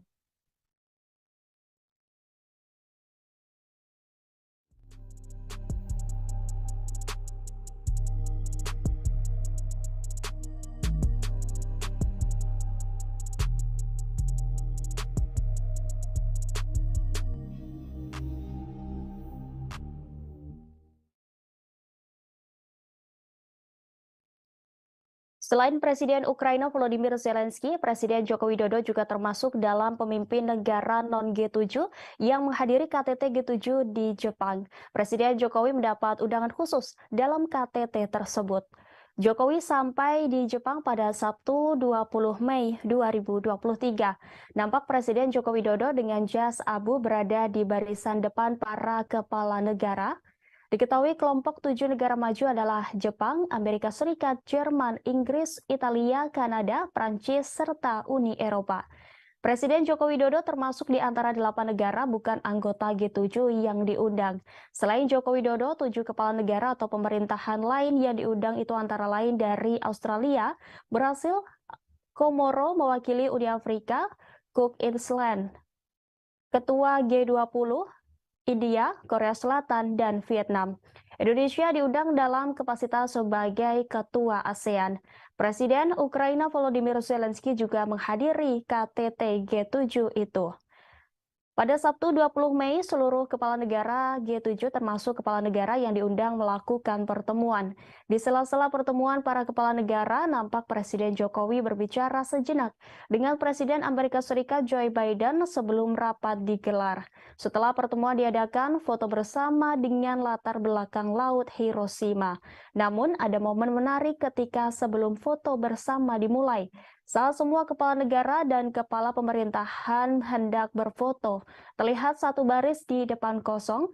Dilihat dari laman The Page yang disiarkan langsung, ternyata Presiden Jokowi yang ditunggu oleh para kepala negara itu untuk berfoto. Jokowi tampak menempati baris depan yang kosong untuk foto bersama. Di samping kanannya tuan rumah Perdana Menteri Jepang Fumio Kishida, sementara barisan belakang Presiden Amerika Serikat Joe Biden. Tidak hanya itu, satu kejutan terjadi menjelang dimulai sidang KTT Global yang dipimpin Perdana Menteri Jepang Fumio Kishida. Saat itu mendadak Presiden Amerika Serikat Joe Biden mendatangi Presiden Jokowi yang duduk di samping kanan PM Kishida. Melihat Presiden Biden datang, Jokowi langsung berdiri menuju ke kanan mendekati Presiden Biden dan menyalaminya. Presiden Biden membisikkan sesuatu kepada Joko Widodo. Tak lama kemudian, protokol sidang langsung mendekati keduanya dan mengingatkan bahwa sidang KTT Global akan segera dimulai. Kejadian mengejutkan itu sekitar 1 menit dan Jokowi kembali duduk ke kursi sidang di sebelah kanan PM Kishida. Sidang akhirnya baru dimulai sekitar pukul 18:15 di lokasi KTT G7 Hiroshima, Jepang pada 20 Mei.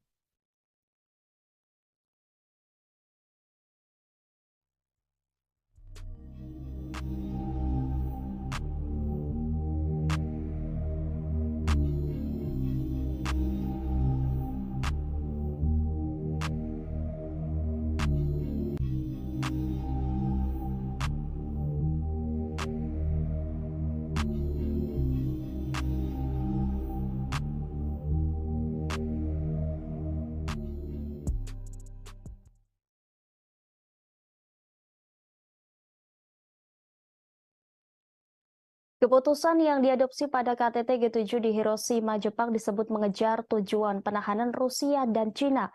Hal itu diungkapkan oleh Menteri Luar Negeri Rusia yakni Sergei Lavrov pada Majelis ke-31 Dewan Kebijakan Luar Negeri dan Pertahanan pada Sabtu 20 Mei 2023.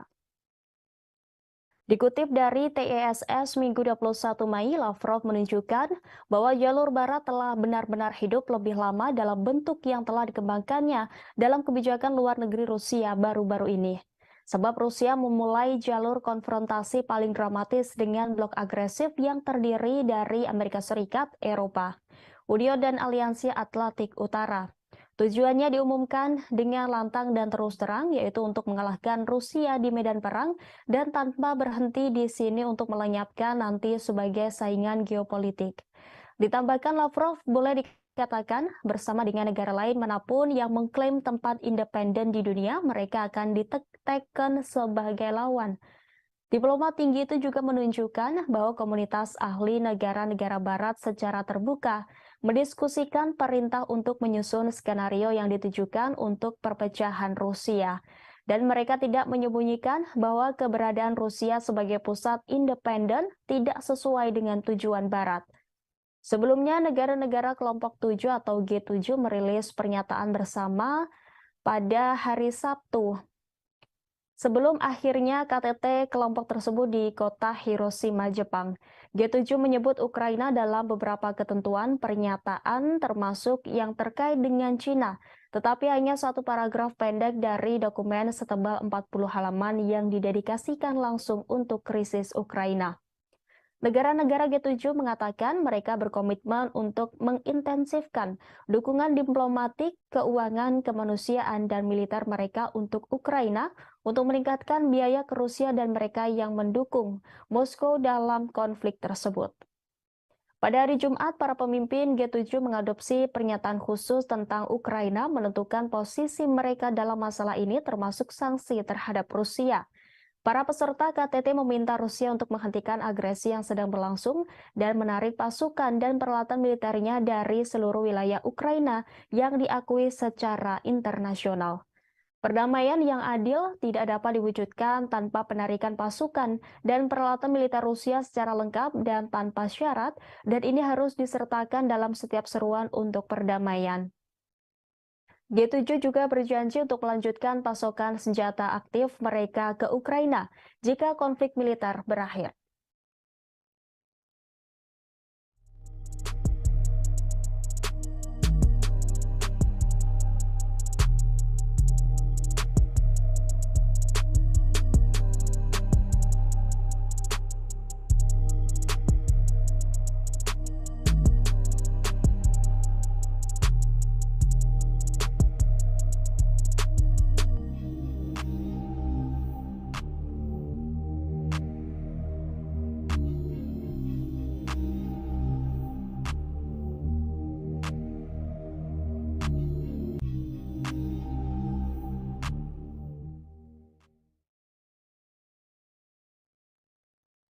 Maskapai Rusia melakukan 2.000 penerbangan dengan pesawat yang dilengkapi suku cadangan pada 2022 karena sanksi yang mempengaruhi industri penerbangan negara itu menurut surat kabar Rusia Kommersant.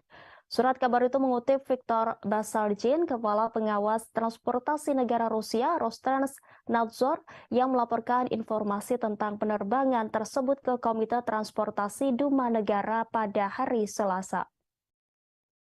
Sejak Presiden Rusia Vladimir Putin memerintahkan invasi ke Ukraina pada Februari 2022, Amerika Serikat dan lusinan pemerintah lainnya telah memberlakukan sanksi terhadap Rusia sebagai hukuman. Sanksi-sanksi ini berusaha membatasi kemampuan Moskow untuk memperoleh dan membuat senjata, tetapi mereka juga membatasi pengiriman suku cadang yang dibutuhkan untuk industri otomotif dan penerbangan negara itu.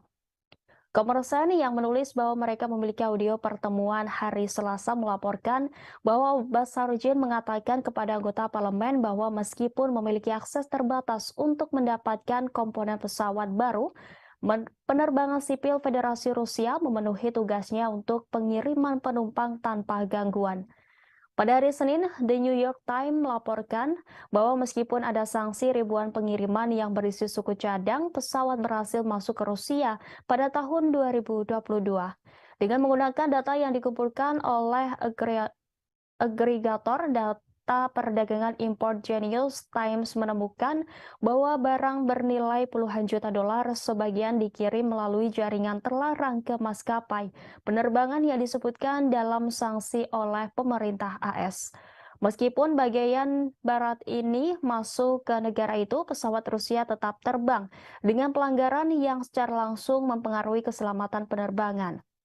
Surat kabar itu menulis bahwa pejabat Rostrans-Nadzor tidak merinci apakah angkanya untuk 2.000 penerbangan yang dilakukan dengan bagian yang kadaluarsa merujuk pada penerbangan komersial atau semua jenis perjalanan udara. Kommersant juga mencatat bahwa perusahaan manajemen lalu lintas udara negara Rusia melayani 1,4 juta penerbangan termasuk rute transit dan internasional pada tahun 2022. Najmuddin Meskati, seorang profesor teknik dan hubungan internasional di University of Southern California mengatakan kepada Newsweek bahwa sanksi terhadap penerbangan dan sektor lainnya akan semakin mendorong Rusia dan Iran ke pangkuan satu sama lain. Ia mengaku telah mendengar tentang keadaan industri penerbangan sipil Rusia yang semakin mengerikan karena sanksi yang serupa dan sejajar dengan armada penerbangan sipil Iran setelah 40 tahun sanksi. Ditambahkannya bahwa pejabat Iran telah menemukan cara untuk menghindari sanksi, dan itulah alasan lain Rusia baru-baru ini menandatangani kontrak dengan Iran untuk melayani pesawat mereka di Iran. Karena pengalaman panjang Iran dan jaringan dealer dan suku cadang bawah tanah yang mapan, baik asli maupun palsu yang telah ada dan bekerja dengan baik. Kommersant berbicara dengan perwakilan di beberapa maskapai besar di Rusia yang semuanya menyangkal penggunaan suku cadang kadaluarsa di pesawat mereka. Sumber-sumber ini juga mengatakan mereka tidak mengetahui maskapai lain yang mengalami pelanggaran keselamatan karena masalah dengan suku cadang pesawat.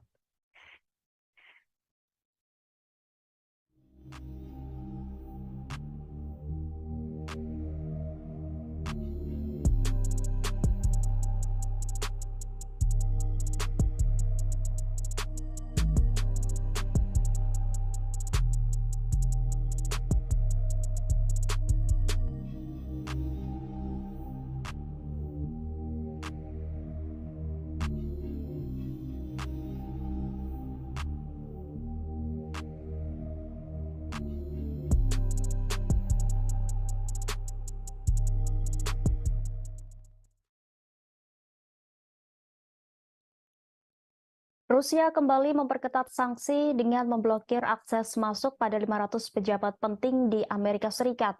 Salah satu pejabat yang masuk daftar hitam Rusia adalah mantan Presiden Amerika Serikat Barack Obama. Pengumuman tersebut dirilis Kementerian Luar Negeri Rusia atas perintah dari Presiden Vladimir Putin sebagai tanggapan dari tindakan tidak ramah yang dilakukan negara G7 yang baru-baru ini melayangkan sanksi pelarangan impor permata, tembaga, aluminium, dan nikel dari Rusia. Tidak hanya itu, G7 juga turut membatasi perdagangan dan penggunaan berlian yang ditambang, diproses, serta diproduksi di Rusia dengan tujuan untuk menekan pendapatan kuartalan Moskow agar militer Putin kesulitan memasok senjata dan alat perang selama invasi berlangsung. Meski larangan G7 tak memberikan dampak signifikan bagi prospek ekonomi Rusia, namun demi menggertak Barat, Putin akhirnya menyetujui dekret terkait pelarangan 500 orang AS menginjakan kakinya di Rusia.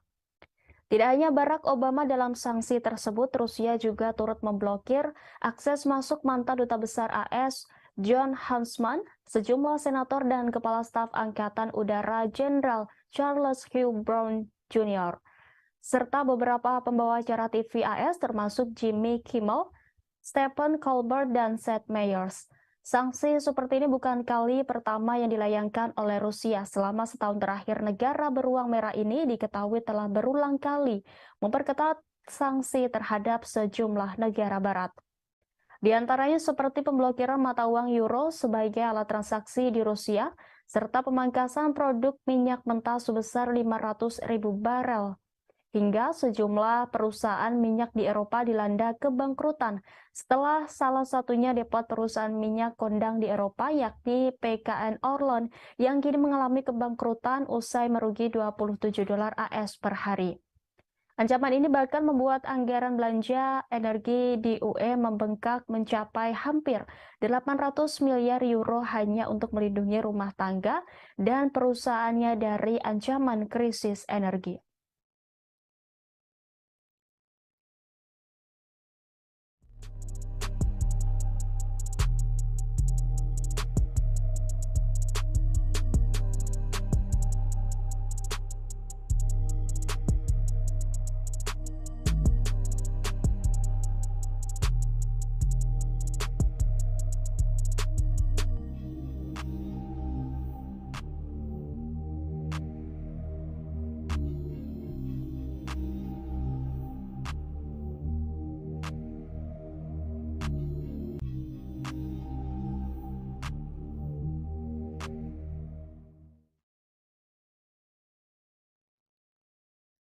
Pasukan militer Rusia telah meningkatkan posisi pertahanan di sekitar pembangkit listrik tenaga nuklir Zaporizhia di Ukraina Selatan dalam beberapa pekan terakhir.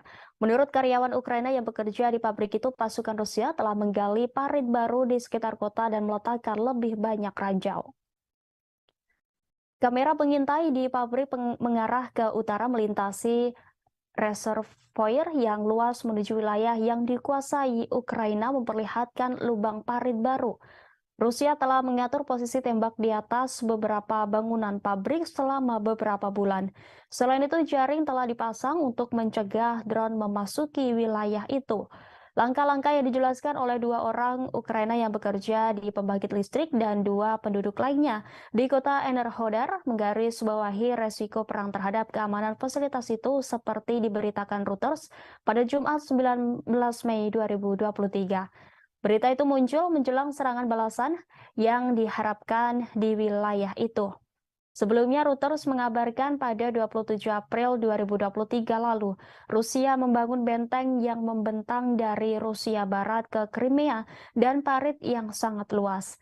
Gambar satelit dari ribuan posisi pertahanan baru yang ditinjau oleh Reuters menunjukkan Rusia telah menggali titik-titik strategis utama. Menteri Pertahanan Rusia Sergei Shoigu mengunjungi pos komando depan di wilayah Zaporizhia yang diduduki Ukraina untuk pemeriksaan pasukan pada Jumat 19 Mei. Kementerian Pertahanan Rusia memposting video kunjungan itu di media sosial. Kementerian mencatat Shoigu juga mendengarkan laporan dari Komandan Kelompok Vostok dan petugas markas. Pada Jumat 19 Mei, Perdana Menteri Rusia Mikhail Mishustin mengatakan pembangunan beberapa ribu benteng pertahanan di sepanjang perbatasan Rusia dengan Ukraina dan di wilayah yang diduduki oleh Rusia telah selesai. Selain Zaporizhia, langkah-langkah keamanan juga diperketat di jalur kereta api Crimea.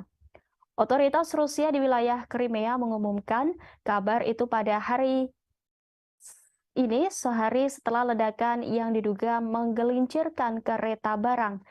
Menteri Perhubungan Nikolai Lukashenko mengatakan bahwa langkah-langkah telah diperkuat dan sekarang berdasarkan hasil penyelidikan langkah-langkah tambahan akan diambil untuk memastikan keamanan maksimum semua bagian jalur kereta api di Republik Crimea.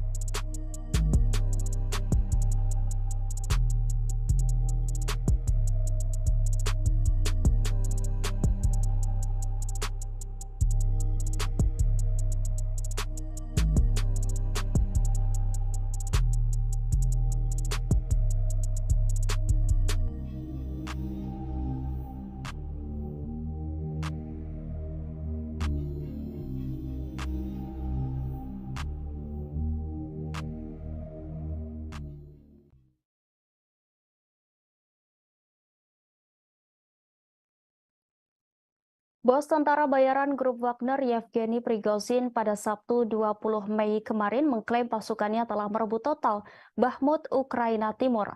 Presiden Rusia Vladimir Putin mengucapkan selamat kepada kelompok Wagner dan militer angkatan bersenjata Rusia atas pembebasan Bakhmut di DPR. Putin pun berjanji akan memberikan penghargaan kepada prajurit yang berperan besar dalam perebutan Bakhmut. Bakhmut telah menjadi tempat pertempuran terpanjang dan paling berdarah dalam serangan Rusia ke Ukraina. Grup Wagner seperti diketahui telah mempelopori perjuangan pihak Rusia dan merebut Bakhmut dan diyakini telah menderita kerugian besar dalam penyerbuan kota selama berbulan-bulan. Dalam video yang diposting di Telegram, Prigozhin mengklaim bahwa pasukannya sepenuhnya membebaskan Artemov, sebutan Bakhmut. Dari dia berdiri dengan para pejuang di belakangnya yang memegang bendera Rusia dikelilingi reruntuhan. Prigozhin menyampaikan para pejuang grup Wagner akan terlebih dahulu memeriksa kota Bakhmut yang telah berhasil direbut sebelum menyerahkannya kepada tentara resmi Rusia pada 25 Mei mendatang.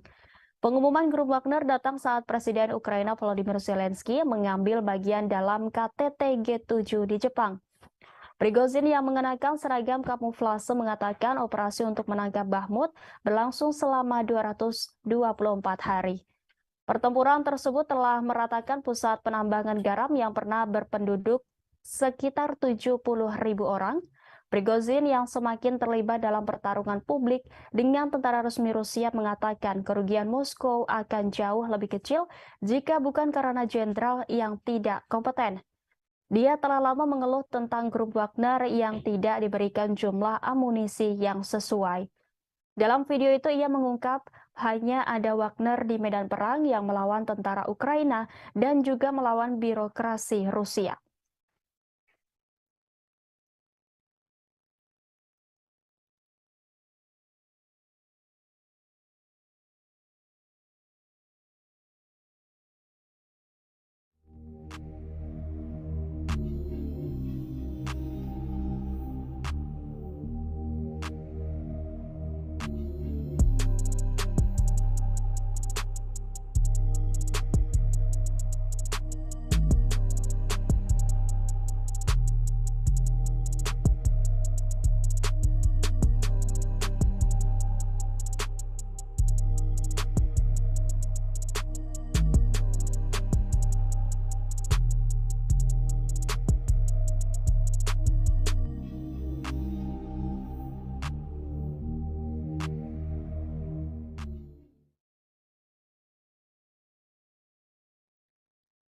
Rusia telah mengeluarkan surat perintah penangkapan untuk Jaksa Pengadilan Kriminal Internasional atau ICC dalam langkah tit for tat setelah pengadilan menyerukan penangkapan Presiden Vladimir Putin atas tuduhan kejahatan perang pada bulan Maret lalu. Dikutip dari database Kementerian, media Rusia melaporkan pada Jumat bahwa jaksa Inggris yakni Harim Khan yang berusia 53 tahun ditambahkan ke daftar orang yang dicari Kementerian Dalam Negeri.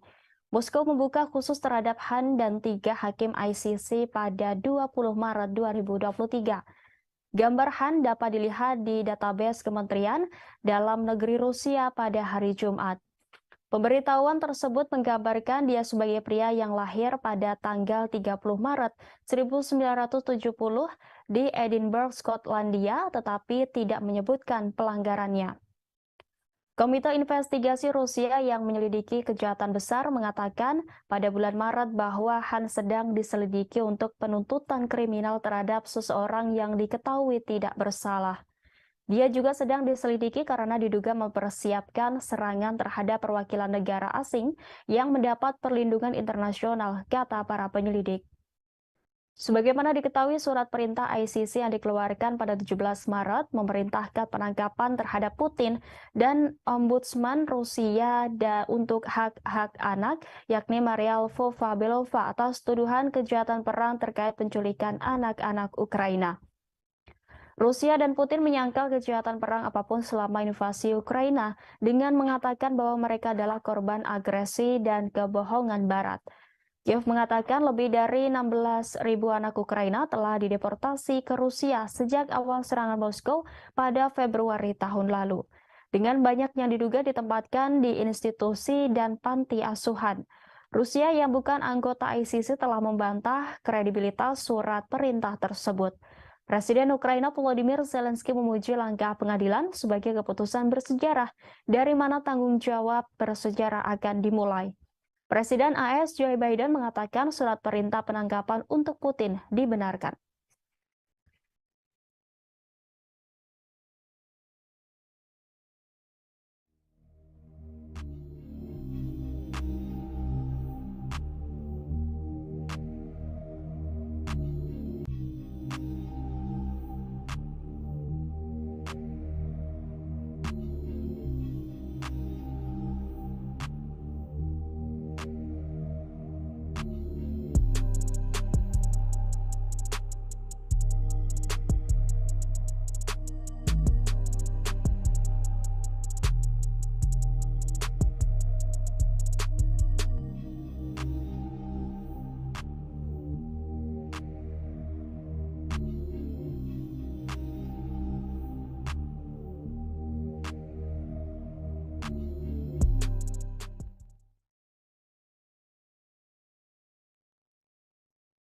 Pasukan rezim Kiev mengklaim telah membombardir wilayah Republik Rakyat Donetsk sebanyak 37 kali selama sehari terakhir.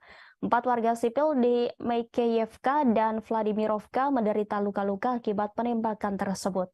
Demikian disampaikan misi DPR ke Pusat Kontrol dan Koordinasi Bersama untuk Kejahatan Perang Ukraina pada Minggu 21 Mei. Dalam 24 jam terakhir, misi DPR mencatat pengeboman di wilayah Donetsk oleh pasukan Ukraina yang menggunakan sistem roket multiple launch serta senjata artileri 152 mm dan 155 mm. Secara keseluruhan, militer Ukraina menembakkan 148 amunisi ke DPR. Misi tersebut melaporkan di saluran telegramnya. Pasukan rezim Kiev membombardir wilayah berpenduduk DPR di Aleksandrovka, Vladimirovka, Gorlovka, Donetsk, Mareyevka, Ozeryanovka, dan Yasinovataya. 4 warga sipil di Makeyevka dan Vladimirovka menderita luka-luka akibat penembakan tersebut. 2 rumah tinggal di Aleksandrovka mengalami kerusakan. Sebanyak 48 aksi penembakan di wilayah DPR tercatat pada 19 Mei lalu. Sebelumnya, Rusia akan mempertimbangkan rencana negara-negara barat untuk mengirim pesawat F-16 ke Ukraina. Wakil Menteri Luar Negeri Rusia Alexander Grushko mengatakan skenario eskalasi akan membawa resiko besar bagi mereka. Rusia memiliki semua sarana yang diperlukan untuk mencapai tujuannya. Sebagaimana diketahui, AS dan sekutunya bermaksud mengirim jet F-16 ke Ukraina. Pesawat-pesawat itu mungkin dipasok oleh sekutu Washington. Presiden AS Joe Biden mengatakan pada KTT G7 di Hiroshima bahwa Washington akan mendukung upaya internasional untuk melatih pilot Ukraina menggunakan jet F-16. Selain itu, Presiden Amerika Serikat Joe Biden juga akan mengumumkan paket bantuan militer lain kepada pemerintah Kiev senilai 375 juta dolar, kata surat kabar Politico. Paket itu akan mencakup peluru, artileri, kendaraan lapis baja, dan senjata anti-tank. Pada gilirannya, kantor berita Reuters melaporkan bahwa Amerika Serikat juga akan memberi Ukraina proyektil tambahan untuk sistem roket multi peluncuran HIMARS.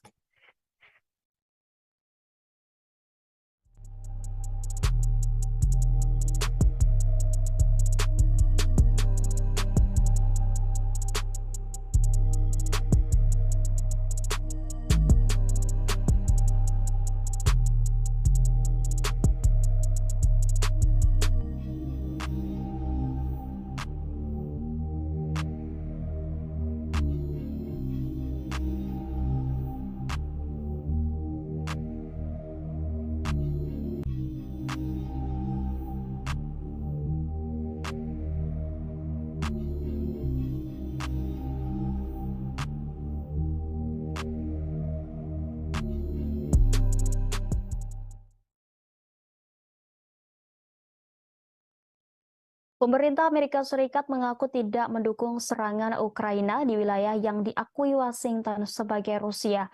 Hal itu diungkapkan penasihat keamanan nasional Gedung Putih, Jack Sullivan pada Sabtu 20 Mei 2023. Dikutip dari TSS, selama pengarahan di kota tuan rumah KTT G7 di Hiroshima, pejabat AS ditanya tentang jaminan bahwa pemerintah Kiev telah menawarkan untuk membuktikan bahwa mereka tidak akan menggunakan jet tempur F-16 untuk melakukan operasi di wilayah Rusia.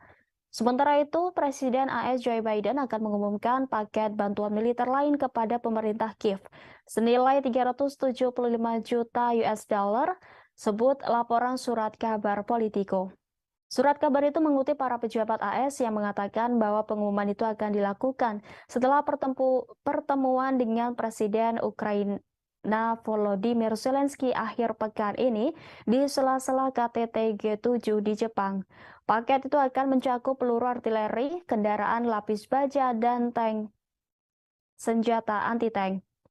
Menurut laporan itu, AS dan sekutunya telah memasok semua peralatan ini ke Kiev di masa lalu.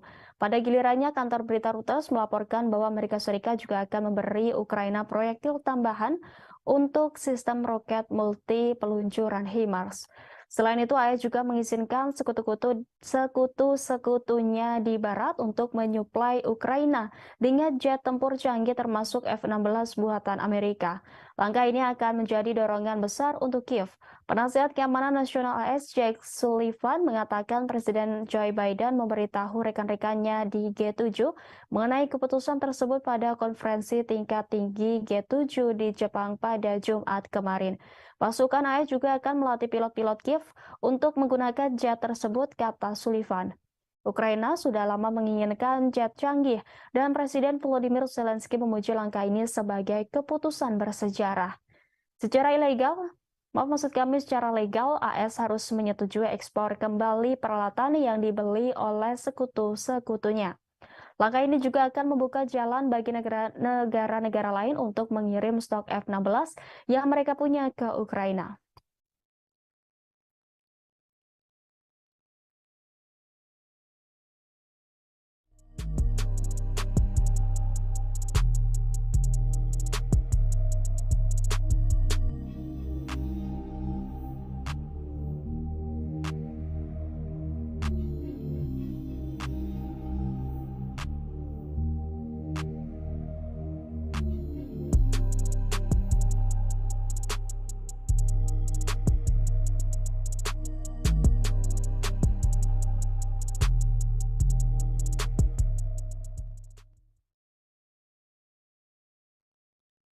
Presiden Ukraina Volodymyr Zelensky menyambut baik keputusan Presiden Amerika Serikat Joe Biden untuk mendukung pelatihan pilot Ukraina pada jet tempur F-16 buatan AS.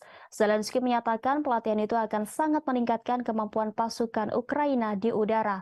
Dikutip Al Jazeera, Zelensky menggambarkan rencana untuk melatih pilot Ukraina untuk menerbangkan jet tempur F-16 sebagai keputusan bersejarah. Ia mengaku akan membahas detailnya dengan Biden ketika mereka bertemu di KTT G7 di kota Hiroshima, Jepang. Sebelumnya, Biden mengatakan kepada para pemimpin G7 pada hari Jumat bahwa Washington mendukung program pelatihan sekutu bersama untuk pilot Ukraina dengan jet tempur F-16 buatan AS, kata pejabat senior AS kepada kantor berita Reuters. Zelensky selama berbulan-bulan menyerukan pasukan jet tempur canggih untuk mendukung pertahanan Ukraina melawan invasi Rusia. Tetapi pemimpin Ukraina itu telah menghadapi penolakan sampai sekarang dari sekutu baratnya yang takut memberi Ukraina senjata ofensif canggih dapat ditanggapi dengan eskalasi oleh Presiden Rusia Vladimir Putin dan penyebaran perang di Eropa. Sekarang karena Ukraina telah meningkatkan pertahanan udaranya dengan sejumlah sistem anti pesawat yang dipasok Barat dan bersiap untuk meluncurkan serangan balasan terhadap pasukan Rusia. Para pejabat yakin jet tempur dapat berguna dalam pertempuran Ukraina dengan Moskow dan penting untuk jangka panjang negara itu. John Psaropoulos dari Al Jazeera melaporkan bahwa para ahli pertahanan udara mengatakan jet tempur F-16 buatan AS akan menawarkan Ukraina keunggulan atas angkatan udara Rusia. Tetapi hanya jika dikombinasikan dengan rudal yang kuat dan informasi penargetan yang juga harus disediakan oleh Barat. Sementara Perdana Menteri Inggris Raya yakni Rishi Sunak mengatakan negaranya akan bekerja sama dengan Belanda, Belgia, dan Denmark untuk mendapatkan Ukraina kemampuan tempur udara yang dibutuhkannya.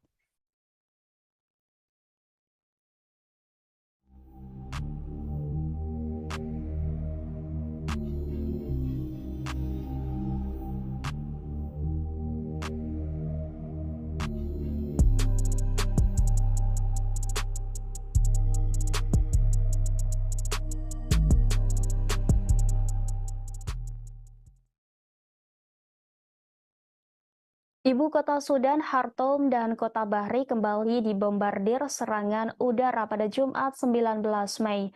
Sementara perang antara tentara dan pasukan paramiliter pasukan dukungan cepat atau RSF memasuki minggu kelima. Serangan itu memperdalam krisis kemanusiaan sebagai warga sipil yang terjebak dan terlantar akibat perang saudara di negara itu. Serangan udara dilaporkan oleh saksi mata di Omdurman Selatan dan Bahri Utara, dua kota yang terletak di seberang Sungai Nil dari Khartoum, membentuk tiga ibu kota Sudan. Beberapa serangan terjadi di dekat stasiun penyiaran negara di Omdurman, kata para saksi mata. Saksi mata di Khartoum mengatakan situasi relatif tenang meski terdengar suara tembakan sporadis. Dilaporkan pula pertempuran masih pecah di sejumlah wilayah di Sudan. Penjarahan massal oleh orang-orang bersenjata dan warga sipil sama-sama membuat hidup lebih sengsara bagi penduduk Khartoum yang terjebak oleh pertempuran sengit antara militer reguler dan pasukan paramiliter RSF, kata saksi mata. Konflik tersebut telah membuat sekitar 843.000 orang mengungsi di Sudan dan menyebabkan sekitar 250.000 orang lainnya mengungsi ke negara-negara tetangga, kata Badan Pengungsi PBB pada Jumat 19 Mei. Panglima Angkatan Darat Jenderal Abdel Fattah al-Burhan mengambil langkah yang telah lama dinantikan pada hari Jumat untuk mencopot Kepala RSF Muhammad Hamdan Dagalo yang lebih dikenal sebagai Hamedti dari jabatannya sebagai wakilnya di Dewan Kedaulatan yang berkuasa. Keduanya telah menjalankan Dewan sejak 2019 ketika menggulingkan orang kuat Presiden Omar al-Bashir di tengah aksi protes massa terhadap pemerintahannya. Mereka melakukan kudeta pada 2021 ketika tenggat waktu semakin dekat untuk menyerahkan kekuasaan kepada warga sipil dalam protes transisi menuju pemilihan umum yang bebas.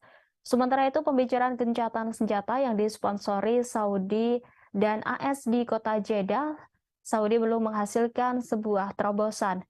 Pada pertempuran Liga Arab di Jeddah hari Jumat 19 Mei, sebuah pernyataan dari utusan Sudan menuduh RSF melakukan penjarahan dan pemerkosaan dan melanggar serangkaian gencatan senjata. Di lain pihak, RSF menuduh tentara memulai konflik dan melanggar gencatan senjata. RSF juga mengatakan bahwa mereka yang melakukan kejahatan memakai seragam RSF curian.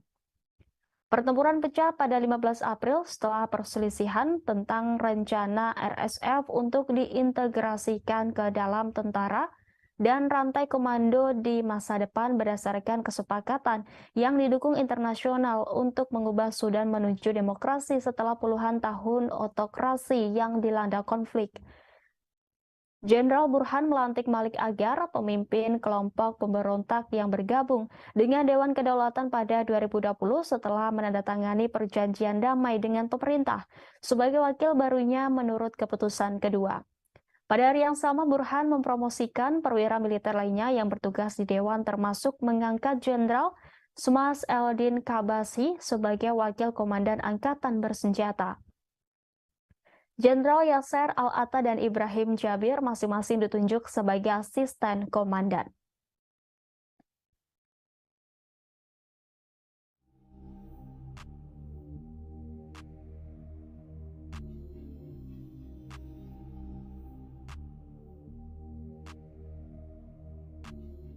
Inilah live update selengkapnya. Presiden Ukraina Volodymyr Zelensky menghadiri KTT G7 di Hiroshima, Jepang. Zelensky tiba di Bandara Internasional Hiroshima, Jepang sekira pukul 15:45 waktu Jepang pada Sabtu 20 Mei kemarin. Kehadirannya mendapat pengamanan yang sangat ketat, bahkan bisa dibilang lebih ketat daripada pengawalan untuk Presiden Amerika Serikat Joe Biden. Turun dari pesawat, Zelensky langsung menyalami Seiji Kihara, wakil kepala sekretariat kabinet Jepang, yang juga orang paling dipercaya PM Jepang Fumio Kishida. Kemudian ia menyalami duta besar Ukraina untuk Jepang, yakni Sergei Korsansky, dan langsung menuju mobil khusus anti peluru yang sudah disiapkan untuknya. Mobil yang ditumpangi Zelensky dikawal 8 mobil pasukan khusus dan pasukan motor polisi khusus Jepang sebanyak 4 unit di depan. Di tengah jalan, Zelensky dielulukan masyarakat Jepang yang mengibarkan bendera Ukraina dan Jepang secara bersamaan. Menggunakan jalan tol, Zelensky memasuki tempat utama KTT di bekas daerah Ujina untuk menghadiri KTT G7 Hiroshima. Presiden Zelensky tiba di lokasi KTT G7 Grand Prince Hotel Hiroshima sekitar pukul 16:40 waktu Jepang. Sayangnya ia tidak ikut berfoto bersama rombongan kepala negara lain seperti Presiden Indonesia Joko Widodo di sana. Sementara itu, menurut Brasil, Presiden Zelensky sudah menyiapkan jebakan sebagaimana dilaporkan media Bloomberg.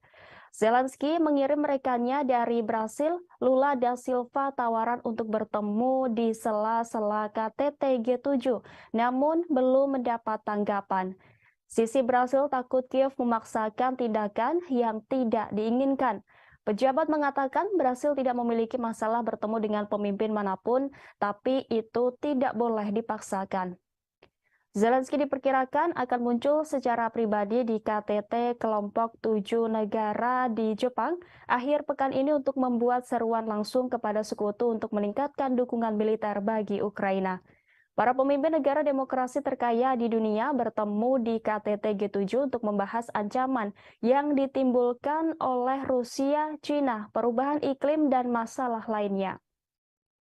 Kunjungan ke Jepang akan menjadi perjalanan internasional profil tinggi untuk Zelensky karena dia berusaha mendapatkan lebih banyak bantuan dari Barat untuk perang Ukraina melawan Rusia. Zelensky baru-baru ini mengunjungi beberapa negara Eropa dan Inggris untuk bertemu dengan Perdana Menteri Rishi Sunak dan dia sering membuat alamat virtual kepada pemerintah yang mendukung Ukraina. Namun Zelensky jarang meninggalkan Ukraina sejak Rusia menginvasi negara itu pada Februari 2022. Perjalanan Zelensky ke G7 akan menjadi pergantian peristiwa yang dramatis yang dimaksudkan untuk menggarisbawahi kebutuhan mendesak Kiev akan persenjataan yang lebih canggih dari Barat saat bersiap meluncurkan serangan balasan besar untuk merebut kembali wilayah yang dikuasai Rusia di timur Ukraina. AS dan sekutunya terus mengirimkan sistem senjata yang lebih canggih ke Ukraina seiring dengan berlanjutnya perang. Tetapi pemerintahan Presiden Amerika Serikat Joe Biden telah menolak untuk mengirim jet tempur F-16 Ukraina dan memenuhi tuntutan lain untuk bantuan militer yang lebih kuat karena khawatir langkah tersebut dapat meningkatkan ketegangan dengan Moskow.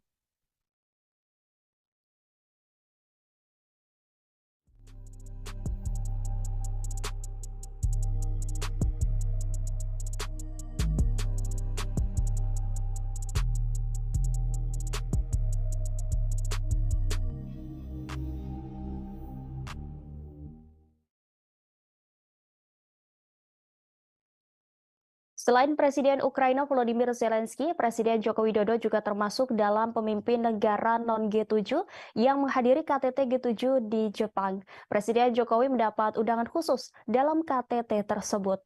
Jokowi sampai di Jepang pada Sabtu 20 Mei 2023. Nampak Presiden Joko Widodo dengan jas abu berada di barisan depan para kepala negara.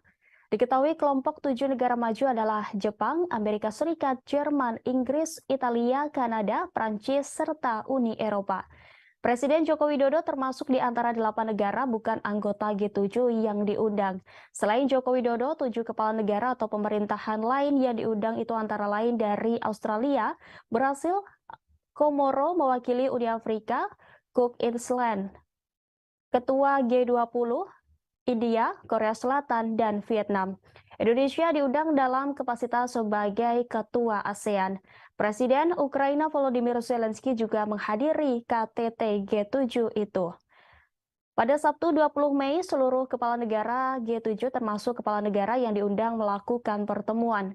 Di sela-sela pertemuan para kepala negara, nampak Presiden Jokowi berbicara sejenak dengan Presiden Amerika Serikat Joe Biden sebelum rapat digelar. Setelah pertemuan diadakan, foto bersama dengan latar belakang Laut Hiroshima. Namun, ada momen menarik ketika sebelum foto bersama dimulai. Saat semua kepala negara dan kepala pemerintahan hendak berfoto, terlihat satu baris di depan kosong. Dilihat dari laman The Page yang disiarkan langsung, ternyata Presiden Jokowi yang ditunggu oleh para kepala negara itu untuk berfoto. Jokowi tampak menempati baris depan yang kosong untuk foto bersama. Di samping kanannya tuan rumah Perdana Menteri Jepang Fumio Kishida, sementara barisan belakang Presiden Amerika Serikat Joe Biden. Tidak hanya itu, satu kejutan terjadi menjelang dimulai sidang KTT Global yang dipimpin Perdana Menteri Jepang Fumio Kishida. Saat itu mendadak Presiden Amerika Serikat Joe Biden mendatangi Presiden Jokowi yang duduk di samping kanan PM Kishida. Melihat Presiden Biden datang, Jokowi langsung berdiri menuju ke kanan mendekati Presiden Biden dan menyalaminya. Presiden Biden membisikkan sesuatu kepada Joko Widodo. Tak lama kemudian, protokol sidang langsung mendekati keduanya dan mengingatkan bahwa sidang KTT Global akan segera dimulai. Kejadian mengejutkan itu sekitar 1 menit dan Jokowi kembali duduk ke kursi sidang di sebelah kanan PM Kishida. Sidang akhirnya baru dimulai sekitar pukul 18:15 di lokasi KTT G7 Hiroshima, Jepang pada 20 Mei.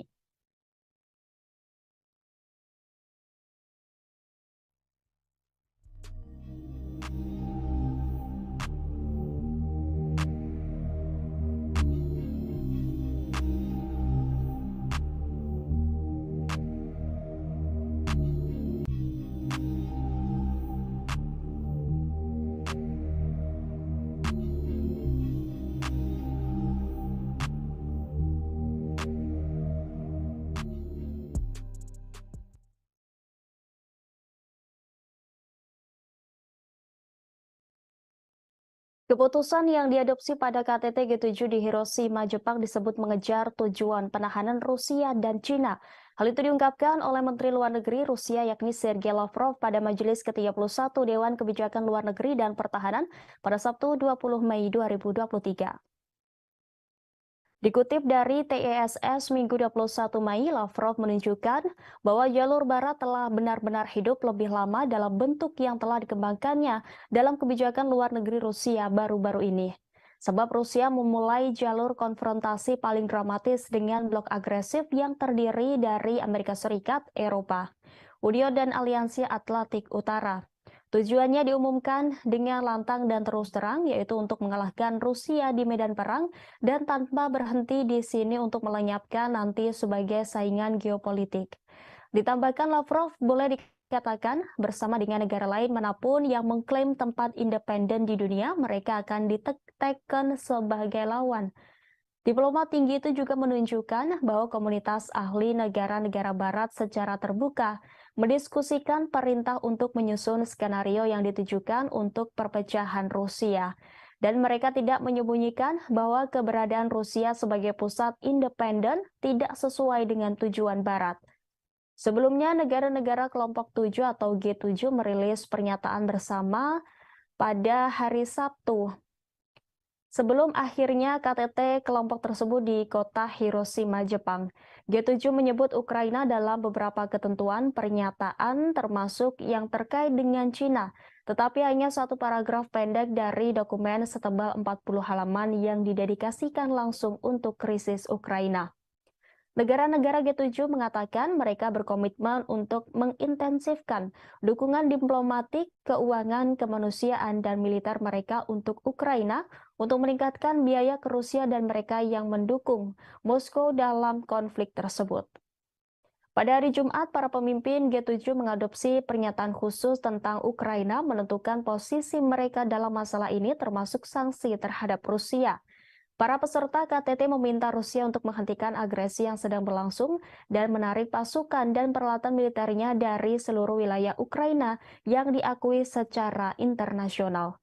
Perdamaian yang adil tidak dapat diwujudkan tanpa penarikan pasukan dan peralatan militer Rusia secara lengkap dan tanpa syarat, dan ini harus disertakan dalam setiap seruan untuk perdamaian. G7 juga berjanji untuk melanjutkan pasokan senjata aktif mereka ke Ukraina jika konflik militer berakhir.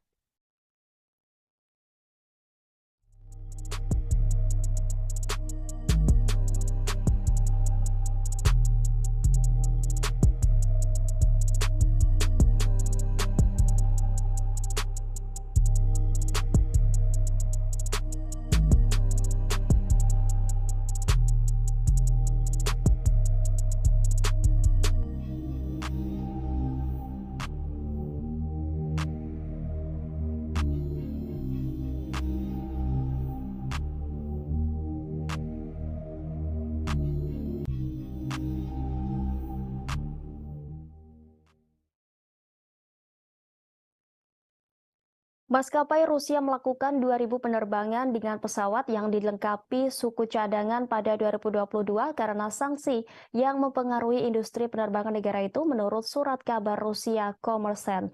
Surat kabar itu mengutip Viktor Basaljin, Kepala Pengawas Transportasi Negara Rusia Rostrans-Nadzor, yang melaporkan informasi tentang penerbangan tersebut ke Komite Transportasi Duma Negara pada hari Selasa.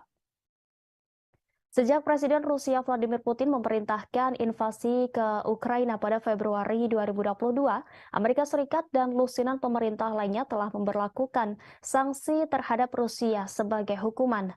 Sanksi-sanksi ini berusaha membatasi kemampuan Moskow untuk memperoleh dan membuat senjata, tetapi mereka juga membatasi pengiriman suku cadang yang dibutuhkan untuk industri otomotif dan penerbangan negara itu. Kommersant yang menulis bahwa mereka memiliki audio pertemuan hari Selasa melaporkan bahwa Basaruddin mengatakan kepada anggota parlemen bahwa meskipun memiliki akses terbatas untuk mendapatkan komponen pesawat baru, penerbangan sipil Federasi Rusia memenuhi tugasnya untuk pengiriman penumpang tanpa gangguan.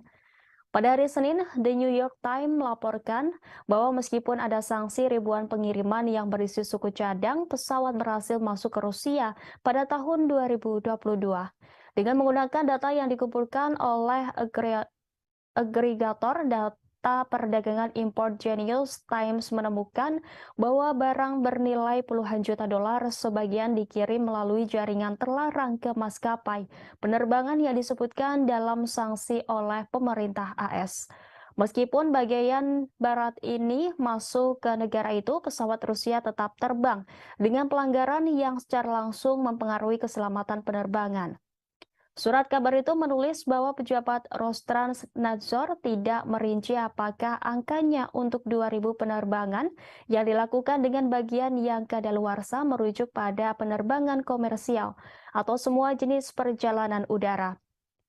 Kommersant juga mencatat bahwa perusahaan manajemen lalu lintas udara negara Rusia melayani 1,4 juta penerbangan termasuk rute transit dan internasional pada tahun 2022.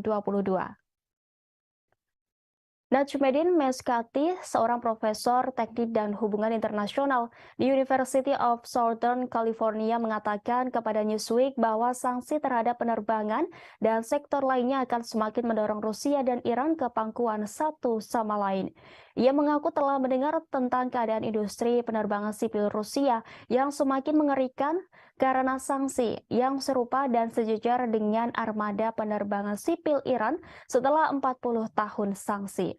Ditambahkannya bahwa pejabat Iran telah menemukan cara untuk menghindari sanksi, dan itulah alasan lain Rusia baru-baru ini menandatangani kontrak dengan Iran untuk melayani pesawat mereka di Iran. Karena pengalaman panjang Iran dan jaringan dealer dan suku cadang bawah tanah yang mapan, baik asli maupun palsu yang telah ada dan bekerja dengan baik. Kommersant berbicara dengan perwakilan di beberapa maskapai besar di Rusia yang semuanya menyangkal penggunaan suku cadang kadaluarsa di pesawat mereka. Sumber-sumber ini juga mengatakan mereka tidak mengetahui maskapai lain yang mengalami pelanggaran keselamatan karena masalah dengan suku cadang pesawat.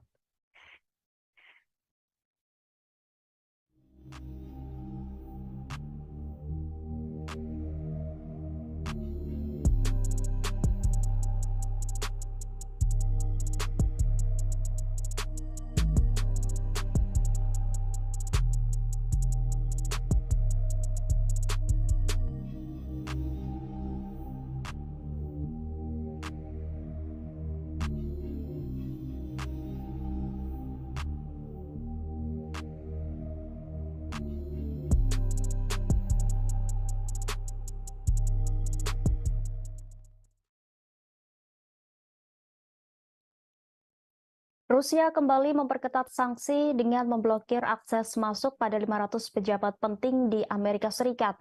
Salah satu pejabat yang masuk daftar hitam Rusia adalah mantan Presiden Amerika Serikat Barack Obama.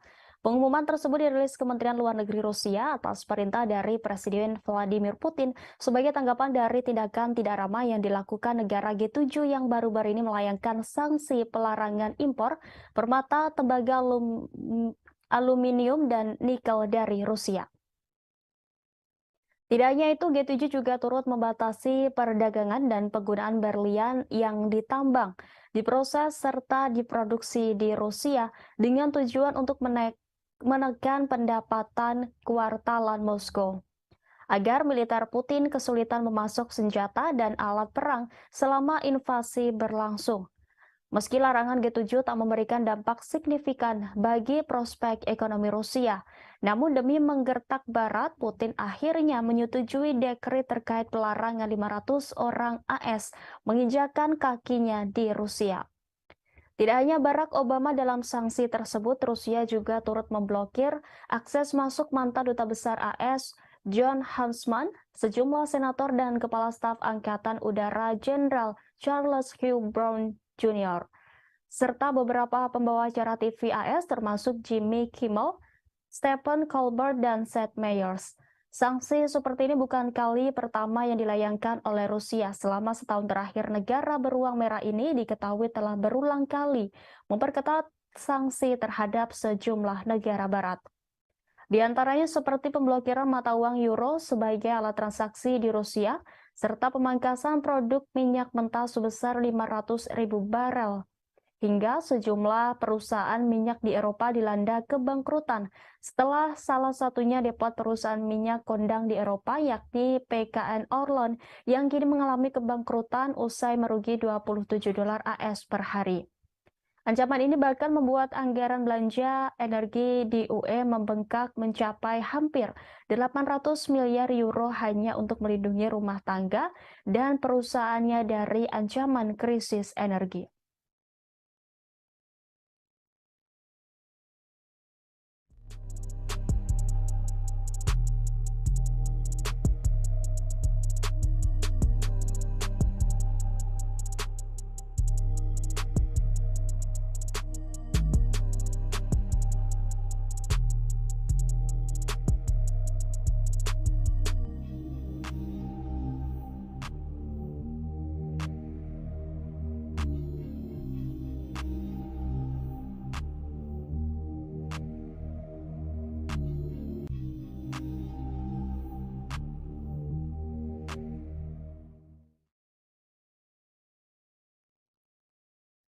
Pasukan militer Rusia telah meningkatkan posisi pertahanan di sekitar pembangkit listrik tenaga nuklir Zaporizhia di Ukraina Selatan dalam beberapa pekan terakhir.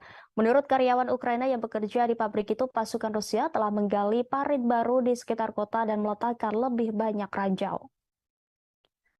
Kamera pengintai di pabrik mengarah ke utara melintasi reservoir yang luas menuju wilayah yang dikuasai Ukraina memperlihatkan lubang parit baru. Rusia telah mengatur posisi tembak di atas beberapa bangunan pabrik selama beberapa bulan.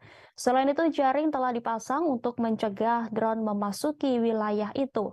Langkah-langkah yang dijelaskan oleh 2 orang Ukraina yang bekerja di pembangkit listrik dan 2 penduduk lainnya di kota Enerhodar menggarisbawahi resiko perang terhadap keamanan fasilitas itu seperti diberitakan Reuters pada Jumat 19 Mei 2023. Berita itu muncul menjelang serangan balasan yang diharapkan di wilayah itu.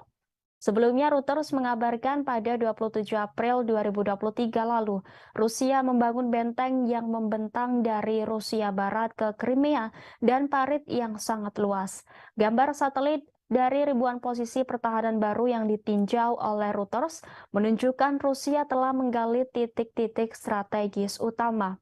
Menteri Pertahanan Rusia Sergei Shoigu mengunjungi pos komando depan di wilayah Zaporizhia yang diduduki Ukraina untuk pemeriksaan pasukan pada Jumat 19 Mei. Kementerian Pertahanan Rusia memposting video kunjungan itu di media sosial. Kementerian mencatat Shoigu juga mendengarkan laporan dari Komandan Kelompok Vostok dan petugas markas. Pada Jumat 19 Mei, Perdana Menteri Rusia Mikhail Mishustin mengatakan pembangunan beberapa ribu benteng pertahanan di sepanjang perbatasan Rusia dengan Ukraina dan di wilayah yang diduduki oleh Rusia telah selesai. Selain Zaporizhia, langkah-langkah keamanan juga diperketat di jalur kereta api Crimea. Otoritas Rusia di wilayah Crimea mengumumkan kabar itu pada hari ini sehari setelah ledakan yang diduga menggelincirkan kereta barang. Menteri Perhubungan Nikolai Lukashenko mengatakan bahwa langkah-langkah telah diperkuat dan sekarang berdasarkan hasil penyelidikan langkah-langkah tambahan akan diambil untuk memastikan keamanan maksimum semua bagian jalur kereta api di Republik Crimea.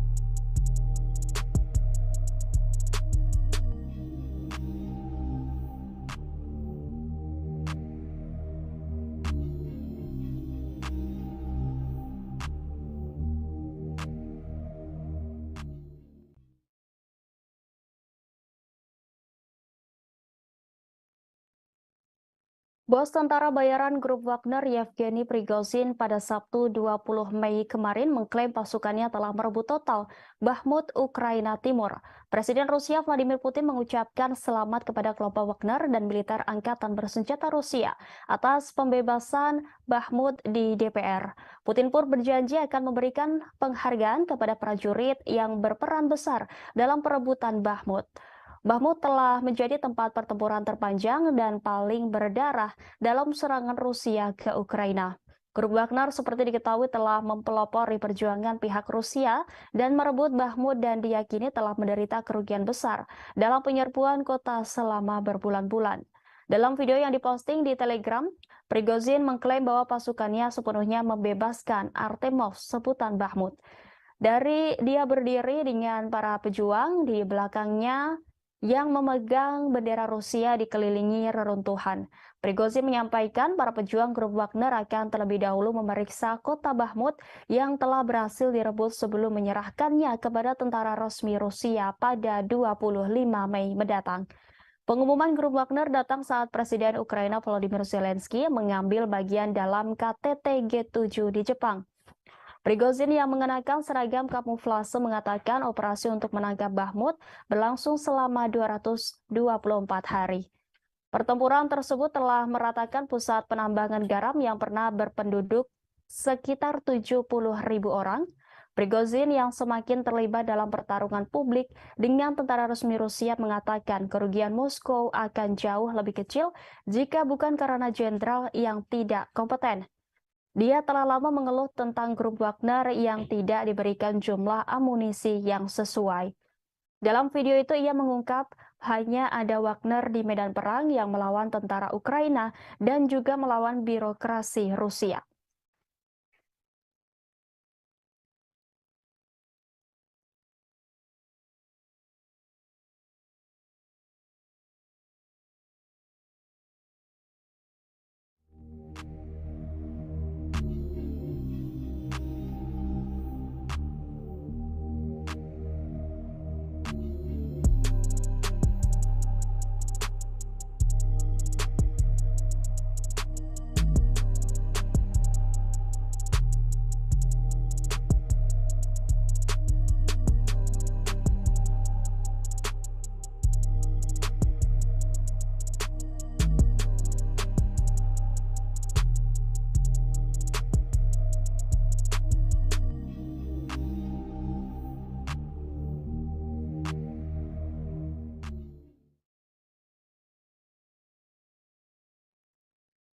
Rusia telah mengeluarkan surat perintah penangkapan untuk Jaksa Pengadilan Kriminal Internasional atau ICC dalam langkah tit for tat setelah pengadilan menyerukan penangkapan Presiden Vladimir Putin atas tuduhan kejahatan perang pada bulan Maret lalu. Dikutip dari database Kementerian Media Rusia melaporkan pada Jumat bahwa jaksa Inggris yakni Harim Khan yang berusia 53 tahun ditambahkan ke daftar orang yang dicari Kementerian Dalam Negeri. Moskow membuka khusus terhadap Han dan 3 hakim ICC pada 20 Maret 2023. Gambar Han dapat dilihat di database Kementerian Dalam Negeri Rusia pada hari Jumat. Pemberitahuan tersebut menggambarkan dia sebagai pria yang lahir pada tanggal 30 Maret 1970 di Edinburgh, Skotlandia, tetapi tidak menyebutkan pelanggarannya. Komite Investigasi Rusia yang menyelidiki kejahatan besar mengatakan pada bulan Maret bahwa Han sedang diselidiki untuk penuntutan kriminal terhadap seseorang yang diketahui tidak bersalah. Dia juga sedang diselidiki karena diduga mempersiapkan serangan terhadap perwakilan negara asing yang mendapat perlindungan internasional, kata para penyelidik. Sebagaimana diketahui, surat perintah ICC yang dikeluarkan pada 17 Maret memerintahkan penangkapan terhadap Putin dan Ombudsman Rusia untuk hak-hak anak, yakni Maria Lvova-Belova, atas tuduhan kejahatan perang terkait penculikan anak-anak Ukraina. Rusia dan Putin menyangkal kejahatan perang apapun selama invasi Ukraina dengan mengatakan bahwa mereka adalah korban agresi dan kebohongan Barat. Kiev mengatakan lebih dari 16.000 anak Ukraina telah dideportasi ke Rusia sejak awal serangan Moskow pada Februari tahun lalu. Dengan banyak yang diduga ditempatkan di institusi dan panti asuhan. Rusia yang bukan anggota ICC telah membantah kredibilitas surat perintah tersebut. Presiden Ukraina Volodymyr Zelensky memuji langkah pengadilan sebagai keputusan bersejarah dari mana tanggung jawab bersejarah akan dimulai. Presiden AS Joe Biden mengatakan surat perintah penangkapan untuk Putin dibenarkan.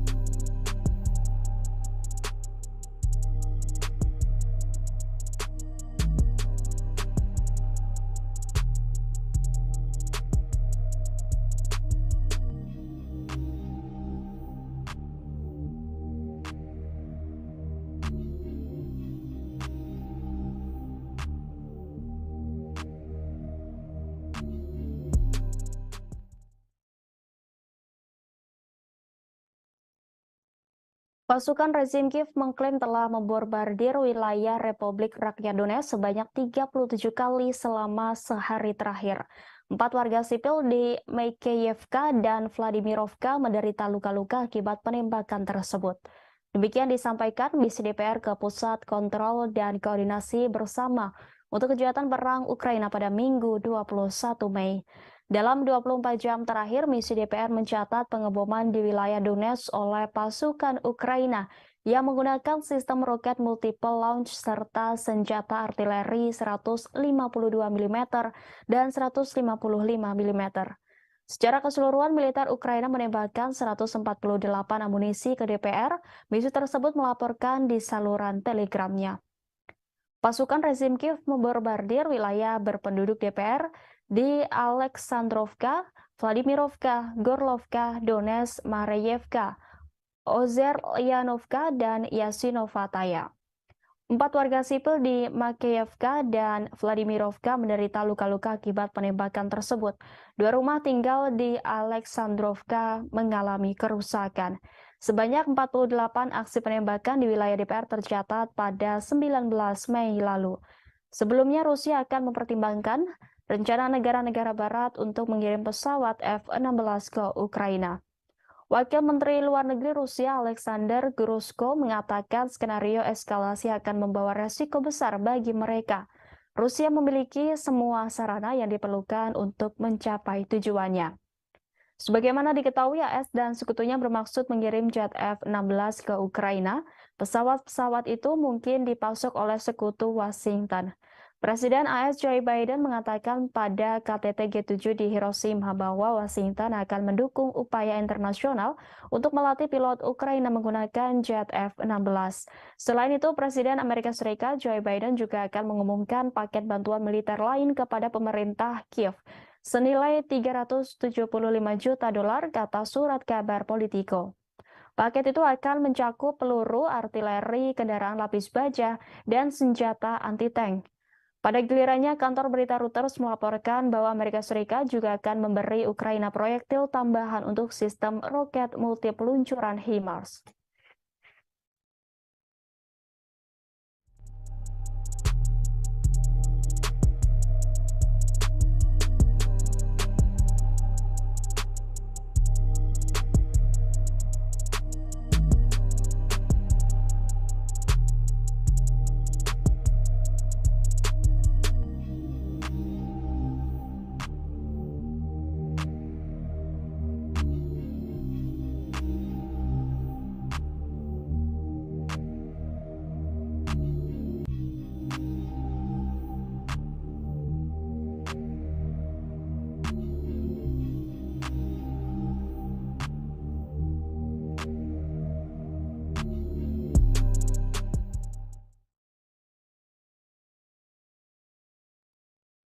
Pemerintah Amerika Serikat mengaku tidak mendukung serangan Ukraina di wilayah yang diakui Washington sebagai Rusia.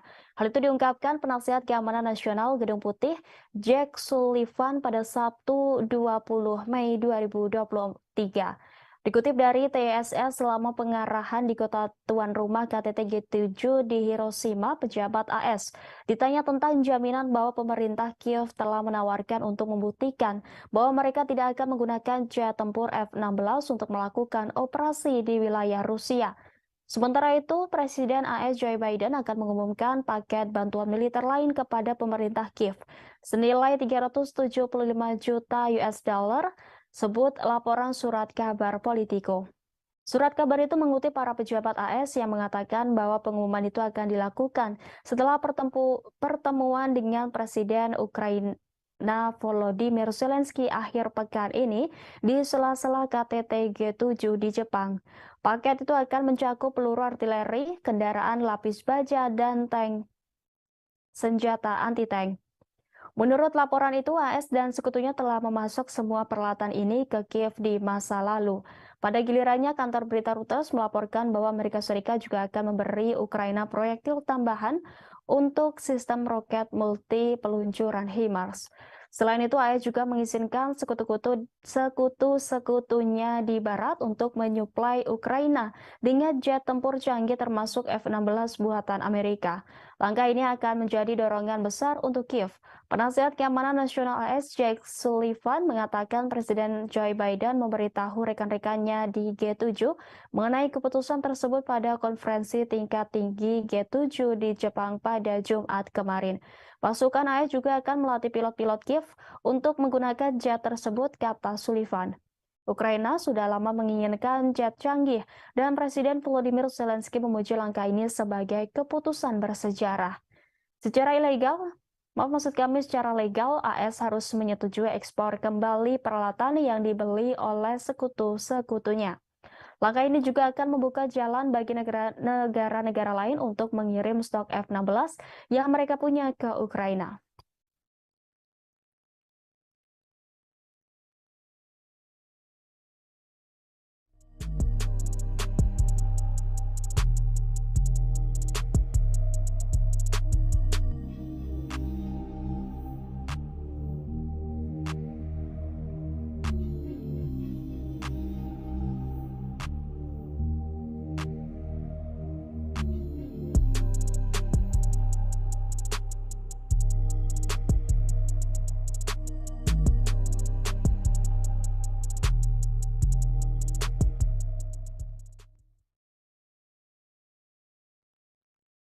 Presiden Ukraina Volodymyr Zelensky menyambut baik keputusan Presiden Amerika Serikat Joe Biden untuk mendukung pelatihan pilot Ukraina pada jet tempur F-16 buatan AS. Zelensky menyatakan pelatihan itu akan sangat meningkatkan kemampuan pasukan Ukraina di udara. Dikutip Al Jazeera, Zelensky menggambarkan rencana untuk melatih pilot Ukraina untuk menerbangkan jet tempur F-16 sebagai keputusan bersejarah. Ia mengaku akan membahas detailnya dengan Biden ketika mereka bertemu di KTT G7 di kota Hiroshima, Jepang. Sebelumnya, Biden mengatakan kepada para pemimpin G7 pada hari Jumat bahwa Washington mendukung program pelatihan sekutu bersama untuk pilot Ukraina dengan jet tempur F-16 buatan AS, kata pejabat senior AS kepada kantor berita Reuters. Zelensky selama berbulan-bulan menyerukan pasukan jet tempur canggih untuk mendukung pertahanan Ukraina melawan invasi Rusia. Tetapi pemimpin Ukraina itu telah menghadapi penolakan sampai sekarang dari sekutu baratnya yang takut memberi Ukraina senjata ofensif canggih dapat ditanggapi dengan eskalasi oleh Presiden Rusia Vladimir Putin dan penyebaran perang di Eropa. Sekarang karena Ukraina telah meningkatkan pertahanan udaranya dengan sejumlah sistem anti pesawat yang dipasok Barat dan bersiap untuk meluncurkan serangan balasan terhadap pasukan Rusia. Para pejabat yakin jet tempur dapat berguna dalam pertempuran Ukraina dengan Moskow dan penting untuk jangka panjang negara itu. John Psaropoulos dari Al Jazeera melaporkan bahwa para ahli pertahanan udara mengatakan jet tempur F-16 buatan AS akan menawarkan Ukraina keunggulan atas Angkatan Udara Rusia. Tetapi hanya jika dikombinasikan dengan rudal yang kuat dan informasi penargetan yang juga harus disediakan oleh Barat. Sementara Perdana Menteri Inggris Raya yakni Rishi Sunak mengatakan negaranya akan bekerja sama dengan Belanda, Belgia, dan Denmark untuk mendapatkan Ukraina kemampuan tempur udara yang dibutuhkannya.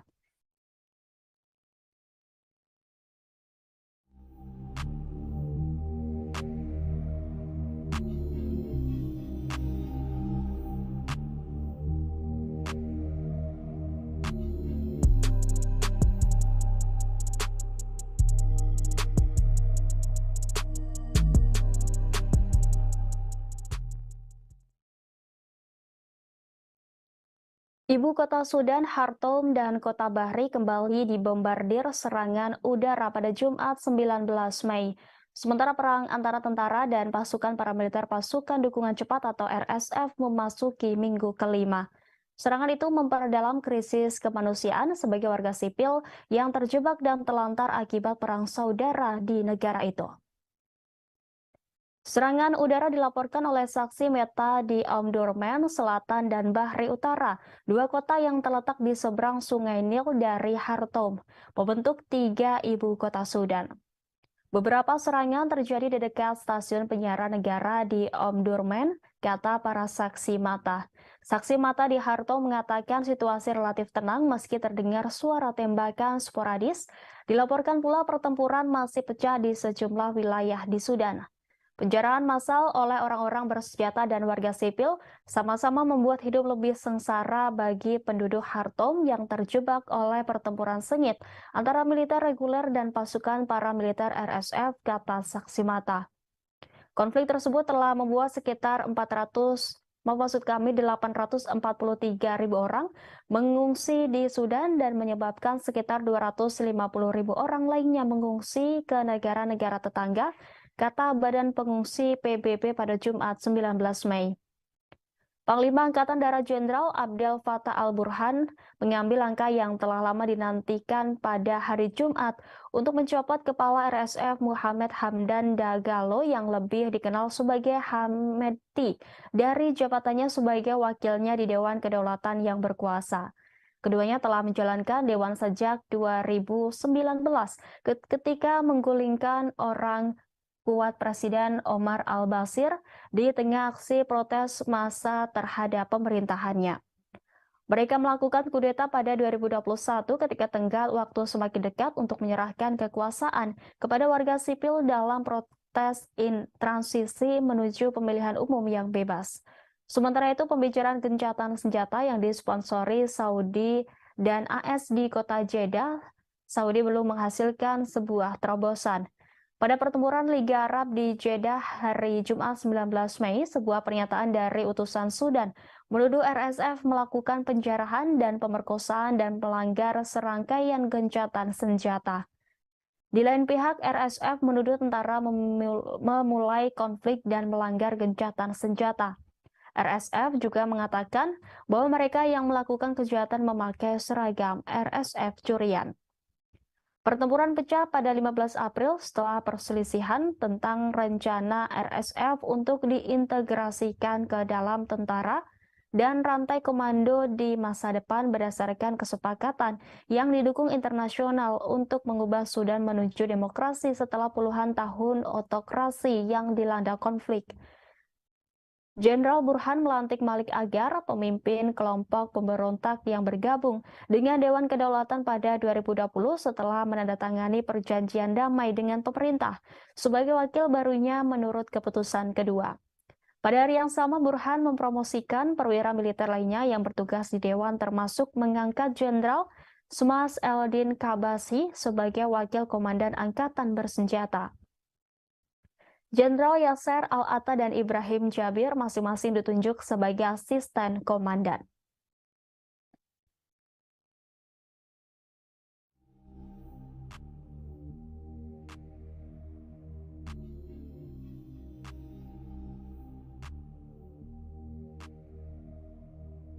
Nah, inilah live update selengkapnya.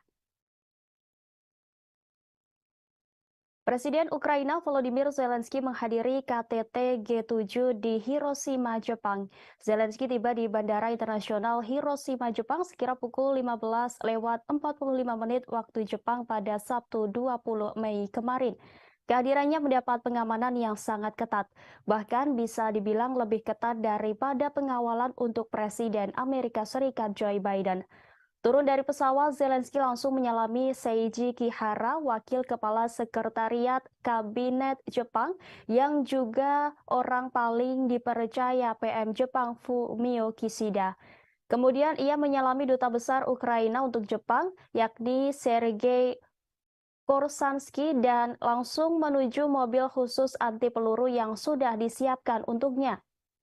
Mobil yang ditumpangi Zelensky dikawal 8 mobil pasukan khusus dan pasukan motor polisi khusus Jepang sebanyak 4 unit di depan. Di tengah jalan, Zelensky dielulukan masyarakat Jepang yang mengibarkan bendera Ukraina dan Jepang secara bersamaan. Menggunakan jalan tol, Zelensky memasuki tempat utama KTT di bekas daerah Ujina untuk menghadiri KTT G7 Hiroshima. Presiden Zelensky tiba di lokasi KTT G7 Grand Prince Hotel Hiroshima sekitar pukul 16:40 waktu Jepang. Sayangnya ia tidak ikut berfoto bersama rombongan kepala negara lain seperti Presiden Indonesia Joko Widodo di sana. Sementara itu, menurut Brasil, Presiden Zelensky sudah menyiapkan jebakan sebagaimana dilaporkan media Bloomberg. Zelensky mengirim rekannya dari Brasil, Lula da Silva, tawaran untuk bertemu di sela-sela KTT G7, namun belum mendapat tanggapan. Sisi Brasil takut Kiev memaksakan tindakan yang tidak diinginkan. Pejabat mengatakan Brasil tidak memiliki masalah bertemu dengan pemimpin manapun, tapi itu tidak boleh dipaksakan. Zelensky diperkirakan akan muncul secara pribadi di KTT kelompok 7 negara di Jepang akhir pekan ini untuk membuat seruan langsung kepada sekutu untuk meningkatkan dukungan militer bagi Ukraina. Para pemimpin negara demokrasi terkaya di dunia bertemu di KTT G7 untuk membahas ancaman yang ditimbulkan oleh Rusia, Cina, perubahan iklim, dan masalah lainnya. Kunjungan ke Jepang akan menjadi perjalanan internasional profil tinggi untuk Zelensky karena dia berusaha mendapatkan lebih banyak bantuan dari Barat untuk perang Ukraina melawan Rusia. Zelensky baru-baru ini mengunjungi beberapa negara Eropa dan Inggris untuk bertemu dengan Perdana Menteri Rishi Sunak, dan dia sering membuat alamat virtual kepada pemerintah yang mendukung Ukraina. Namun Zelensky jarang meninggalkan Ukraina sejak Rusia menginvasi negara itu pada Februari 2022. Perjalanan Zelensky ke G7 akan menjadi pergantian peristiwa yang dramatis yang dimaksudkan untuk menggarisbawahi kebutuhan mendesak Kiev akan persenjataan yang lebih canggih dari Barat saat bersiap meluncurkan serangan balasan besar untuk merebut kembali wilayah yang dikuasai Rusia di timur Ukraina. AS dan sekutunya terus mengirimkan sistem senjata yang lebih canggih ke Ukraina seiring dengan berlanjutnya perang. Tetapi pemerintahan Presiden Amerika Serikat Joe Biden telah menolak untuk mengirim jet tempur F-16 Ukraina dan memenuhi tuntutan lain untuk bantuan militer yang lebih kuat karena khawatir langkah tersebut dapat meningkatkan ketegangan dengan Moskow.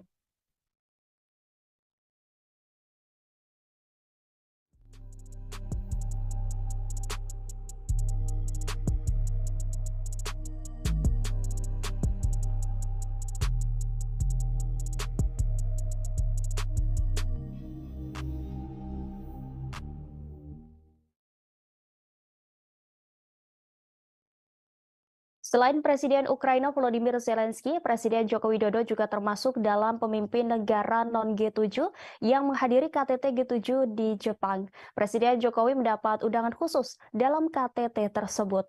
Jokowi sampai di Jepang pada Sabtu 20 Mei 2023. Nampak Presiden Joko Widodo dengan jas abu berada di barisan depan para kepala negara. Diketahui kelompok 7 negara maju adalah Jepang, Amerika Serikat, Jerman, Inggris, Italia, Kanada, Prancis, serta Uni Eropa. Presiden Joko Widodo termasuk di antara 8 negara bukan anggota G7 yang diundang. Selain Joko Widodo, 7 kepala negara atau pemerintahan lain yang diundang itu antara lain dari Australia, Brasil, Komoro mewakili Uni Afrika, Cook Island, Ketua G20, India, Korea Selatan, dan Vietnam. Indonesia diundang dalam kapasitas sebagai ketua ASEAN. Presiden Ukraina Volodymyr Zelensky juga menghadiri KTT G7 itu. Pada Sabtu 20 Mei, seluruh kepala negara G7 termasuk kepala negara yang diundang melakukan pertemuan. Di sela-sela pertemuan para kepala negara, nampak Presiden Jokowi berbicara sejenak dengan Presiden Amerika Serikat Joe Biden sebelum rapat digelar. Setelah pertemuan diadakan, foto bersama dengan latar belakang Laut Hiroshima. Namun, ada momen menarik ketika sebelum foto bersama dimulai. Saat semua kepala negara dan kepala pemerintahan hendak berfoto, terlihat satu baris di depan kosong. Dilihat dari laman The Page yang disiarkan langsung, ternyata Presiden Jokowi yang ditunggu oleh para kepala negara itu untuk berfoto. Jokowi tampak menempati baris depan yang kosong untuk foto bersama. Di samping kanannya tuan rumah Perdana Menteri Jepang Fumio Kishida, sementara barisan belakang Presiden Amerika Serikat Joe Biden. Tidak hanya itu, satu kejutan terjadi menjelang dimulai sidang KTT Global yang dipimpin Perdana Menteri Jepang Fumio Kishida. Saat itu mendadak Presiden Amerika Serikat Joe Biden mendatangi Presiden Jokowi yang duduk di samping kanan PM Kishida. Melihat Presiden Biden datang, Jokowi langsung berdiri menuju ke kanan mendekati Presiden Biden dan menyalaminya. Presiden Biden membisikkan sesuatu kepada Joko Widodo. Tak lama kemudian, protokol sidang langsung mendekati keduanya dan mengingatkan bahwa sidang KTT Global akan segera dimulai. Kejadian mengejutkan itu sekitar 1 menit dan Jokowi kembali duduk ke kursi sidang di sebelah kanan PM Kishida. Sidang akhirnya baru dimulai sekitar pukul 18:15 di lokasi KTT G7 Hiroshima, Jepang pada 20 Mei.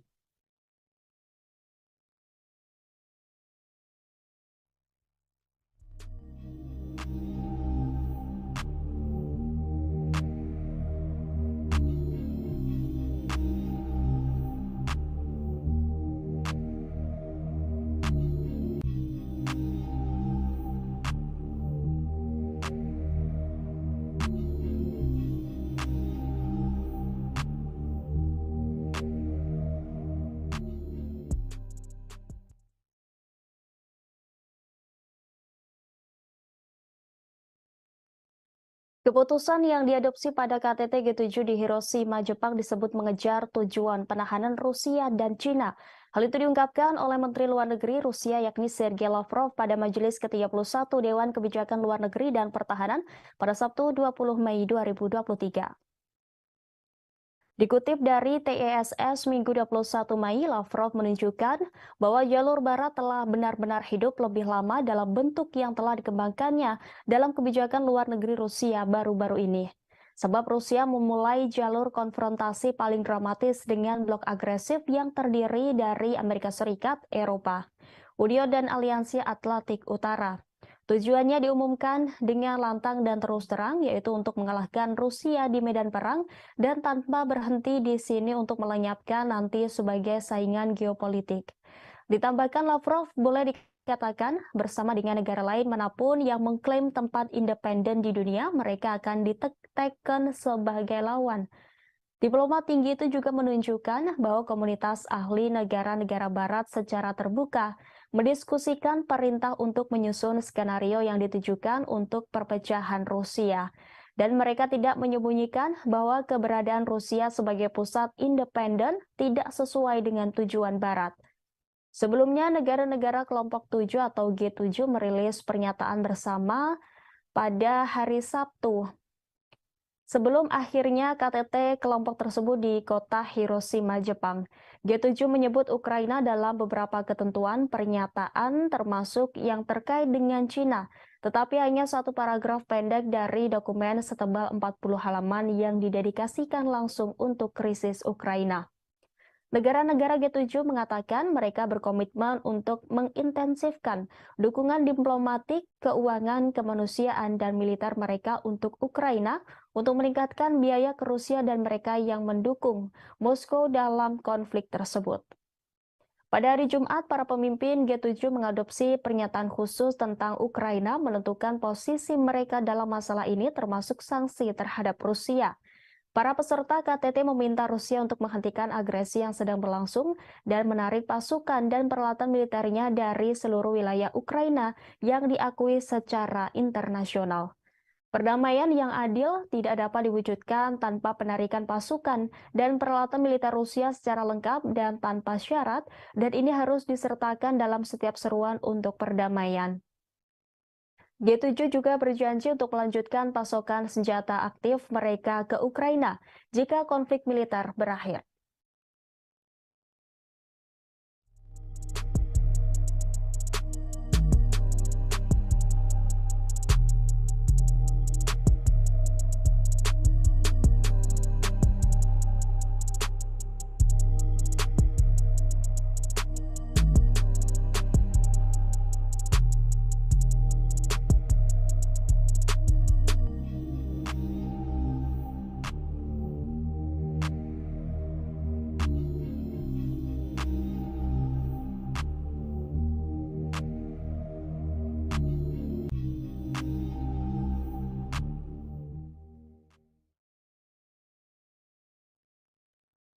Maskapai Rusia melakukan 2.000 penerbangan dengan pesawat yang dilengkapi suku cadangan pada 2022 karena sanksi yang mempengaruhi industri penerbangan negara itu menurut surat kabar Rusia Kommersant.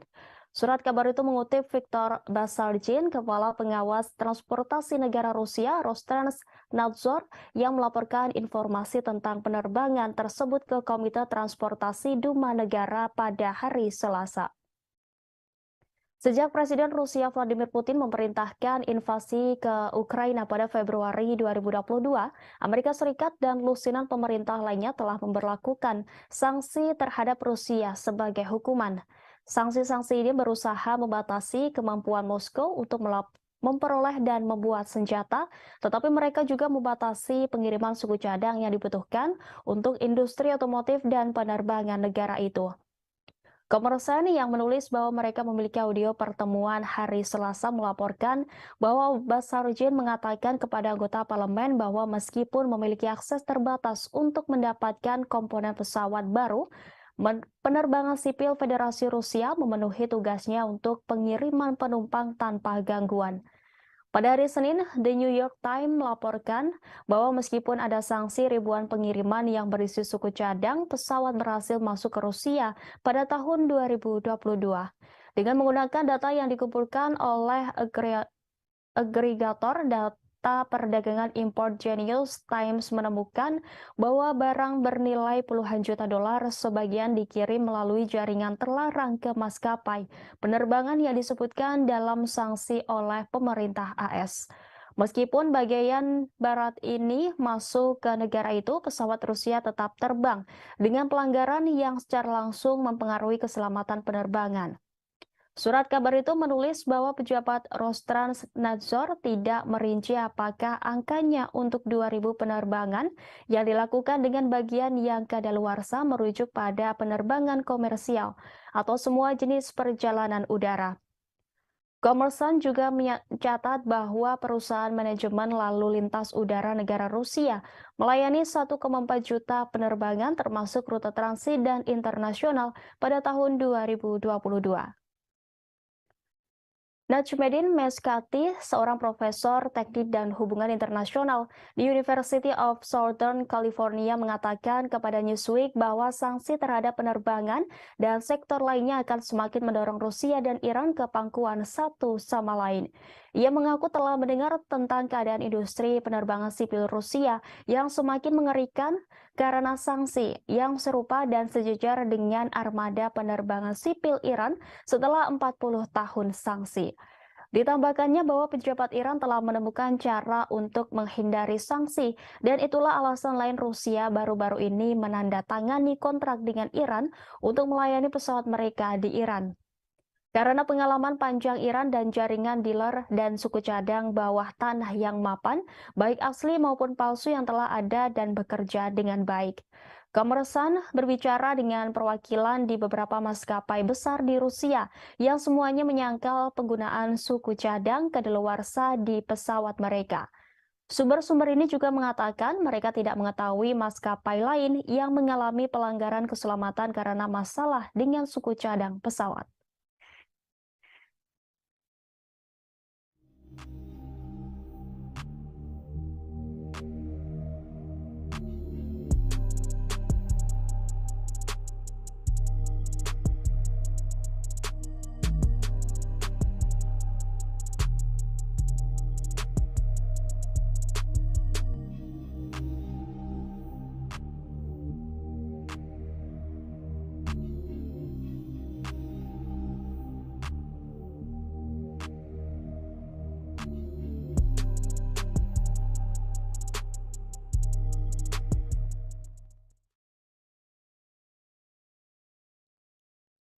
Rusia kembali memperketat sanksi dengan memblokir akses masuk pada 500 pejabat penting di Amerika Serikat. Salah satu pejabat yang masuk daftar hitam Rusia adalah mantan Presiden Amerika Serikat Barack Obama. Pengumuman tersebut dirilis Kementerian Luar Negeri Rusia atas perintah dari Presiden Vladimir Putin sebagai tanggapan dari tindakan tidak ramah yang dilakukan negara G7 yang baru-baru ini melayangkan sanksi pelarangan impor permata, tembaga, aluminium dan nikel dari Rusia. Tidak hanya itu, G7 juga turut membatasi perdagangan dan penggunaan berlian yang ditambang, diproses serta diproduksi di Rusia dengan tujuan untuk menekan pendapatan kuartalan Moskow agar militer Putin kesulitan memasok senjata dan alat perang selama invasi berlangsung. Meski larangan G7 tak memberikan dampak signifikan bagi prospek ekonomi Rusia, namun demi menggertak Barat, Putin akhirnya menyetujui dekret terkait pelarangan 500 orang AS menginjakan kakinya di Rusia. Tidak hanya Barack Obama dalam sanksi tersebut, Rusia juga turut memblokir akses masuk mantan Duta Besar AS John Huntsman, sejumlah senator dan Kepala Staf Angkatan Udara Jenderal Charles Hugh Brown Jr., serta beberapa pembawa acara TV AS termasuk Jimmy Kimmel, Stephen Colbert, dan Seth Meyers. Sanksi seperti ini bukan kali pertama yang dilayangkan oleh Rusia. Selama setahun terakhir, negara beruang merah ini diketahui telah berulang kali memperketat sanksi terhadap sejumlah negara barat. Di antaranya seperti pemblokiran mata uang euro sebagai alat transaksi di Rusia, serta pemangkasan produk minyak mentah sebesar 500.000 barel, hingga sejumlah perusahaan minyak di Eropa dilanda kebangkrutan setelah salah satunya depo perusahaan minyak kondang di Eropa yakni PKN Orlen yang kini mengalami kebangkrutan usai merugi $27 AS per hari. Ancaman ini bahkan membuat anggaran belanja energi di UE membengkak mencapai hampir 800 miliar euro hanya untuk melindungi rumah tangga dan perusahaannya dari ancaman krisis energi.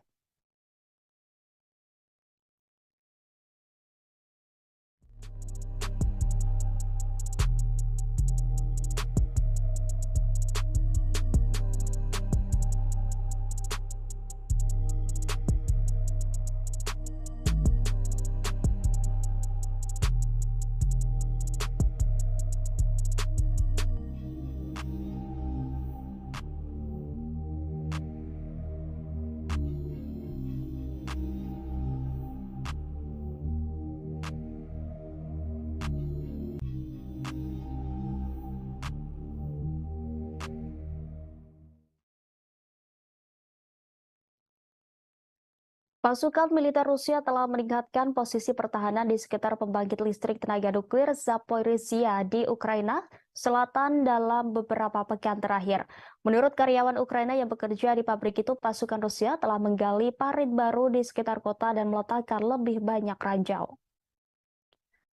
Kamera pengintai di pabrik mengarah ke utara melintasi reservoir yang luas menuju wilayah yang dikuasai Ukraina memperlihatkan lubang parit baru. Rusia telah mengatur posisi tembak di atas beberapa bangunan pabrik selama beberapa bulan. Selain itu, jaring telah dipasang untuk mencegah drone memasuki wilayah itu. Langkah-langkah yang dijelaskan oleh dua orang Ukraina yang bekerja di pembangkit listrik dan dua penduduk lainnya di kota Enerhodar menggarisbawahi resiko perang terhadap keamanan fasilitas itu seperti diberitakan Reuters pada Jumat 19 Mei 2023. Berita itu muncul menjelang serangan balasan yang diharapkan di wilayah itu. Sebelumnya, Reuters mengabarkan pada 27 April 2023 lalu, Rusia membangun benteng yang membentang dari Rusia Barat ke Crimea dan parit yang sangat luas. Gambar satelit dari ribuan posisi pertahanan baru yang ditinjau oleh Reuters menunjukkan Rusia telah menggali titik-titik strategis utama.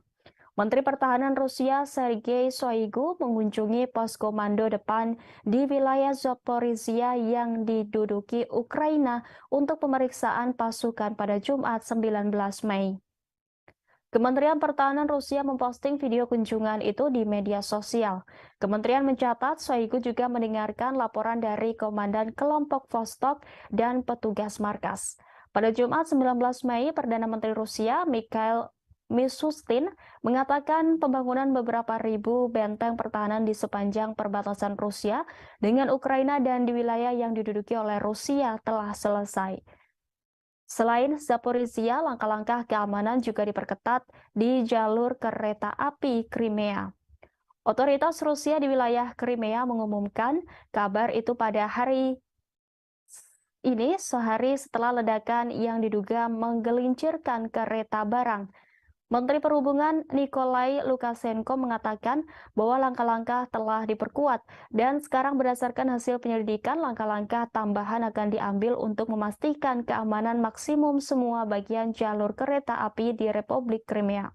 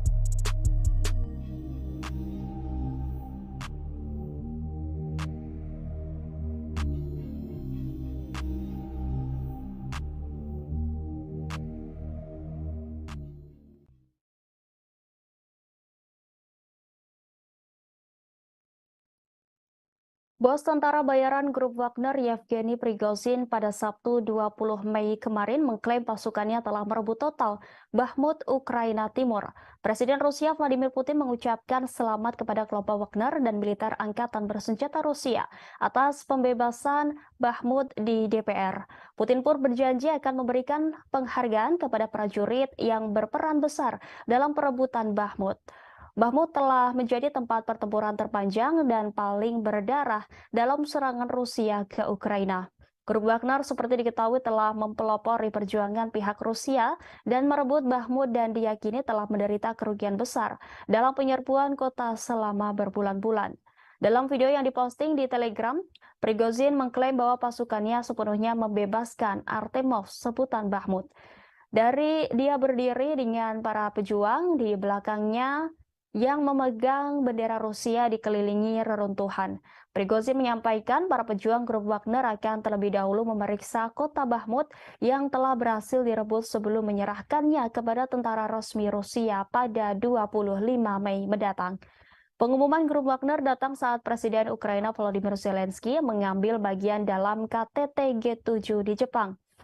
Prigozhin yang mengenakan seragam kamuflase mengatakan operasi untuk menangkap Bakhmut berlangsung selama 224 hari. Pertempuran tersebut telah meratakan pusat penambangan garam yang pernah berpenduduk sekitar 70.000 orang. Prigozhin yang semakin terlibat dalam pertarungan publik dengan tentara resmi Rusia mengatakan kerugian Moskow akan jauh lebih kecil jika bukan karena jenderal yang tidak kompeten. Dia telah lama mengeluh tentang grup Wagner yang tidak diberikan jumlah amunisi yang sesuai.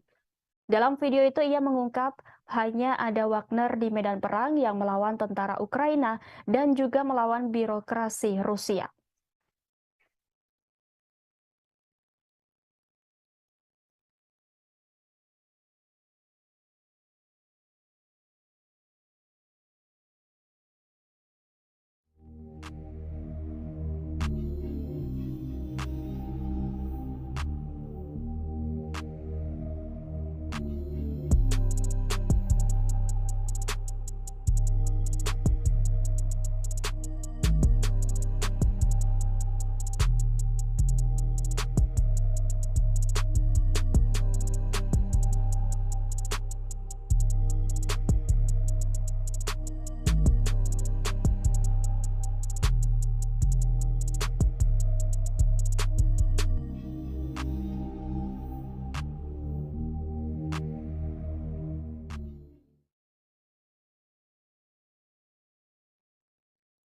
Rusia telah mengeluarkan surat perintah penangkapan untuk Jaksa Pengadilan Kriminal Internasional atau ICC dalam langkah tit for tat setelah pengadilan menyerukan penangkapan Presiden Vladimir Putin atas tuduhan kejahatan perang pada bulan Maret lalu. Dikutip dari database Kementerian Media Rusia melaporkan pada Jumat bahwa jaksa Inggris yakni Harim Khan yang berusia 53 tahun ditambahkan ke daftar orang yang dicari Kementerian Dalam Negeri. Moskow membuka khusus terhadap Han dan 3 hakim ICC pada 20 Maret 2023. Gambar Han dapat dilihat di database Kementerian Dalam Negeri Rusia pada hari Jumat. Pemberitahuan tersebut menggambarkan dia sebagai pria yang lahir pada tanggal 30 Maret 1970 di Edinburgh, Skotlandia, tetapi tidak menyebutkan pelanggarannya. Komite Investigasi Rusia yang menyelidiki kejahatan besar mengatakan pada bulan Maret bahwa Han sedang diselidiki untuk penuntutan kriminal terhadap seseorang yang diketahui tidak bersalah. Dia juga sedang diselidiki karena diduga mempersiapkan serangan terhadap perwakilan negara asing yang mendapat perlindungan internasional, kata para penyelidik. Sebagaimana diketahui, surat perintah ICC yang dikeluarkan pada 17 Maret memerintahkan penangkapan terhadap Putin dan Ombudsman Rusia untuk hak-hak anak, yakni Maria Lvova-Belova atas tuduhan kejahatan perang terkait penculikan anak-anak Ukraina. Rusia dan Putin menyangkal kejahatan perang apapun selama invasi Ukraina dengan mengatakan bahwa mereka adalah korban agresi dan kebohongan Barat. Kiev mengatakan lebih dari 16.000 anak Ukraina telah dideportasi ke Rusia sejak awal serangan Moskow pada Februari tahun lalu. Dengan banyak yang diduga ditempatkan di institusi dan panti asuhan. Rusia yang bukan anggota ICC telah membantah kredibilitas surat perintah tersebut. Presiden Ukraina Volodymyr Zelensky memuji langkah pengadilan sebagai keputusan bersejarah dari mana tanggung jawab bersejarah akan dimulai. Presiden AS Joe Biden mengatakan surat perintah penangkapan untuk Putin dibenarkan.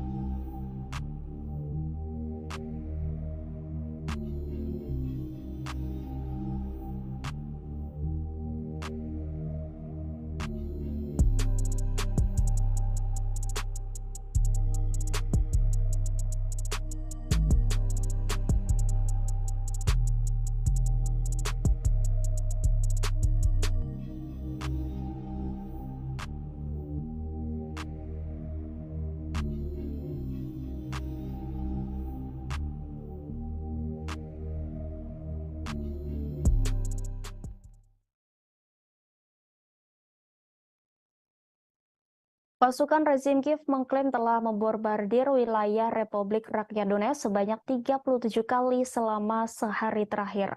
4 warga sipil di Makeyevka dan Vladimirovka menderita luka-luka akibat penembakan tersebut. Demikian disampaikan misi DPR ke Pusat Kontrol dan Koordinasi Bersama untuk Kejahatan Perang Ukraina pada Minggu 21 Mei. Dalam 24 jam terakhir, misi DPR mencatat pengeboman di wilayah Donetsk oleh pasukan Ukraina yang menggunakan sistem roket multiple launch serta senjata artileri 152 mm dan 155 mm. Secara keseluruhan, militer Ukraina menembakkan 148 amunisi ke DPR. Misi tersebut melaporkan di saluran telegramnya. Pasukan rezim Kiev membombardir wilayah berpenduduk DPR di Aleksandrovka, Vladimirovka, Gorlovka, Donetsk, Mareyevka, Ozeryanovka, dan Yasinovataya. 4 warga sipil di Makeyevka dan Vladimirovka menderita luka-luka akibat penembakan tersebut. 2 rumah tinggal di Aleksandrovka mengalami kerusakan. Sebanyak 48 aksi penembakan di wilayah DPR tercatat pada 19 Mei lalu. Sebelumnya, Rusia akan mempertimbangkan rencana negara-negara barat untuk mengirim pesawat F-16 ke Ukraina. Wakil Menteri Luar Negeri Rusia Alexander Grushko mengatakan skenario eskalasi akan membawa resiko besar bagi mereka. Rusia memiliki semua sarana yang diperlukan untuk mencapai tujuannya. Sebagaimana diketahui, AS dan sekutunya bermaksud mengirim jet F-16 ke Ukraina. Pesawat-pesawat itu mungkin dipasok oleh sekutu Washington. Presiden AS Joe Biden mengatakan pada KTT G7 di Hiroshima bahwa Washington akan mendukung upaya internasional untuk melatih pilot Ukraina menggunakan jet F-16. Selain itu, Presiden Amerika Serikat Joe Biden juga akan mengumumkan paket bantuan militer lain kepada pemerintah Kiev senilai 375 juta dolar, kata surat kabar Politico. Paket itu akan mencakup peluru, artileri, kendaraan lapis baja, dan senjata anti-tank.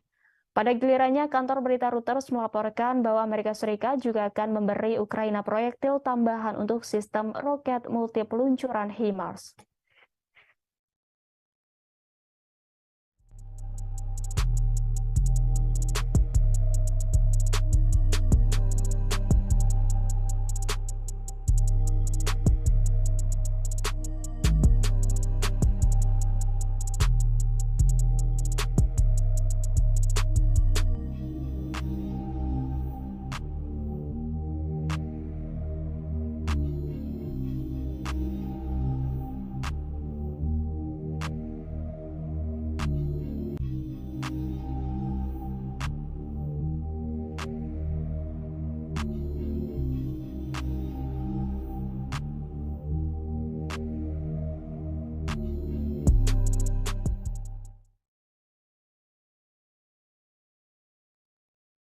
Pemerintah Amerika Serikat mengaku tidak mendukung serangan Ukraina di wilayah yang diakui Washington sebagai Rusia.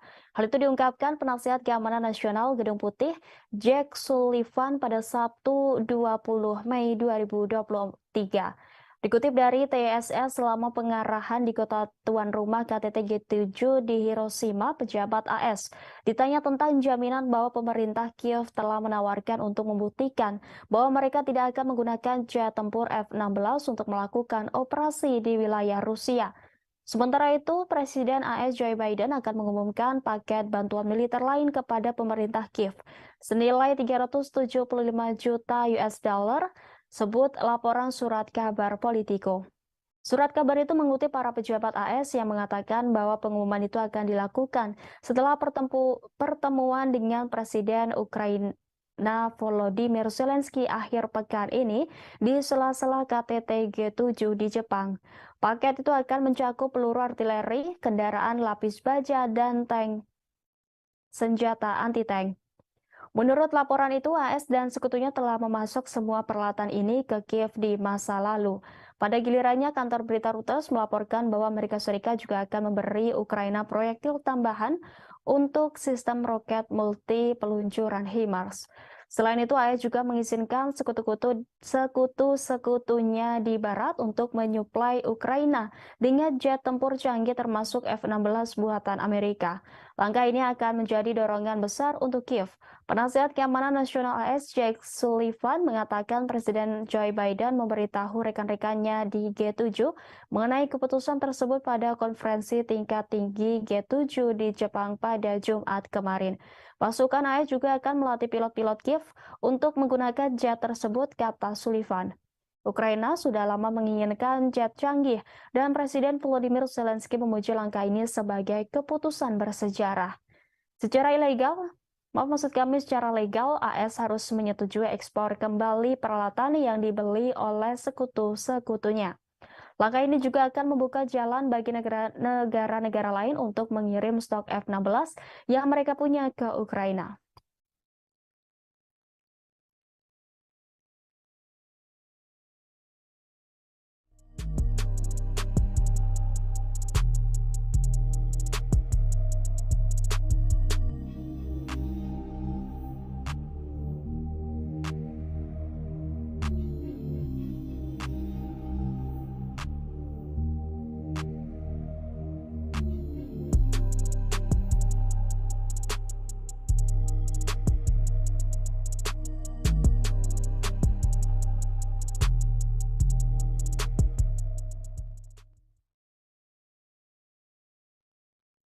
Presiden Ukraina Volodymyr Zelensky menyambut baik keputusan Presiden Amerika Serikat Joe Biden untuk mendukung pelatihan pilot Ukraina pada jet tempur F-16 buatan AS. Zelensky menyatakan pelatihan itu akan sangat meningkatkan kemampuan pasukan Ukraina di udara.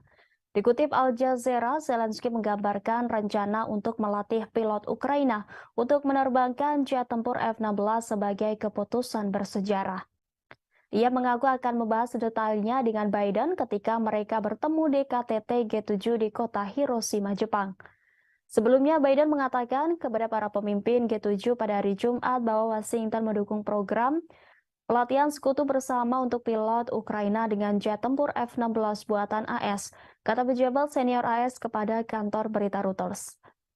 Zelensky selama berbulan-bulan menyerukan pasukan jet tempur canggih untuk mendukung pertahanan Ukraina melawan invasi Rusia.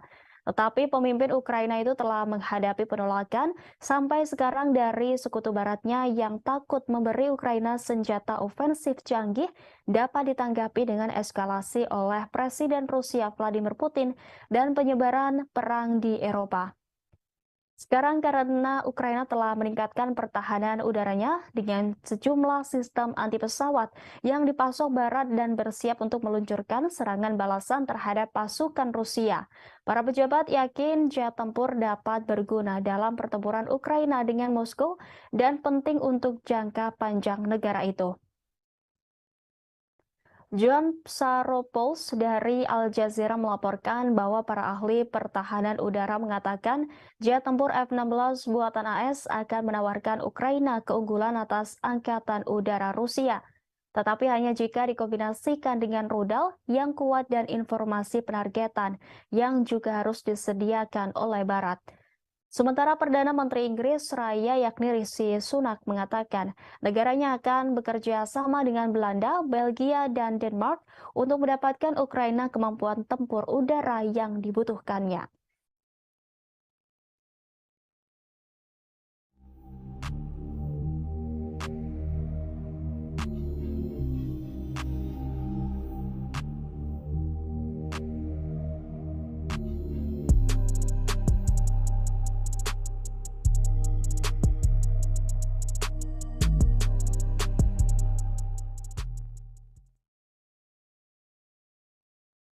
Ibu kota Sudan, Khartoum, dan kota Bahri kembali dibombardir serangan udara pada Jumat 19 Mei.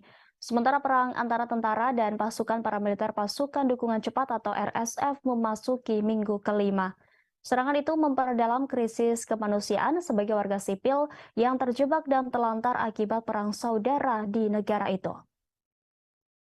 Serangan udara dilaporkan oleh saksi mata di Omdurman Selatan dan Bahri Utara, dua kota yang terletak di seberang Sungai Nil dari Khartoum, membentuk tiga ibu kota Sudan. Beberapa serangan terjadi di dekat stasiun penyiaran negara di Omdurman kata para saksi mata. Saksi mata di Khartoum mengatakan situasi relatif tenang meski terdengar suara tembakan sporadis. Dilaporkan pula pertempuran masih pecah di sejumlah wilayah di Sudan.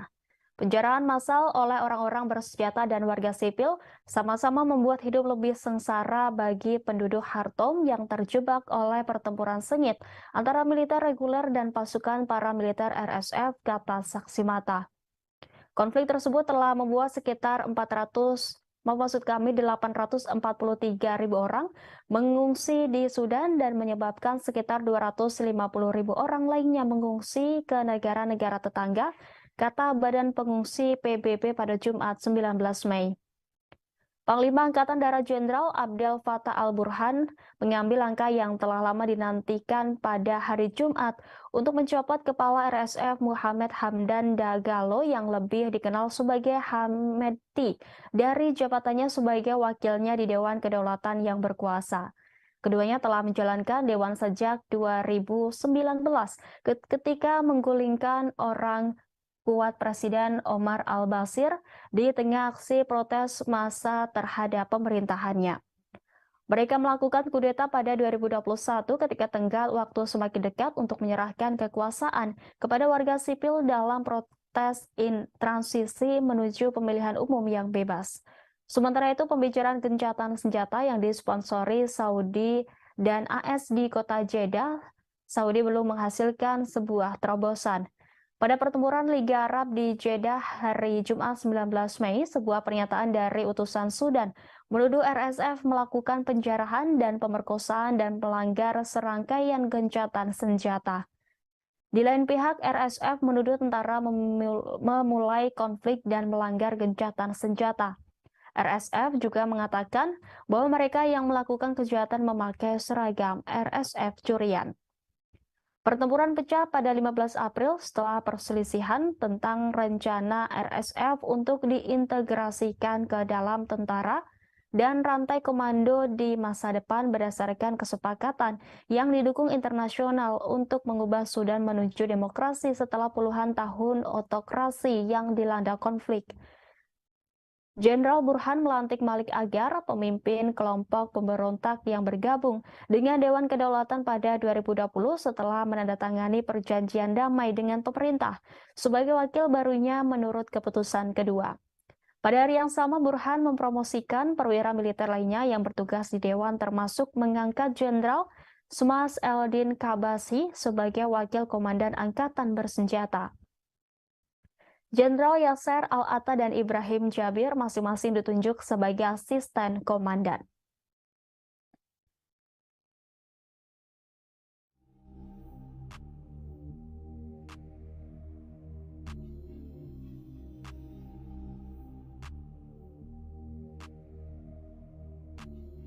Inilah live update selengkapnya. Presiden Ukraina Volodymyr Zelensky menghadiri KTT G7 di Hiroshima, Jepang. Zelensky tiba di Bandara Internasional Hiroshima, Jepang sekira pukul 15:45 waktu Jepang pada Sabtu 20 Mei kemarin. Kehadirannya mendapat pengamanan yang sangat ketat, bahkan bisa dibilang lebih ketat daripada pengawalan untuk Presiden Amerika Serikat Joe Biden. Turun dari pesawat, Zelensky langsung menyalami Seiji Kihara, wakil kepala sekretariat kabinet Jepang, yang juga orang paling dipercaya PM Jepang Fumio Kishida. Kemudian ia menyalami duta besar Ukraina untuk Jepang, yakni Sergei Korsansky, dan langsung menuju mobil khusus anti peluru yang sudah disiapkan untuknya. Mobil yang ditumpangi Zelensky dikawal 8 mobil pasukan khusus dan pasukan motor polisi khusus Jepang sebanyak 4 unit di depan. Di tengah jalan, Zelensky dielulukan masyarakat Jepang yang mengibarkan bendera Ukraina dan Jepang secara bersamaan. Menggunakan jalan tol, Zelensky memasuki tempat utama KTT di bekas daerah Ujina untuk menghadiri KTT G7 Hiroshima. Presiden Zelensky tiba di lokasi KTT G7 Grand Prince Hotel Hiroshima sekitar pukul 16:40 waktu Jepang. Sayangnya ia tidak ikut berfoto bersama rombongan kepala negara lain seperti Presiden Indonesia Joko Widodo di sana. Sementara itu, menurut Brasil, Presiden Zelensky sudah menyiapkan jebakan sebagaimana dilaporkan media Bloomberg. Zelensky mengirim rekannya dari Brasil, Lula da Silva, tawaran untuk bertemu di sela-sela KTT G7, namun belum mendapat tanggapan. Sisi Brasil takut Kiev memaksakan tindakan yang tidak diinginkan. Pejabat mengatakan Brasil tidak memiliki masalah bertemu dengan pemimpin manapun, tapi itu tidak boleh dipaksakan.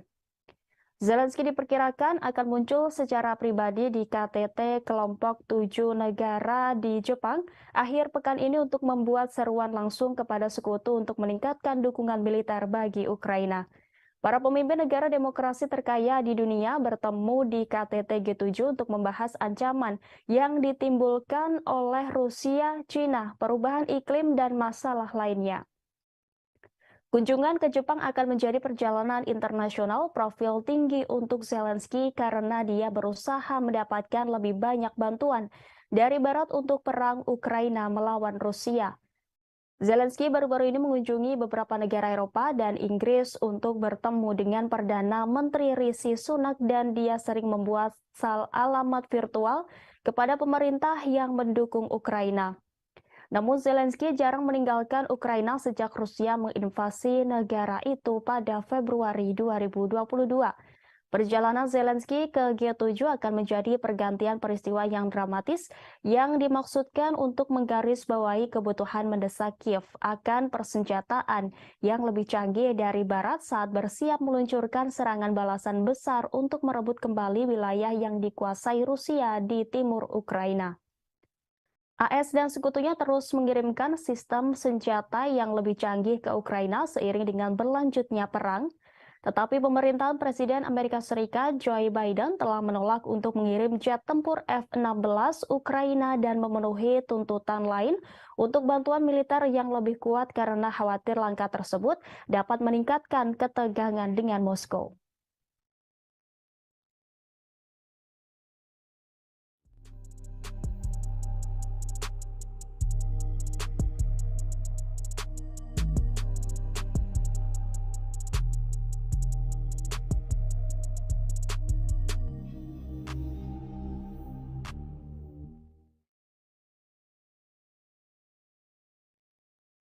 Selain Presiden Ukraina Volodymyr Zelensky, Presiden Joko Widodo juga termasuk dalam pemimpin negara non-G7 yang menghadiri KTT G7 di Jepang. Presiden Jokowi mendapat undangan khusus dalam KTT tersebut. Jokowi sampai di Jepang pada Sabtu 20 Mei 2023. Nampak Presiden Joko Widodo dengan jas abu berada di barisan depan para kepala negara. Diketahui kelompok 7 negara maju adalah Jepang, Amerika Serikat, Jerman, Inggris, Italia, Kanada, Prancis, serta Uni Eropa. Presiden Joko Widodo termasuk di antara 8 negara bukan anggota G7 yang diundang. Selain Joko Widodo, 7 kepala negara atau pemerintahan lain yang diundang itu antara lain dari Australia, Brasil, Komoro mewakili Uni Afrika, Cook Island, Ketua G20, India, Korea Selatan, dan Vietnam. Indonesia diundang dalam kapasitas sebagai ketua ASEAN. Presiden Ukraina Volodymyr Zelensky juga menghadiri KTT G7 itu. Pada Sabtu 20 Mei, seluruh kepala negara G7 termasuk kepala negara yang diundang melakukan pertemuan. Di sela-sela pertemuan para kepala negara, nampak Presiden Jokowi berbicara sejenak dengan Presiden Amerika Serikat Joe Biden sebelum rapat digelar. Setelah pertemuan diadakan, foto bersama dengan latar belakang Laut Hiroshima. Namun, ada momen menarik ketika sebelum foto bersama dimulai. Saat semua kepala negara dan kepala pemerintahan hendak berfoto, terlihat satu baris di depan kosong. Dilihat dari laman The Page yang disiarkan langsung, ternyata Presiden Jokowi yang ditunggu oleh para kepala negara itu untuk berfoto. Jokowi tampak menempati baris depan yang kosong untuk foto bersama. Di samping kanannya tuan rumah Perdana Menteri Jepang Fumio Kishida, sementara barisan belakang Presiden Amerika Serikat Joe Biden. Tidak hanya itu, satu kejutan terjadi menjelang dimulai sidang KTT Global yang dipimpin Perdana Menteri Jepang Fumio Kishida. Saat itu mendadak Presiden Amerika Serikat Joe Biden mendatangi Presiden Jokowi yang duduk di samping kanan PM Kishida. Melihat Presiden Biden datang, Jokowi langsung berdiri menuju ke kanan mendekati Presiden Biden dan menyalaminya. Presiden Biden membisikkan sesuatu kepada Joko Widodo. Tak lama kemudian, protokol sidang langsung mendekati keduanya dan mengingatkan bahwa sidang KTT Global akan segera dimulai. Kejadian mengejutkan itu sekitar 1 menit dan Jokowi kembali duduk ke kursi sidang di sebelah kanan PM Kisida. Sidang akhirnya baru dimulai sekitar pukul 18:15 di lokasi KTT G7 Hiroshima, Jepang pada 20 Mei.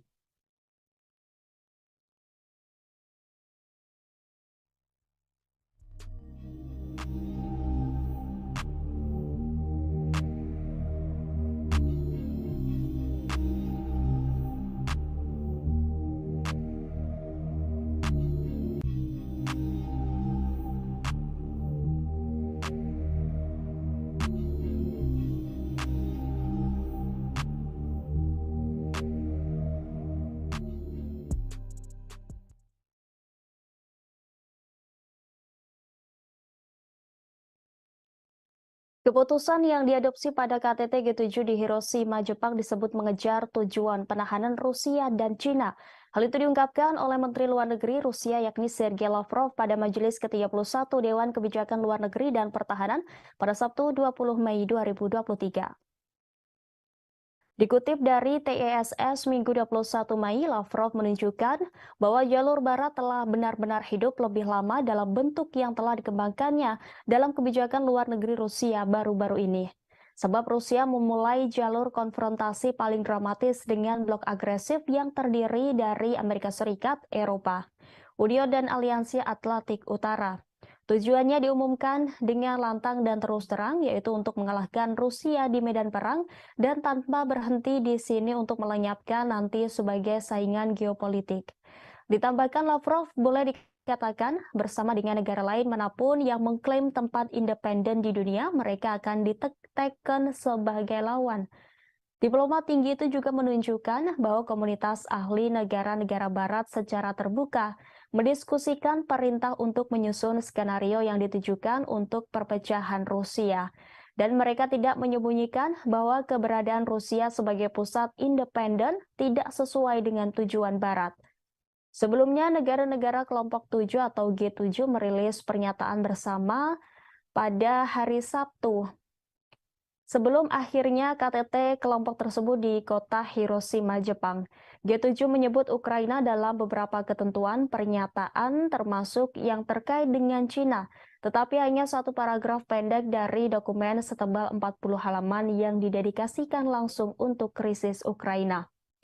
Negara-negara G7 mengatakan mereka berkomitmen untuk mengintensifkan dukungan diplomatik, keuangan, kemanusiaan, dan militer mereka untuk Ukraina untuk meningkatkan biaya ke Rusia dan mereka yang mendukung Moskow dalam konflik tersebut. Pada hari Jumat, para pemimpin G7 mengadopsi pernyataan khusus tentang Ukraina menentukan posisi mereka dalam masalah ini termasuk sanksi terhadap Rusia. Para peserta KTT meminta Rusia untuk menghentikan agresi yang sedang berlangsung dan menarik pasukan dan peralatan militernya dari seluruh wilayah Ukraina yang diakui secara internasional. Perdamaian yang adil tidak dapat diwujudkan tanpa penarikan pasukan dan peralatan militer Rusia secara lengkap dan tanpa syarat, dan ini harus disertakan dalam setiap seruan untuk perdamaian.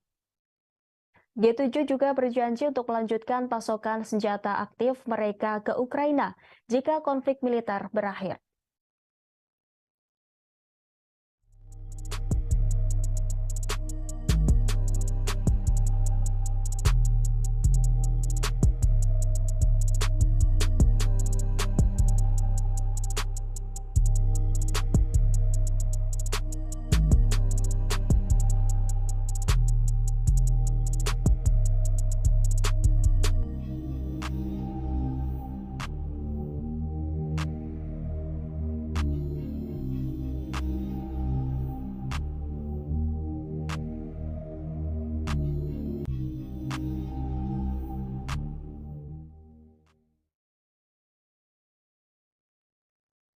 Maskapai Rusia melakukan 2.000 penerbangan dengan pesawat yang dilengkapi suku cadangan pada 2022 karena sanksi yang mempengaruhi industri penerbangan negara itu menurut surat kabar Rusia Kommersant. Surat kabar itu mengutip Viktor Basargin, Kepala Pengawas Transportasi Negara Rusia Rostrans-Nadzor, yang melaporkan informasi tentang penerbangan tersebut ke Komite Transportasi Duma Negara pada hari Selasa.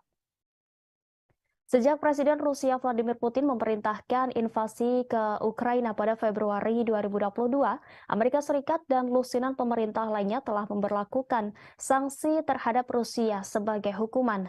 Sanksi-sanksi ini berusaha membatasi kemampuan Moskow untuk memperoleh dan membuat senjata, tetapi mereka juga membatasi pengiriman suku cadang yang dibutuhkan untuk industri otomotif dan penerbangan negara itu.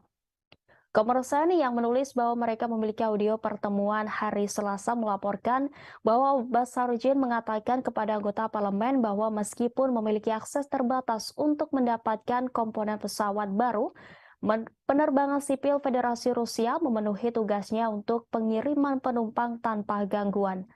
Pada hari Senin, The New York Times melaporkan bahwa meskipun ada sanksi ribuan pengiriman yang berisi suku cadang, pesawat berhasil masuk ke Rusia pada tahun 2022. Dengan menggunakan data yang dikumpulkan oleh agregator data perdagangan impor Genius Times menemukan bahwa barang bernilai puluhan juta dolar sebagian dikirim melalui jaringan terlarang ke maskapai penerbangan yang disebutkan dalam sanksi oleh pemerintah AS. Meskipun bagian barat ini masuk ke negara itu, pesawat Rusia tetap terbang dengan pelanggaran yang secara langsung mempengaruhi keselamatan penerbangan. Surat kabar itu menulis bahwa pejabat Rostrans-Nadzor tidak merinci apakah angkanya untuk 2.000 penerbangan yang dilakukan dengan bagian yang kadaluarsa merujuk pada penerbangan komersial atau semua jenis perjalanan udara. Kommersant juga mencatat bahwa perusahaan manajemen lalu lintas udara negara Rusia melayani 1,4 juta penerbangan termasuk rute transit dan internasional pada tahun 2022. Najmuddin Meskati, seorang profesor teknik dan hubungan internasional di University of Southern California, mengatakan kepada Newsweek bahwa sanksi terhadap penerbangan dan sektor lainnya akan semakin mendorong Rusia dan Iran ke pangkuan satu sama lain. Ia mengaku telah mendengar tentang keadaan industri penerbangan sipil Rusia yang semakin mengerikan karena sanksi yang serupa dan sejajar dengan armada penerbangan sipil Iran setelah 40 tahun sanksi. Ditambahkannya bahwa pejabat Iran telah menemukan cara untuk menghindari sanksi, dan itulah alasan lain Rusia baru-baru ini menandatangani kontrak dengan Iran untuk melayani pesawat mereka di Iran. Karena pengalaman panjang Iran dan jaringan dealer dan suku cadang bawah tanah yang mapan, baik asli maupun palsu yang telah ada dan bekerja dengan baik. Kommersant berbicara dengan perwakilan di beberapa maskapai besar di Rusia yang semuanya menyangkal penggunaan suku cadang kadaluarsa di pesawat mereka. Sumber-sumber ini juga mengatakan mereka tidak mengetahui maskapai lain yang mengalami pelanggaran keselamatan karena masalah dengan suku cadang pesawat.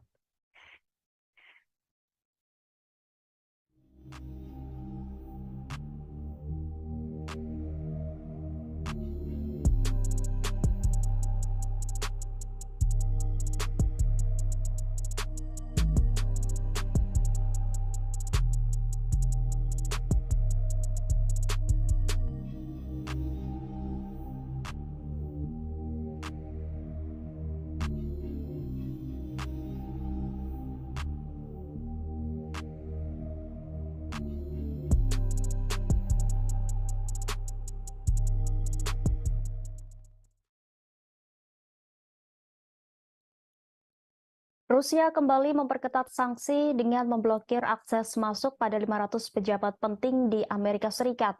Salah satu pejabat yang masuk daftar hitam Rusia adalah mantan Presiden Amerika Serikat Barack Obama. Pengumuman tersebut dirilis Kementerian Luar Negeri Rusia atas perintah dari Presiden Vladimir Putin sebagai tanggapan dari tindakan tidak ramah yang dilakukan negara G7 yang baru-baru ini melayangkan sanksi pelarangan impor permata, tembaga, aluminium dan nikel dari Rusia.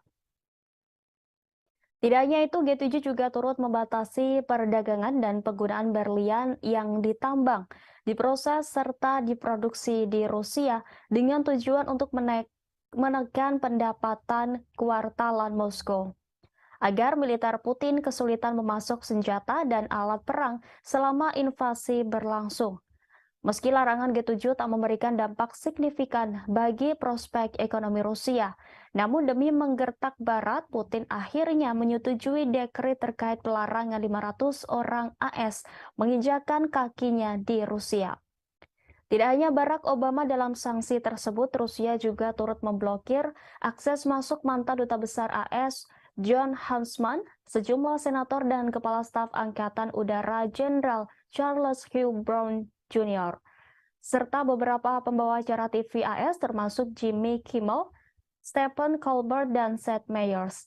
Sanksi seperti ini bukan kali pertama yang dilayangkan oleh Rusia. Selama setahun terakhir, negara beruang merah ini diketahui telah berulang kali memperketat sanksi terhadap sejumlah negara barat. Di antaranya seperti pemblokiran mata uang euro sebagai alat transaksi di Rusia, serta pemangkasan produk minyak mentah sebesar 500.000 barel.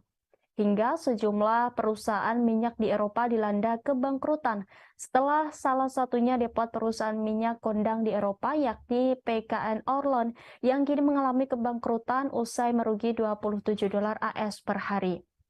Ancaman ini bahkan membuat anggaran belanja energi di UE membengkak mencapai hampir 800 miliar euro hanya untuk melindungi rumah tangga dan perusahaannya dari ancaman krisis energi.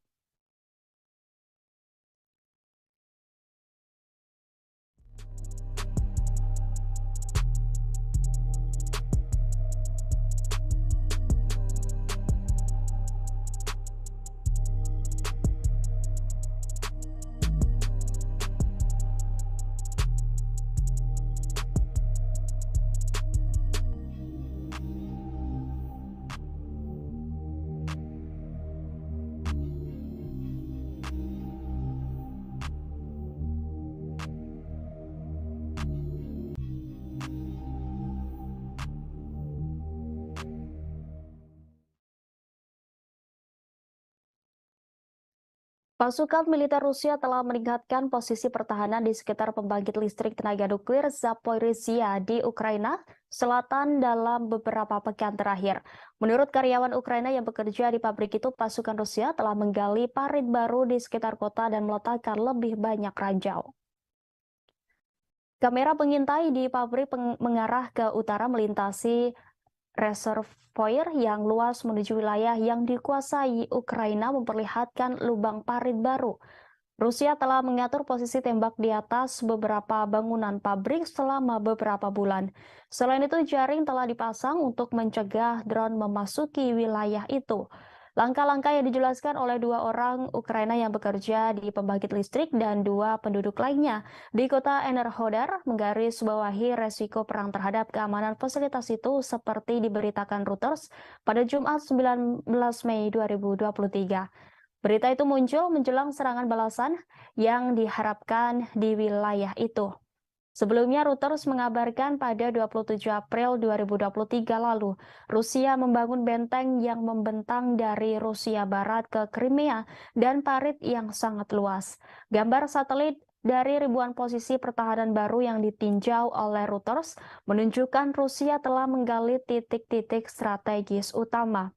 Menteri Pertahanan Rusia Sergei Shoigu mengunjungi pos komando depan di wilayah Zaporizhia yang diduduki Ukraina untuk pemeriksaan pasukan pada Jumat 19 Mei.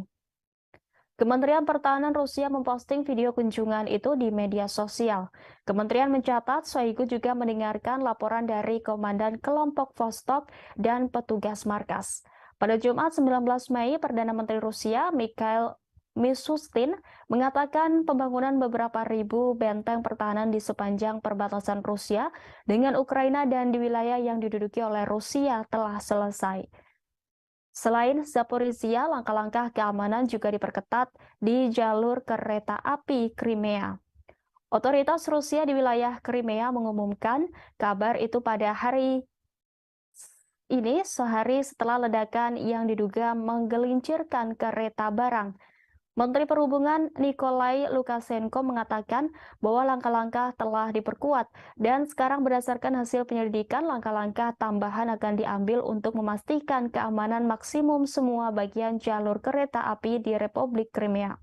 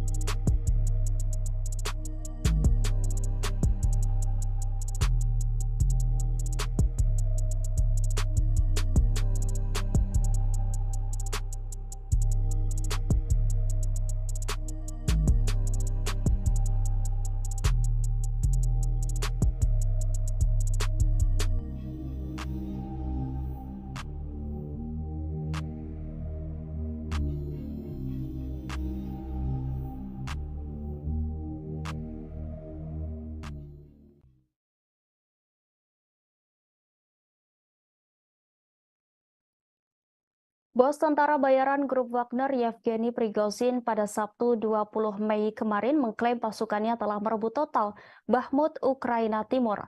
Presiden Rusia Vladimir Putin mengucapkan selamat kepada kelompok Wagner dan militer angkatan bersenjata Rusia atas pembebasan Bakhmut di DPR. Putin pun berjanji akan memberikan penghargaan kepada prajurit yang berperan besar dalam perebutan Bakhmut. Bakhmut telah menjadi tempat pertempuran terpanjang dan paling berdarah dalam serangan Rusia ke Ukraina. Grup Wagner seperti diketahui telah mempelopori perjuangan pihak Rusia dan merebut Bakhmut dan diyakini telah menderita kerugian besar dalam penyerbuan kota selama berbulan-bulan. Dalam video yang diposting di Telegram, Prigozhin mengklaim bahwa pasukannya sepenuhnya membebaskan Artemov, sebutan Bakhmut. Dari dia berdiri dengan para pejuang di belakangnya yang memegang bendera Rusia dikelilingi reruntuhan. Prigozhin menyampaikan para pejuang grup Wagner akan terlebih dahulu memeriksa kota Bakhmut yang telah berhasil direbut sebelum menyerahkannya kepada tentara resmi Rusia pada 25 Mei mendatang. Pengumuman grup Wagner datang saat Presiden Ukraina Volodymyr Zelensky mengambil bagian dalam KTT G7 di Jepang. Prigozhin yang mengenakan seragam kamuflase mengatakan operasi untuk menangkap Bakhmut berlangsung selama 224 hari. Pertempuran tersebut telah meratakan pusat penambangan garam yang pernah berpenduduk sekitar 70.000 orang. Prigozhin yang semakin terlibat dalam pertarungan publik dengan tentara resmi Rusia mengatakan kerugian Moskow akan jauh lebih kecil jika bukan karena jenderal yang tidak kompeten. Dia telah lama mengeluh tentang grup Wagner yang tidak diberikan jumlah amunisi yang sesuai. Dalam video itu ia mengungkap hanya ada Wagner di medan perang yang melawan tentara Ukraina dan juga melawan birokrasi Rusia.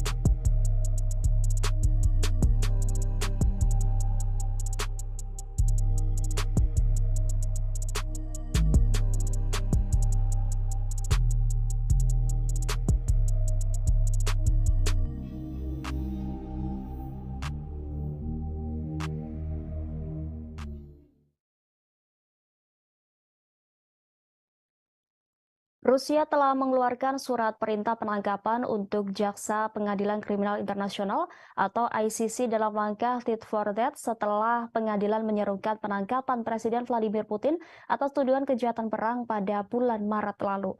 Dikutip dari database Kementerian Media Rusia melaporkan pada Jumat bahwa jaksa Inggris yakni Harim Khan yang berusia 53 tahun ditambahkan ke daftar orang yang dicari Kementerian Dalam Negeri. Moskow membuka khusus terhadap Han dan 3 hakim ICC pada 20 Maret 2023. Gambar Han dapat dilihat di database Kementerian Dalam Negeri Rusia pada hari Jumat. Pemberitahuan tersebut menggambarkan dia sebagai pria yang lahir pada tanggal 30 Maret 1970 di Edinburgh, Skotlandia, tetapi tidak menyebutkan pelanggarannya. Komite Investigasi Rusia yang menyelidiki kejahatan besar mengatakan pada bulan Maret bahwa Han sedang diselidiki untuk penuntutan kriminal terhadap seseorang yang diketahui tidak bersalah. Dia juga sedang diselidiki karena diduga mempersiapkan serangan terhadap perwakilan negara asing yang mendapat perlindungan internasional, kata para penyelidik. Sebagaimana diketahui, surat perintah ICC yang dikeluarkan pada 17 Maret memerintahkan penangkapan terhadap Putin dan Ombudsman Rusia untuk hak-hak anak, yakni Maria Lvova-Belova, atas tuduhan kejahatan perang terkait penculikan anak-anak Ukraina. Rusia dan Putin menyangkal kejahatan perang apapun selama invasi Ukraina dengan mengatakan bahwa mereka adalah korban agresi dan kebohongan Barat. Kiev mengatakan lebih dari 16.000 anak Ukraina telah dideportasi ke Rusia sejak awal serangan Moskow pada Februari tahun lalu. Dengan banyak yang diduga ditempatkan di institusi dan panti asuhan. Rusia yang bukan anggota ICC telah membantah kredibilitas surat perintah tersebut. Presiden Ukraina Volodymyr Zelensky memuji langkah pengadilan sebagai keputusan bersejarah dari mana tanggung jawab bersejarah akan dimulai. Presiden AS Joe Biden mengatakan surat perintah penangkapan untuk Putin dibenarkan.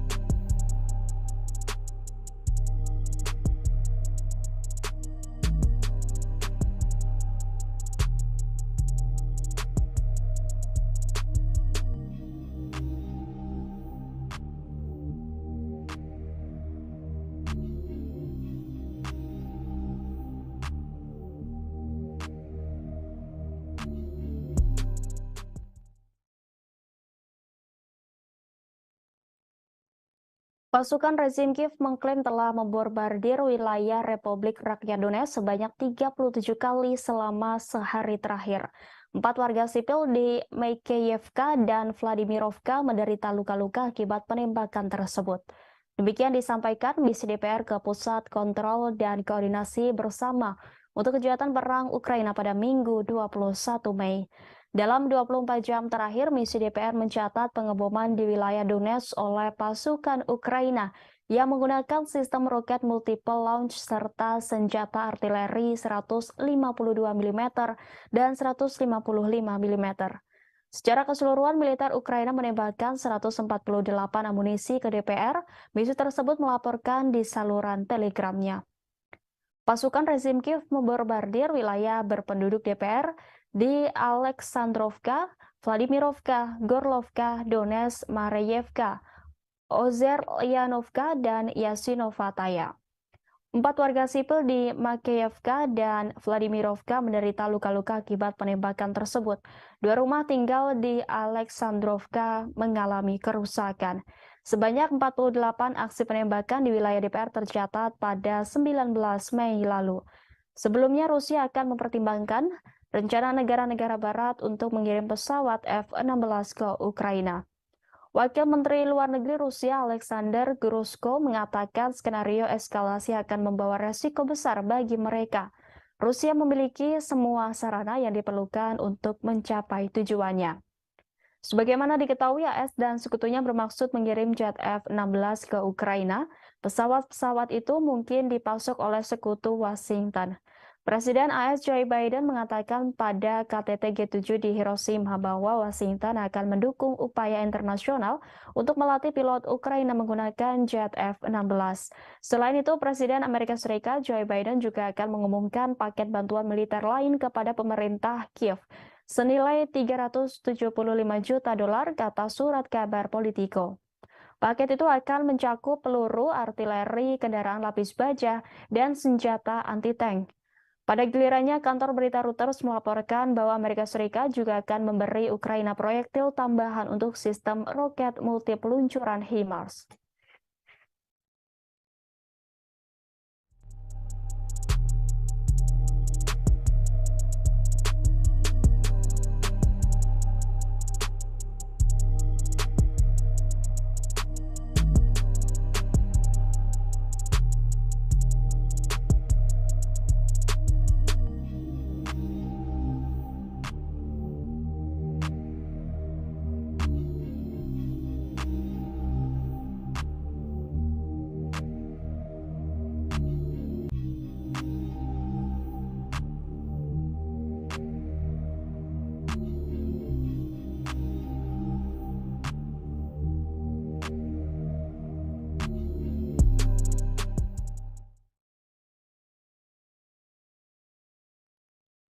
Pemerintah Amerika Serikat mengaku tidak mendukung serangan Ukraina di wilayah yang diakui Washington sebagai Rusia.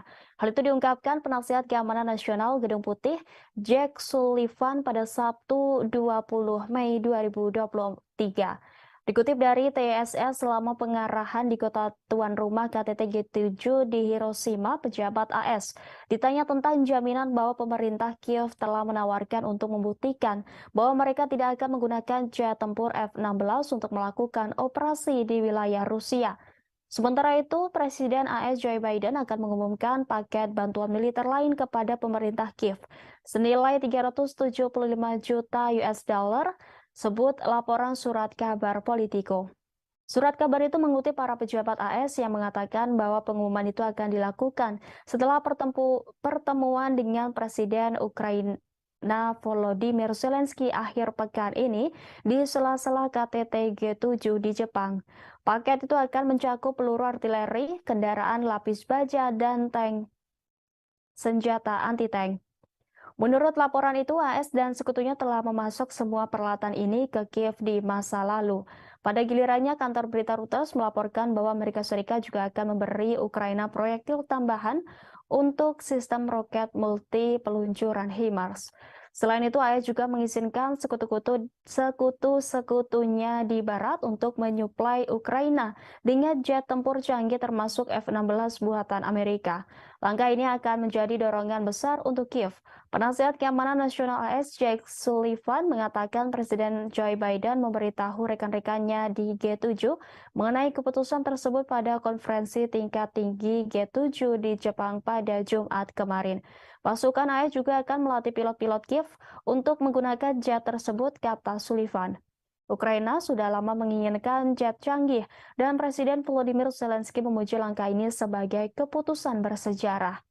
Secara legal, AS harus menyetujui ekspor kembali peralatan yang dibeli oleh sekutu-sekutunya. Langkah ini juga akan membuka jalan bagi negara-negara lain untuk mengirim stok F-16 yang mereka punya ke Ukraina.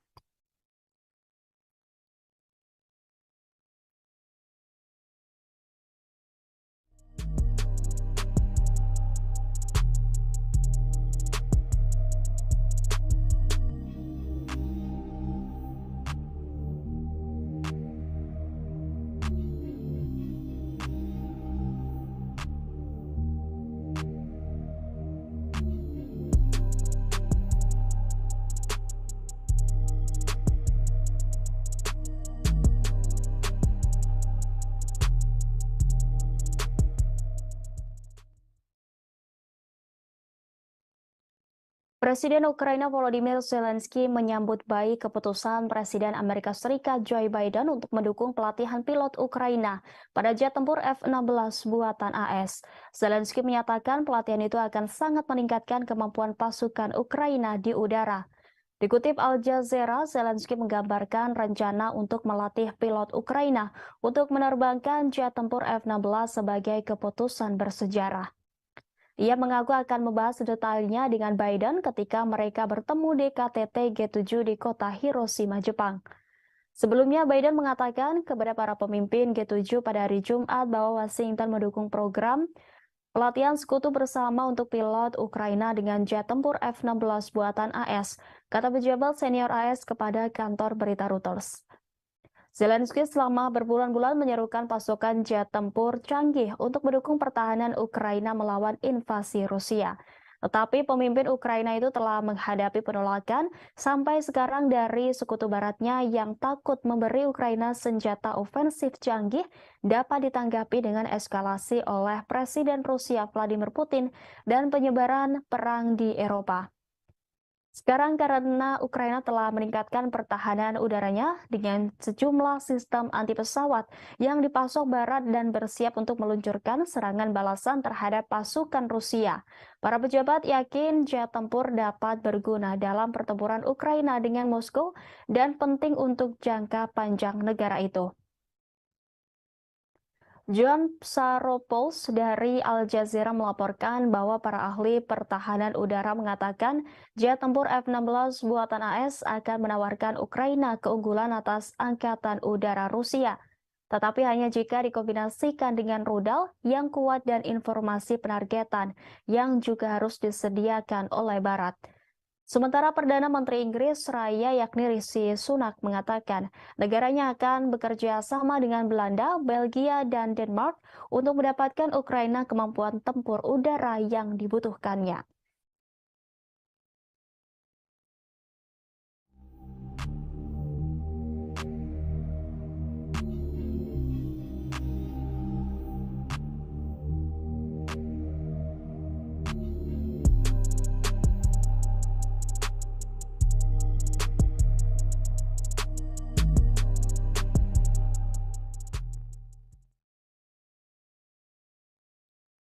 Ibu kota Sudan, Khartoum, dan kota Bahri kembali dibombardir serangan udara pada Jumat 19 Mei. Sementara perang antara tentara dan pasukan paramiliter pasukan dukungan cepat atau RSF memasuki minggu kelima. Serangan itu memperdalam krisis kemanusiaan sebagai warga sipil yang terjebak dan telantar akibat perang saudara di negara itu. Serangan udara dilaporkan oleh saksi mata di Omdurman Selatan dan Bahri Utara, dua kota yang terletak di seberang Sungai Nil dari Khartoum, membentuk tiga ibu kota Sudan. Beberapa serangan terjadi di dekat stasiun penyiaran negara di Omdurman, kata para saksi mata. Saksi mata di Khartoum mengatakan situasi relatif tenang meski terdengar suara tembakan sporadis. Dilaporkan pula pertempuran masih pecah di sejumlah wilayah di Sudan. Penjarahan massal oleh orang-orang bersenjata dan warga sipil sama-sama membuat hidup lebih sengsara bagi penduduk Khartoum yang terjebak oleh pertempuran sengit antara militer reguler dan pasukan paramiliter RSF, kata saksi mata. Konflik tersebut telah membuat sekitar 843.000 orang mengungsi di Sudan dan menyebabkan sekitar 250.000 orang lainnya mengungsi ke negara-negara tetangga, kata Badan Pengungsi PBB pada Jumat 19 Mei.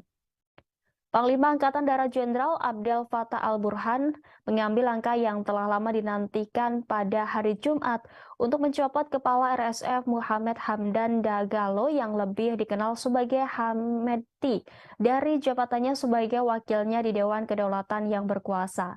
Keduanya telah menjalankan Dewan sejak 2019 ketika menggulingkan orang kuat Presiden Omar al-Bashir di tengah aksi protes massa terhadap pemerintahannya. Mereka melakukan kudeta pada 2021 ketika tenggat waktu semakin dekat untuk menyerahkan kekuasaan kepada warga sipil dalam protes transisi menuju pemilihan umum yang bebas. Sementara itu, pembicaraan gencatan senjata yang disponsori Saudi dan AS di kota Jeddah, Saudi belum menghasilkan sebuah terobosan. Pada pertempuran Liga Arab di Jeddah hari Jumat 19 Mei, sebuah pernyataan dari utusan Sudan menuduh RSF melakukan penjarahan dan pemerkosaan dan melanggar serangkaian gencatan senjata. Di lain pihak, RSF menuduh tentara memulai konflik dan melanggar gencatan senjata. RSF juga mengatakan bahwa mereka yang melakukan kejahatan memakai seragam RSF curian. Pertempuran pecah pada 15 April setelah perselisihan tentang rencana RSF untuk diintegrasikan ke dalam tentara dan rantai komando di masa depan berdasarkan kesepakatan yang didukung internasional untuk mengubah Sudan menuju demokrasi setelah puluhan tahun otokrasi yang dilanda konflik. Jenderal Burhan melantik Malik Agar, pemimpin kelompok pemberontak yang bergabung dengan Dewan Kedaulatan pada 2020 setelah menandatangani perjanjian damai dengan pemerintah sebagai wakil barunya menurut keputusan kedua. Pada hari yang sama, Burhan mempromosikan perwira militer lainnya yang bertugas di Dewan termasuk mengangkat Jenderal Smas Eldin Kabasi sebagai wakil komandan angkatan bersenjata.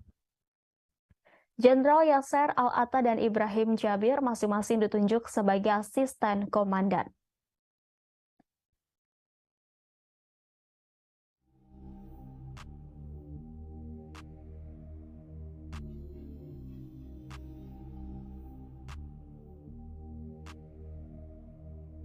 Nah, inilah live update selengkapnya. Presiden Ukraina Volodymyr Zelensky menghadiri KTT G7 di Hiroshima, Jepang. Zelensky tiba di Bandara Internasional Hiroshima, Jepang sekira pukul 15:45 waktu Jepang pada Sabtu 20 Mei kemarin. Kehadirannya mendapat pengamanan yang sangat ketat, bahkan bisa dibilang lebih ketat daripada pengawalan untuk Presiden Amerika Serikat Joe Biden. Turun dari pesawat, Zelensky langsung menyalami Seiji Kihara, wakil kepala sekretariat kabinet Jepang, yang juga orang paling dipercaya PM Jepang Fumio Kishida. Kemudian ia menyalami duta besar Ukraina untuk Jepang, yakni Sergei Korsansky, dan langsung menuju mobil khusus anti peluru yang sudah disiapkan untuknya. Mobil yang ditumpangi Zelensky dikawal 8 mobil pasukan khusus dan pasukan motor polisi khusus Jepang sebanyak 4 unit di depan. Di tengah jalan, Zelensky dielulukan masyarakat Jepang yang mengibarkan bendera Ukraina dan Jepang secara bersamaan. Menggunakan jalan tol, Zelensky memasuki tempat utama KTT di bekas daerah Ujina untuk menghadiri KTT G7 Hiroshima. Presiden Zelensky tiba di lokasi KTT G7 Grand Prince Hotel Hiroshima sekitar pukul 16:40 waktu Jepang. Sayangnya ia tidak ikut berfoto bersama rombongan kepala negara lain seperti Presiden Indonesia Joko Widodo di sana. Sementara itu, menurut Brasil, Presiden Zelensky sudah menyiapkan jebakan sebagaimana dilaporkan media Bloomberg. Zelensky mengirim rekannya dari Brasil, Lula da Silva, tawaran untuk bertemu di sela-sela KTT G7, namun belum mendapat tanggapan. Sisi Brasil takut Kiev memaksakan tindakan yang tidak diinginkan. Pejabat mengatakan Brasil tidak memiliki masalah bertemu dengan pemimpin manapun, tapi itu tidak boleh dipaksakan. Zelensky diperkirakan akan muncul secara pribadi di KTT kelompok 7 negara di Jepang akhir pekan ini untuk membuat seruan langsung kepada sekutu untuk meningkatkan dukungan militer bagi Ukraina. Para pemimpin negara demokrasi terkaya di dunia bertemu di KTT G7 untuk membahas ancaman yang ditimbulkan oleh Rusia, Cina, perubahan iklim, dan masalah lainnya.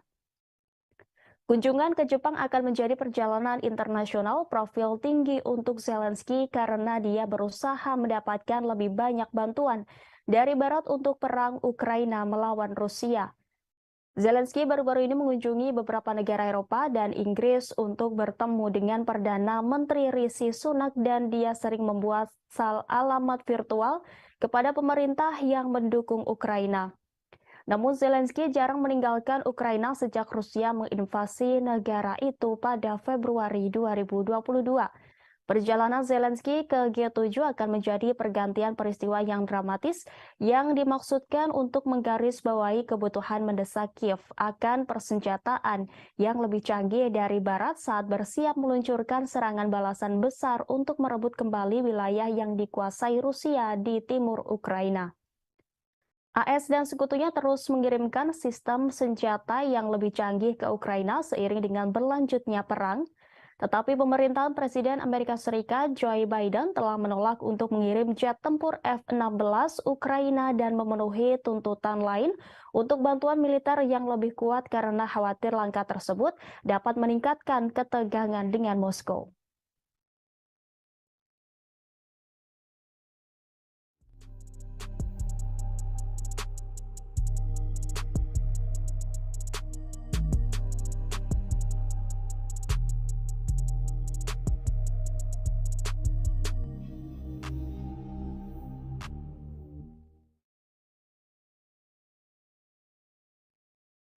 Selain Presiden Ukraina Volodymyr Zelensky, Presiden Joko Widodo juga termasuk dalam pemimpin negara non-G7 yang menghadiri KTT G7 di Jepang. Presiden Jokowi mendapat undangan khusus dalam KTT tersebut. Jokowi sampai di Jepang pada Sabtu 20 Mei 2023. Nampak Presiden Joko Widodo dengan jas abu berada di barisan depan para kepala negara. Diketahui kelompok 7 negara maju adalah Jepang, Amerika Serikat, Jerman, Inggris, Italia, Kanada, Prancis, serta Uni Eropa. Presiden Joko Widodo termasuk di antara 8 negara bukan anggota G7 yang diundang. Selain Joko Widodo, 7 kepala negara atau pemerintahan lain yang diundang itu antara lain dari Australia, Brasil, Komoro mewakili Uni Afrika, Cook Island, Ketua G20, India, Korea Selatan, dan Vietnam. Indonesia diundang dalam kapasitas sebagai ketua ASEAN. Presiden Ukraina Volodymyr Zelensky juga menghadiri KTT G7 itu. Pada Sabtu 20 Mei, seluruh kepala negara G7 termasuk kepala negara yang diundang melakukan pertemuan. Di sela-sela pertemuan para kepala negara, nampak Presiden Jokowi berbicara sejenak dengan Presiden Amerika Serikat Joe Biden sebelum rapat digelar. Setelah pertemuan diadakan, foto bersama dengan latar belakang Laut Hiroshima. Namun, ada momen menarik ketika sebelum foto bersama dimulai. Saat semua kepala negara dan kepala pemerintahan hendak berfoto, terlihat satu baris di depan kosong. Dilihat dari laman The Page yang disiarkan langsung, ternyata Presiden Jokowi yang ditunggu oleh para kepala negara itu untuk berfoto. Jokowi tampak menempati baris depan yang kosong untuk foto bersama. Di samping kanannya tuan rumah Perdana Menteri Jepang Fumio Kishida, sementara barisan belakang Presiden Amerika Serikat Joe Biden. Tidak hanya itu, satu kejutan terjadi menjelang dimulai sidang KTT Global yang dipimpin Perdana Menteri Jepang Fumio Kishida. Saat itu mendadak Presiden Amerika Serikat Joe Biden mendatangi Presiden Jokowi yang duduk di samping kanan PM Kishida. Melihat Presiden Biden datang, Jokowi langsung berdiri menuju ke kanan mendekati Presiden Biden dan menyalaminya. Presiden Biden membisikkan sesuatu kepada Joko Widodo. Tak lama kemudian, protokol sidang langsung mendekati keduanya dan mengingatkan bahwa sidang KTT Global akan segera dimulai. Kejadian mengejutkan itu sekitar 1 menit dan Jokowi kembali duduk ke kursi sidang di sebelah kanan PM Kishida. Sidang akhirnya baru dimulai sekitar pukul 18:15 di lokasi KTT G7 Hiroshima, Jepang pada 20 Mei.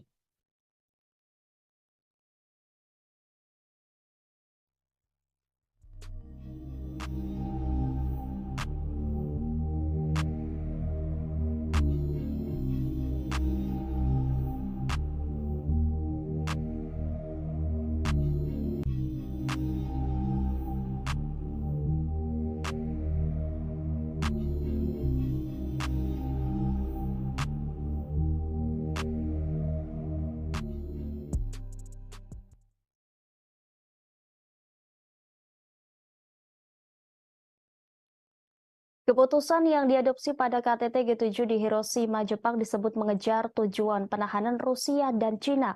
Hal itu diungkapkan oleh Menteri Luar Negeri Rusia yakni Sergei Lavrov pada Majelis ke-31 Dewan Kebijakan Luar Negeri dan Pertahanan pada Sabtu 20 Mei 2023. Dikutip dari TESS Minggu 21 Mei, Lavrov menunjukkan bahwa jalur barat telah benar-benar hidup lebih lama dalam bentuk yang telah dikembangkannya dalam kebijakan luar negeri Rusia baru-baru ini. Sebab Rusia memulai jalur konfrontasi paling dramatis dengan blok agresif yang terdiri dari Amerika Serikat, Eropa, Uni dan Aliansi Atlantik Utara.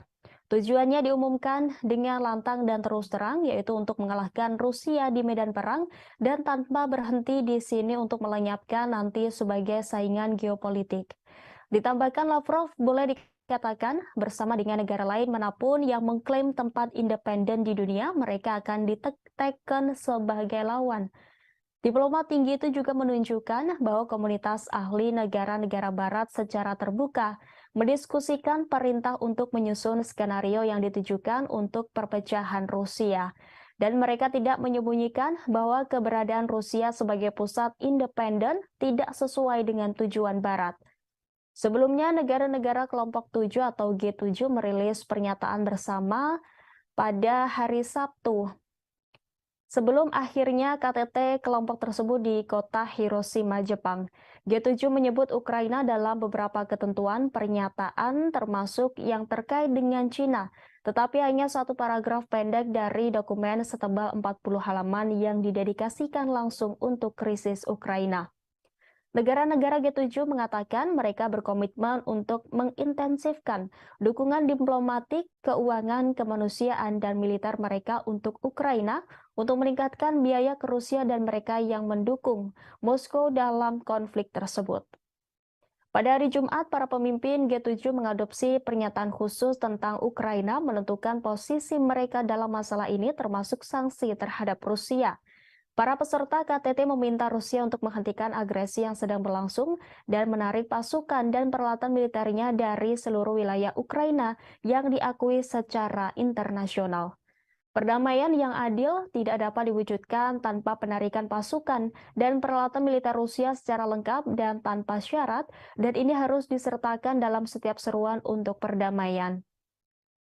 G7 juga berjanji untuk melanjutkan pasokan senjata aktif mereka ke Ukraina jika konflik militer berakhir.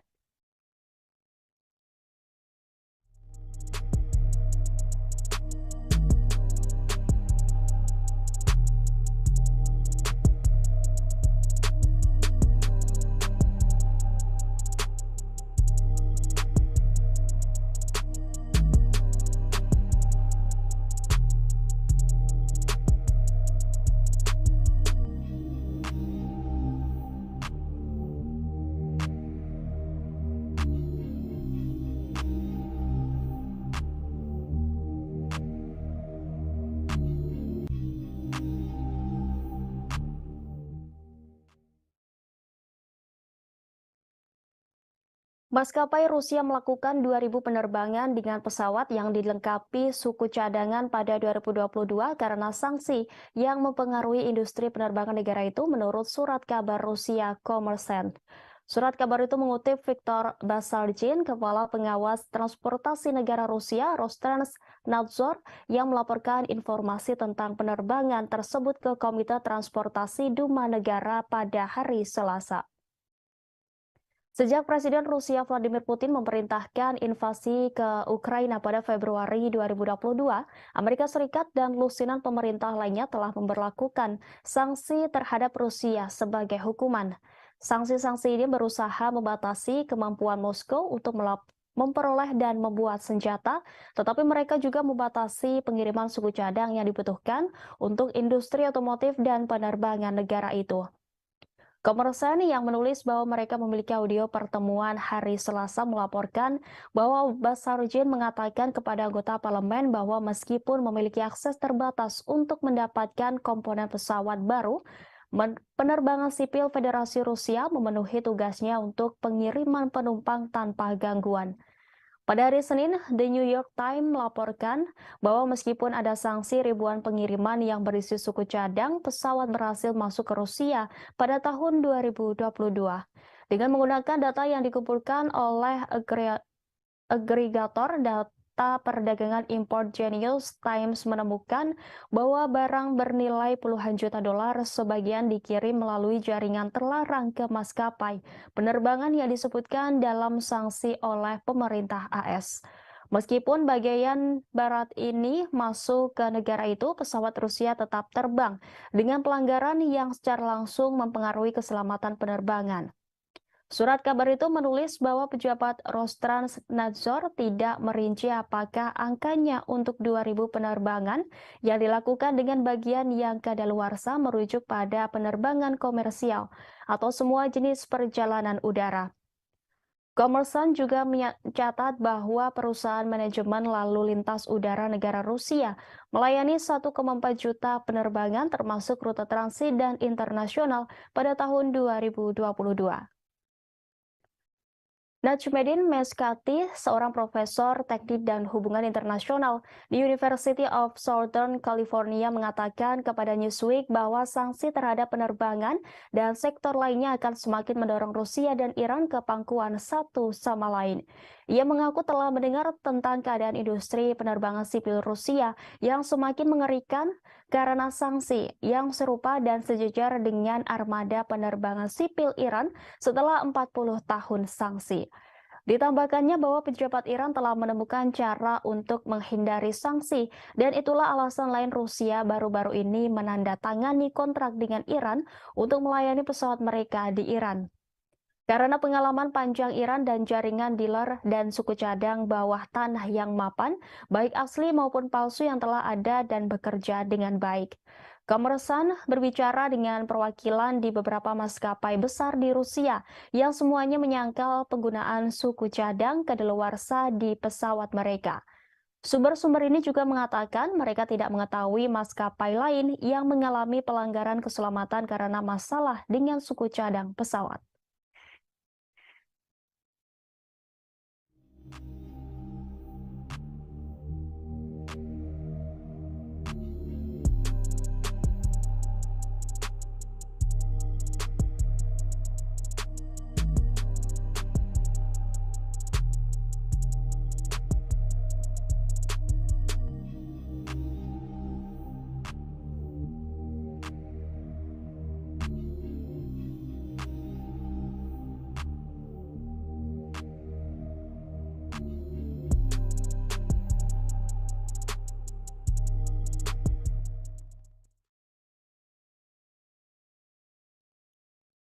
Rusia kembali memperketat sanksi dengan memblokir akses masuk pada 500 pejabat penting di Amerika Serikat. Salah satu pejabat yang masuk daftar hitam Rusia adalah mantan Presiden Amerika Serikat Barack Obama. Pengumuman tersebut dirilis Kementerian Luar Negeri Rusia atas perintah dari Presiden Vladimir Putin sebagai tanggapan dari tindakan tidak ramah yang dilakukan negara G7 yang baru-baru ini melayangkan sanksi pelarangan impor permata, tembaga, aluminium dan nikel dari Rusia. Tidak hanya itu, G7 juga turut membatasi perdagangan dan penggunaan berlian yang ditambang, diproses, serta diproduksi di Rusia dengan tujuan untuk menekan pendapatan kuartalan Moskow agar militer Putin kesulitan memasok senjata dan alat perang selama invasi berlangsung. Meski larangan G7 tak memberikan dampak signifikan bagi prospek ekonomi Rusia, namun demi menggertak Barat, Putin akhirnya menyetujui dekret terkait pelarangan 500 orang AS menginjakan kakinya di Rusia. Tidak hanya Barack Obama dalam sanksi tersebut, Rusia juga turut memblokir akses masuk mantan Duta Besar AS John Huntsman, sejumlah senator dan Kepala Staf Angkatan Udara Jenderal Charles Hugh Brown Jr., serta beberapa pembawa acara TV AS termasuk Jimmy Kimmel, Stephen Colbert, dan Seth Meyers. Sanksi seperti ini bukan kali pertama yang dilayangkan oleh Rusia. Selama setahun terakhir, negara beruang merah ini diketahui telah berulang kali memperketat sanksi terhadap sejumlah negara barat.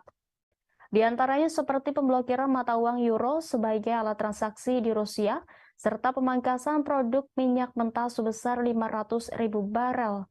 Hingga sejumlah perusahaan minyak di Eropa dilanda kebangkrutan setelah salah satunya depot perusahaan minyak kondang di Eropa yakni PKN Orlen yang kini mengalami kebangkrutan usai merugi $27 AS per hari. Ancaman ini bahkan membuat anggaran belanja energi di UE membengkak mencapai hampir 800 miliar euro hanya untuk melindungi rumah tangga dan perusahaannya dari ancaman krisis energi.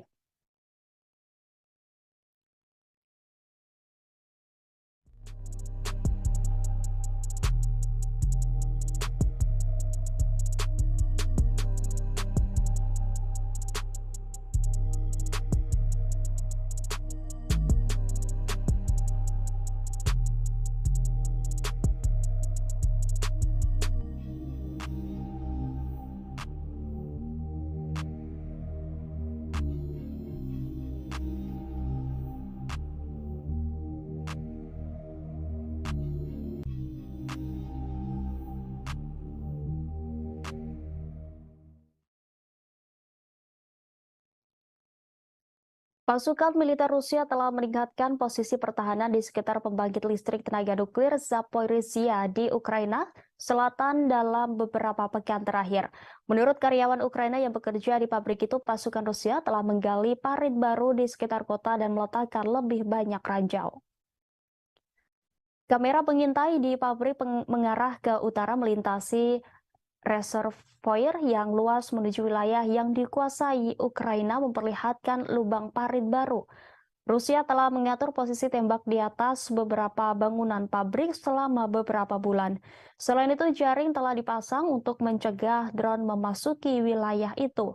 Langkah-langkah yang dijelaskan oleh dua orang Ukraina yang bekerja di pembangkit listrik dan dua penduduk lainnya di kota Enerhodar menggarisbawahi resiko perang terhadap keamanan fasilitas itu seperti diberitakan Reuters pada Jumat 19 Mei 2023. Berita itu muncul menjelang serangan balasan yang diharapkan di wilayah itu. Sebelumnya, Reuters mengabarkan pada 27 April 2023 lalu, Rusia membangun benteng yang membentang dari Rusia Barat ke Crimea dan parit yang sangat luas. Gambar satelit dari ribuan posisi pertahanan baru yang ditinjau oleh Reuters menunjukkan Rusia telah menggali titik-titik strategis utama. Menteri Pertahanan Rusia Sergei Shoigu mengunjungi pos komando depan di wilayah Zaporizhia yang diduduki Ukraina untuk pemeriksaan pasukan pada Jumat 19 Mei. Kementerian Pertahanan Rusia memposting video kunjungan itu di media sosial. Kementerian mencatat Shoigu juga mendengarkan laporan dari Komandan Kelompok Vostok dan petugas markas. Pada Jumat 19 Mei, Perdana Menteri Rusia Mikhail Mishustin mengatakan pembangunan beberapa ribu benteng pertahanan di sepanjang perbatasan Rusia dengan Ukraina dan di wilayah yang diduduki oleh Rusia telah selesai. Selain Zaporizhia, langkah-langkah keamanan juga diperketat di jalur kereta api Crimea. Otoritas Rusia di wilayah Crimea mengumumkan kabar itu pada hari ini sehari setelah ledakan yang diduga menggelincirkan kereta barang. Menteri Perhubungan Nikolai Lukashenko mengatakan bahwa langkah-langkah telah diperkuat dan sekarang berdasarkan hasil penyelidikan langkah-langkah tambahan akan diambil untuk memastikan keamanan maksimum semua bagian jalur kereta api di Republik Crimea.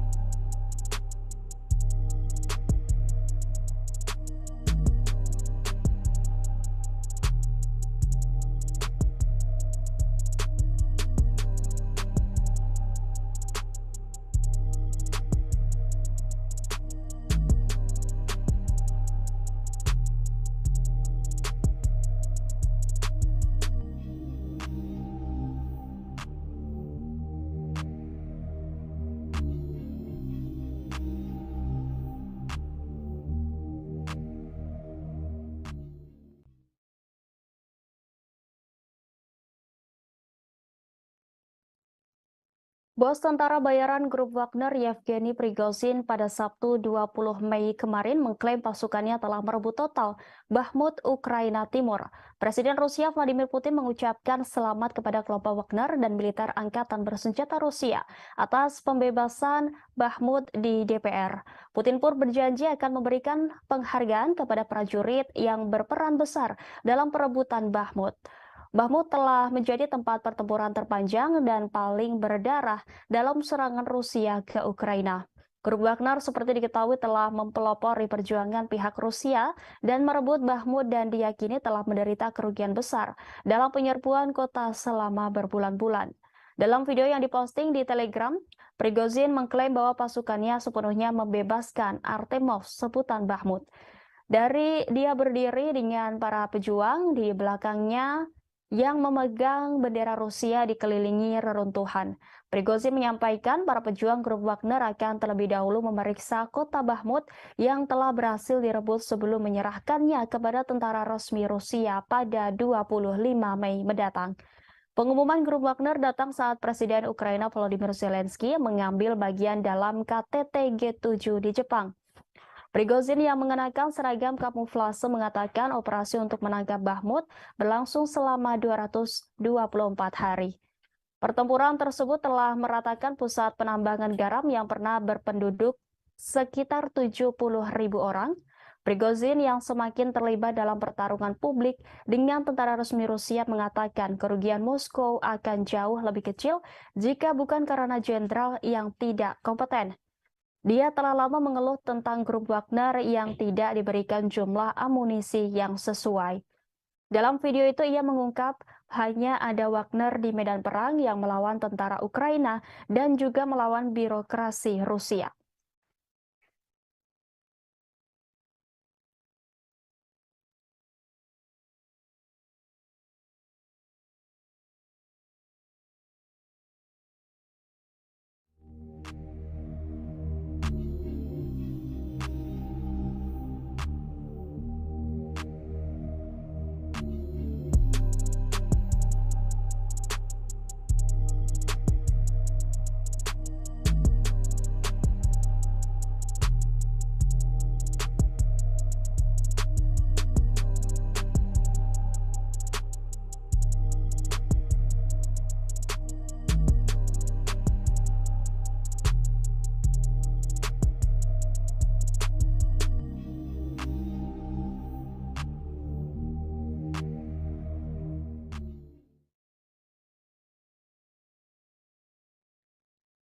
Rusia telah mengeluarkan surat perintah penangkapan untuk Jaksa Pengadilan Kriminal Internasional atau ICC dalam langkah tit for tat setelah pengadilan menyerukan penangkapan Presiden Vladimir Putin atas tuduhan kejahatan perang pada bulan Maret lalu.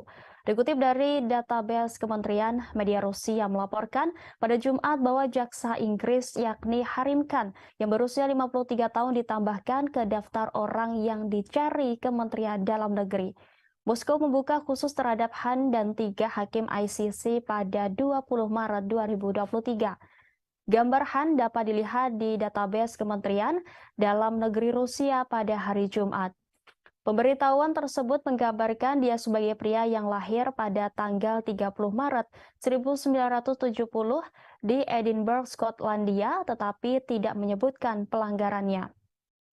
Komite Investigasi Rusia yang menyelidiki kejahatan besar mengatakan pada bulan Maret bahwa Han sedang diselidiki untuk penuntutan kriminal terhadap seseorang yang diketahui tidak bersalah. Dia juga sedang diselidiki karena diduga mempersiapkan serangan terhadap perwakilan negara asing yang mendapat perlindungan internasional, kata para penyelidik.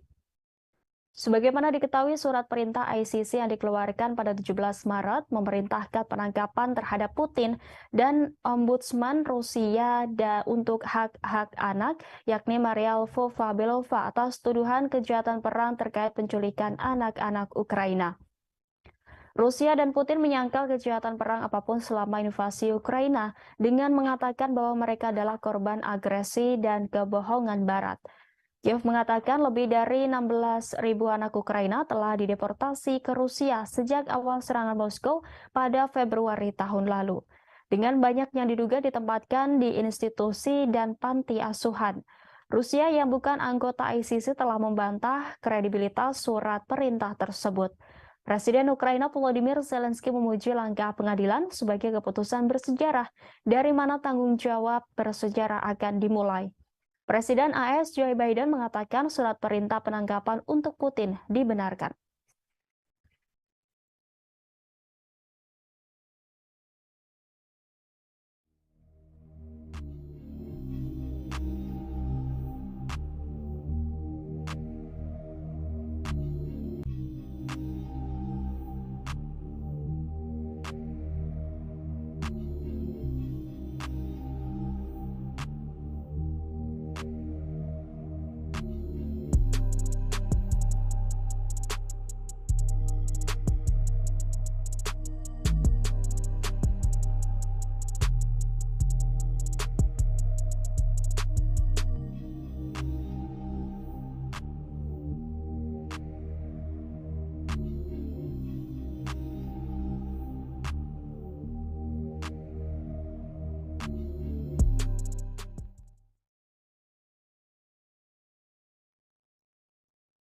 Pasukan rezim Kiev mengklaim telah membombardir wilayah Republik Rakyat Donetsk sebanyak 37 kali selama sehari terakhir. 4 warga sipil di Makeyevka dan Vladimirovka menderita luka-luka akibat penembakan tersebut. Demikian disampaikan misi DPR ke Pusat Kontrol dan Koordinasi Bersama untuk Kejahatan Perang Ukraina pada Minggu 21 Mei. Dalam 24 jam terakhir, misi DPR mencatat pengeboman di wilayah Donetsk oleh pasukan Ukraina yang menggunakan sistem roket multiple launch serta senjata artileri 152 mm dan 155 mm. Secara keseluruhan, militer Ukraina menembakkan 148 amunisi ke DPR. Misi tersebut melaporkan di saluran telegramnya. Pasukan rezim Kiev membombardir wilayah berpenduduk DPR di Aleksandrovka, Vladimirovka, Gorlovka, Donetsk, Mareyevka, Ozeryanovka, dan Yasinovataya. 4 warga sipil di Makeyevka dan Vladimirovka menderita luka-luka akibat penembakan tersebut. 2 rumah tinggal di Aleksandrovka mengalami kerusakan. Sebanyak 48 aksi penembakan di wilayah DPR tercatat pada 19 Mei lalu. Sebelumnya, Rusia akan mempertimbangkan rencana negara-negara barat untuk mengirim pesawat F-16 ke Ukraina. Wakil Menteri Luar Negeri Rusia Alexander Grushko mengatakan skenario eskalasi akan membawa resiko besar bagi mereka. Rusia memiliki semua sarana yang diperlukan untuk mencapai tujuannya. Sebagaimana diketahui, AS dan sekutunya bermaksud mengirim jet F-16 ke Ukraina. Pesawat-pesawat itu mungkin dipasok oleh sekutu Washington. Presiden AS Joe Biden mengatakan pada KTT G7 di Hiroshima bahwa Washington akan mendukung upaya internasional untuk melatih pilot Ukraina menggunakan jet F-16. Selain itu, Presiden Amerika Serikat Joe Biden juga akan mengumumkan paket bantuan militer lain kepada pemerintah Kiev senilai 375 juta dolar, kata surat kabar Politico. Paket itu akan mencakup peluru, artileri, kendaraan lapis baja, dan senjata anti-tank. Pada gilirannya, kantor berita Reuters melaporkan bahwa Amerika Serikat juga akan memberi Ukraina proyektil tambahan untuk sistem roket multi peluncuran HIMARS.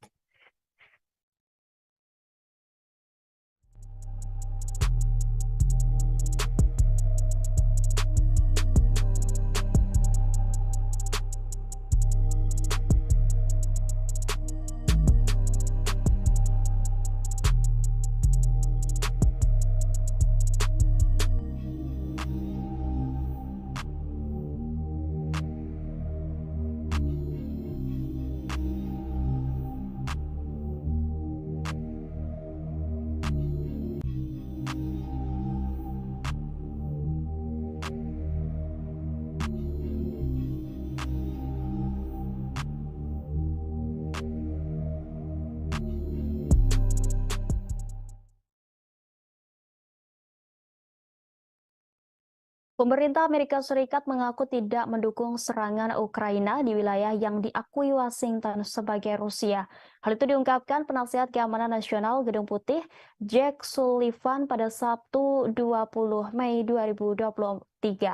Dikutip dari TSS, selama pengarahan di kota tuan rumah KTT G7 di Hiroshima, pejabat AS ditanya tentang jaminan bahwa pemerintah Kiev telah menawarkan untuk membuktikan bahwa mereka tidak akan menggunakan jet tempur F-16 untuk melakukan operasi di wilayah Rusia. Sementara itu, Presiden AS Joe Biden akan mengumumkan paket bantuan militer lain kepada pemerintah Kiev senilai 375 juta US dollar, sebut laporan surat kabar Politico.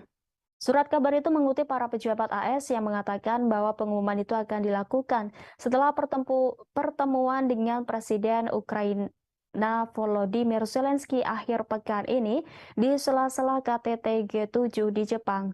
Paket itu akan mencakup peluru artileri, kendaraan lapis baja, dan tank senjata anti-tank.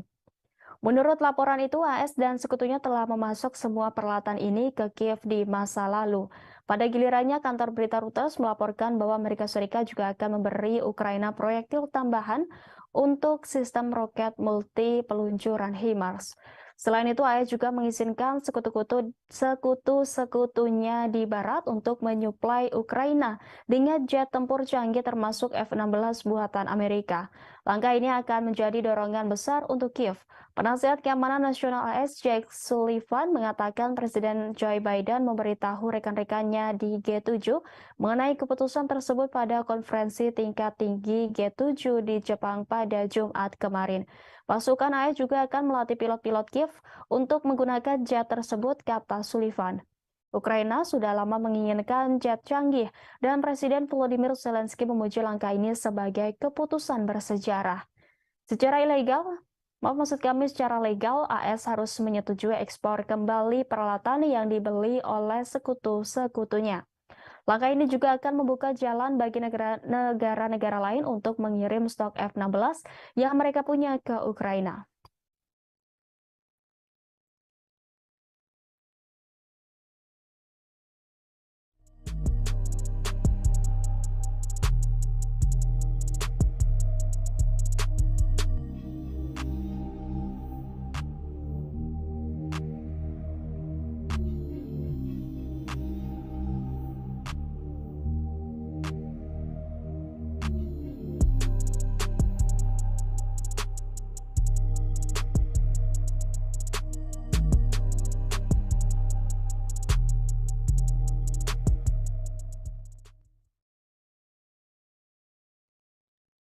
Presiden Ukraina Volodymyr Zelensky menyambut baik keputusan Presiden Amerika Serikat Joe Biden untuk mendukung pelatihan pilot Ukraina pada jet tempur F-16 buatan AS.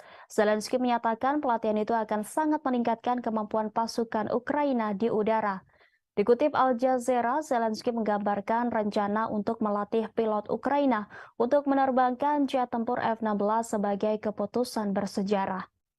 Ia mengaku akan membahas detailnya dengan Biden ketika mereka bertemu di KTT G7 di kota Hiroshima, Jepang.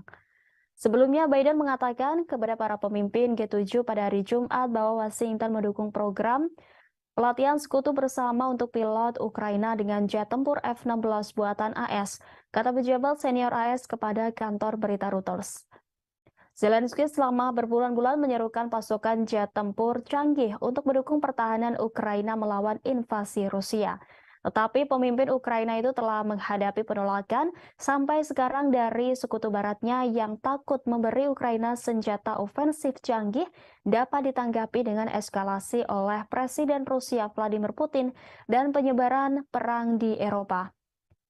Sekarang karena Ukraina telah meningkatkan pertahanan udaranya dengan sejumlah sistem anti pesawat yang dipasok Barat dan bersiap untuk meluncurkan serangan balasan terhadap pasukan Rusia. Para pejabat yakin jet tempur dapat berguna dalam pertempuran Ukraina dengan Moskow dan penting untuk jangka panjang negara itu. John Psaropoulos dari Al Jazeera melaporkan bahwa para ahli pertahanan udara mengatakan jet tempur F-16 buatan AS akan menawarkan Ukraina keunggulan atas Angkatan Udara Rusia. Tetapi hanya jika dikombinasikan dengan rudal yang kuat dan informasi penargetan yang juga harus disediakan oleh Barat. Sementara Perdana Menteri Inggris Raya yakni Rishi Sunak mengatakan negaranya akan bekerja sama dengan Belanda, Belgia, dan Denmark untuk mendapatkan Ukraina kemampuan tempur udara yang dibutuhkannya.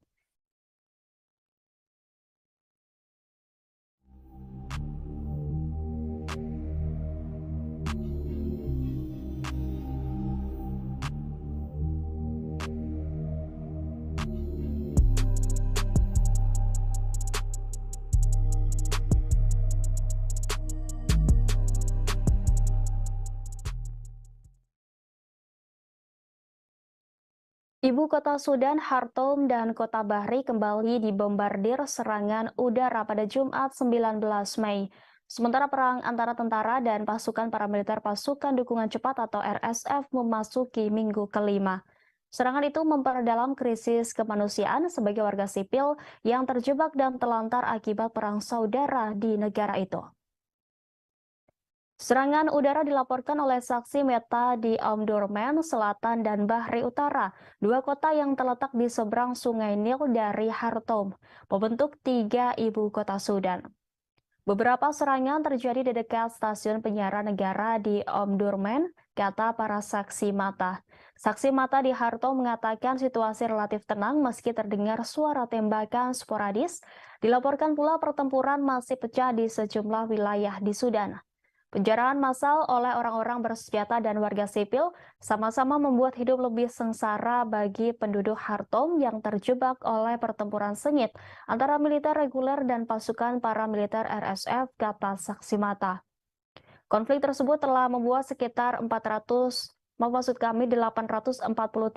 orang mengungsi di Sudan dan menyebabkan sekitar 250.000 orang lainnya mengungsi ke negara-negara tetangga, kata Badan Pengungsi PBB pada Jumat 19 Mei. Panglima Angkatan Darat Jenderal Abdel Fattah al-Burhan mengambil langkah yang telah lama dinantikan pada hari Jumat untuk mencopot Kepala RSF Muhammad Hamdan Dagalo yang lebih dikenal sebagai Hamedti dari jabatannya sebagai wakilnya di Dewan Kedaulatan yang berkuasa. Keduanya telah menjalankan Dewan sejak 2019 ketika menggulingkan orang kuat Presiden Omar al-Bashir di tengah aksi protes massa terhadap pemerintahannya. Mereka melakukan kudeta pada 2021 ketika tenggat waktu semakin dekat untuk menyerahkan kekuasaan kepada warga sipil dalam protes transisi menuju pemilihan umum yang bebas. Sementara itu, pembicaraan gencatan senjata yang disponsori Saudi dan AS di kota Jeddah, Saudi belum menghasilkan sebuah terobosan. Pada pertempuran Liga Arab di Jeddah hari Jumat 19 Mei, sebuah pernyataan dari utusan Sudan menuduh RSF melakukan penjarahan dan pemerkosaan dan melanggar serangkaian gencatan senjata. Di lain pihak, RSF menuduh tentara memulai konflik dan melanggar gencatan senjata. RSF juga mengatakan bahwa mereka yang melakukan kejahatan memakai seragam RSF curian. Pertempuran pecah pada 15 April setelah perselisihan tentang rencana RSF untuk diintegrasikan ke dalam tentara dan rantai komando di masa depan berdasarkan kesepakatan yang didukung internasional untuk mengubah Sudan menuju demokrasi setelah puluhan tahun otokrasi yang dilanda konflik. Jenderal Burhan melantik Malik Agar, pemimpin kelompok pemberontak yang bergabung dengan Dewan Kedaulatan pada 2020 setelah menandatangani perjanjian damai dengan pemerintah sebagai wakil barunya menurut keputusan kedua. Pada hari yang sama, Burhan mempromosikan perwira militer lainnya yang bertugas di Dewan termasuk mengangkat Jenderal Smas Eldin Kabasi sebagai wakil komandan angkatan bersenjata. Jenderal Yasser Al-Atta dan Ibrahim Jabir masing-masing ditunjuk sebagai asisten komandan.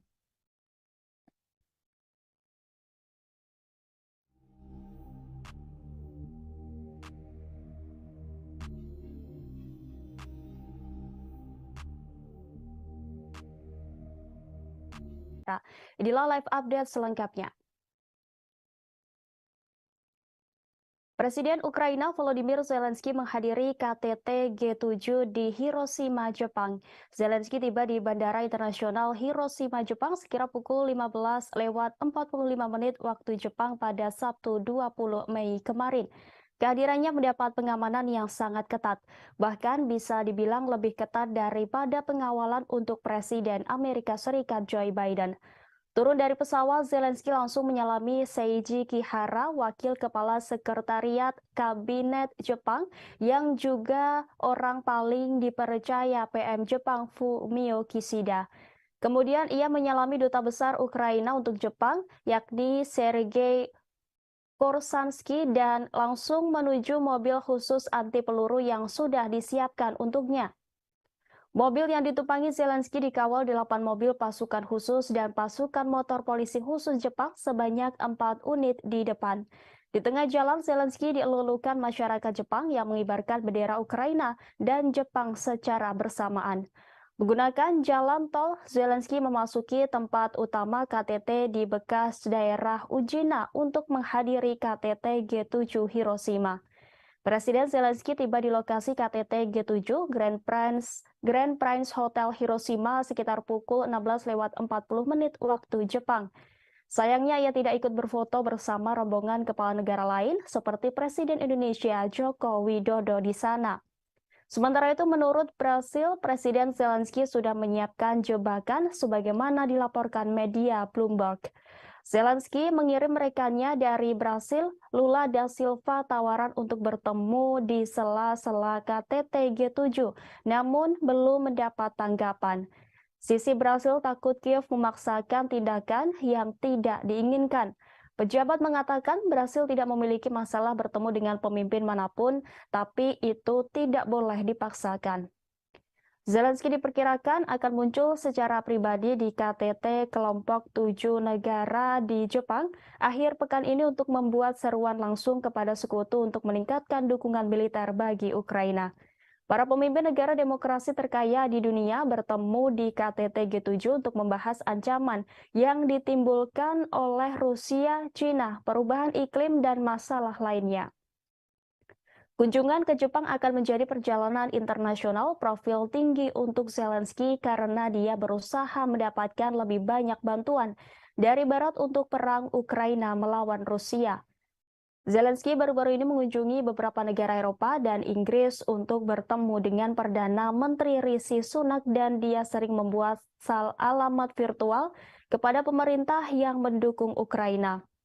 Namun Zelensky jarang meninggalkan Ukraina sejak Rusia menginvasi negara itu pada Februari 2022. Perjalanan Zelensky ke G7 akan menjadi pergantian peristiwa yang dramatis yang dimaksudkan untuk menggarisbawahi kebutuhan mendesak Kiev akan persenjataan yang lebih canggih dari Barat saat bersiap meluncurkan serangan balasan besar untuk merebut kembali wilayah yang dikuasai Rusia di timur Ukraina. AS dan sekutunya terus mengirimkan sistem senjata yang lebih canggih ke Ukraina seiring dengan berlanjutnya perang. Tetapi pemerintahan Presiden Amerika Serikat Joe Biden telah menolak untuk mengirim jet tempur F-16 Ukraina dan memenuhi tuntutan lain untuk bantuan militer yang lebih kuat karena khawatir langkah tersebut dapat meningkatkan ketegangan dengan Moskow.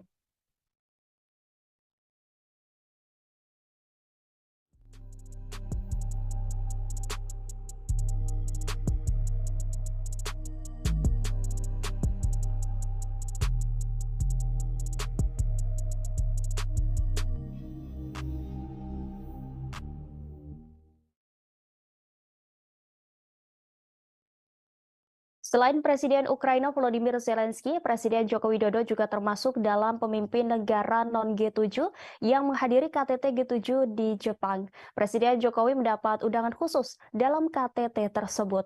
Jokowi sampai di Jepang pada Sabtu 20 Mei 2023. Nampak Presiden Joko Widodo dengan jas abu berada di barisan depan para kepala negara.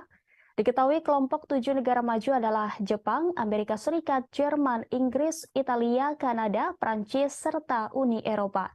Presiden Joko Widodo termasuk di antara 8 negara bukan anggota G7 yang diundang. Selain Joko Widodo, 7 kepala negara atau pemerintahan lain yang diundang itu antara lain dari Australia, Brasil, Komoro mewakili Uni Afrika, Cook Island, Ketua G20, India, Korea Selatan, dan Vietnam. Indonesia diundang dalam kapasitas sebagai Ketua ASEAN. Presiden Ukraina Volodymyr Zelensky juga menghadiri KTT G7 itu. Pada Sabtu 20 Mei, seluruh kepala negara G7 termasuk kepala negara yang diundang melakukan pertemuan. Di sela-sela pertemuan para kepala negara, nampak Presiden Jokowi berbicara sejenak dengan Presiden Amerika Serikat Joe Biden sebelum rapat digelar. Setelah pertemuan diadakan, foto bersama dengan latar belakang Laut Hiroshima. Namun, ada momen menarik ketika sebelum foto bersama dimulai. Saat semua kepala negara dan kepala pemerintahan hendak berfoto, terlihat satu baris di depan kosong. Dilihat dari laman The Page yang disiarkan langsung, ternyata Presiden Jokowi yang ditunggu oleh para kepala negara itu untuk berfoto. Jokowi tampak menempati baris depan yang kosong untuk foto bersama. Di samping kanannya tuan rumah Perdana Menteri Jepang Fumio Kishida, sementara barisan belakang Presiden Amerika Serikat Joe Biden. Tidak hanya itu, satu kejutan terjadi menjelang dimulai sidang KTT Global yang dipimpin Perdana Menteri Jepang Fumio Kishida. Saat itu mendadak Presiden Amerika Serikat Joe Biden mendatangi Presiden Jokowi yang duduk di samping kanan PM Kishida. Melihat Presiden Biden datang, Jokowi langsung berdiri menuju ke kanan mendekati Presiden Biden dan menyalaminya. Presiden Biden membisikkan sesuatu kepada Joko Widodo. Tak lama kemudian, protokol sidang langsung mendekati keduanya dan mengingatkan bahwa sidang KTT Global akan segera dimulai. Kejadian mengejutkan itu sekitar 1 menit dan Jokowi kembali duduk ke kursi sidang di sebelah kanan PM Kisida.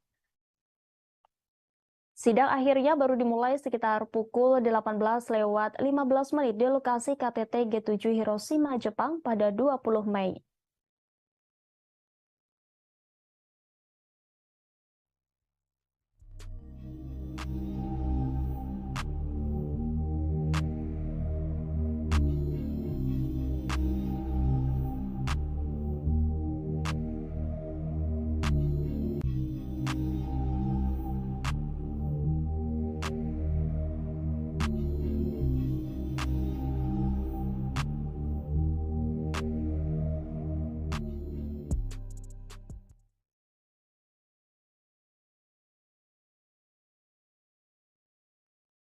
Keputusan yang diadopsi pada KTT G7 di Hiroshima, Jepang disebut mengejar tujuan penahanan Rusia dan Cina. Hal itu diungkapkan oleh Menteri Luar Negeri Rusia yakni Sergei Lavrov pada Majelis ke-31 Dewan Kebijakan Luar Negeri dan Pertahanan pada Sabtu 20 Mei 2023. Dikutip dari TESS Minggu 21 Mei, Lavrov menunjukkan bahwa jalur barat telah benar-benar hidup lebih lama dalam bentuk yang telah dikembangkannya dalam kebijakan luar negeri Rusia baru-baru ini. Sebab Rusia memulai jalur konfrontasi paling dramatis dengan blok agresif yang terdiri dari Amerika Serikat, Eropa, Uni dan Aliansi Atlantik Utara. Tujuannya diumumkan dengan lantang dan terus terang, yaitu untuk mengalahkan Rusia di medan perang dan tanpa berhenti di sini untuk melenyapkan nanti sebagai saingan geopolitik. Ditambahkan Lavrov boleh dikatakan bersama dengan negara lain manapun yang mengklaim tempat independen di dunia, mereka akan diteken sebagai lawan. Diplomat tinggi itu juga menunjukkan bahwa komunitas ahli negara-negara barat secara terbuka mendiskusikan perintah untuk menyusun skenario yang ditujukan untuk perpecahan Rusia. Dan mereka tidak menyembunyikan bahwa keberadaan Rusia sebagai pusat independen tidak sesuai dengan tujuan barat.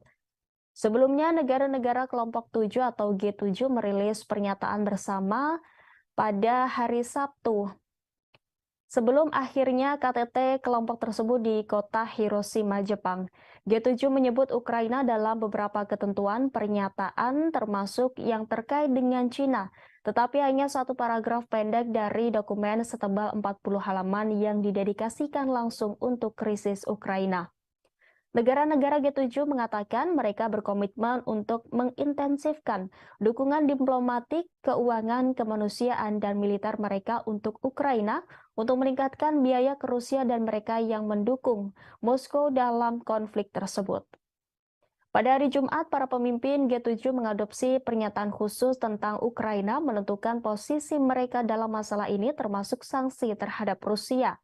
Para peserta KTT meminta Rusia untuk menghentikan agresi yang sedang berlangsung dan menarik pasukan dan peralatan militernya dari seluruh wilayah Ukraina yang diakui secara internasional.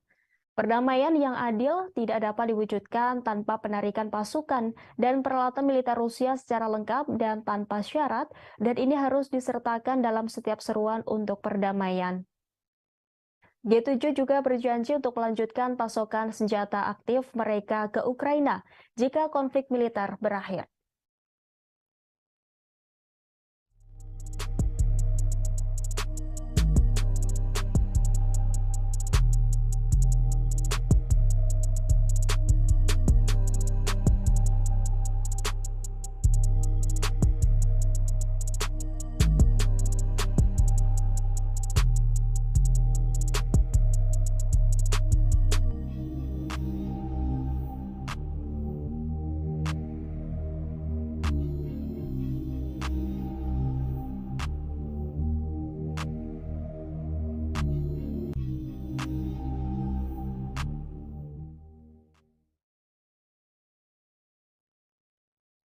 Maskapai Rusia melakukan 2.000 penerbangan dengan pesawat yang dilengkapi suku cadangan pada 2022 karena sanksi yang mempengaruhi industri penerbangan negara itu menurut surat kabar Rusia Kommersant. Surat kabar itu mengutip Viktor Basargin, Kepala Pengawas Transportasi Negara Rusia Rostrans-Nadzor, yang melaporkan informasi tentang penerbangan tersebut ke Komite Transportasi Duma Negara pada hari Selasa. Sejak Presiden Rusia Vladimir Putin memerintahkan invasi ke Ukraina pada Februari 2022, Amerika Serikat dan lusinan pemerintah lainnya telah memberlakukan sanksi terhadap Rusia sebagai hukuman. Sanksi-sanksi ini berusaha membatasi kemampuan Moskow untuk memperoleh dan membuat senjata, tetapi mereka juga membatasi pengiriman suku cadang yang dibutuhkan untuk industri otomotif dan penerbangan negara itu. Kommersant yang menulis bahwa mereka memiliki audio pertemuan hari Selasa melaporkan bahwa Basargin mengatakan kepada anggota parlemen bahwa meskipun memiliki akses terbatas untuk mendapatkan komponen pesawat baru, penerbangan sipil Federasi Rusia memenuhi tugasnya untuk pengiriman penumpang tanpa gangguan. Pada hari Senin, The New York Times melaporkan bahwa meskipun ada sanksi ribuan pengiriman yang berisi suku cadang, pesawat berhasil masuk ke Rusia pada tahun 2022.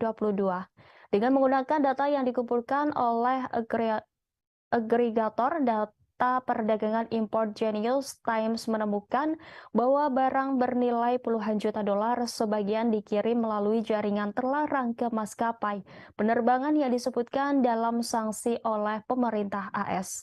Meskipun bagian barat ini masuk ke negara itu, pesawat Rusia tetap terbang dengan pelanggaran yang secara langsung mempengaruhi keselamatan penerbangan.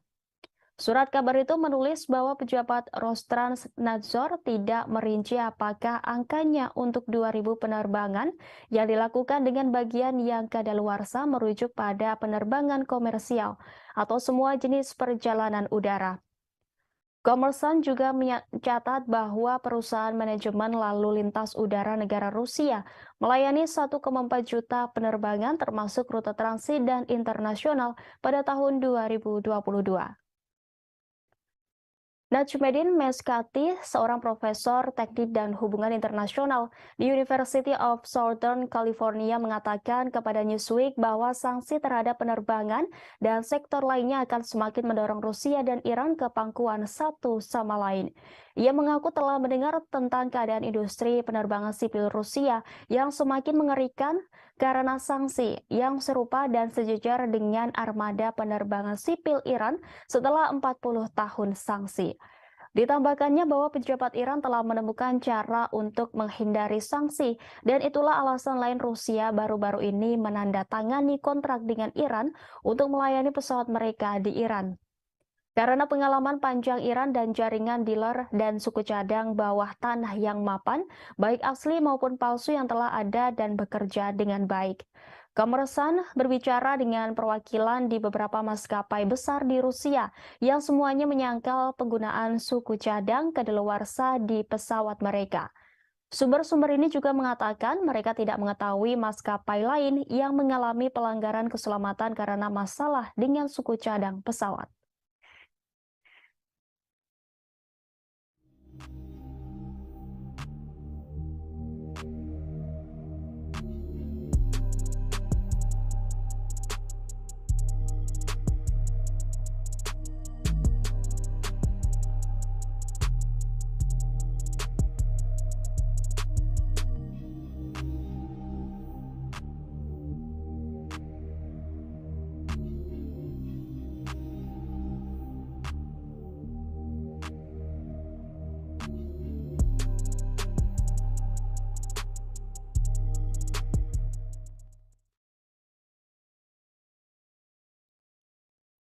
Rusia kembali memperketat sanksi dengan memblokir akses masuk pada 500 pejabat penting di Amerika Serikat.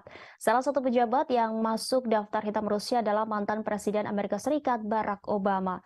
Pengumuman tersebut dirilis Kementerian Luar Negeri Rusia atas perintah dari Presiden Vladimir Putin sebagai tanggapan dari tindakan tidak ramah yang dilakukan negara G7 yang baru-baru ini melayangkan sanksi pelarangan impor permata, tembaga, aluminium dan nikel dari Rusia.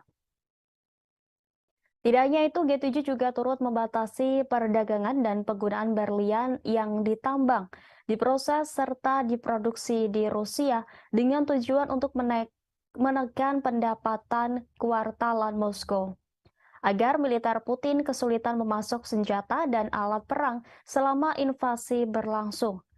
Meski larangan G7 tak memberikan dampak signifikan bagi prospek ekonomi Rusia, namun demi menggertak Barat, Putin akhirnya menyetujui dekret terkait pelarangan 500 orang AS menginjakan kakinya di Rusia.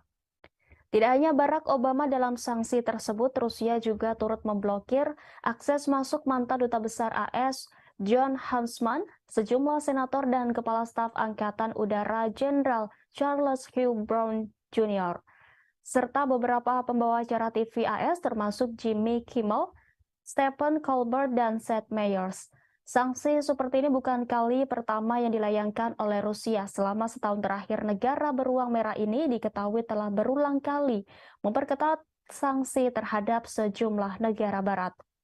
Di antaranya seperti pemblokiran mata uang euro sebagai alat transaksi di Rusia, serta pemangkasan produk minyak mentah sebesar 500.000 barel hingga sejumlah perusahaan minyak di Eropa dilanda kebangkrutan setelah salah satunya depot perusahaan minyak kondang di Eropa yakni PKN Orlen yang kini mengalami kebangkrutan usai merugi 27 dolar AS per hari.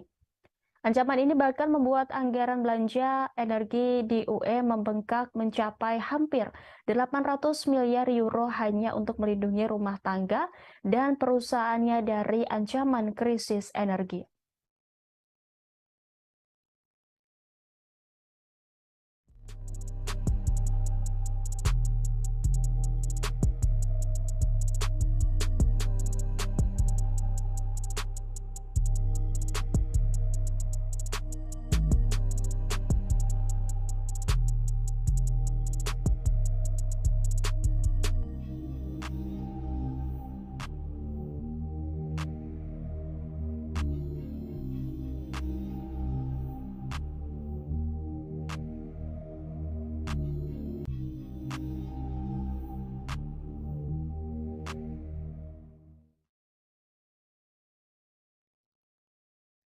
Pasukan militer Rusia telah meningkatkan posisi pertahanan di sekitar pembangkit listrik tenaga nuklir Zaporizhia di Ukraina Selatan dalam beberapa pekan terakhir.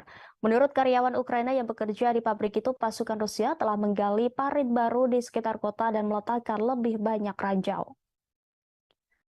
Kamera pengintai di pabrik mengarah ke utara melintasi reservoir yang luas menuju wilayah yang dikuasai Ukraina memperlihatkan lubang parit baru. Rusia telah mengatur posisi tembak di atas beberapa bangunan pabrik selama beberapa bulan. Selain itu, jaring telah dipasang untuk mencegah drone memasuki wilayah itu. Langkah-langkah yang dijelaskan oleh 2 orang Ukraina yang bekerja di pembangkit listrik dan 2 penduduk lainnya di kota Enerhodar menggarisbawahi resiko perang terhadap keamanan fasilitas itu seperti diberitakan Reuters pada Jumat 19 Mei 2023. Berita itu muncul menjelang serangan balasan yang diharapkan di wilayah itu. Sebelumnya, Reuters mengabarkan pada 27 April 2023 lalu, Rusia membangun benteng yang membentang dari Rusia Barat ke Crimea dan parit yang sangat luas. Gambar satelit dari ribuan posisi pertahanan baru yang ditinjau oleh Reuters menunjukkan Rusia telah menggali titik-titik strategis utama. Menteri Pertahanan Rusia Sergei Shoigu mengunjungi pos komando depan di wilayah Zaporizhia yang diduduki Ukraina untuk pemeriksaan pasukan pada Jumat 19 Mei. Kementerian Pertahanan Rusia memposting video kunjungan itu di media sosial. Kementerian mencatat Shoigu juga mendengarkan laporan dari Komandan Kelompok Vostok dan petugas markas. Pada Jumat 19 Mei, Perdana Menteri Rusia Mikhail Mishustin mengatakan pembangunan beberapa ribu benteng pertahanan di sepanjang perbatasan Rusia dengan Ukraina dan di wilayah yang diduduki oleh Rusia telah selesai. Selain Zaporizhia, langkah-langkah keamanan juga diperketat di jalur kereta api Crimea. Otoritas Rusia di wilayah Crimea mengumumkan kabar itu pada hari Ini sehari setelah ledakan yang diduga menggelincirkan kereta barang. Menteri Perhubungan Nikolai Lukashenko mengatakan bahwa langkah-langkah telah diperkuat dan sekarang berdasarkan hasil penyelidikan langkah-langkah tambahan akan diambil untuk memastikan keamanan maksimum semua bagian jalur kereta api di Republik Crimea.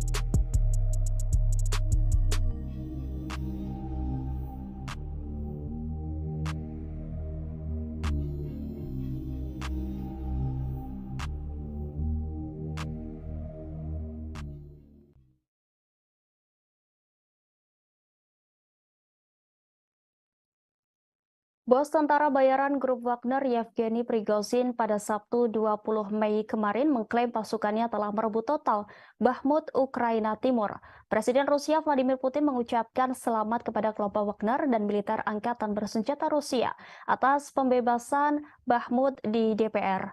Putin pun berjanji akan memberikan penghargaan kepada prajurit yang berperan besar dalam perebutan Bakhmut. Bakhmut telah menjadi tempat pertempuran terpanjang dan paling berdarah dalam serangan Rusia ke Ukraina. Grup Wagner seperti diketahui telah mempelopori perjuangan pihak Rusia dan merebut Bakhmut dan diyakini telah menderita kerugian besar dalam penyerbuan kota selama berbulan-bulan. Dalam video yang diposting di Telegram, Prigozhin mengklaim bahwa pasukannya sepenuhnya membebaskan Artemov, sebutan Bakhmut. Dari dia berdiri dengan para pejuang di belakangnya yang memegang bendera Rusia dikelilingi reruntuhan. Prigozhin menyampaikan para pejuang grup Wagner akan terlebih dahulu memeriksa kota Bakhmut yang telah berhasil direbut sebelum menyerahkannya kepada tentara resmi Rusia pada 25 Mei mendatang. Pengumuman grup Wagner datang saat Presiden Ukraina Volodymyr Zelensky mengambil bagian dalam KTT G7 di Jepang. Prigozhin yang mengenakan seragam kamuflase mengatakan operasi untuk menangkap Bakhmut berlangsung selama 224 hari. Pertempuran tersebut telah meratakan pusat penambangan garam yang pernah berpenduduk sekitar 70.000 orang. Prigozhin yang semakin terlibat dalam pertarungan publik dengan tentara resmi Rusia mengatakan kerugian Moskow akan jauh lebih kecil jika bukan karena jenderal yang tidak kompeten. Dia telah lama mengeluh tentang grup Wagner yang tidak diberikan jumlah amunisi yang sesuai. Dalam video itu ia mengungkap hanya ada Wagner di medan perang yang melawan tentara Ukraina dan juga melawan birokrasi Rusia.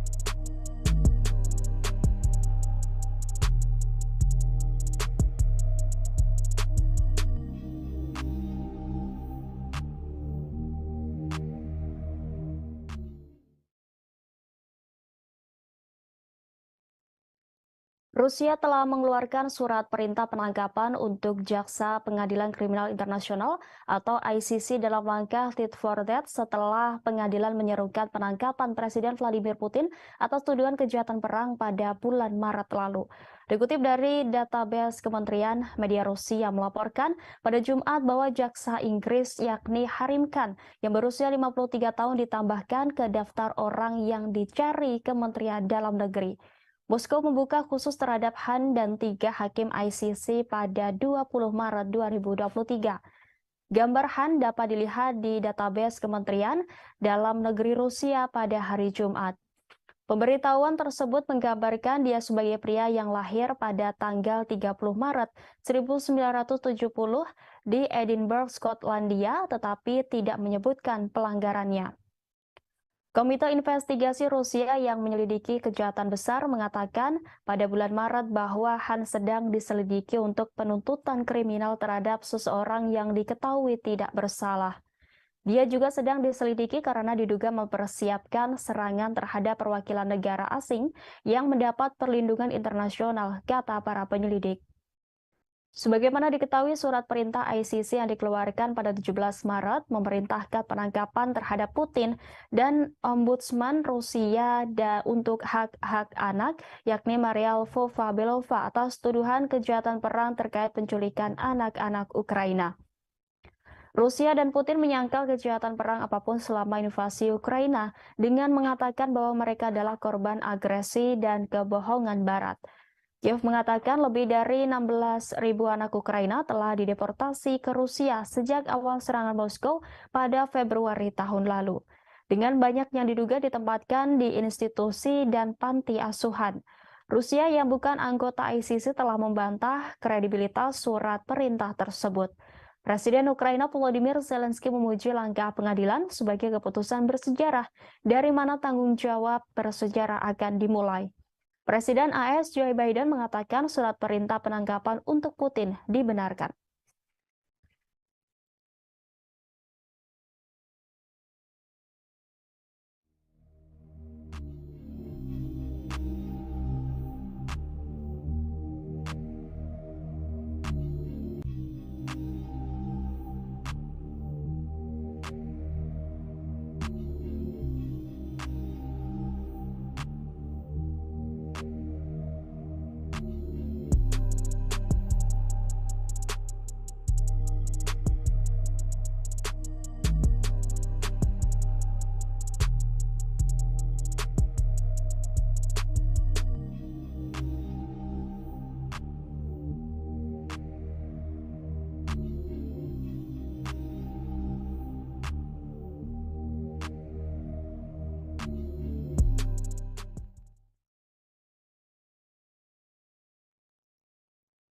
Pasukan rezim Kiev mengklaim telah membombardir wilayah Republik Rakyat Donetsk sebanyak 37 kali selama sehari terakhir.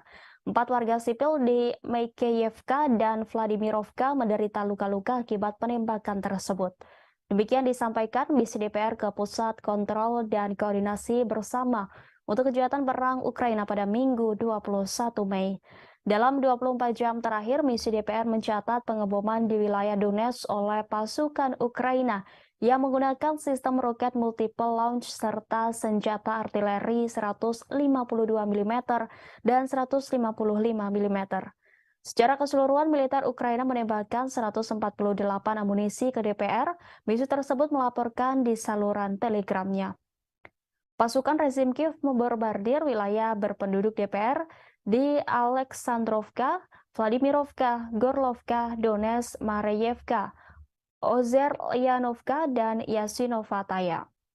4 warga sipil di Makeyevka dan Vladimirovka menderita luka-luka akibat penembakan tersebut. 2 rumah tinggal di Aleksandrovka mengalami kerusakan. Sebanyak 48 aksi penembakan di wilayah DPR tercatat pada 19 Mei lalu. Sebelumnya, Rusia akan mempertimbangkan rencana negara-negara barat untuk mengirim pesawat F-16 ke Ukraina. Wakil Menteri Luar Negeri Rusia Alexander Grushko mengatakan skenario eskalasi akan membawa resiko besar bagi mereka. Rusia memiliki semua sarana yang diperlukan untuk mencapai tujuannya. Sebagaimana diketahui, AS dan sekutunya bermaksud mengirim jet F-16 ke Ukraina. Pesawat-pesawat itu mungkin dipasok oleh sekutu Washington. Presiden AS Joe Biden mengatakan pada KTT G7 di Hiroshima bahwa Washington akan mendukung upaya internasional untuk melatih pilot Ukraina menggunakan jet F-16. Selain itu, Presiden Amerika Serikat Joe Biden juga akan mengumumkan paket bantuan militer lain kepada pemerintah Kiev. senilai 375 juta dolar, kata surat kabar Politico. Paket itu akan mencakup peluru, artileri, kendaraan lapis baja, dan senjata anti-tank. Pada gilirannya, kantor berita Reuters melaporkan bahwa Amerika Serikat juga akan memberi Ukraina proyektil tambahan untuk sistem roket multi peluncuran HIMARS.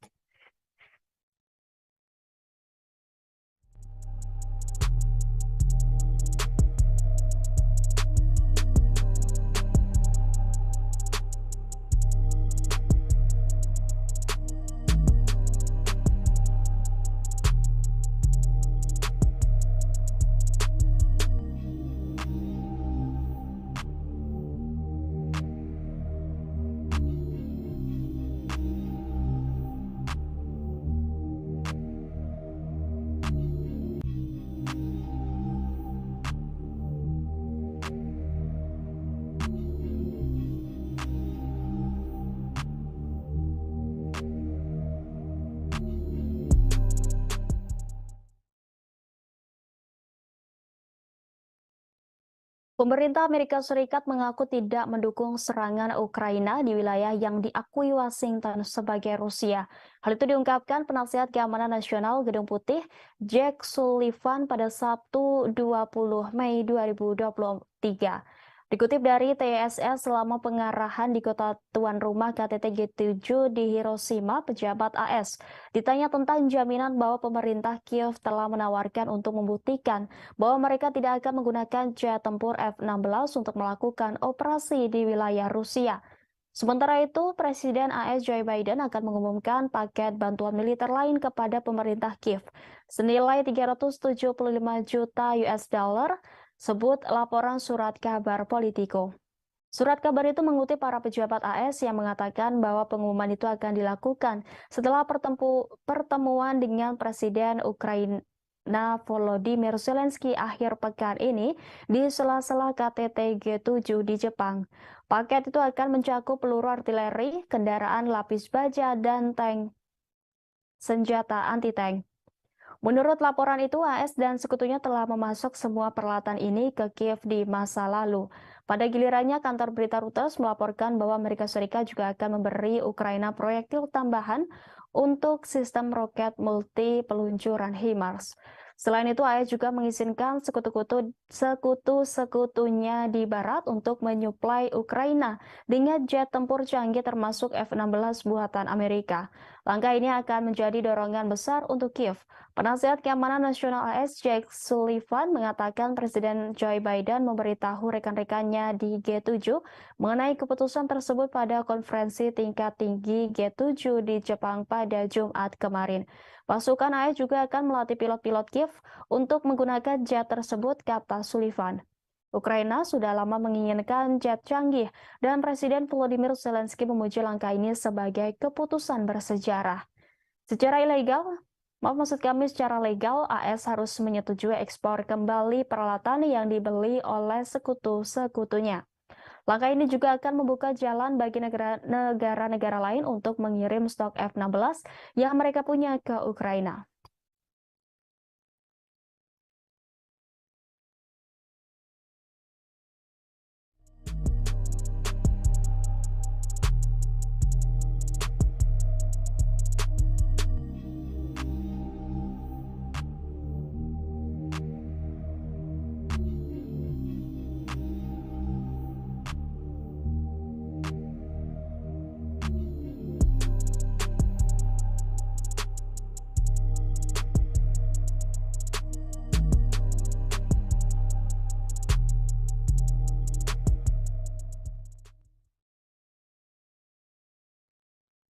Presiden Ukraina Volodymyr Zelensky menyambut baik keputusan Presiden Amerika Serikat Joe Biden untuk mendukung pelatihan pilot Ukraina pada jet tempur F-16 buatan AS. Zelensky menyatakan pelatihan itu akan sangat meningkatkan kemampuan pasukan Ukraina di udara. Dikutip Al Jazeera, Zelensky menggambarkan rencana untuk melatih pilot Ukraina untuk menerbangkan jet tempur F-16 sebagai keputusan bersejarah. Ia mengaku akan membahas detailnya dengan Biden ketika mereka bertemu di KTT G7 di kota Hiroshima, Jepang.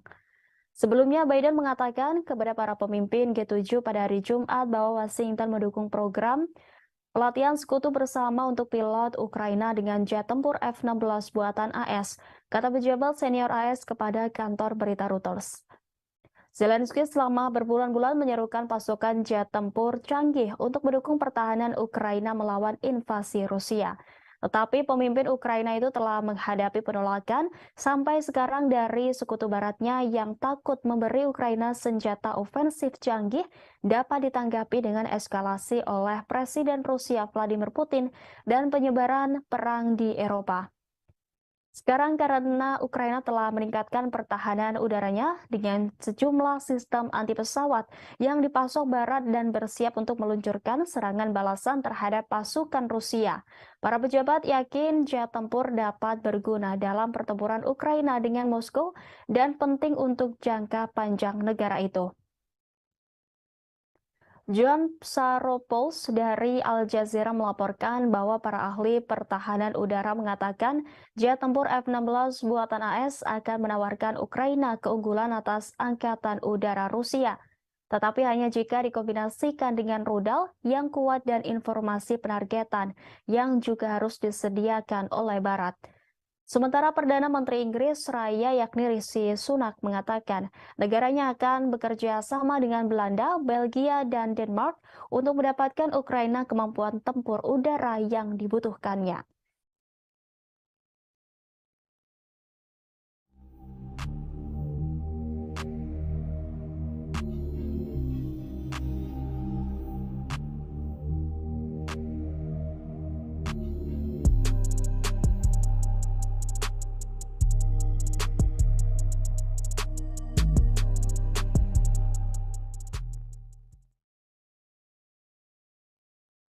Ibu kota Sudan, Khartoum, dan kota Bahri kembali dibombardir serangan udara pada Jumat 19 Mei. Sementara perang antara tentara dan pasukan paramiliter pasukan dukungan cepat atau RSF memasuki minggu kelima. Serangan itu memperdalam krisis kemanusiaan sebagai warga sipil yang terjebak dan telantar akibat perang saudara di negara itu. Serangan udara dilaporkan oleh saksi mata di Omdurman Selatan dan Bahri Utara, dua kota yang terletak di seberang Sungai Nil dari Khartoum, membentuk tiga ibu kota Sudan. Beberapa serangan terjadi di dekat stasiun penyiaran negara di Omdurman, kata para saksi mata. Saksi mata di Khartoum mengatakan situasi relatif tenang meski terdengar suara tembakan sporadis. Dilaporkan pula pertempuran masih pecah di sejumlah wilayah di Sudan. Penjarahan massal oleh orang-orang bersenjata dan warga sipil sama-sama membuat hidup lebih sengsara bagi penduduk Khartoum yang terjebak oleh pertempuran sengit antara militer reguler dan pasukan paramiliter RSF, kata saksi mata. Konflik tersebut telah membuat sekitar 843.000 orang mengungsi di Sudan dan menyebabkan sekitar 250.000 orang lainnya mengungsi ke negara-negara tetangga, kata Badan Pengungsi PBB pada Jumat 19 Mei.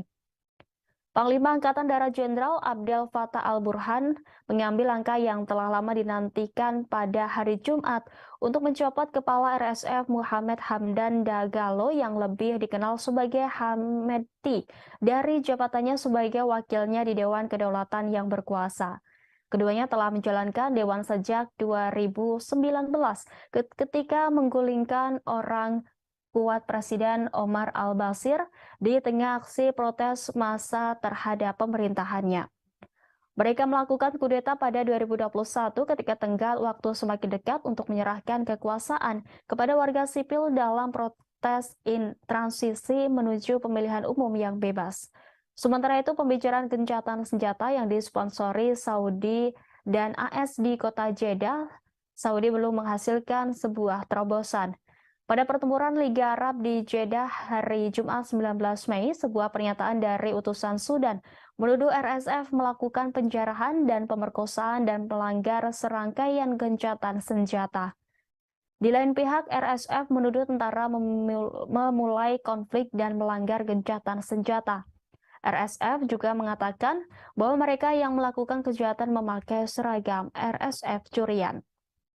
Pertempuran pecah pada 15 April setelah perselisihan tentang rencana RSF untuk diintegrasikan ke dalam tentara dan rantai komando di masa depan berdasarkan kesepakatan yang didukung internasional untuk mengubah Sudan menuju demokrasi setelah puluhan tahun otokrasi yang dilanda konflik.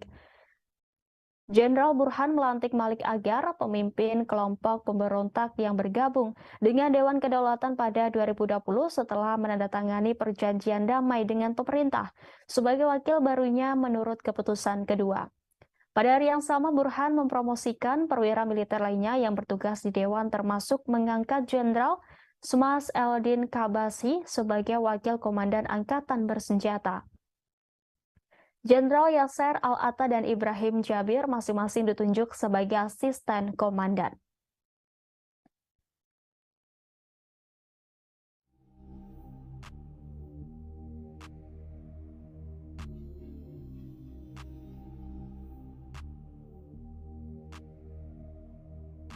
Nah, inilah live update selengkapnya.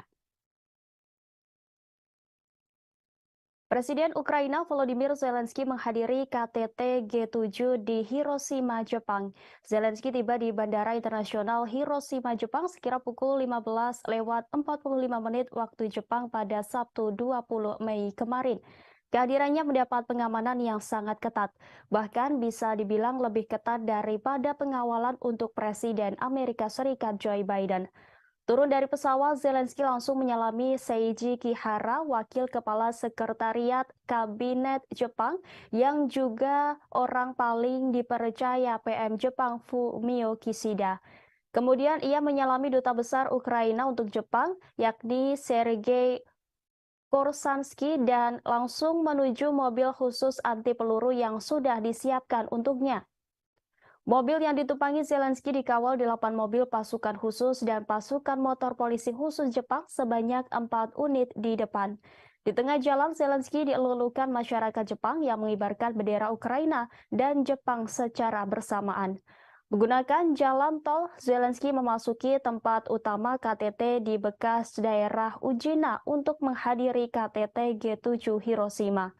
Presiden Zelensky tiba di lokasi KTT G7 Grand Prince Hotel Hiroshima sekitar pukul 16:40 waktu Jepang.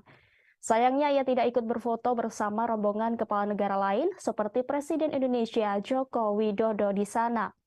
Sementara itu, menurut Brasil, Presiden Zelensky sudah menyiapkan jebakan sebagaimana dilaporkan media Bloomberg. Zelensky mengirim rekannya dari Brasil, Lula da Silva, tawaran untuk bertemu di sela-sela KTT G7, namun belum mendapat tanggapan. Sisi Brasil takut Kiev memaksakan tindakan yang tidak diinginkan.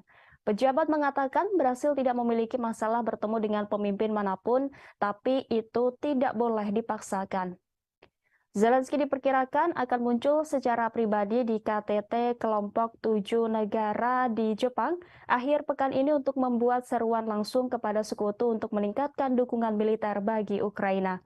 Para pemimpin negara demokrasi terkaya di dunia bertemu di KTT G7 untuk membahas ancaman yang ditimbulkan oleh Rusia, Cina, perubahan iklim, dan masalah lainnya.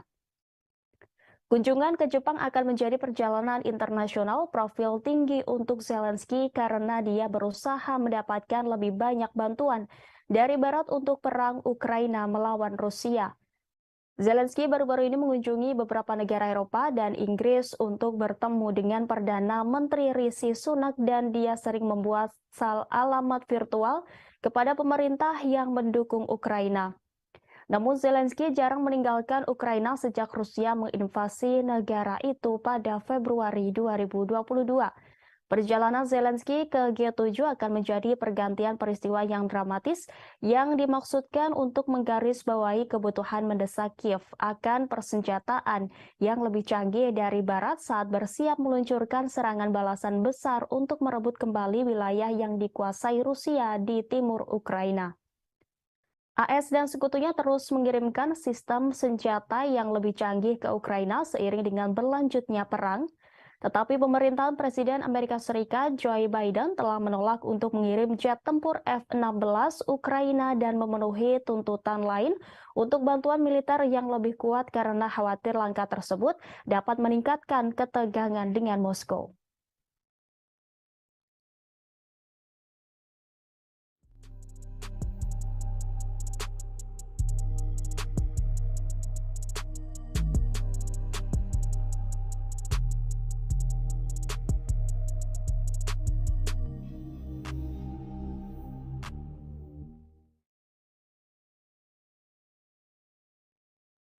Selain Presiden Ukraina Volodymyr Zelensky, Presiden Joko Widodo juga termasuk dalam pemimpin negara non-G7 yang menghadiri KTT G7 di Jepang. Presiden Jokowi mendapat undangan khusus dalam KTT tersebut.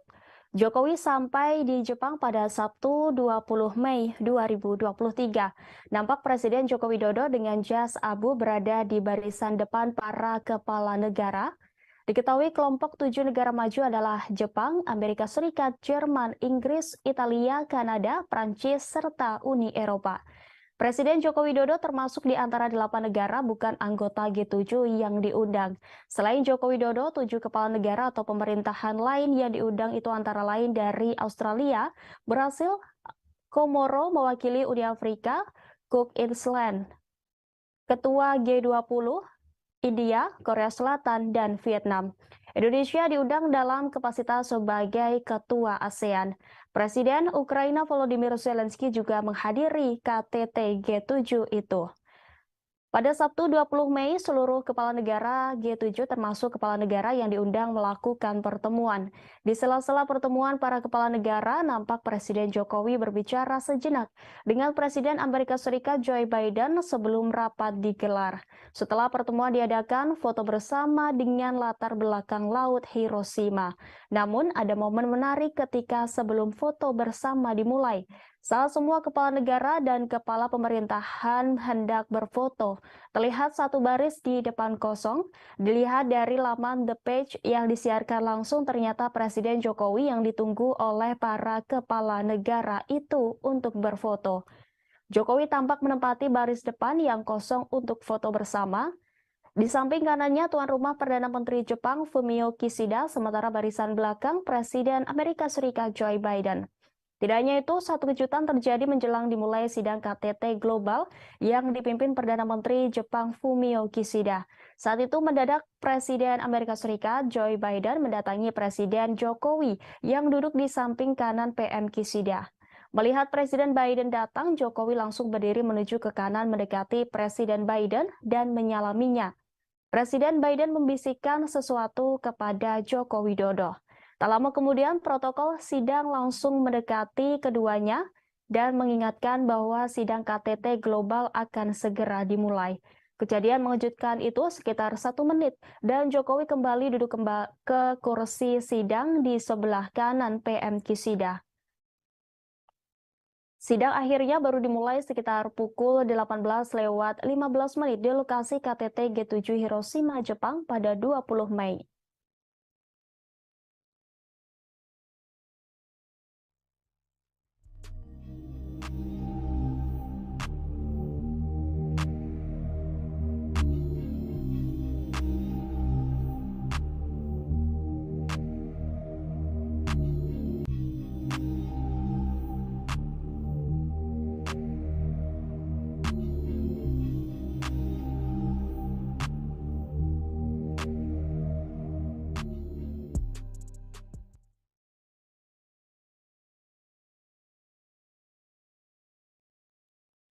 Keputusan yang diadopsi pada KTT G7 di Hiroshima, Jepang disebut mengejar tujuan penahanan Rusia dan Cina. Hal itu diungkapkan oleh Menteri Luar Negeri Rusia yakni Sergei Lavrov pada Majelis ke-31 Dewan Kebijakan Luar Negeri dan Pertahanan pada Sabtu 20 Mei 2023. Dikutip dari TESS Minggu 21 Mei, Lavrov menunjukkan bahwa jalur barat telah benar-benar hidup lebih lama dalam bentuk yang telah dikembangkannya dalam kebijakan luar negeri Rusia baru-baru ini. Sebab Rusia memulai jalur konfrontasi paling dramatis dengan blok agresif yang terdiri dari Amerika Serikat, Eropa, Uni dan Aliansi Atlantik Utara. Tujuannya diumumkan dengan lantang dan terus terang, yaitu untuk mengalahkan Rusia di medan perang dan tanpa berhenti di sini untuk melenyapkan nanti sebagai saingan geopolitik. Ditambahkan Lavrov boleh dikatakan bersama dengan negara lain manapun yang mengklaim tempat independen di dunia, mereka akan diteken sebagai lawan. Diplomat tinggi itu juga menunjukkan bahwa komunitas ahli negara-negara barat secara terbuka mendiskusikan perintah untuk menyusun skenario yang ditujukan untuk perpecahan Rusia. Dan mereka tidak menyembunyikan bahwa keberadaan Rusia sebagai pusat independen tidak sesuai dengan tujuan Barat. Sebelumnya, negara-negara kelompok 7 atau G7 merilis pernyataan bersama pada hari Sabtu sebelum akhirnya KTT kelompok tersebut di kota Hiroshima, Jepang. G7 menyebut Ukraina dalam beberapa ketentuan pernyataan termasuk yang terkait dengan Cina, tetapi hanya satu paragraf pendek dari dokumen setebal 40 halaman yang didedikasikan langsung untuk krisis Ukraina. Negara-negara G7 mengatakan mereka berkomitmen untuk mengintensifkan dukungan diplomatik, keuangan, kemanusiaan, dan militer mereka untuk Ukraina untuk meningkatkan biaya ke Rusia dan mereka yang mendukung Moskow dalam konflik tersebut. Pada hari Jumat, para pemimpin G7 mengadopsi pernyataan khusus tentang Ukraina menentukan posisi mereka dalam masalah ini termasuk sanksi terhadap Rusia. Para peserta KTT meminta Rusia untuk menghentikan agresi yang sedang berlangsung dan menarik pasukan dan peralatan militernya dari seluruh wilayah Ukraina yang diakui secara internasional. Perdamaian yang adil tidak dapat diwujudkan tanpa penarikan pasukan dan peralatan militer Rusia secara lengkap dan tanpa syarat, dan ini harus disertakan dalam setiap seruan untuk perdamaian. G7 juga berjanji untuk melanjutkan pasokan senjata aktif mereka ke Ukraina jika konflik militer berakhir.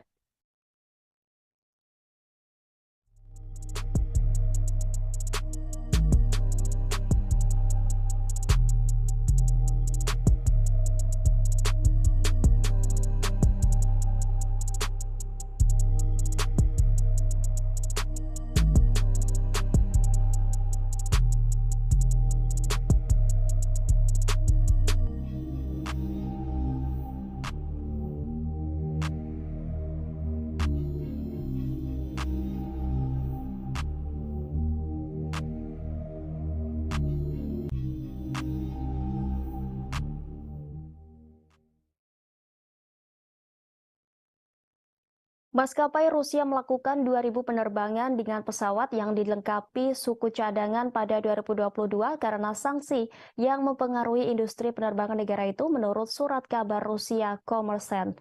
Surat kabar itu mengutip Viktor Basargin, Kepala Pengawas Transportasi Negara Rusia, Rosnadzor, yang melaporkan informasi tentang penerbangan tersebut ke Komite Transportasi Duma Negara pada hari Selasa. Sejak Presiden Rusia Vladimir Putin memerintahkan invasi ke Ukraina pada Februari 2022, Amerika Serikat dan lusinan pemerintah lainnya telah memberlakukan sanksi terhadap Rusia sebagai hukuman. Sanksi-sanksi ini berusaha membatasi kemampuan Moskow untuk memperoleh dan membuat senjata, tetapi mereka juga membatasi pengiriman suku cadang yang dibutuhkan untuk industri otomotif dan penerbangan negara itu. Kommersant yang menulis bahwa mereka memiliki audio pertemuan hari Selasa melaporkan bahwa Basargin mengatakan kepada anggota parlemen bahwa meskipun memiliki akses terbatas untuk mendapatkan komponen pesawat baru, penerbangan sipil Federasi Rusia memenuhi tugasnya untuk pengiriman penumpang tanpa gangguan. Pada hari Senin, The New York Times melaporkan bahwa meskipun ada sanksi ribuan pengiriman yang berisi suku cadang, pesawat berhasil masuk ke Rusia pada tahun 2022. Dengan menggunakan data yang dikumpulkan oleh agregator data perdagangan impor Genius Times menemukan bahwa barang bernilai puluhan juta dolar sebagian dikirim melalui jaringan terlarang ke maskapai penerbangan yang disebutkan dalam sanksi oleh pemerintah AS. Meskipun bagian barat ini masuk ke negara itu, pesawat Rusia tetap terbang dengan pelanggaran yang secara langsung mempengaruhi keselamatan penerbangan. Surat kabar itu menulis bahwa pejabat Roskrnadzor tidak merinci apakah angkanya untuk 2.000 penerbangan yang dilakukan dengan bagian yang kadaluarsa merujuk pada penerbangan komersial atau semua jenis perjalanan udara. Kommersant juga mencatat bahwa perusahaan manajemen lalu lintas udara negara Rusia melayani 1,4 juta penerbangan termasuk rute transit dan internasional pada tahun 2022. Najmuddin Meskati, seorang profesor teknik dan hubungan internasional di University of Southern California mengatakan kepada Newsweek bahwa sanksi terhadap penerbangan dan sektor lainnya akan semakin mendorong Rusia dan Iran ke pangkuan satu sama lain. Ia mengaku telah mendengar tentang keadaan industri penerbangan sipil Rusia yang semakin mengerikan karena sanksi yang serupa dan sejajar dengan armada penerbangan sipil Iran setelah 40 tahun sanksi. Ditambahkannya bahwa pejabat Iran telah menemukan cara untuk menghindari sanksi, dan itulah alasan lain Rusia baru-baru ini menandatangani kontrak dengan Iran untuk melayani pesawat mereka di Iran. Karena pengalaman panjang Iran dan jaringan dealer dan suku cadang bawah tanah yang mapan, baik asli maupun palsu yang telah ada dan bekerja dengan baik. Kommersant berbicara dengan perwakilan di beberapa maskapai besar di Rusia yang semuanya menyangkal penggunaan suku cadang kadaluarsa di pesawat mereka. Sumber-sumber ini juga mengatakan mereka tidak mengetahui maskapai lain yang mengalami pelanggaran keselamatan karena masalah dengan suku cadang pesawat.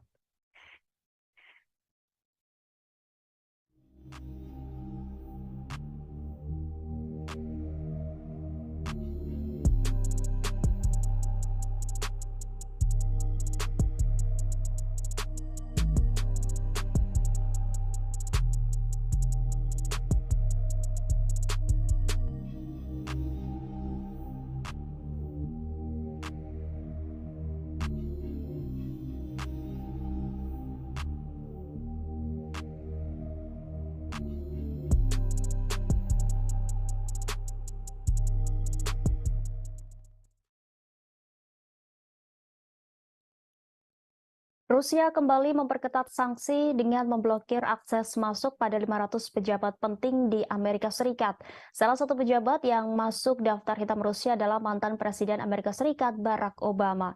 Pengumuman tersebut dirilis Kementerian Luar Negeri Rusia atas perintah dari Presiden Vladimir Putin sebagai tanggapan dari tindakan tidak ramah yang dilakukan negara G7 yang baru-baru ini melayangkan sanksi pelarangan impor permata, tembaga, aluminium dan nikel dari Rusia.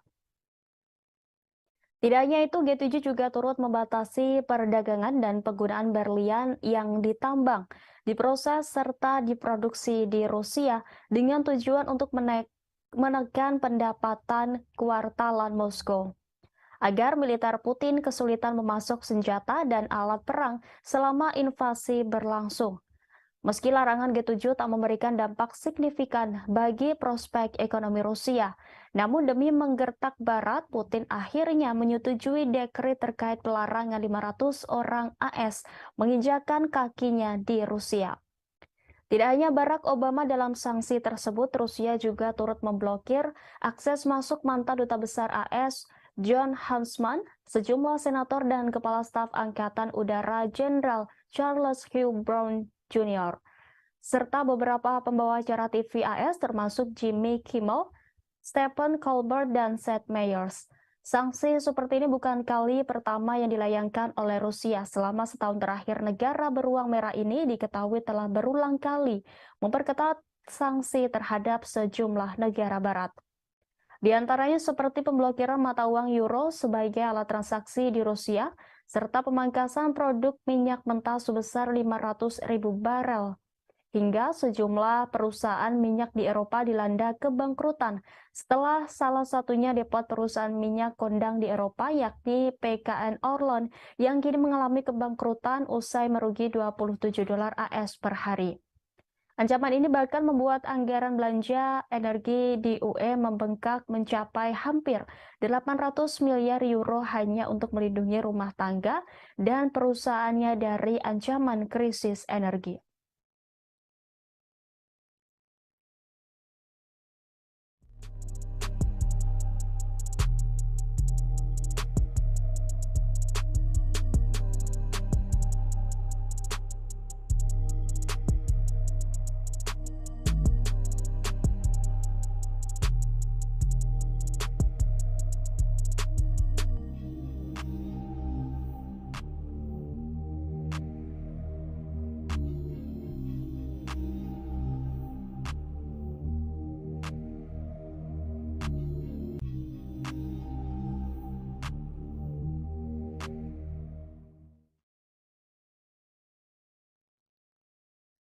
Pasukan militer Rusia telah meningkatkan posisi pertahanan di sekitar pembangkit listrik tenaga nuklir Zaporizhia di Ukraina Selatan dalam beberapa pekan terakhir. Menurut karyawan Ukraina yang bekerja di pabrik itu, pasukan Rusia telah menggali parit baru di sekitar kota dan meletakkan lebih banyak ranjau. Kamera pengintai di pabrik mengarah ke utara melintasi reservoir yang luas menuju wilayah yang dikuasai Ukraina memperlihatkan lubang parit baru. Rusia telah mengatur posisi tembak di atas beberapa bangunan pabrik selama beberapa bulan. Selain itu, jaring telah dipasang untuk mencegah drone memasuki wilayah itu.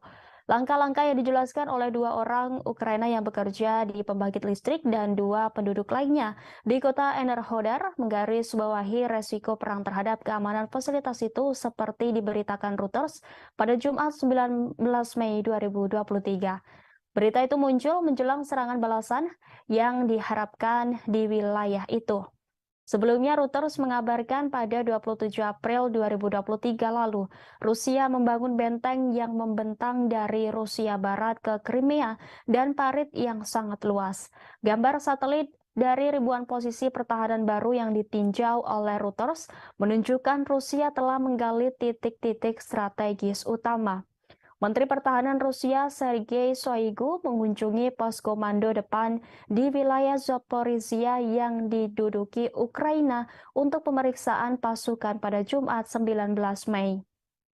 Kementerian Pertahanan Rusia memposting video kunjungan itu di media sosial. Kementerian mencatat Shoigu juga mendengarkan laporan dari Komandan Kelompok Vostok dan petugas markas. Pada Jumat 19 Mei, Perdana Menteri Rusia Mikhail Mishustin mengatakan pembangunan beberapa ribu benteng pertahanan di sepanjang perbatasan Rusia dengan Ukraina dan di wilayah yang diduduki oleh Rusia telah selesai. Selain Zaporizhia, langkah-langkah keamanan juga diperketat di jalur kereta api Crimea. Otoritas Rusia di wilayah Crimea mengumumkan kabar itu pada hari ini sehari setelah ledakan yang diduga menggelincirkan kereta barang. Menteri Perhubungan Nikolai Lukashenko mengatakan bahwa langkah-langkah telah diperkuat dan sekarang berdasarkan hasil penyelidikan langkah-langkah tambahan akan diambil untuk memastikan keamanan maksimum semua bagian jalur kereta api di Republik Crimea.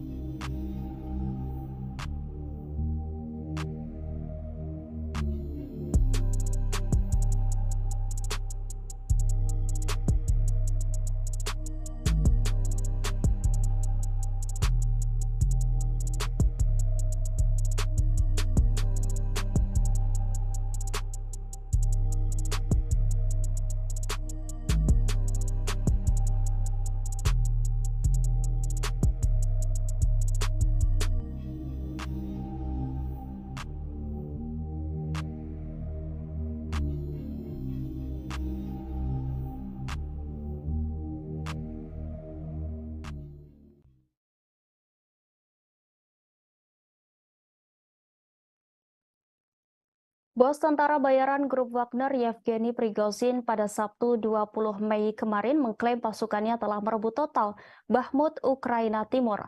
Presiden Rusia Vladimir Putin mengucapkan selamat kepada kelompok Wagner dan militer angkatan bersenjata Rusia atas pembebasan Bakhmut di DPR.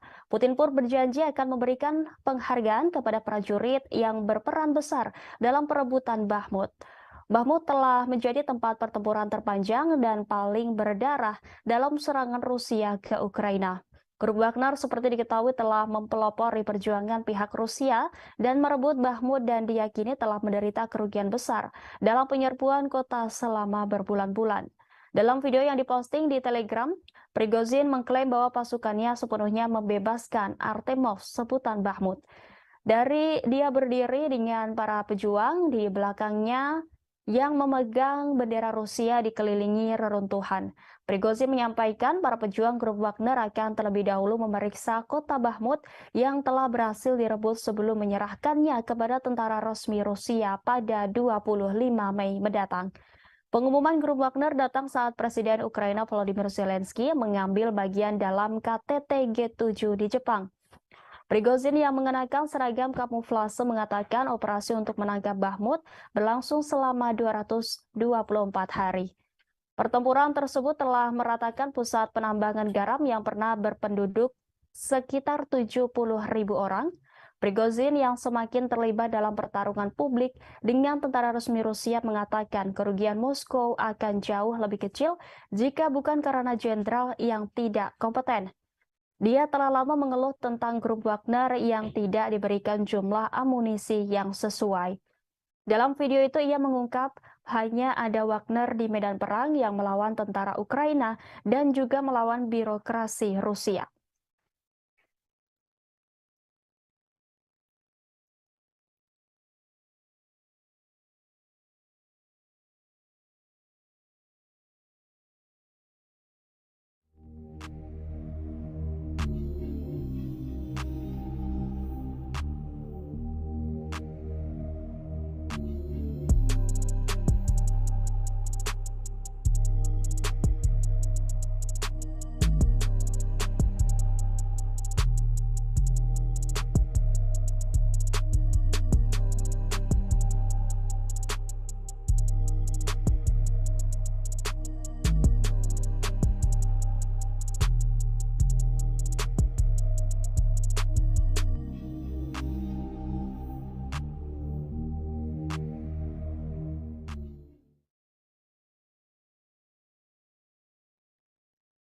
Rusia telah mengeluarkan surat perintah penangkapan untuk Jaksa Pengadilan Kriminal Internasional atau ICC dalam langkah